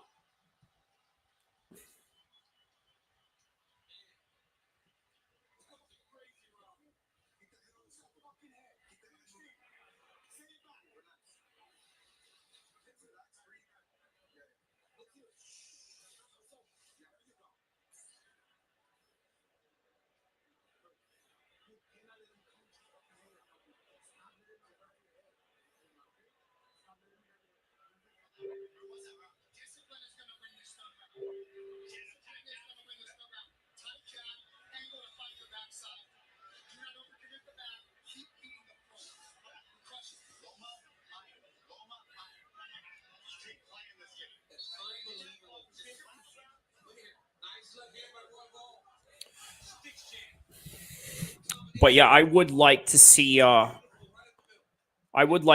try and take him down, do something different, but he's obviously not doing that.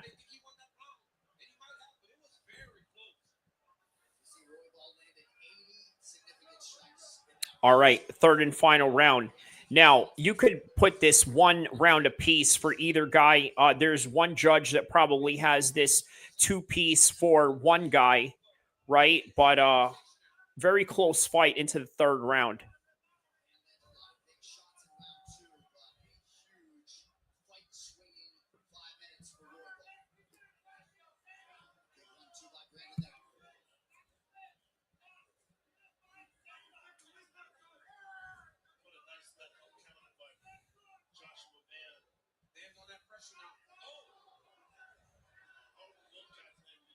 Meanwhile, Zordo is winning the fight with Dorticus right now.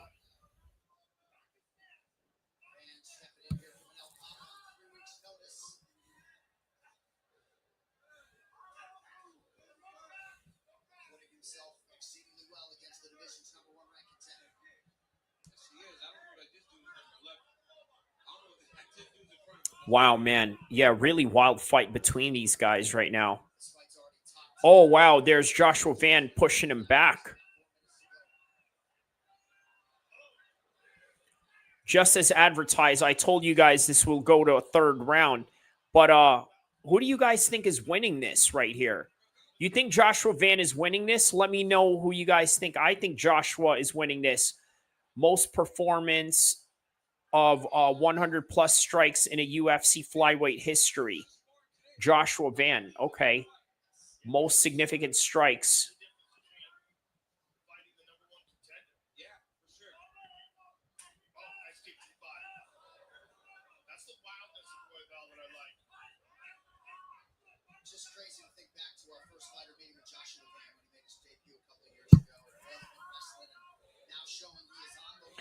Yeah, Royval may regret that he doesn't take him down.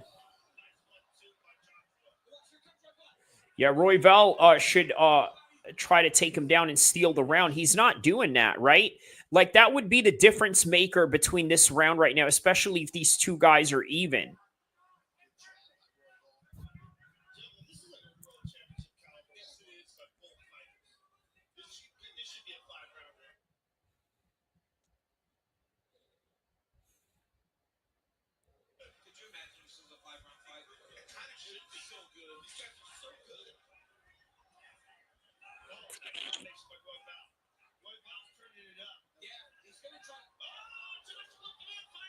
Oh, Joshua Van is firing.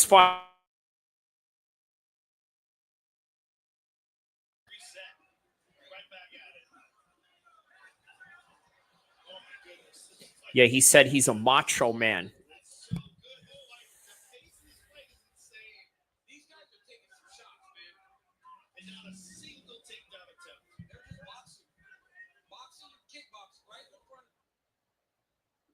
Yeah, all right, man. The main event is coming up next.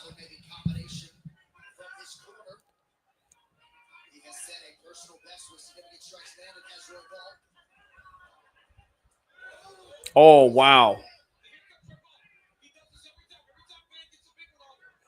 Oh, there's a good shot right there by Joshua Van.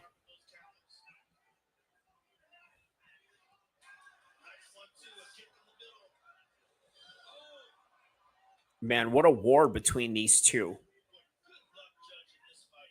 Yeah, really, good luck judging this fight, but I think Joshua Van's going to walk away the victor of this one.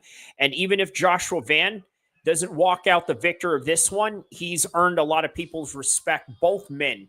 This is one of those fights where both men really earned everybody's respect, hands down.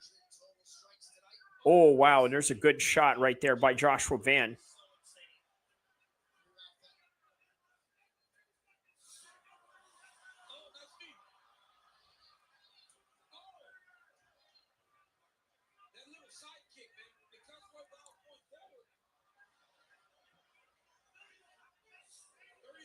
Oh, wow. He hit him with that side kick and in the 1-2 shot. Man, it just seems like the height of Brandon Royval is helping him in every single one of these exchanges. We got like 20 seconds left, man. Are they going to do a Max Holloway? Hey, let's go toe-to-toe right here. Yeah, down the stretch, you're going like 10 seconds, probably the longest 10 seconds. And they're like, wow, he knocks him down. He's looking for a finish. Come on, Josh, get it right here. You almost got it right there. Looking for, oh, wow. Joshua won that fight. Won that fight, man. Yo, listen, he won that fight straight up. Joshua Van won that fight, man. Those are one of those legendary performances by Joshua Van right there, man. Putting it down for the Asian boys right here.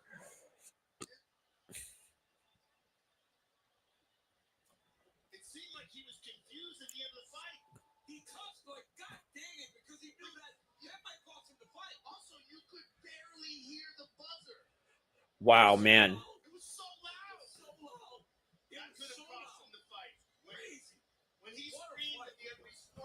Wow, man. Yeah, they said you could barely hear the buzzer. That's crazy.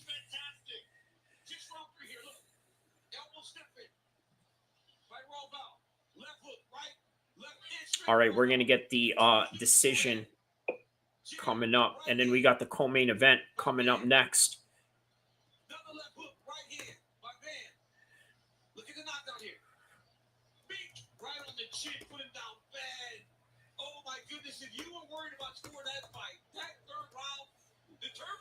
All right, we're going to find out in a couple of minutes who won this fight. Who do you guys think won this fight right here?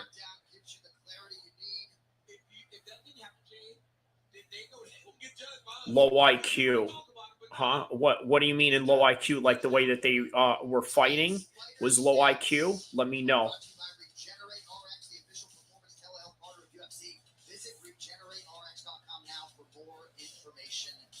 Record-setting flyweight affair tonight. Unofficially, they combined for 344 significant strikes landed. That is a new single-fight UFC flyweight record, supplanting Original versus Royval is low IQ. Got it. Okay, that's what you meant. Wow. There has to be a winner. Bruce Buffer has the answer. Ladies and gentlemen, after 3 rounds, we go to the judges' scorecards for decision. The judges for the contest, 29-28, 29-28, and 30-27, for the winner by unanimous decision, Joshua Van wins. There it is. Joshua Van wins by decision. Very close fight. Very close fight. That was a very close fight. But you know what? By the end of it, Joshua Van won. Joshua Van won. just as I expected. I told you guys he was going to be at a war. Did I not say that? I told you that he was going to be at a war, and that's exactly what happened, and Joshua Van won by unanimous decision, just as I predicted. Islam can stand and bang with everyone. I don't know about that, right? But speaking of standing and banging, that's literally what Joshua Van did right here.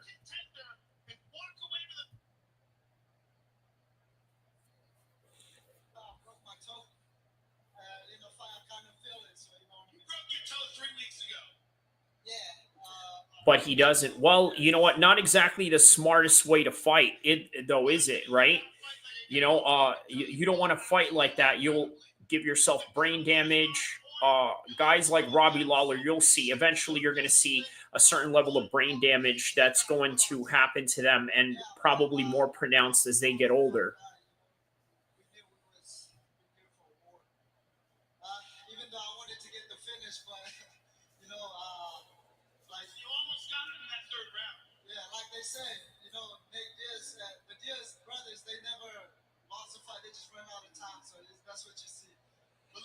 He said, just like the Diaz brothers, you know, they never lost the fight. They just run out of time.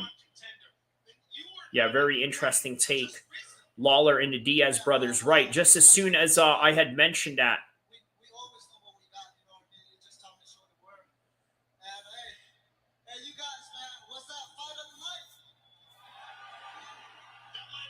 Joshua Van, the stupid young of MMA. Stupid Young, the rapper, I mean.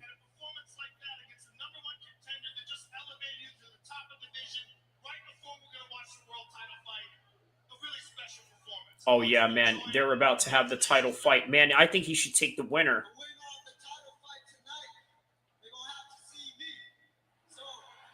Oh, I like that. You know what? Can you imagine? He said that I want the winner. Yo, look, he could be the youngest champion ever. He could beat John Jones's record.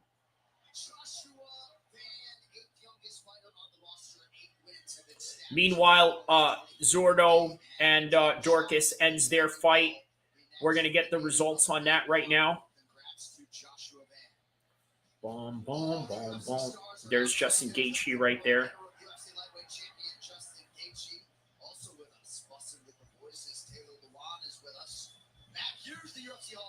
There's Matt Hughes right there.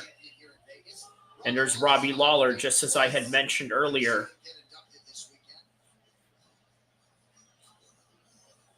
Michael Chandler is here, as is the former two-time UFC flyweight champion, Assassin Baby Brandon Moreno. Aljamain Sterling, the former UFC bantamweight. That last one asking to break John Jones's record got cut. Oh, Macy Barber. She got cut? For real? Carlos Ulberg right there, 13-1. And there's Israel Adesanya as well.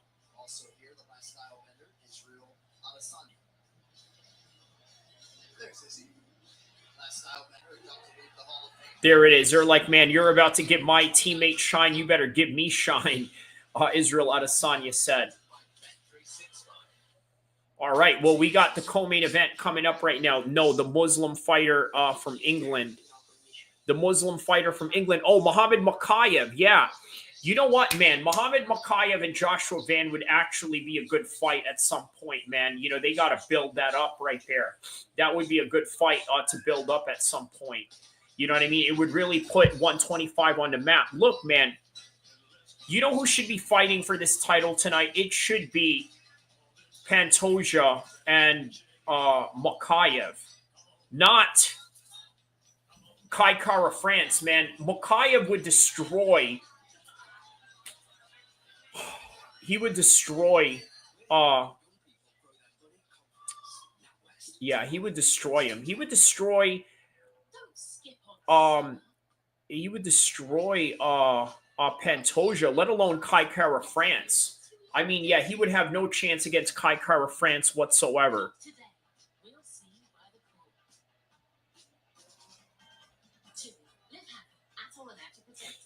Pantoja and Francis or Pantoja and Jones, neither. How about we put Jones and Francis together? How about that, right? You know what I mean? Like this crazy guy right here.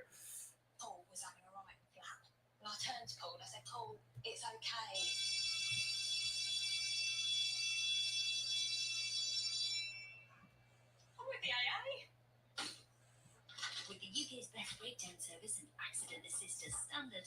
Members know they're okay with the AA. Vitality rewards you for getting active with trees. All right, there's Zordo right there with the win. Move forward with Vitality. TNT Sports, powered by Burgers. Sponsored by Bet365. All right, well, there it is, man.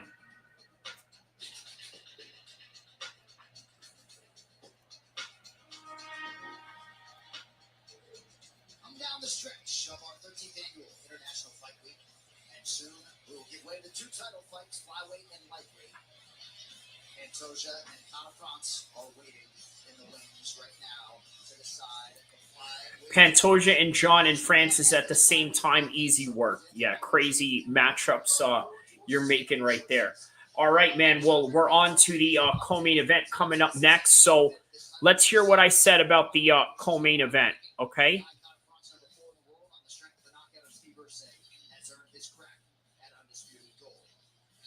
In the midst of a marauding reign, flyweight King Alexandre Pantoja right now has been red hot, okay? I don't think it's going to be any different. I think Kai Kara France still makes the same mistakes that he's probably going to make in terms of, keeping his hands down and getting knocked out. He has one win going into this fight, and then he already gets a title shot. I want you to put that in perspective, okay? He gets finished by Brandon Moreno, loses to Amir Albazi, and then just currently has a win over Steve Erceg. He's been 1-2 in his last 3 fights, and he gets a title shot. It's kind of strange, right? Which is why I say that he is tough.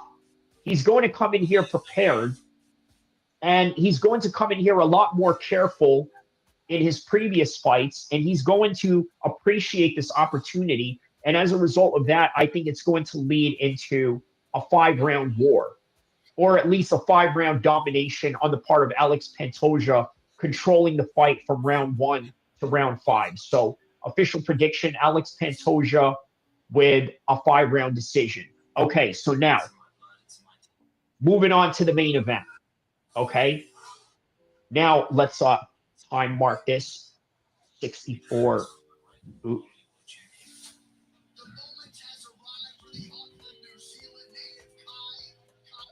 1 hour and 4 minutes.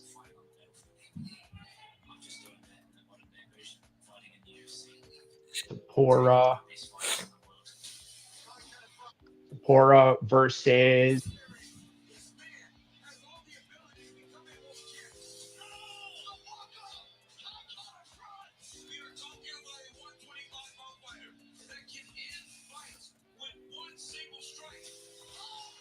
all right, so Topuria versus Charles Oliveira. Okay, so this main event, I got to tell you, this main event is a lot closer than people think, but I think eventually Ilia Topuria is going to clip him. Okay, so how exactly is this going to happen? Okay, well, Charles Oliveira is going to use his jab just like Max Holloway does, which is why I almost kind of confuse his name out of it, right? I think that Ilia Topuria is going to knock him out later in the 4th round. They're going to have a kickboxing match. They're going to have a scramble. It's going to look very even, and I think Ilia Topuria might be a little bit surprised due to the fact of the range and the distance and the size of Charles. He's going to be overwhelmed for a little bit, but then he's going to overcome it, and then he's going to probably knock him out maybe somewhere in the 4th or 5th. What is it? This is crazy work right here you got going on. Look at this. My man said, White Mayor, can't jump. Oh, man. Oh, man. By the way, guys, check out my Joe Rogan live stream video that I did regarding this particular topic at hand right now. All right, man. So we got Jake Paul in the main event right now. He's about to take on Julio Cesar Chavez. That fight is next right now. And we got the co-main event with Kai Cara France and Pantoja. By the way, listen, this particular comment right here, right? I remember in the fighter meeting, Kai was crying because he was saying that, like, you know, he was ashamed of his heritage or something like that. And so it took him a while to, like, you know, try to fit in or some crazy stuff like that. Man, I don't know what it is. Him, Izzy, all these New Zealand dudes, they all got like these, you know, racial inferiority complex going on, man. You know what I mean? Like, it's kind of weird. You know what I mean? Like, but yeah, I guess that's what happens when you're a minority in New Zealand. You know what I mean? It's not like here in America where, you know, they teach everybody to, like, be proud of who they are. You know what I mean? And represent where you're from. So,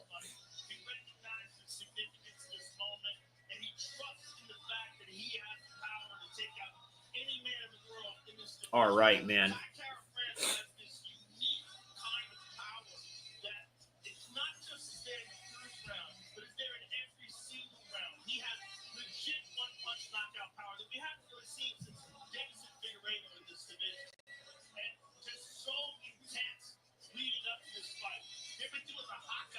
Oh, yeah, Amanda, Katie Taylor and Amanda Serrano getting another rematch in July 11th. Just a little under a week before, yeah.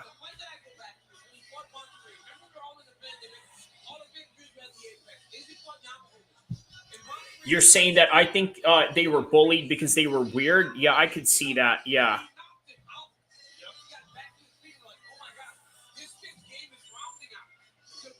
Yeah, bullied kids, absolutely, man. Absolutely. That is a fact. That is a fact. You know, because it's like at some point, you know, you don't want to deal with it anymore. And, you know, the ones that are okay with dealing with it, they just keep on taking it. But then, you know, if you're a real man and you're about something, yeah, you're just not going to sit there and take it like that, you know? So, but yeah, here's Kai Cara France now walking into the cage right now.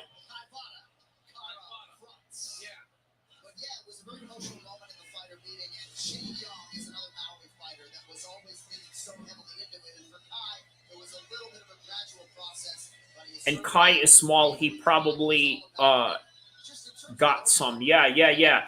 Right? When you're small, it is like you are an easier target for some people. So, yeah.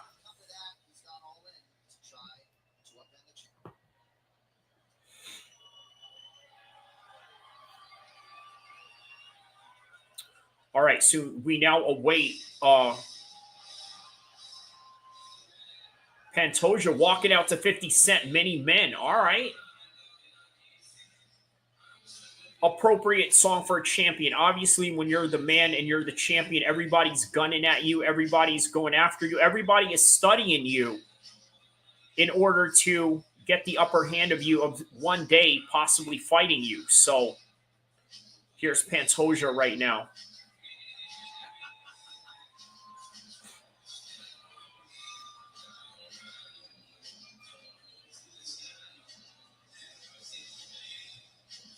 There he is walking out with the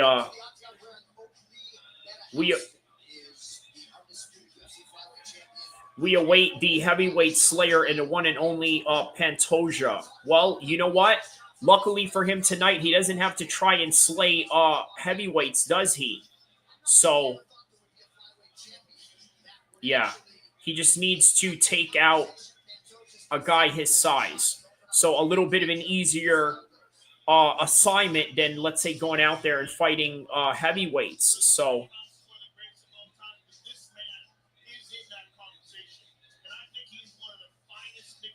by the way, man, shout out to everybody around the world. This has become my second most watched live stream in a fight. The first one, the number one right now is Usman versus Paul Hughes. It's still number one till this day. Right, and that fight wasn't too long ago. He will get DC after the fight. Man, yeah, maybe in the training room, bro. You know, not in no sanctioned fight, man. You and your obsession with these heavyweight and flyweight fights, man. You know, just because Demetrius Johnson beat up some heavyweights at a jiu-jitsu tournament, at an open weight jiu-jitsu tournament, man, it doesn't translate the same. But man, listen, we got the Jake Paul fight going on as well right now. So yeah, let's await that.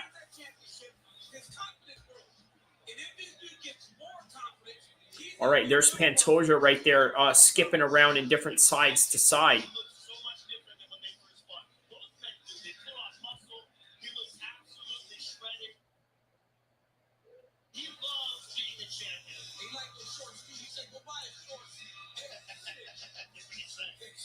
Yeah, those custom shorts actually have one of his tattoos emblazoned upon them. These fight odds are brought to you by DraftKings Sportsbook. The crown is yours. Pantoja, the minus 265 betting favorite. That number has climbed. Yeah, Pantoja is different. He hunts elephants with his hands. All right. Well, you know what? He has a Maori elephant right in front of him right now that he has to take care of. So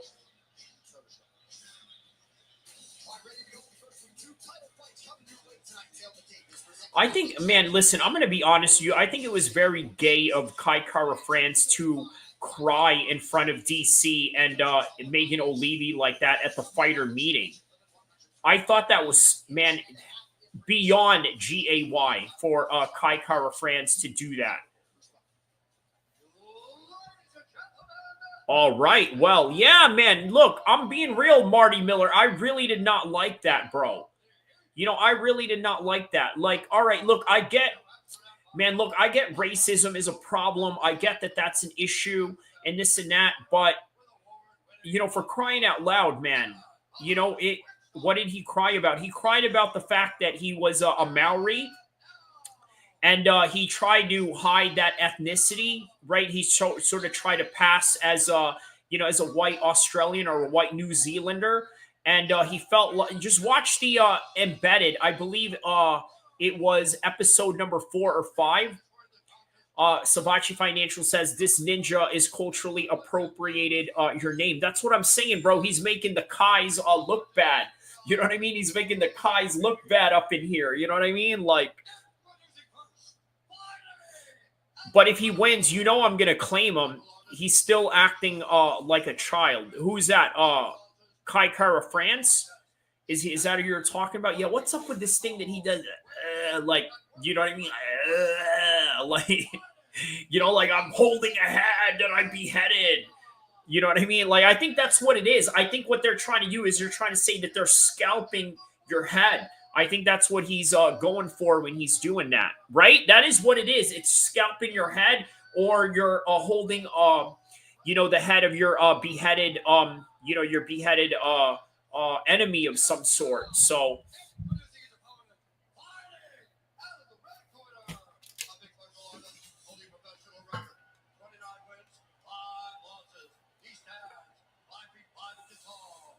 all right, there's Pantoja being announced right now. And by the way, Jake Paul fight is on right now. So there's Jake right now getting interviewed as he's being hand wrapped.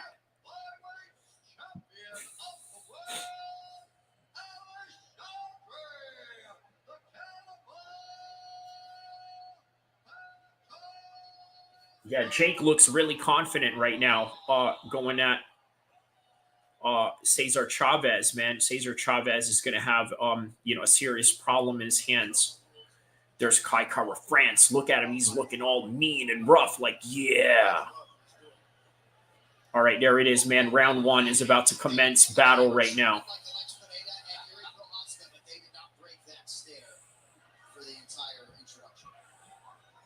Pantoja better win or else. Why? You got money on him or what? Is that what you did? You put money on him, or this ninja is the MGK of Australia MMA. MGK, that's interesting. What brought up that comparison? Why MGK?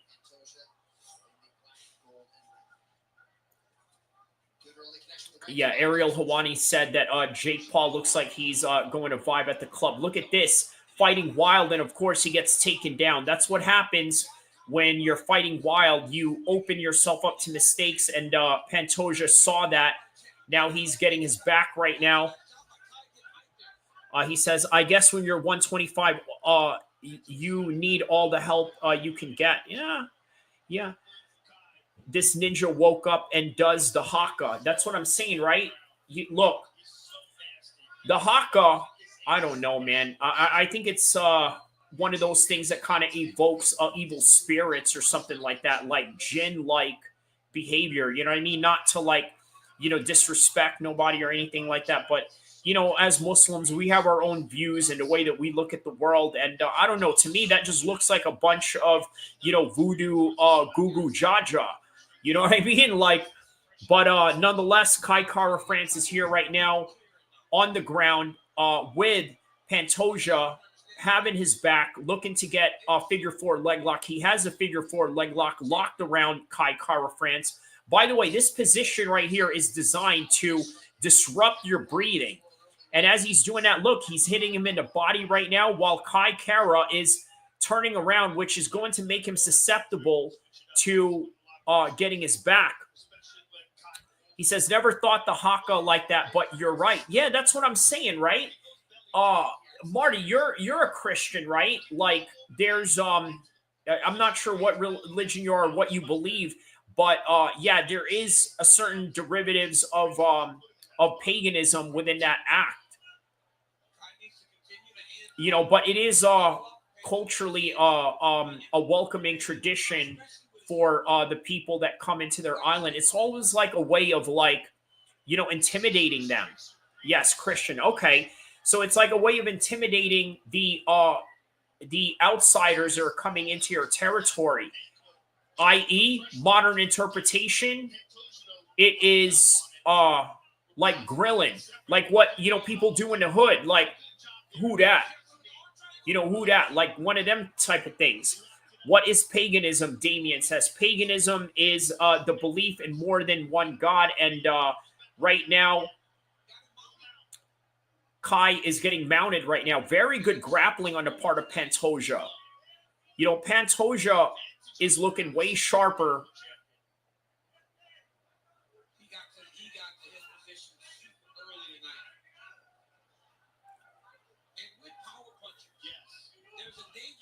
The Vikings were pagans. They were. Some of them were also Muslim because they did do trades in the Middle East, but because they did find, Islamic clothing on some of the Vikings. So the plausibility of that is some of them maintained being with the Vikings, but maybe some of them converted as well. But yeah, for the most part, the Vikings were a pagan, force of, force of group.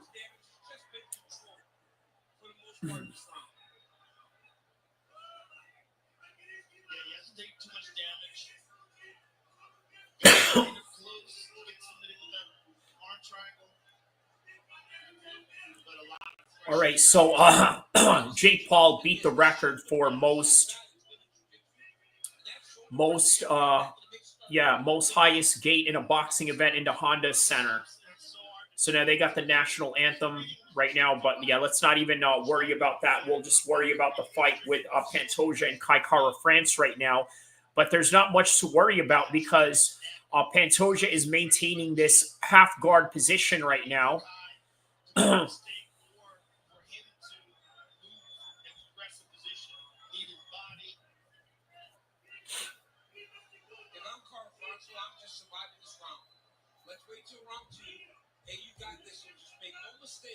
There's nothing he's going to do to take this round back to the champ. Right. So just get to the second round and start over. He's fighting Cesar Chavez Jr., the son of Mexican legend Cesar Chavez Sr.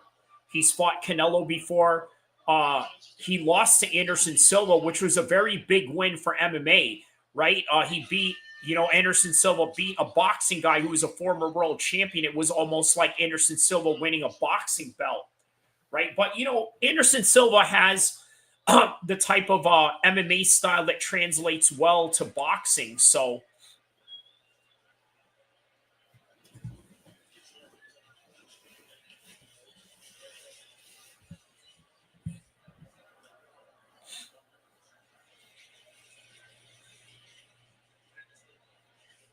All right, so now they got the Mexican anthem playing right now.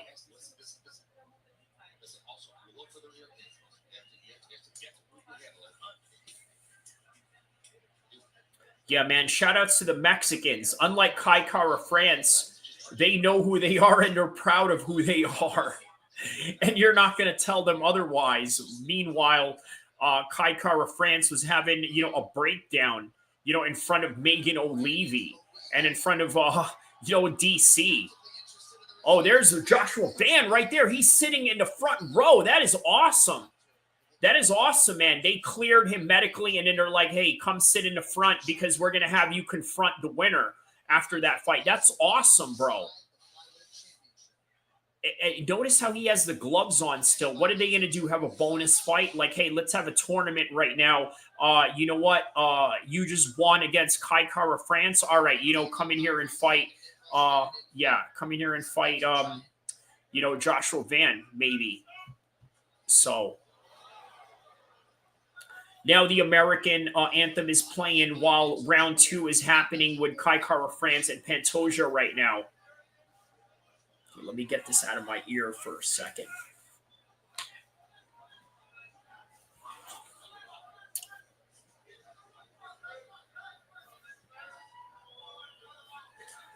Okay, there's a low kick by Kai Kara France.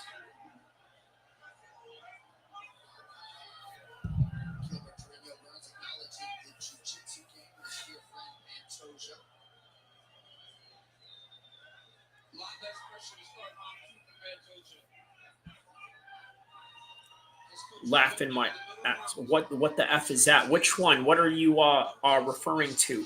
Why did he cry to DC? Because he was at a fighter meeting. And fighter meetings, look, I'm going to tell you guys what fighter meetings are, right? If you ever wonder why certain announcers and commentators say certain things about you, it is because they want to have a meeting with you first in order to talk to you about what it is that you would like them to talk about. I've done this before in some, organizations I've fought for, right? They ask me, hey, what would you like the crowd to know? Well, I'd like them to know, I'm a practicing Muslim. I'd like them to know that, I, do Taekwondo. These are my hobbies. This is what I like to do. These are my type of friends that I like to hang out with, or this and that. These are my aspirations. Something to give them content to talk about you in ways to promote you. So to all the fighters out there, understand this. When you're doing a fighter meeting, that is your chance to promote yourself. He looks like a skinhead from American History X. Who are you talking about? Kai Kara France? Is that who you're talking about? Yeah, he does, right? He does kind of have that, young Edward Norton look, or actually, the young YG that was with Edward Norton. In that Nazi Peckerwood gang in American History X. He does kind of look like the kid brother of Edward Norton in the movie. But all right, they're broken up now. Kai Kara France needs a knockout, because otherwise I think that Pantoja is just going to rinse and repeat the performance that he has going on, where he takes him down. He's going to control him on the ground. And Kai's only chance is the kickboxing route right now. All right, let's hear what's going on in the Jake Paul side right now. All right, so no one has walked out yet. They just did the national anthem. So now Jake and Cesar Chavez are about to walk out. They're set to walk out right now. Chavez walking out to mariachi music while Kai Kara France and Pantoja carry on their fight right now. Oh, there's a high kick right there by Pantoja as Kai walks in. Now they get themselves into clinch position. And Pantoja's looking to get a wizard on the right arm of Kai Kara France, while Kai Kara France is cage clinching him. They reverse. Now it is Pantoja in the dominant position, the clinch positions.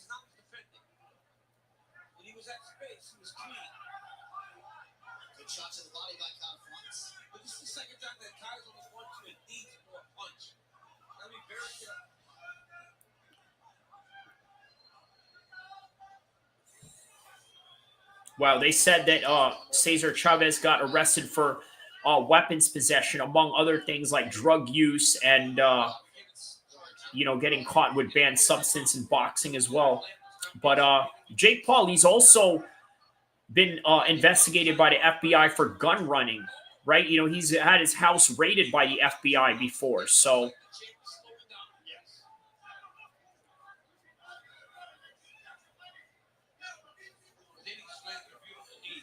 All right, so 10 seconds left into the second round. Oh, there's a nice front kick by Pantoja.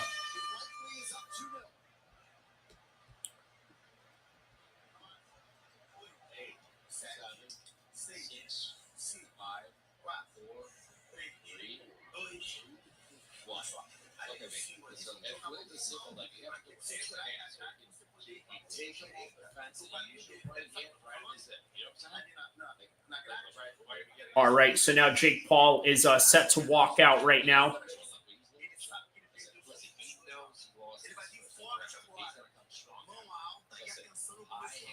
Yeah, going into the third round of this championship fight right now. Hey, so hit the like and subscribe button. How about that? Hit the like and subscribe button. We are giving you the play-by-play analysis right now, plus doing the play-by-play analysis of Jake Paul. And, yeah, please open the video. Please hit the like and subscribe button. It's free, because if I was to show you the video, guess what? My whole channel would get taken down. So why don't you do it? You got a channel. You got, well, I mean, not exactly an active channel, but you have a YouTube account. So why don't you watch it, go pay for it, and, yeah, watch it on your own, in your own video, in your own channel. The insane entitlement of people is very amazing. But you know what you can do? Please hit the like and subscribe button. So this way, yeah, this way you could help me out a little bit here.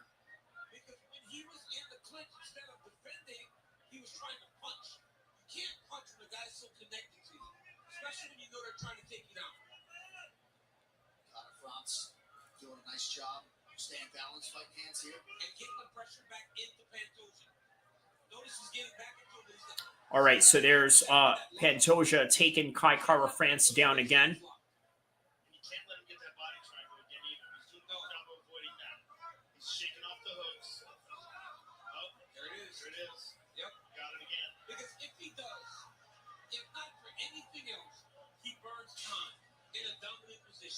All right, 3 out of 6 takedowns by Pantoja so far. And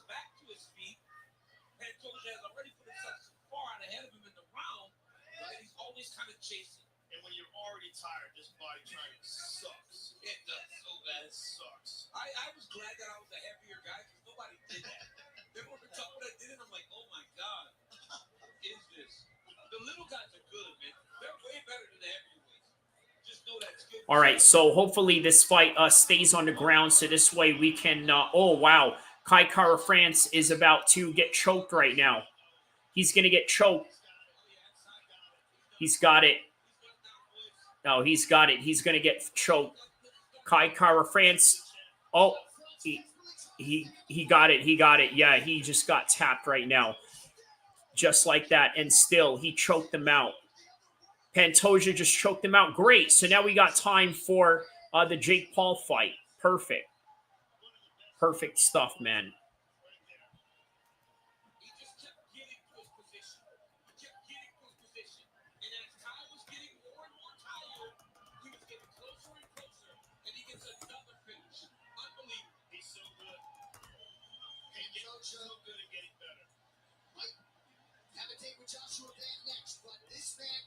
All right, so there's that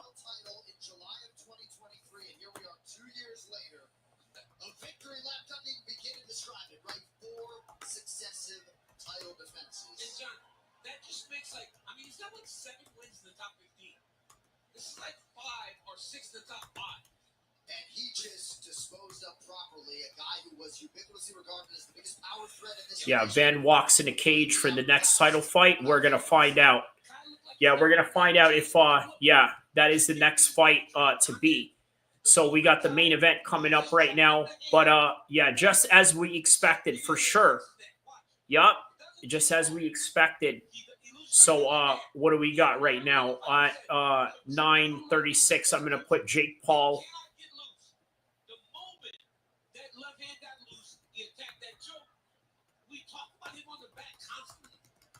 Same submission he beat Kyle Sakura with. He's so good here that if you let this man continue to put you in this position, eventually he will find the finish. Johnny is laughing this division right now.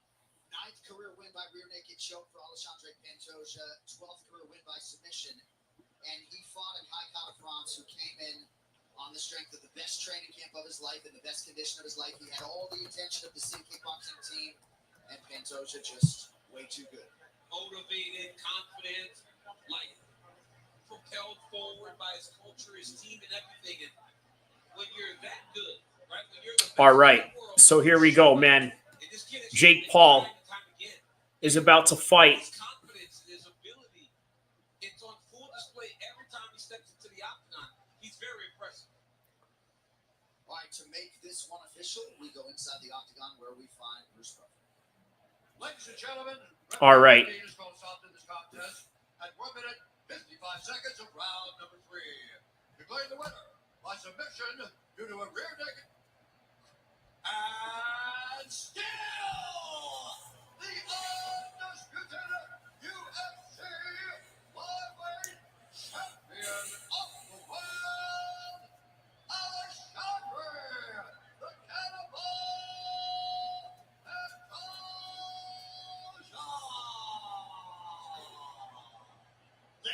They announced Jake Paul as the man who elevated women's boxing to new heights. Like only in boxing they would announce something like that.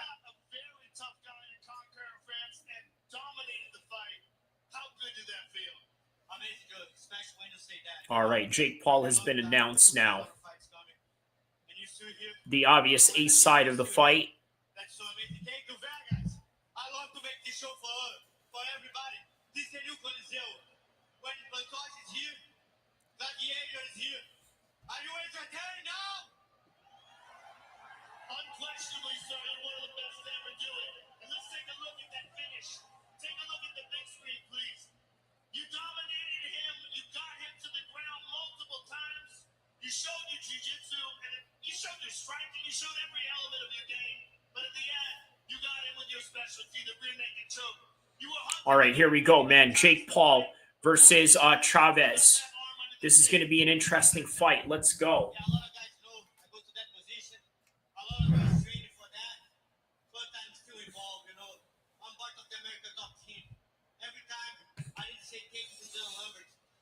All right, here we go. Cruiserweight division, Jake Paul versus Chavez. Here we go. Very exciting fight going on right now on the boxing side. Let's go. Let's see what Jake Paul does here.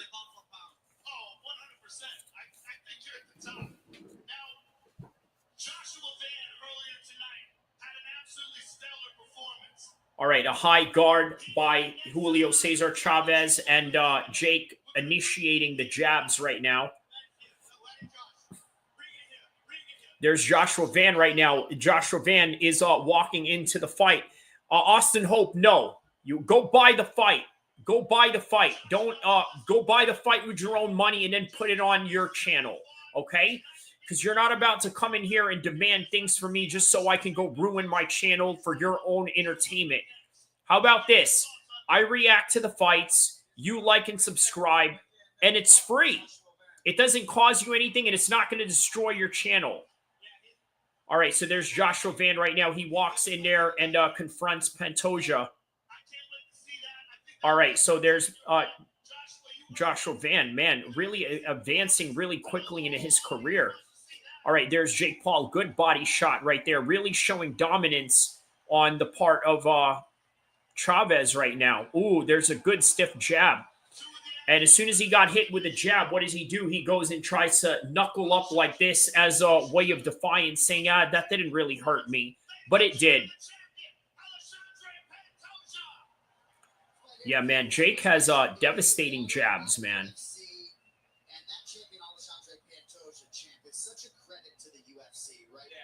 Yeah, definitely not a fight that he could win fighting on the back foot, but that's exactly what he's doing right now. So,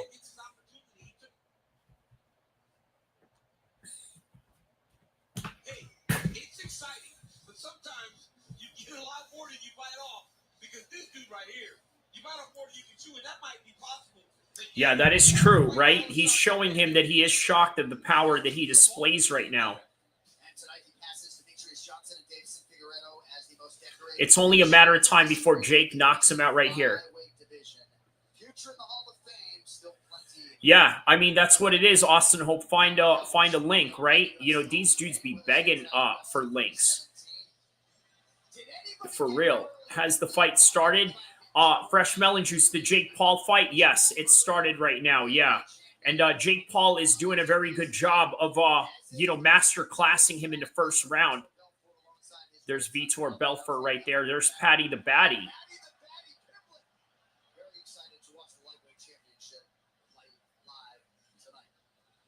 All right, yeah. And Patty the Batty, a little bit of some invested interest. There's Tom Aspinall right there with his dad, who, by the way, I made a whole entire documentary on. You guys could go check that out. Commentate the fight. I'm commentating the fight. That is the end of the first round. Jake Paul looks really loose. Not really a lot of damage that both of them did on each other. But Jake Paul is in his corner right now. The corner of Jake Paul, you know, giving him some breathing exercises to do in between the rounds. Looked really fresh and ready to go on that one. How about this? Brad Pitt got a little movie going on right now with F1 Formula Racing. This is interesting.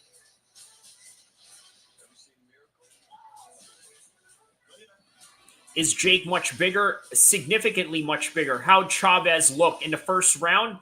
Exactly as how you would predict, right? Jake hits him with a jab and then hits him with a hook to follow up, rocks him a little bit. He kind of blocks it, but still a little bit of a first a feeling out process. All right, so round number 2 right now. Here comes Jake. Come on, Jake. Finish this fight already so we could watch Ilya and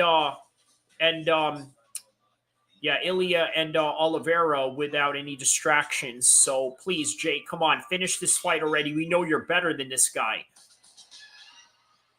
Okay, there's a hard shot by Jake. He really is headhunting Chavez right now. So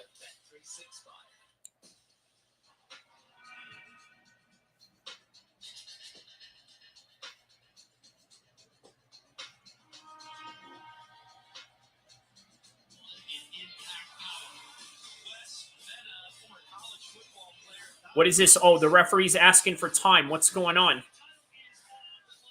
Okay, he's got too much Vaseline in the face as they were proclaiming.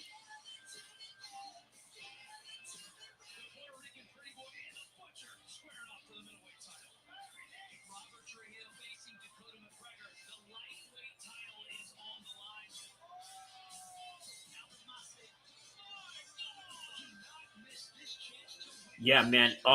Chavez looks horrible, bro. He looks like Ben Askren boxing Jake Paul right now, which is crazy to say because he's a professional boxer with a pedigree in the championship levels in the middleweight division.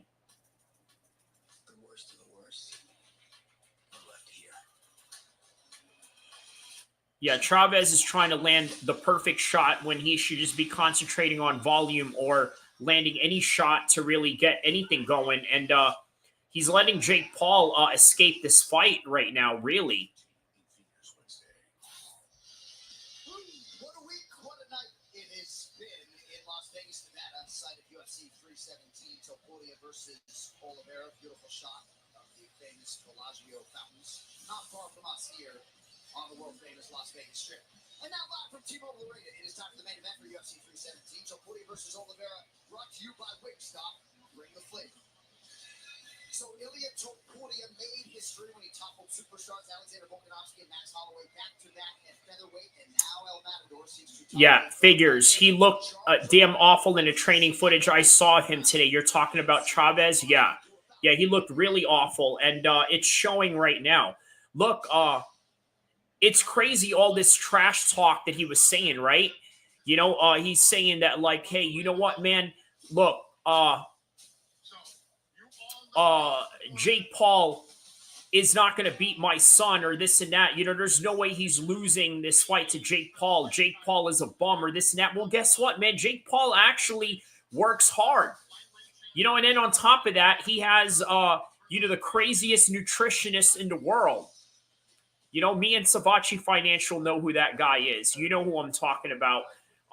You know, Eric, which is the, you know, nutritionist of Jake Paul. You know, God knows what he's feeding him, right? And then on top of that, never mind just the nutritionist. Look at the team that Jake Paul is with.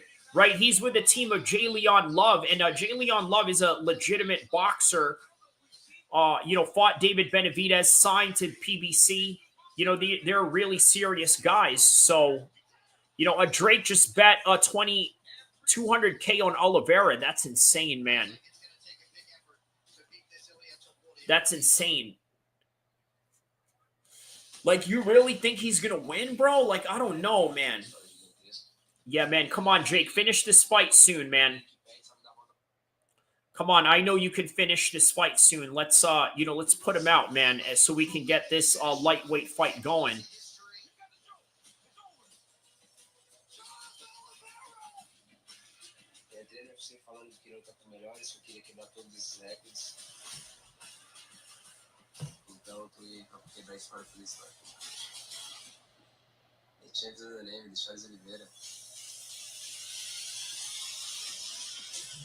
He's a lion, all the respect to him, but I represent a new generation of the Musa martial arts.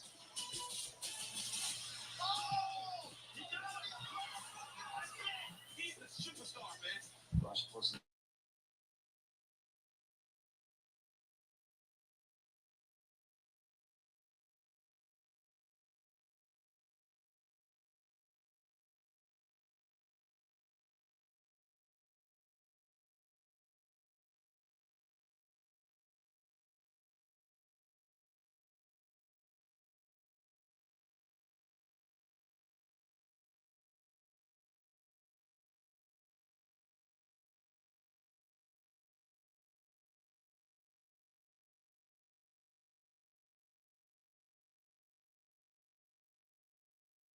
Whoops. Can't hear you. Sorry, the mic went off on there. Oh, okay. Here. Okay, there we go. Mic's a little bit better. Yeah, what's going on in the fight? Can't hear you.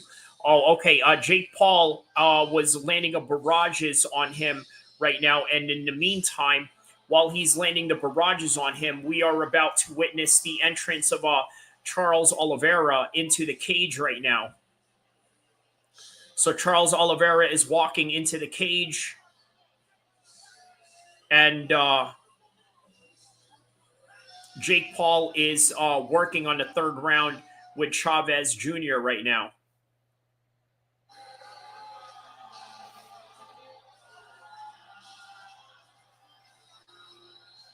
Well, the fire still burns something fierce for the former Undisputed UFC lightweight champion Charles Oliveira. And Joe told us in the fighter meeting, as long as I've got the hunger, I'm going to be here. You were there when he made his UFC debut in 2010.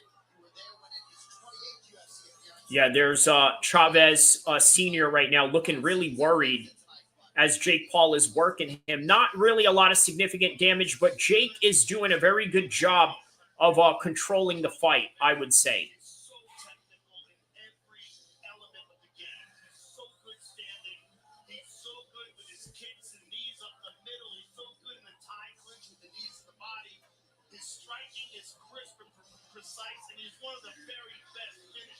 All right, there's a left hand right there by Chavez.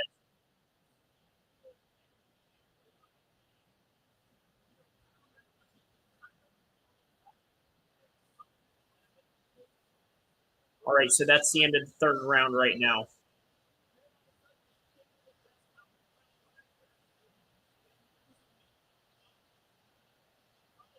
All right, there's the wife of Charles Oliveira right now. I don't know why their kids are like crying or they look worried, or I don't know. The fight hasn't happened yet, but I would imagine, yeah, they're looking very stressed right now. So, yeah, and Ilya with a front back tattoo, and I think, and they all copy Connor. O'Malley also, yeah, I could see that. Topuria has all of Connor's tattoos. He definitely does, man. Yeah, he definitely has all of his tattoos for sure.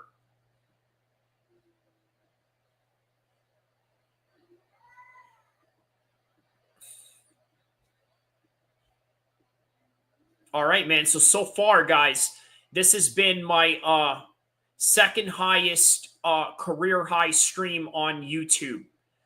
So we're getting to like 14K right now. So not bad, man. Trying to beat the record of the Usman versus Paul Hughes fight, which did, very good numbers. So, all right. So Charles Oliveira is in the cage. Now they are awaiting Ilya Topuria.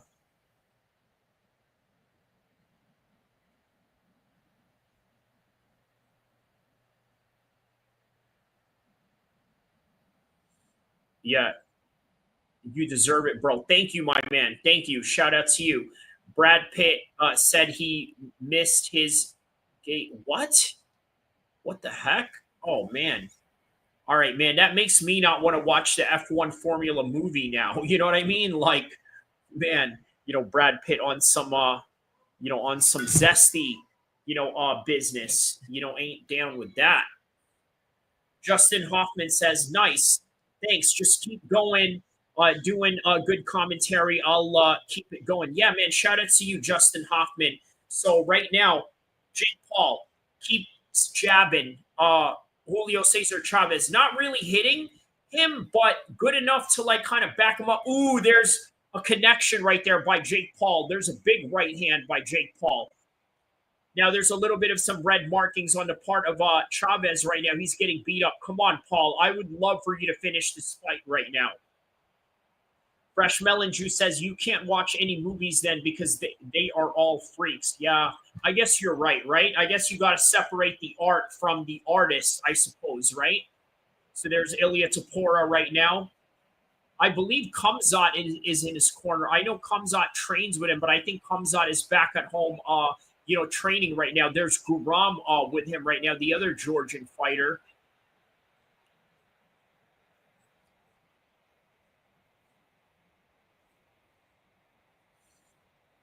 Paul from my hometown went to school with Logan. Oh, wow. Is that right, Justin Hoffman? Well, shout out to you, man. Shout out to Ohio.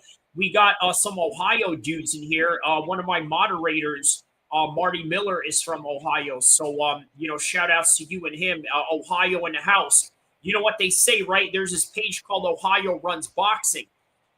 Fresh Melon Juice says, yeah, actors should be forbidden to do interviews and talk in public.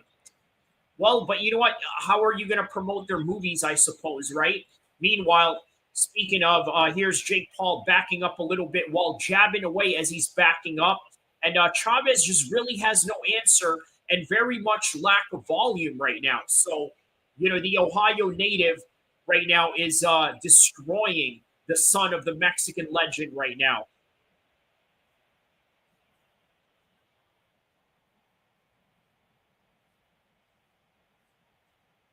Yeah, meanwhile, here's Ilya Topuria right now walking in. How about this? Moses Otama, August 16th, taking on Dylan White. That's a pretty fun heavyweight boxing fight right there. Meanwhile, here's Jake Paul right now with his very professional corner that he has.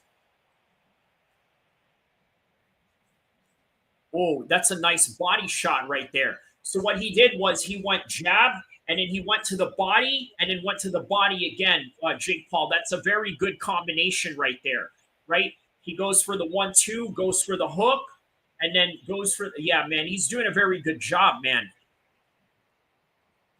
Okay, so we got a little interaction between Marty Miller here and Justin. I'm from Canton, Justin. Okay, so a little Ohio thing going on. 35-year-old Charles Oliveira, 28 Ilya Topuria, and we now have Jake Paul and We got Jake Paul 4 rounds to none right now. In the 5th round, I don't think this is going to go any different.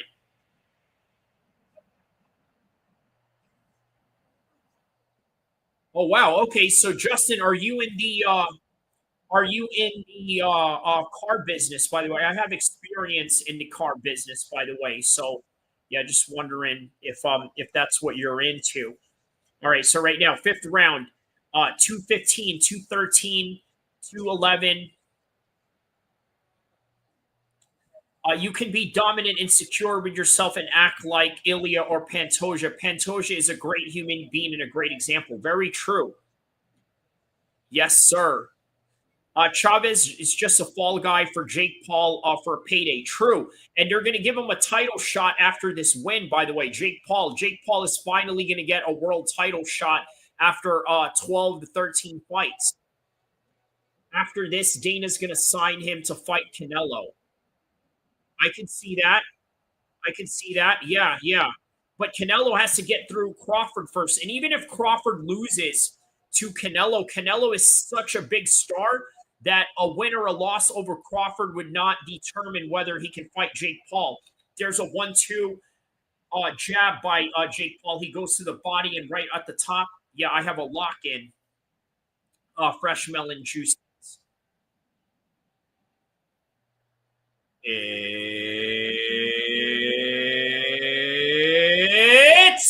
time.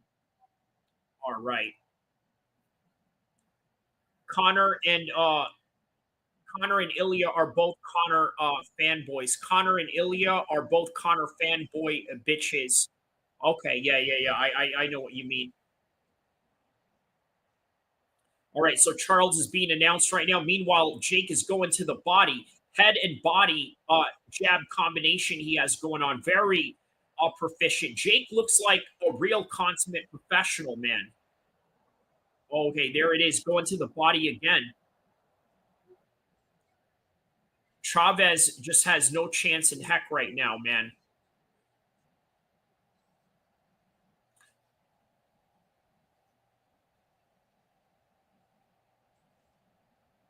All right, Charles du Bronx, Oliveira. Here we go.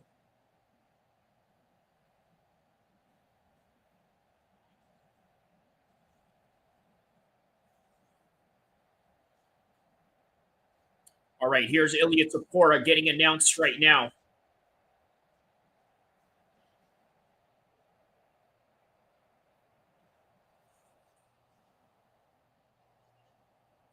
Yeah, very bad performance on the part of I don't give him any of these rounds. Has Chavez landed any? No.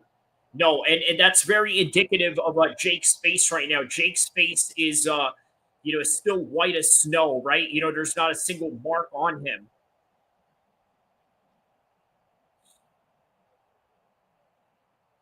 The corner of Chavez is telling him, hey, he has no he's got nothing left now. Just go in there. Charles said he's expecting Ilya to come out hot and blow his load. All right, well, guess what? This is what this first round is going to be very exciting as a result of that. So here we go, right? The first round is about to start. Here we go, man.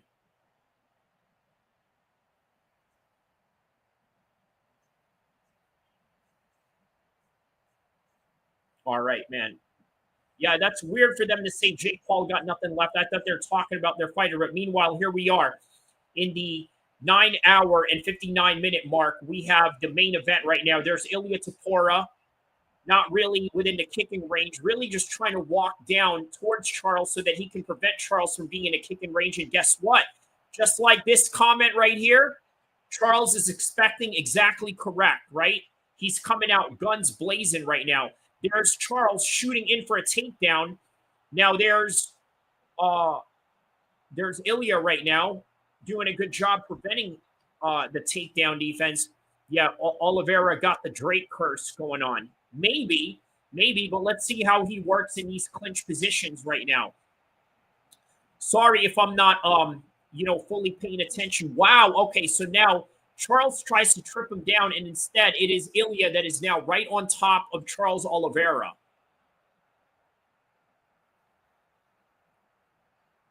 Already has all. Yeah, he's already got him on top right now. Ilya's already in side control. Now he's got a crucifix. Look at this. Look at this. What is he looking to do here? Is he gonna try and oh wow, look at Charles. You need to be careful with Charles, man. You know, he's very dangerous with these submissions. Oh wow, he's got a heel hook. He's got a heel hook. He's got a heel hook. He's got a heel hook. Charles Oliveira has a heel hook. He's got a heel hook, man. Okay, but very good job on the part of Ilia Topuria to escape it. Okay, now they're in the up-down position. Charles Oliveira laying down like this, like he normally does. You know the Charles Oliveira laying on the floor thing that he does? This is Charles Oliveira right now. This is literally Charles Oliveira right now, right? They're pretty dry, too. That's what I'm saying. Yeah, they're pretty dry, so you're not going to get actually, if they're pretty dry, that's the perfect time to try and get it, right? You know, very early on. That's how Brock Lesnar got caught by Frank Mir, if you remember. Oh, there's an uppercut by Charles Oliveira right now. Yeah, Charles is absolutely absorbing these shots. Oh! Oh, my God! Charles Oliveira got laid out. Charles Oliveira got laid out. Charles Oliveira is out. Charles Oliveira is out. Meanwhile, Jake Paul is about to finish Chavez as well. Yeah, no one has ever done that to Charles Oliveira. Not in a long time. Wow, I can't believe it, man. He finished him devastatingly. Wow.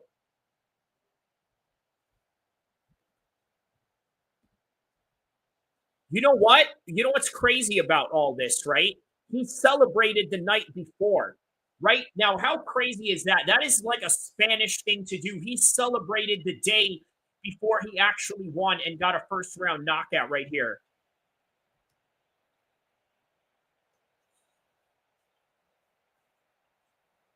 Wow. So he's got the 2 belts right now. You got to get him, you know, the 2-belt treatment right now. You know what I mean? Yeah, this is Joe Rogan calls it justified confidence. Wow, the left hand, man. Wow, how about that? Wembley, Usyk versus Dubois. Wow, man. All right, well, at least we can concentrate on the Jake Paul fight now. All right, man. Yeah, Yuri is celebrating in Ireland. Yo, you know what? Yuri, no, he's not in Ireland. He's in Kuwait, remember? Remember, right? He said that he was going to be in Kuwait, but yeah, he's going to be on the plane on the way to Kuwait. He said that he's going to drop me $100 for this win. So shout out to Yuri on that one. And then there's Patty right there. He's like, yes, that's right. Man. Did Chavez land anything? Oh yeah, we talked about that. Yeah. Meanwhile, all right, let's concentrate on this fight real quick. There's Jake Paul. I think, you know what? I think Chavez is gonna survive this one. I want to see him lay him out, man. You know what I mean? Because that's really a way to make a statement on this right here.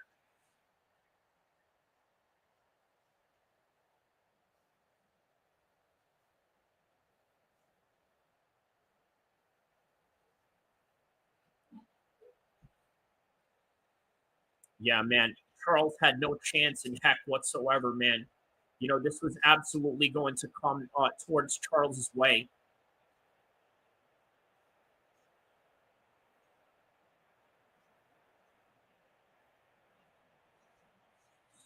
Wow, man. What a good night, man. What a beautiful night. Well, there's 200 K down for Drake, I suppose, right? So, yeah. Yeah, he had no chin for a while. Yep, he had no chin for a while. That's what I'm saying. It's official. Ilya is officially the legend killer for sure. Oliveira has been knocked down every fight. What are they on about? not in a way where he got laid out like this. He's been knocked down, but not laid out. So there's the child of Ilia Topuria with Garam.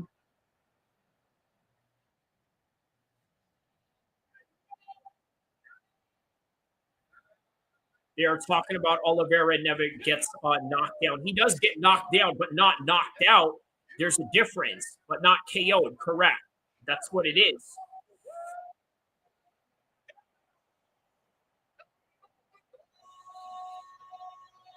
All right. Oh, there it is. The double championship, thing.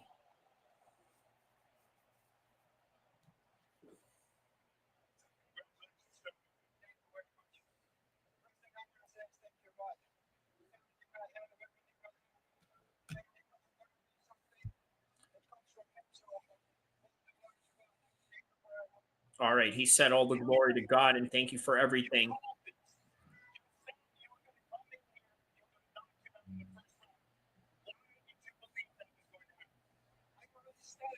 I thought he relinquished the title. No, this is just ceremony, Marty Miller. He said that, yeah, he was going to bring his 145 belt anyway. But yeah, it's all ceremonial. You know, he did relinquish it. You know, Volkanovski is the champion right now officially. But, you know, if you want to put it in boxing terms, Ilia Topuria is the Diamond 145 champion. That's the best way to like really put it in boxing terms, right? Speaking of boxing, yeah, we still got Jake Paul right now. He threw a very difficult uppercut right there, an uppercut that sort of exposes him, a leading hand uppercut. So here we go, round number 8 right now. At least we still got some action on the Jake Paul side while Oliveira got laid out. Oh, there's Patty. He's calling out Patty Pimblett.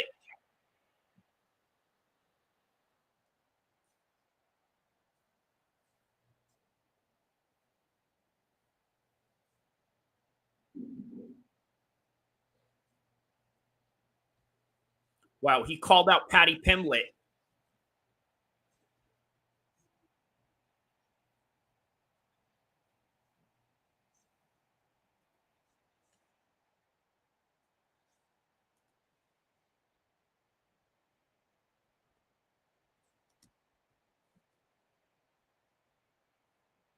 Wow, how about this, man? Patty got gifted a title shot just based on his beef with Ilia Topuria. Now, how insane is that? Armin, oh, here we go. Patty is about to confront him on the cage. He's about to confront him in the cage.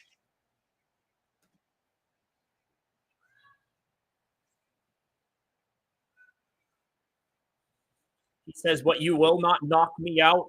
You sausage, you will not knock me out.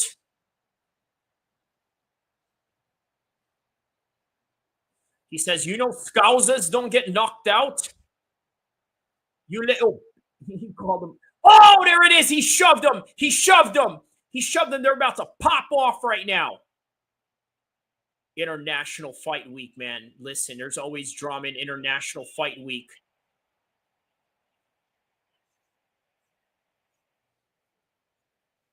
Yeah, that.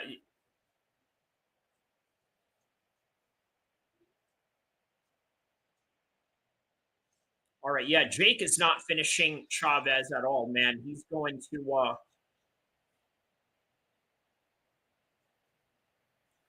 yeah, the activity of Jake is amazing right now, man.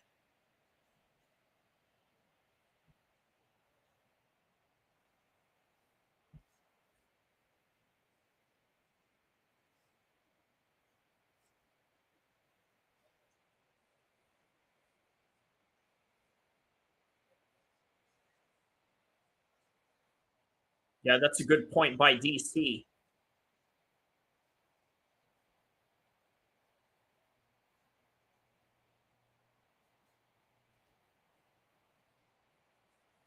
Wow, Patty didn't move when he pushed.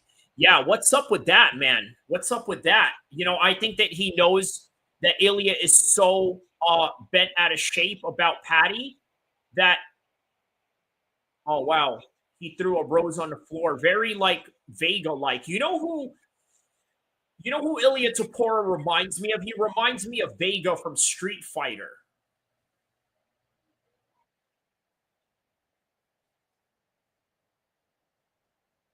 There's Logan Paul right there. He's on his phone, probably tweeting a storm right now. There's Jay Leon Love right there on his corner.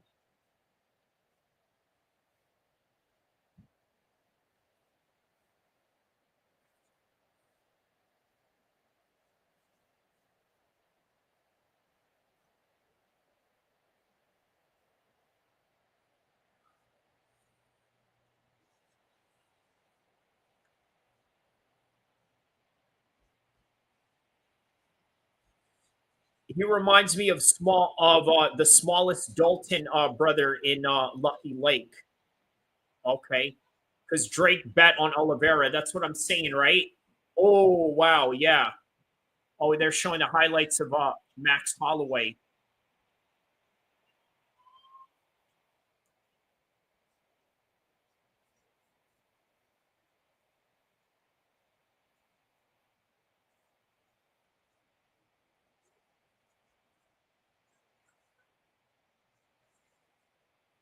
Yeah, Charles is durable, but yeah, man. Meanwhile, Jake is on projection to get this in a decision.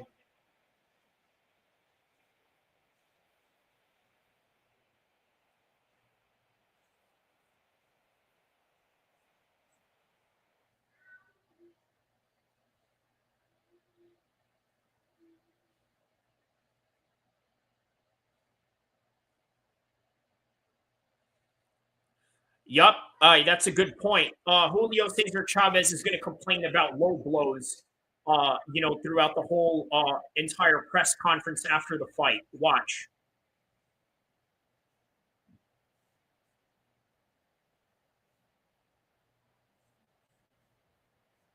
Yeah, Jake Paul does not look out of breath at all, man. He just looks in shape for this fight.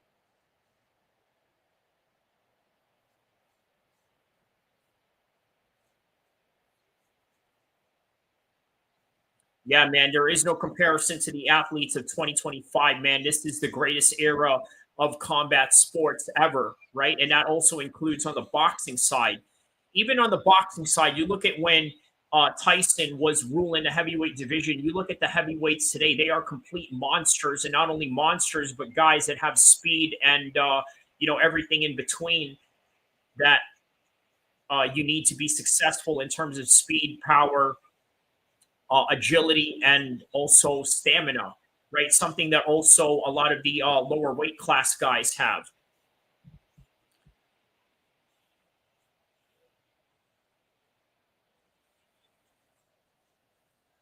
Yeah, man.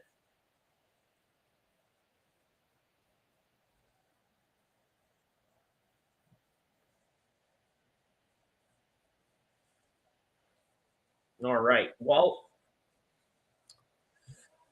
all right, we're gonna stay till the Jake Paul fight, and then we're going to react to all of it. I'm going to do a separate live stream regarding this particular matter at hand. So yeah, stay tuned for that. We're gonna finish off the. Oh, okay. There's a big uppercut right there that Jake ate from Cesar Chavez.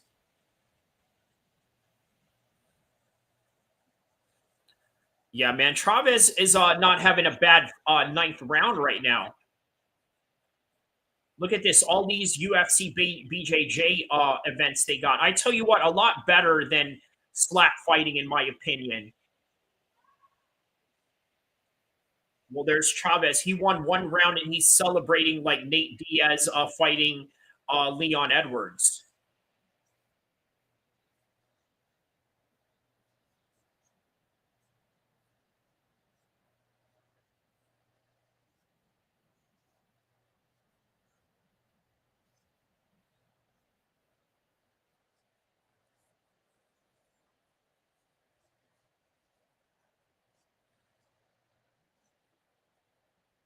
Yeah, man. Ilia Topuria and Islam would really be a great fight at this point, right? Even bigger than probably Conor McGregor and Khabib. Bigger in a sense of like skill level wise, right? Because Ilia Topuria is a better version of Conor McGregor, and Islam is a better version of Khabib, and it's just the quintessential natural what do you call it? Progression of the sport.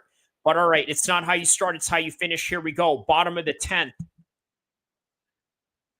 With 3 minutes left between Chavez and Paul. And then we're going to get to another live stream, a separate live stream that I'm going to do to go over all the fights tonight.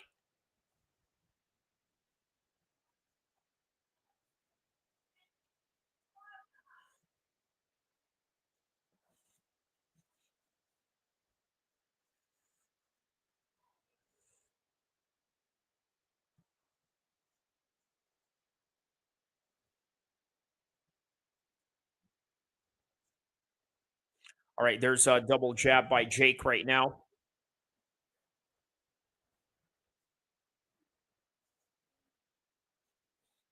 Yeah, they're showing the replay. Boom. So he had a right hand and a left hand that made Charles go limp right there. He didn't fight the real champ. It's not the real belt. Correct. And I think Islam Makhachev is going to run through JDM. After he runs through him, he's going to come back down to 155. Because, look, here's what Islam Makhachev has a problem with. He has a problem gaining weight right now. All right? These are reports that are going on behind the scenes. He's having real problems gaining weight. Now, will that matter for the JDM fight? No, because he doesn't need to fight all of 170. He just needs to fight one person at 170, and that's the main guy at 170 right now, which is JDM, and he can beat him. He can beat him at his natural weight, but he's not going to continue at 170. He's going to win the belt. He's going to George St. Pierre it, drop the belt, and then come back down to 155, and then we'll have a real 155 fight. Or maybe Ilia Topuria may try and challenge for the 170 belt, which is more than likely what Ilia Topuria is going to want. But they're probably going to have a coin toss or some sort of like agreement, like, all right, we got to find a way to make this one fight over the other. So what is next? It is Patty versus Ilia Topuria. There it is. There's a shove right there. Yeah, the real champ is Islam. Correct. He is the real champ regardless. So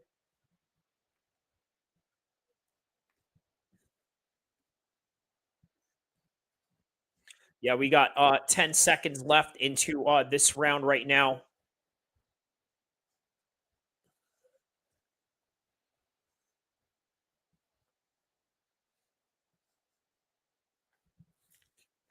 All right, well, there it is, man. Jake Paul lasted longer than Oliveira. Jake Paul lasted longer than Oliveira. I mean, you know, a different complete of circumstances, and I would argue also a different level of challenge, I would imagine, right? Jake Paul is going to win this one, but let's wait for the official decision on this one right here.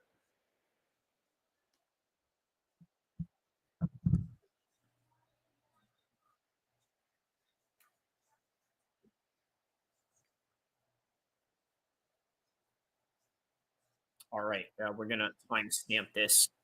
Jake Paul.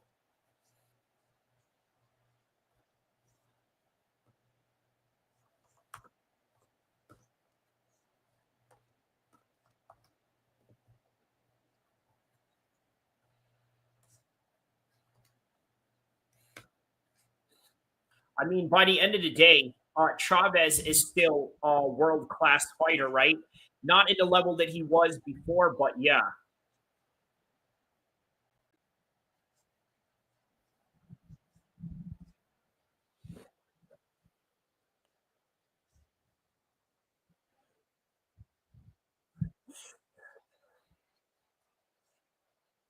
All right. Well, Chavez Sr. right now is giving Chavez Jr. some scolding right now. So let's hear what that's about. Yeah. So Chavez Jr., from what it seems right now, is scolding Chavez Jr. Chavez Sr. is scolding Chavez Jr. and sort of showing him, all right, you should have done this. You should have thrown some volume. You should have hit some jabs or this and that. But yeah, we're heading into the scorecards right now, which more than likely is, Jake Paul winning that one. So let's see here.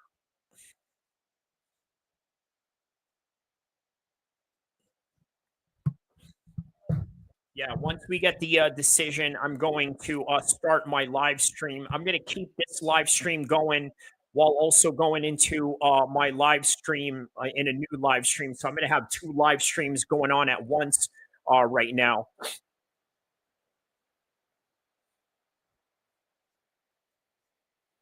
All right, yeah, a good sportsmanship between them.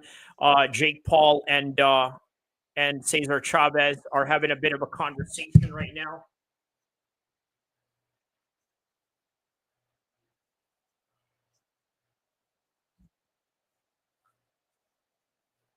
All right, so Jake Paul is officially going to be 12-1 right now.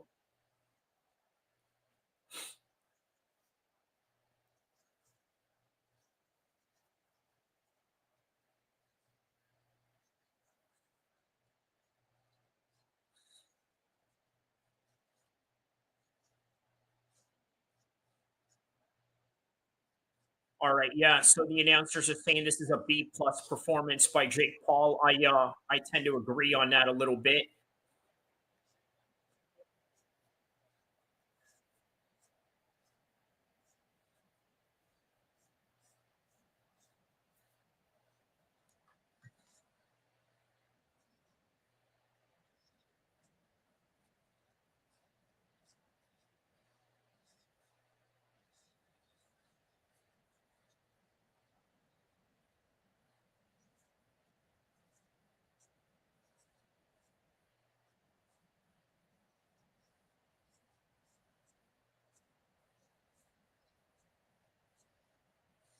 All right, so Jake Paul gets it.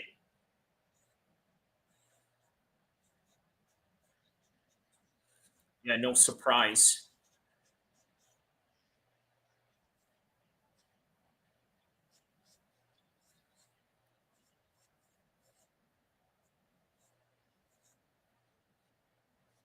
All right, well, let's get on with another live stream right now regarding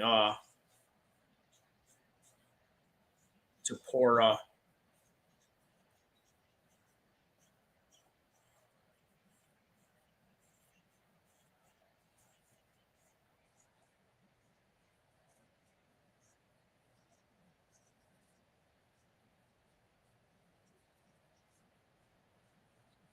They knocks out Oliveira.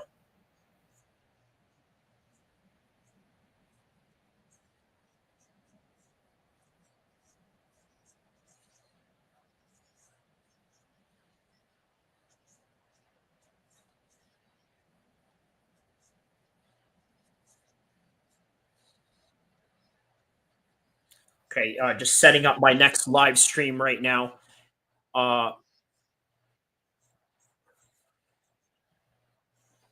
Joe Rogan says, let's go eat. I agree. But you know what? I got a little work to do.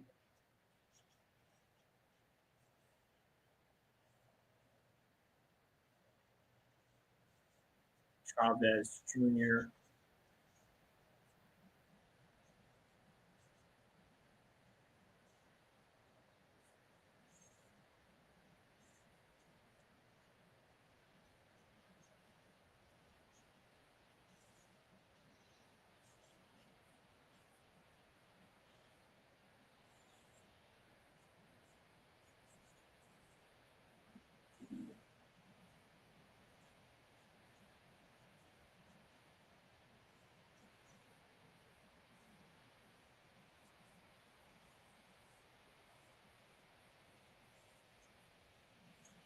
Or fight.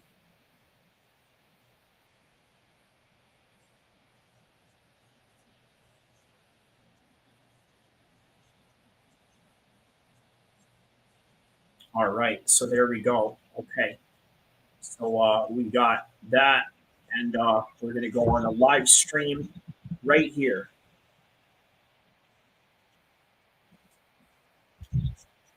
All right, so there we go. We're about to go do a live stream right here, and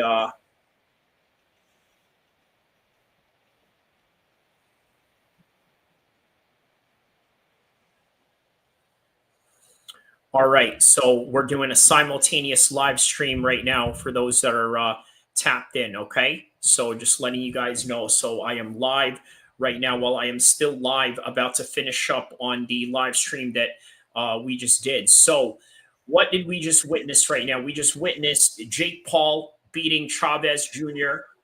That's going to be on the back end of what we're going to talk about. But first, the first thing that we're going to talk about is the championship win by Ilia Topuria, the second belt that he won in this particular weight class. We're going to get to the entire fight card right now, okay?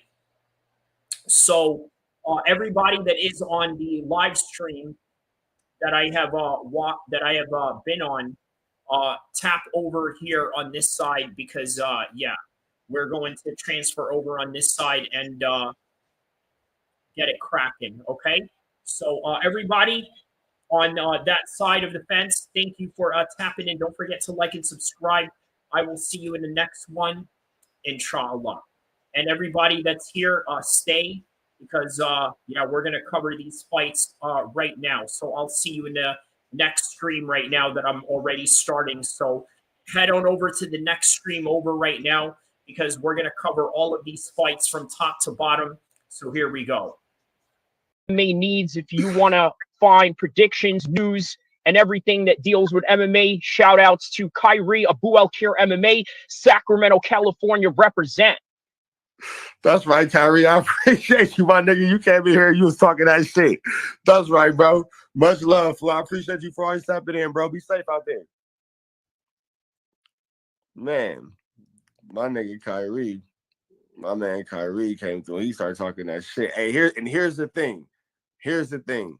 That nigga will whoop your fucking ass.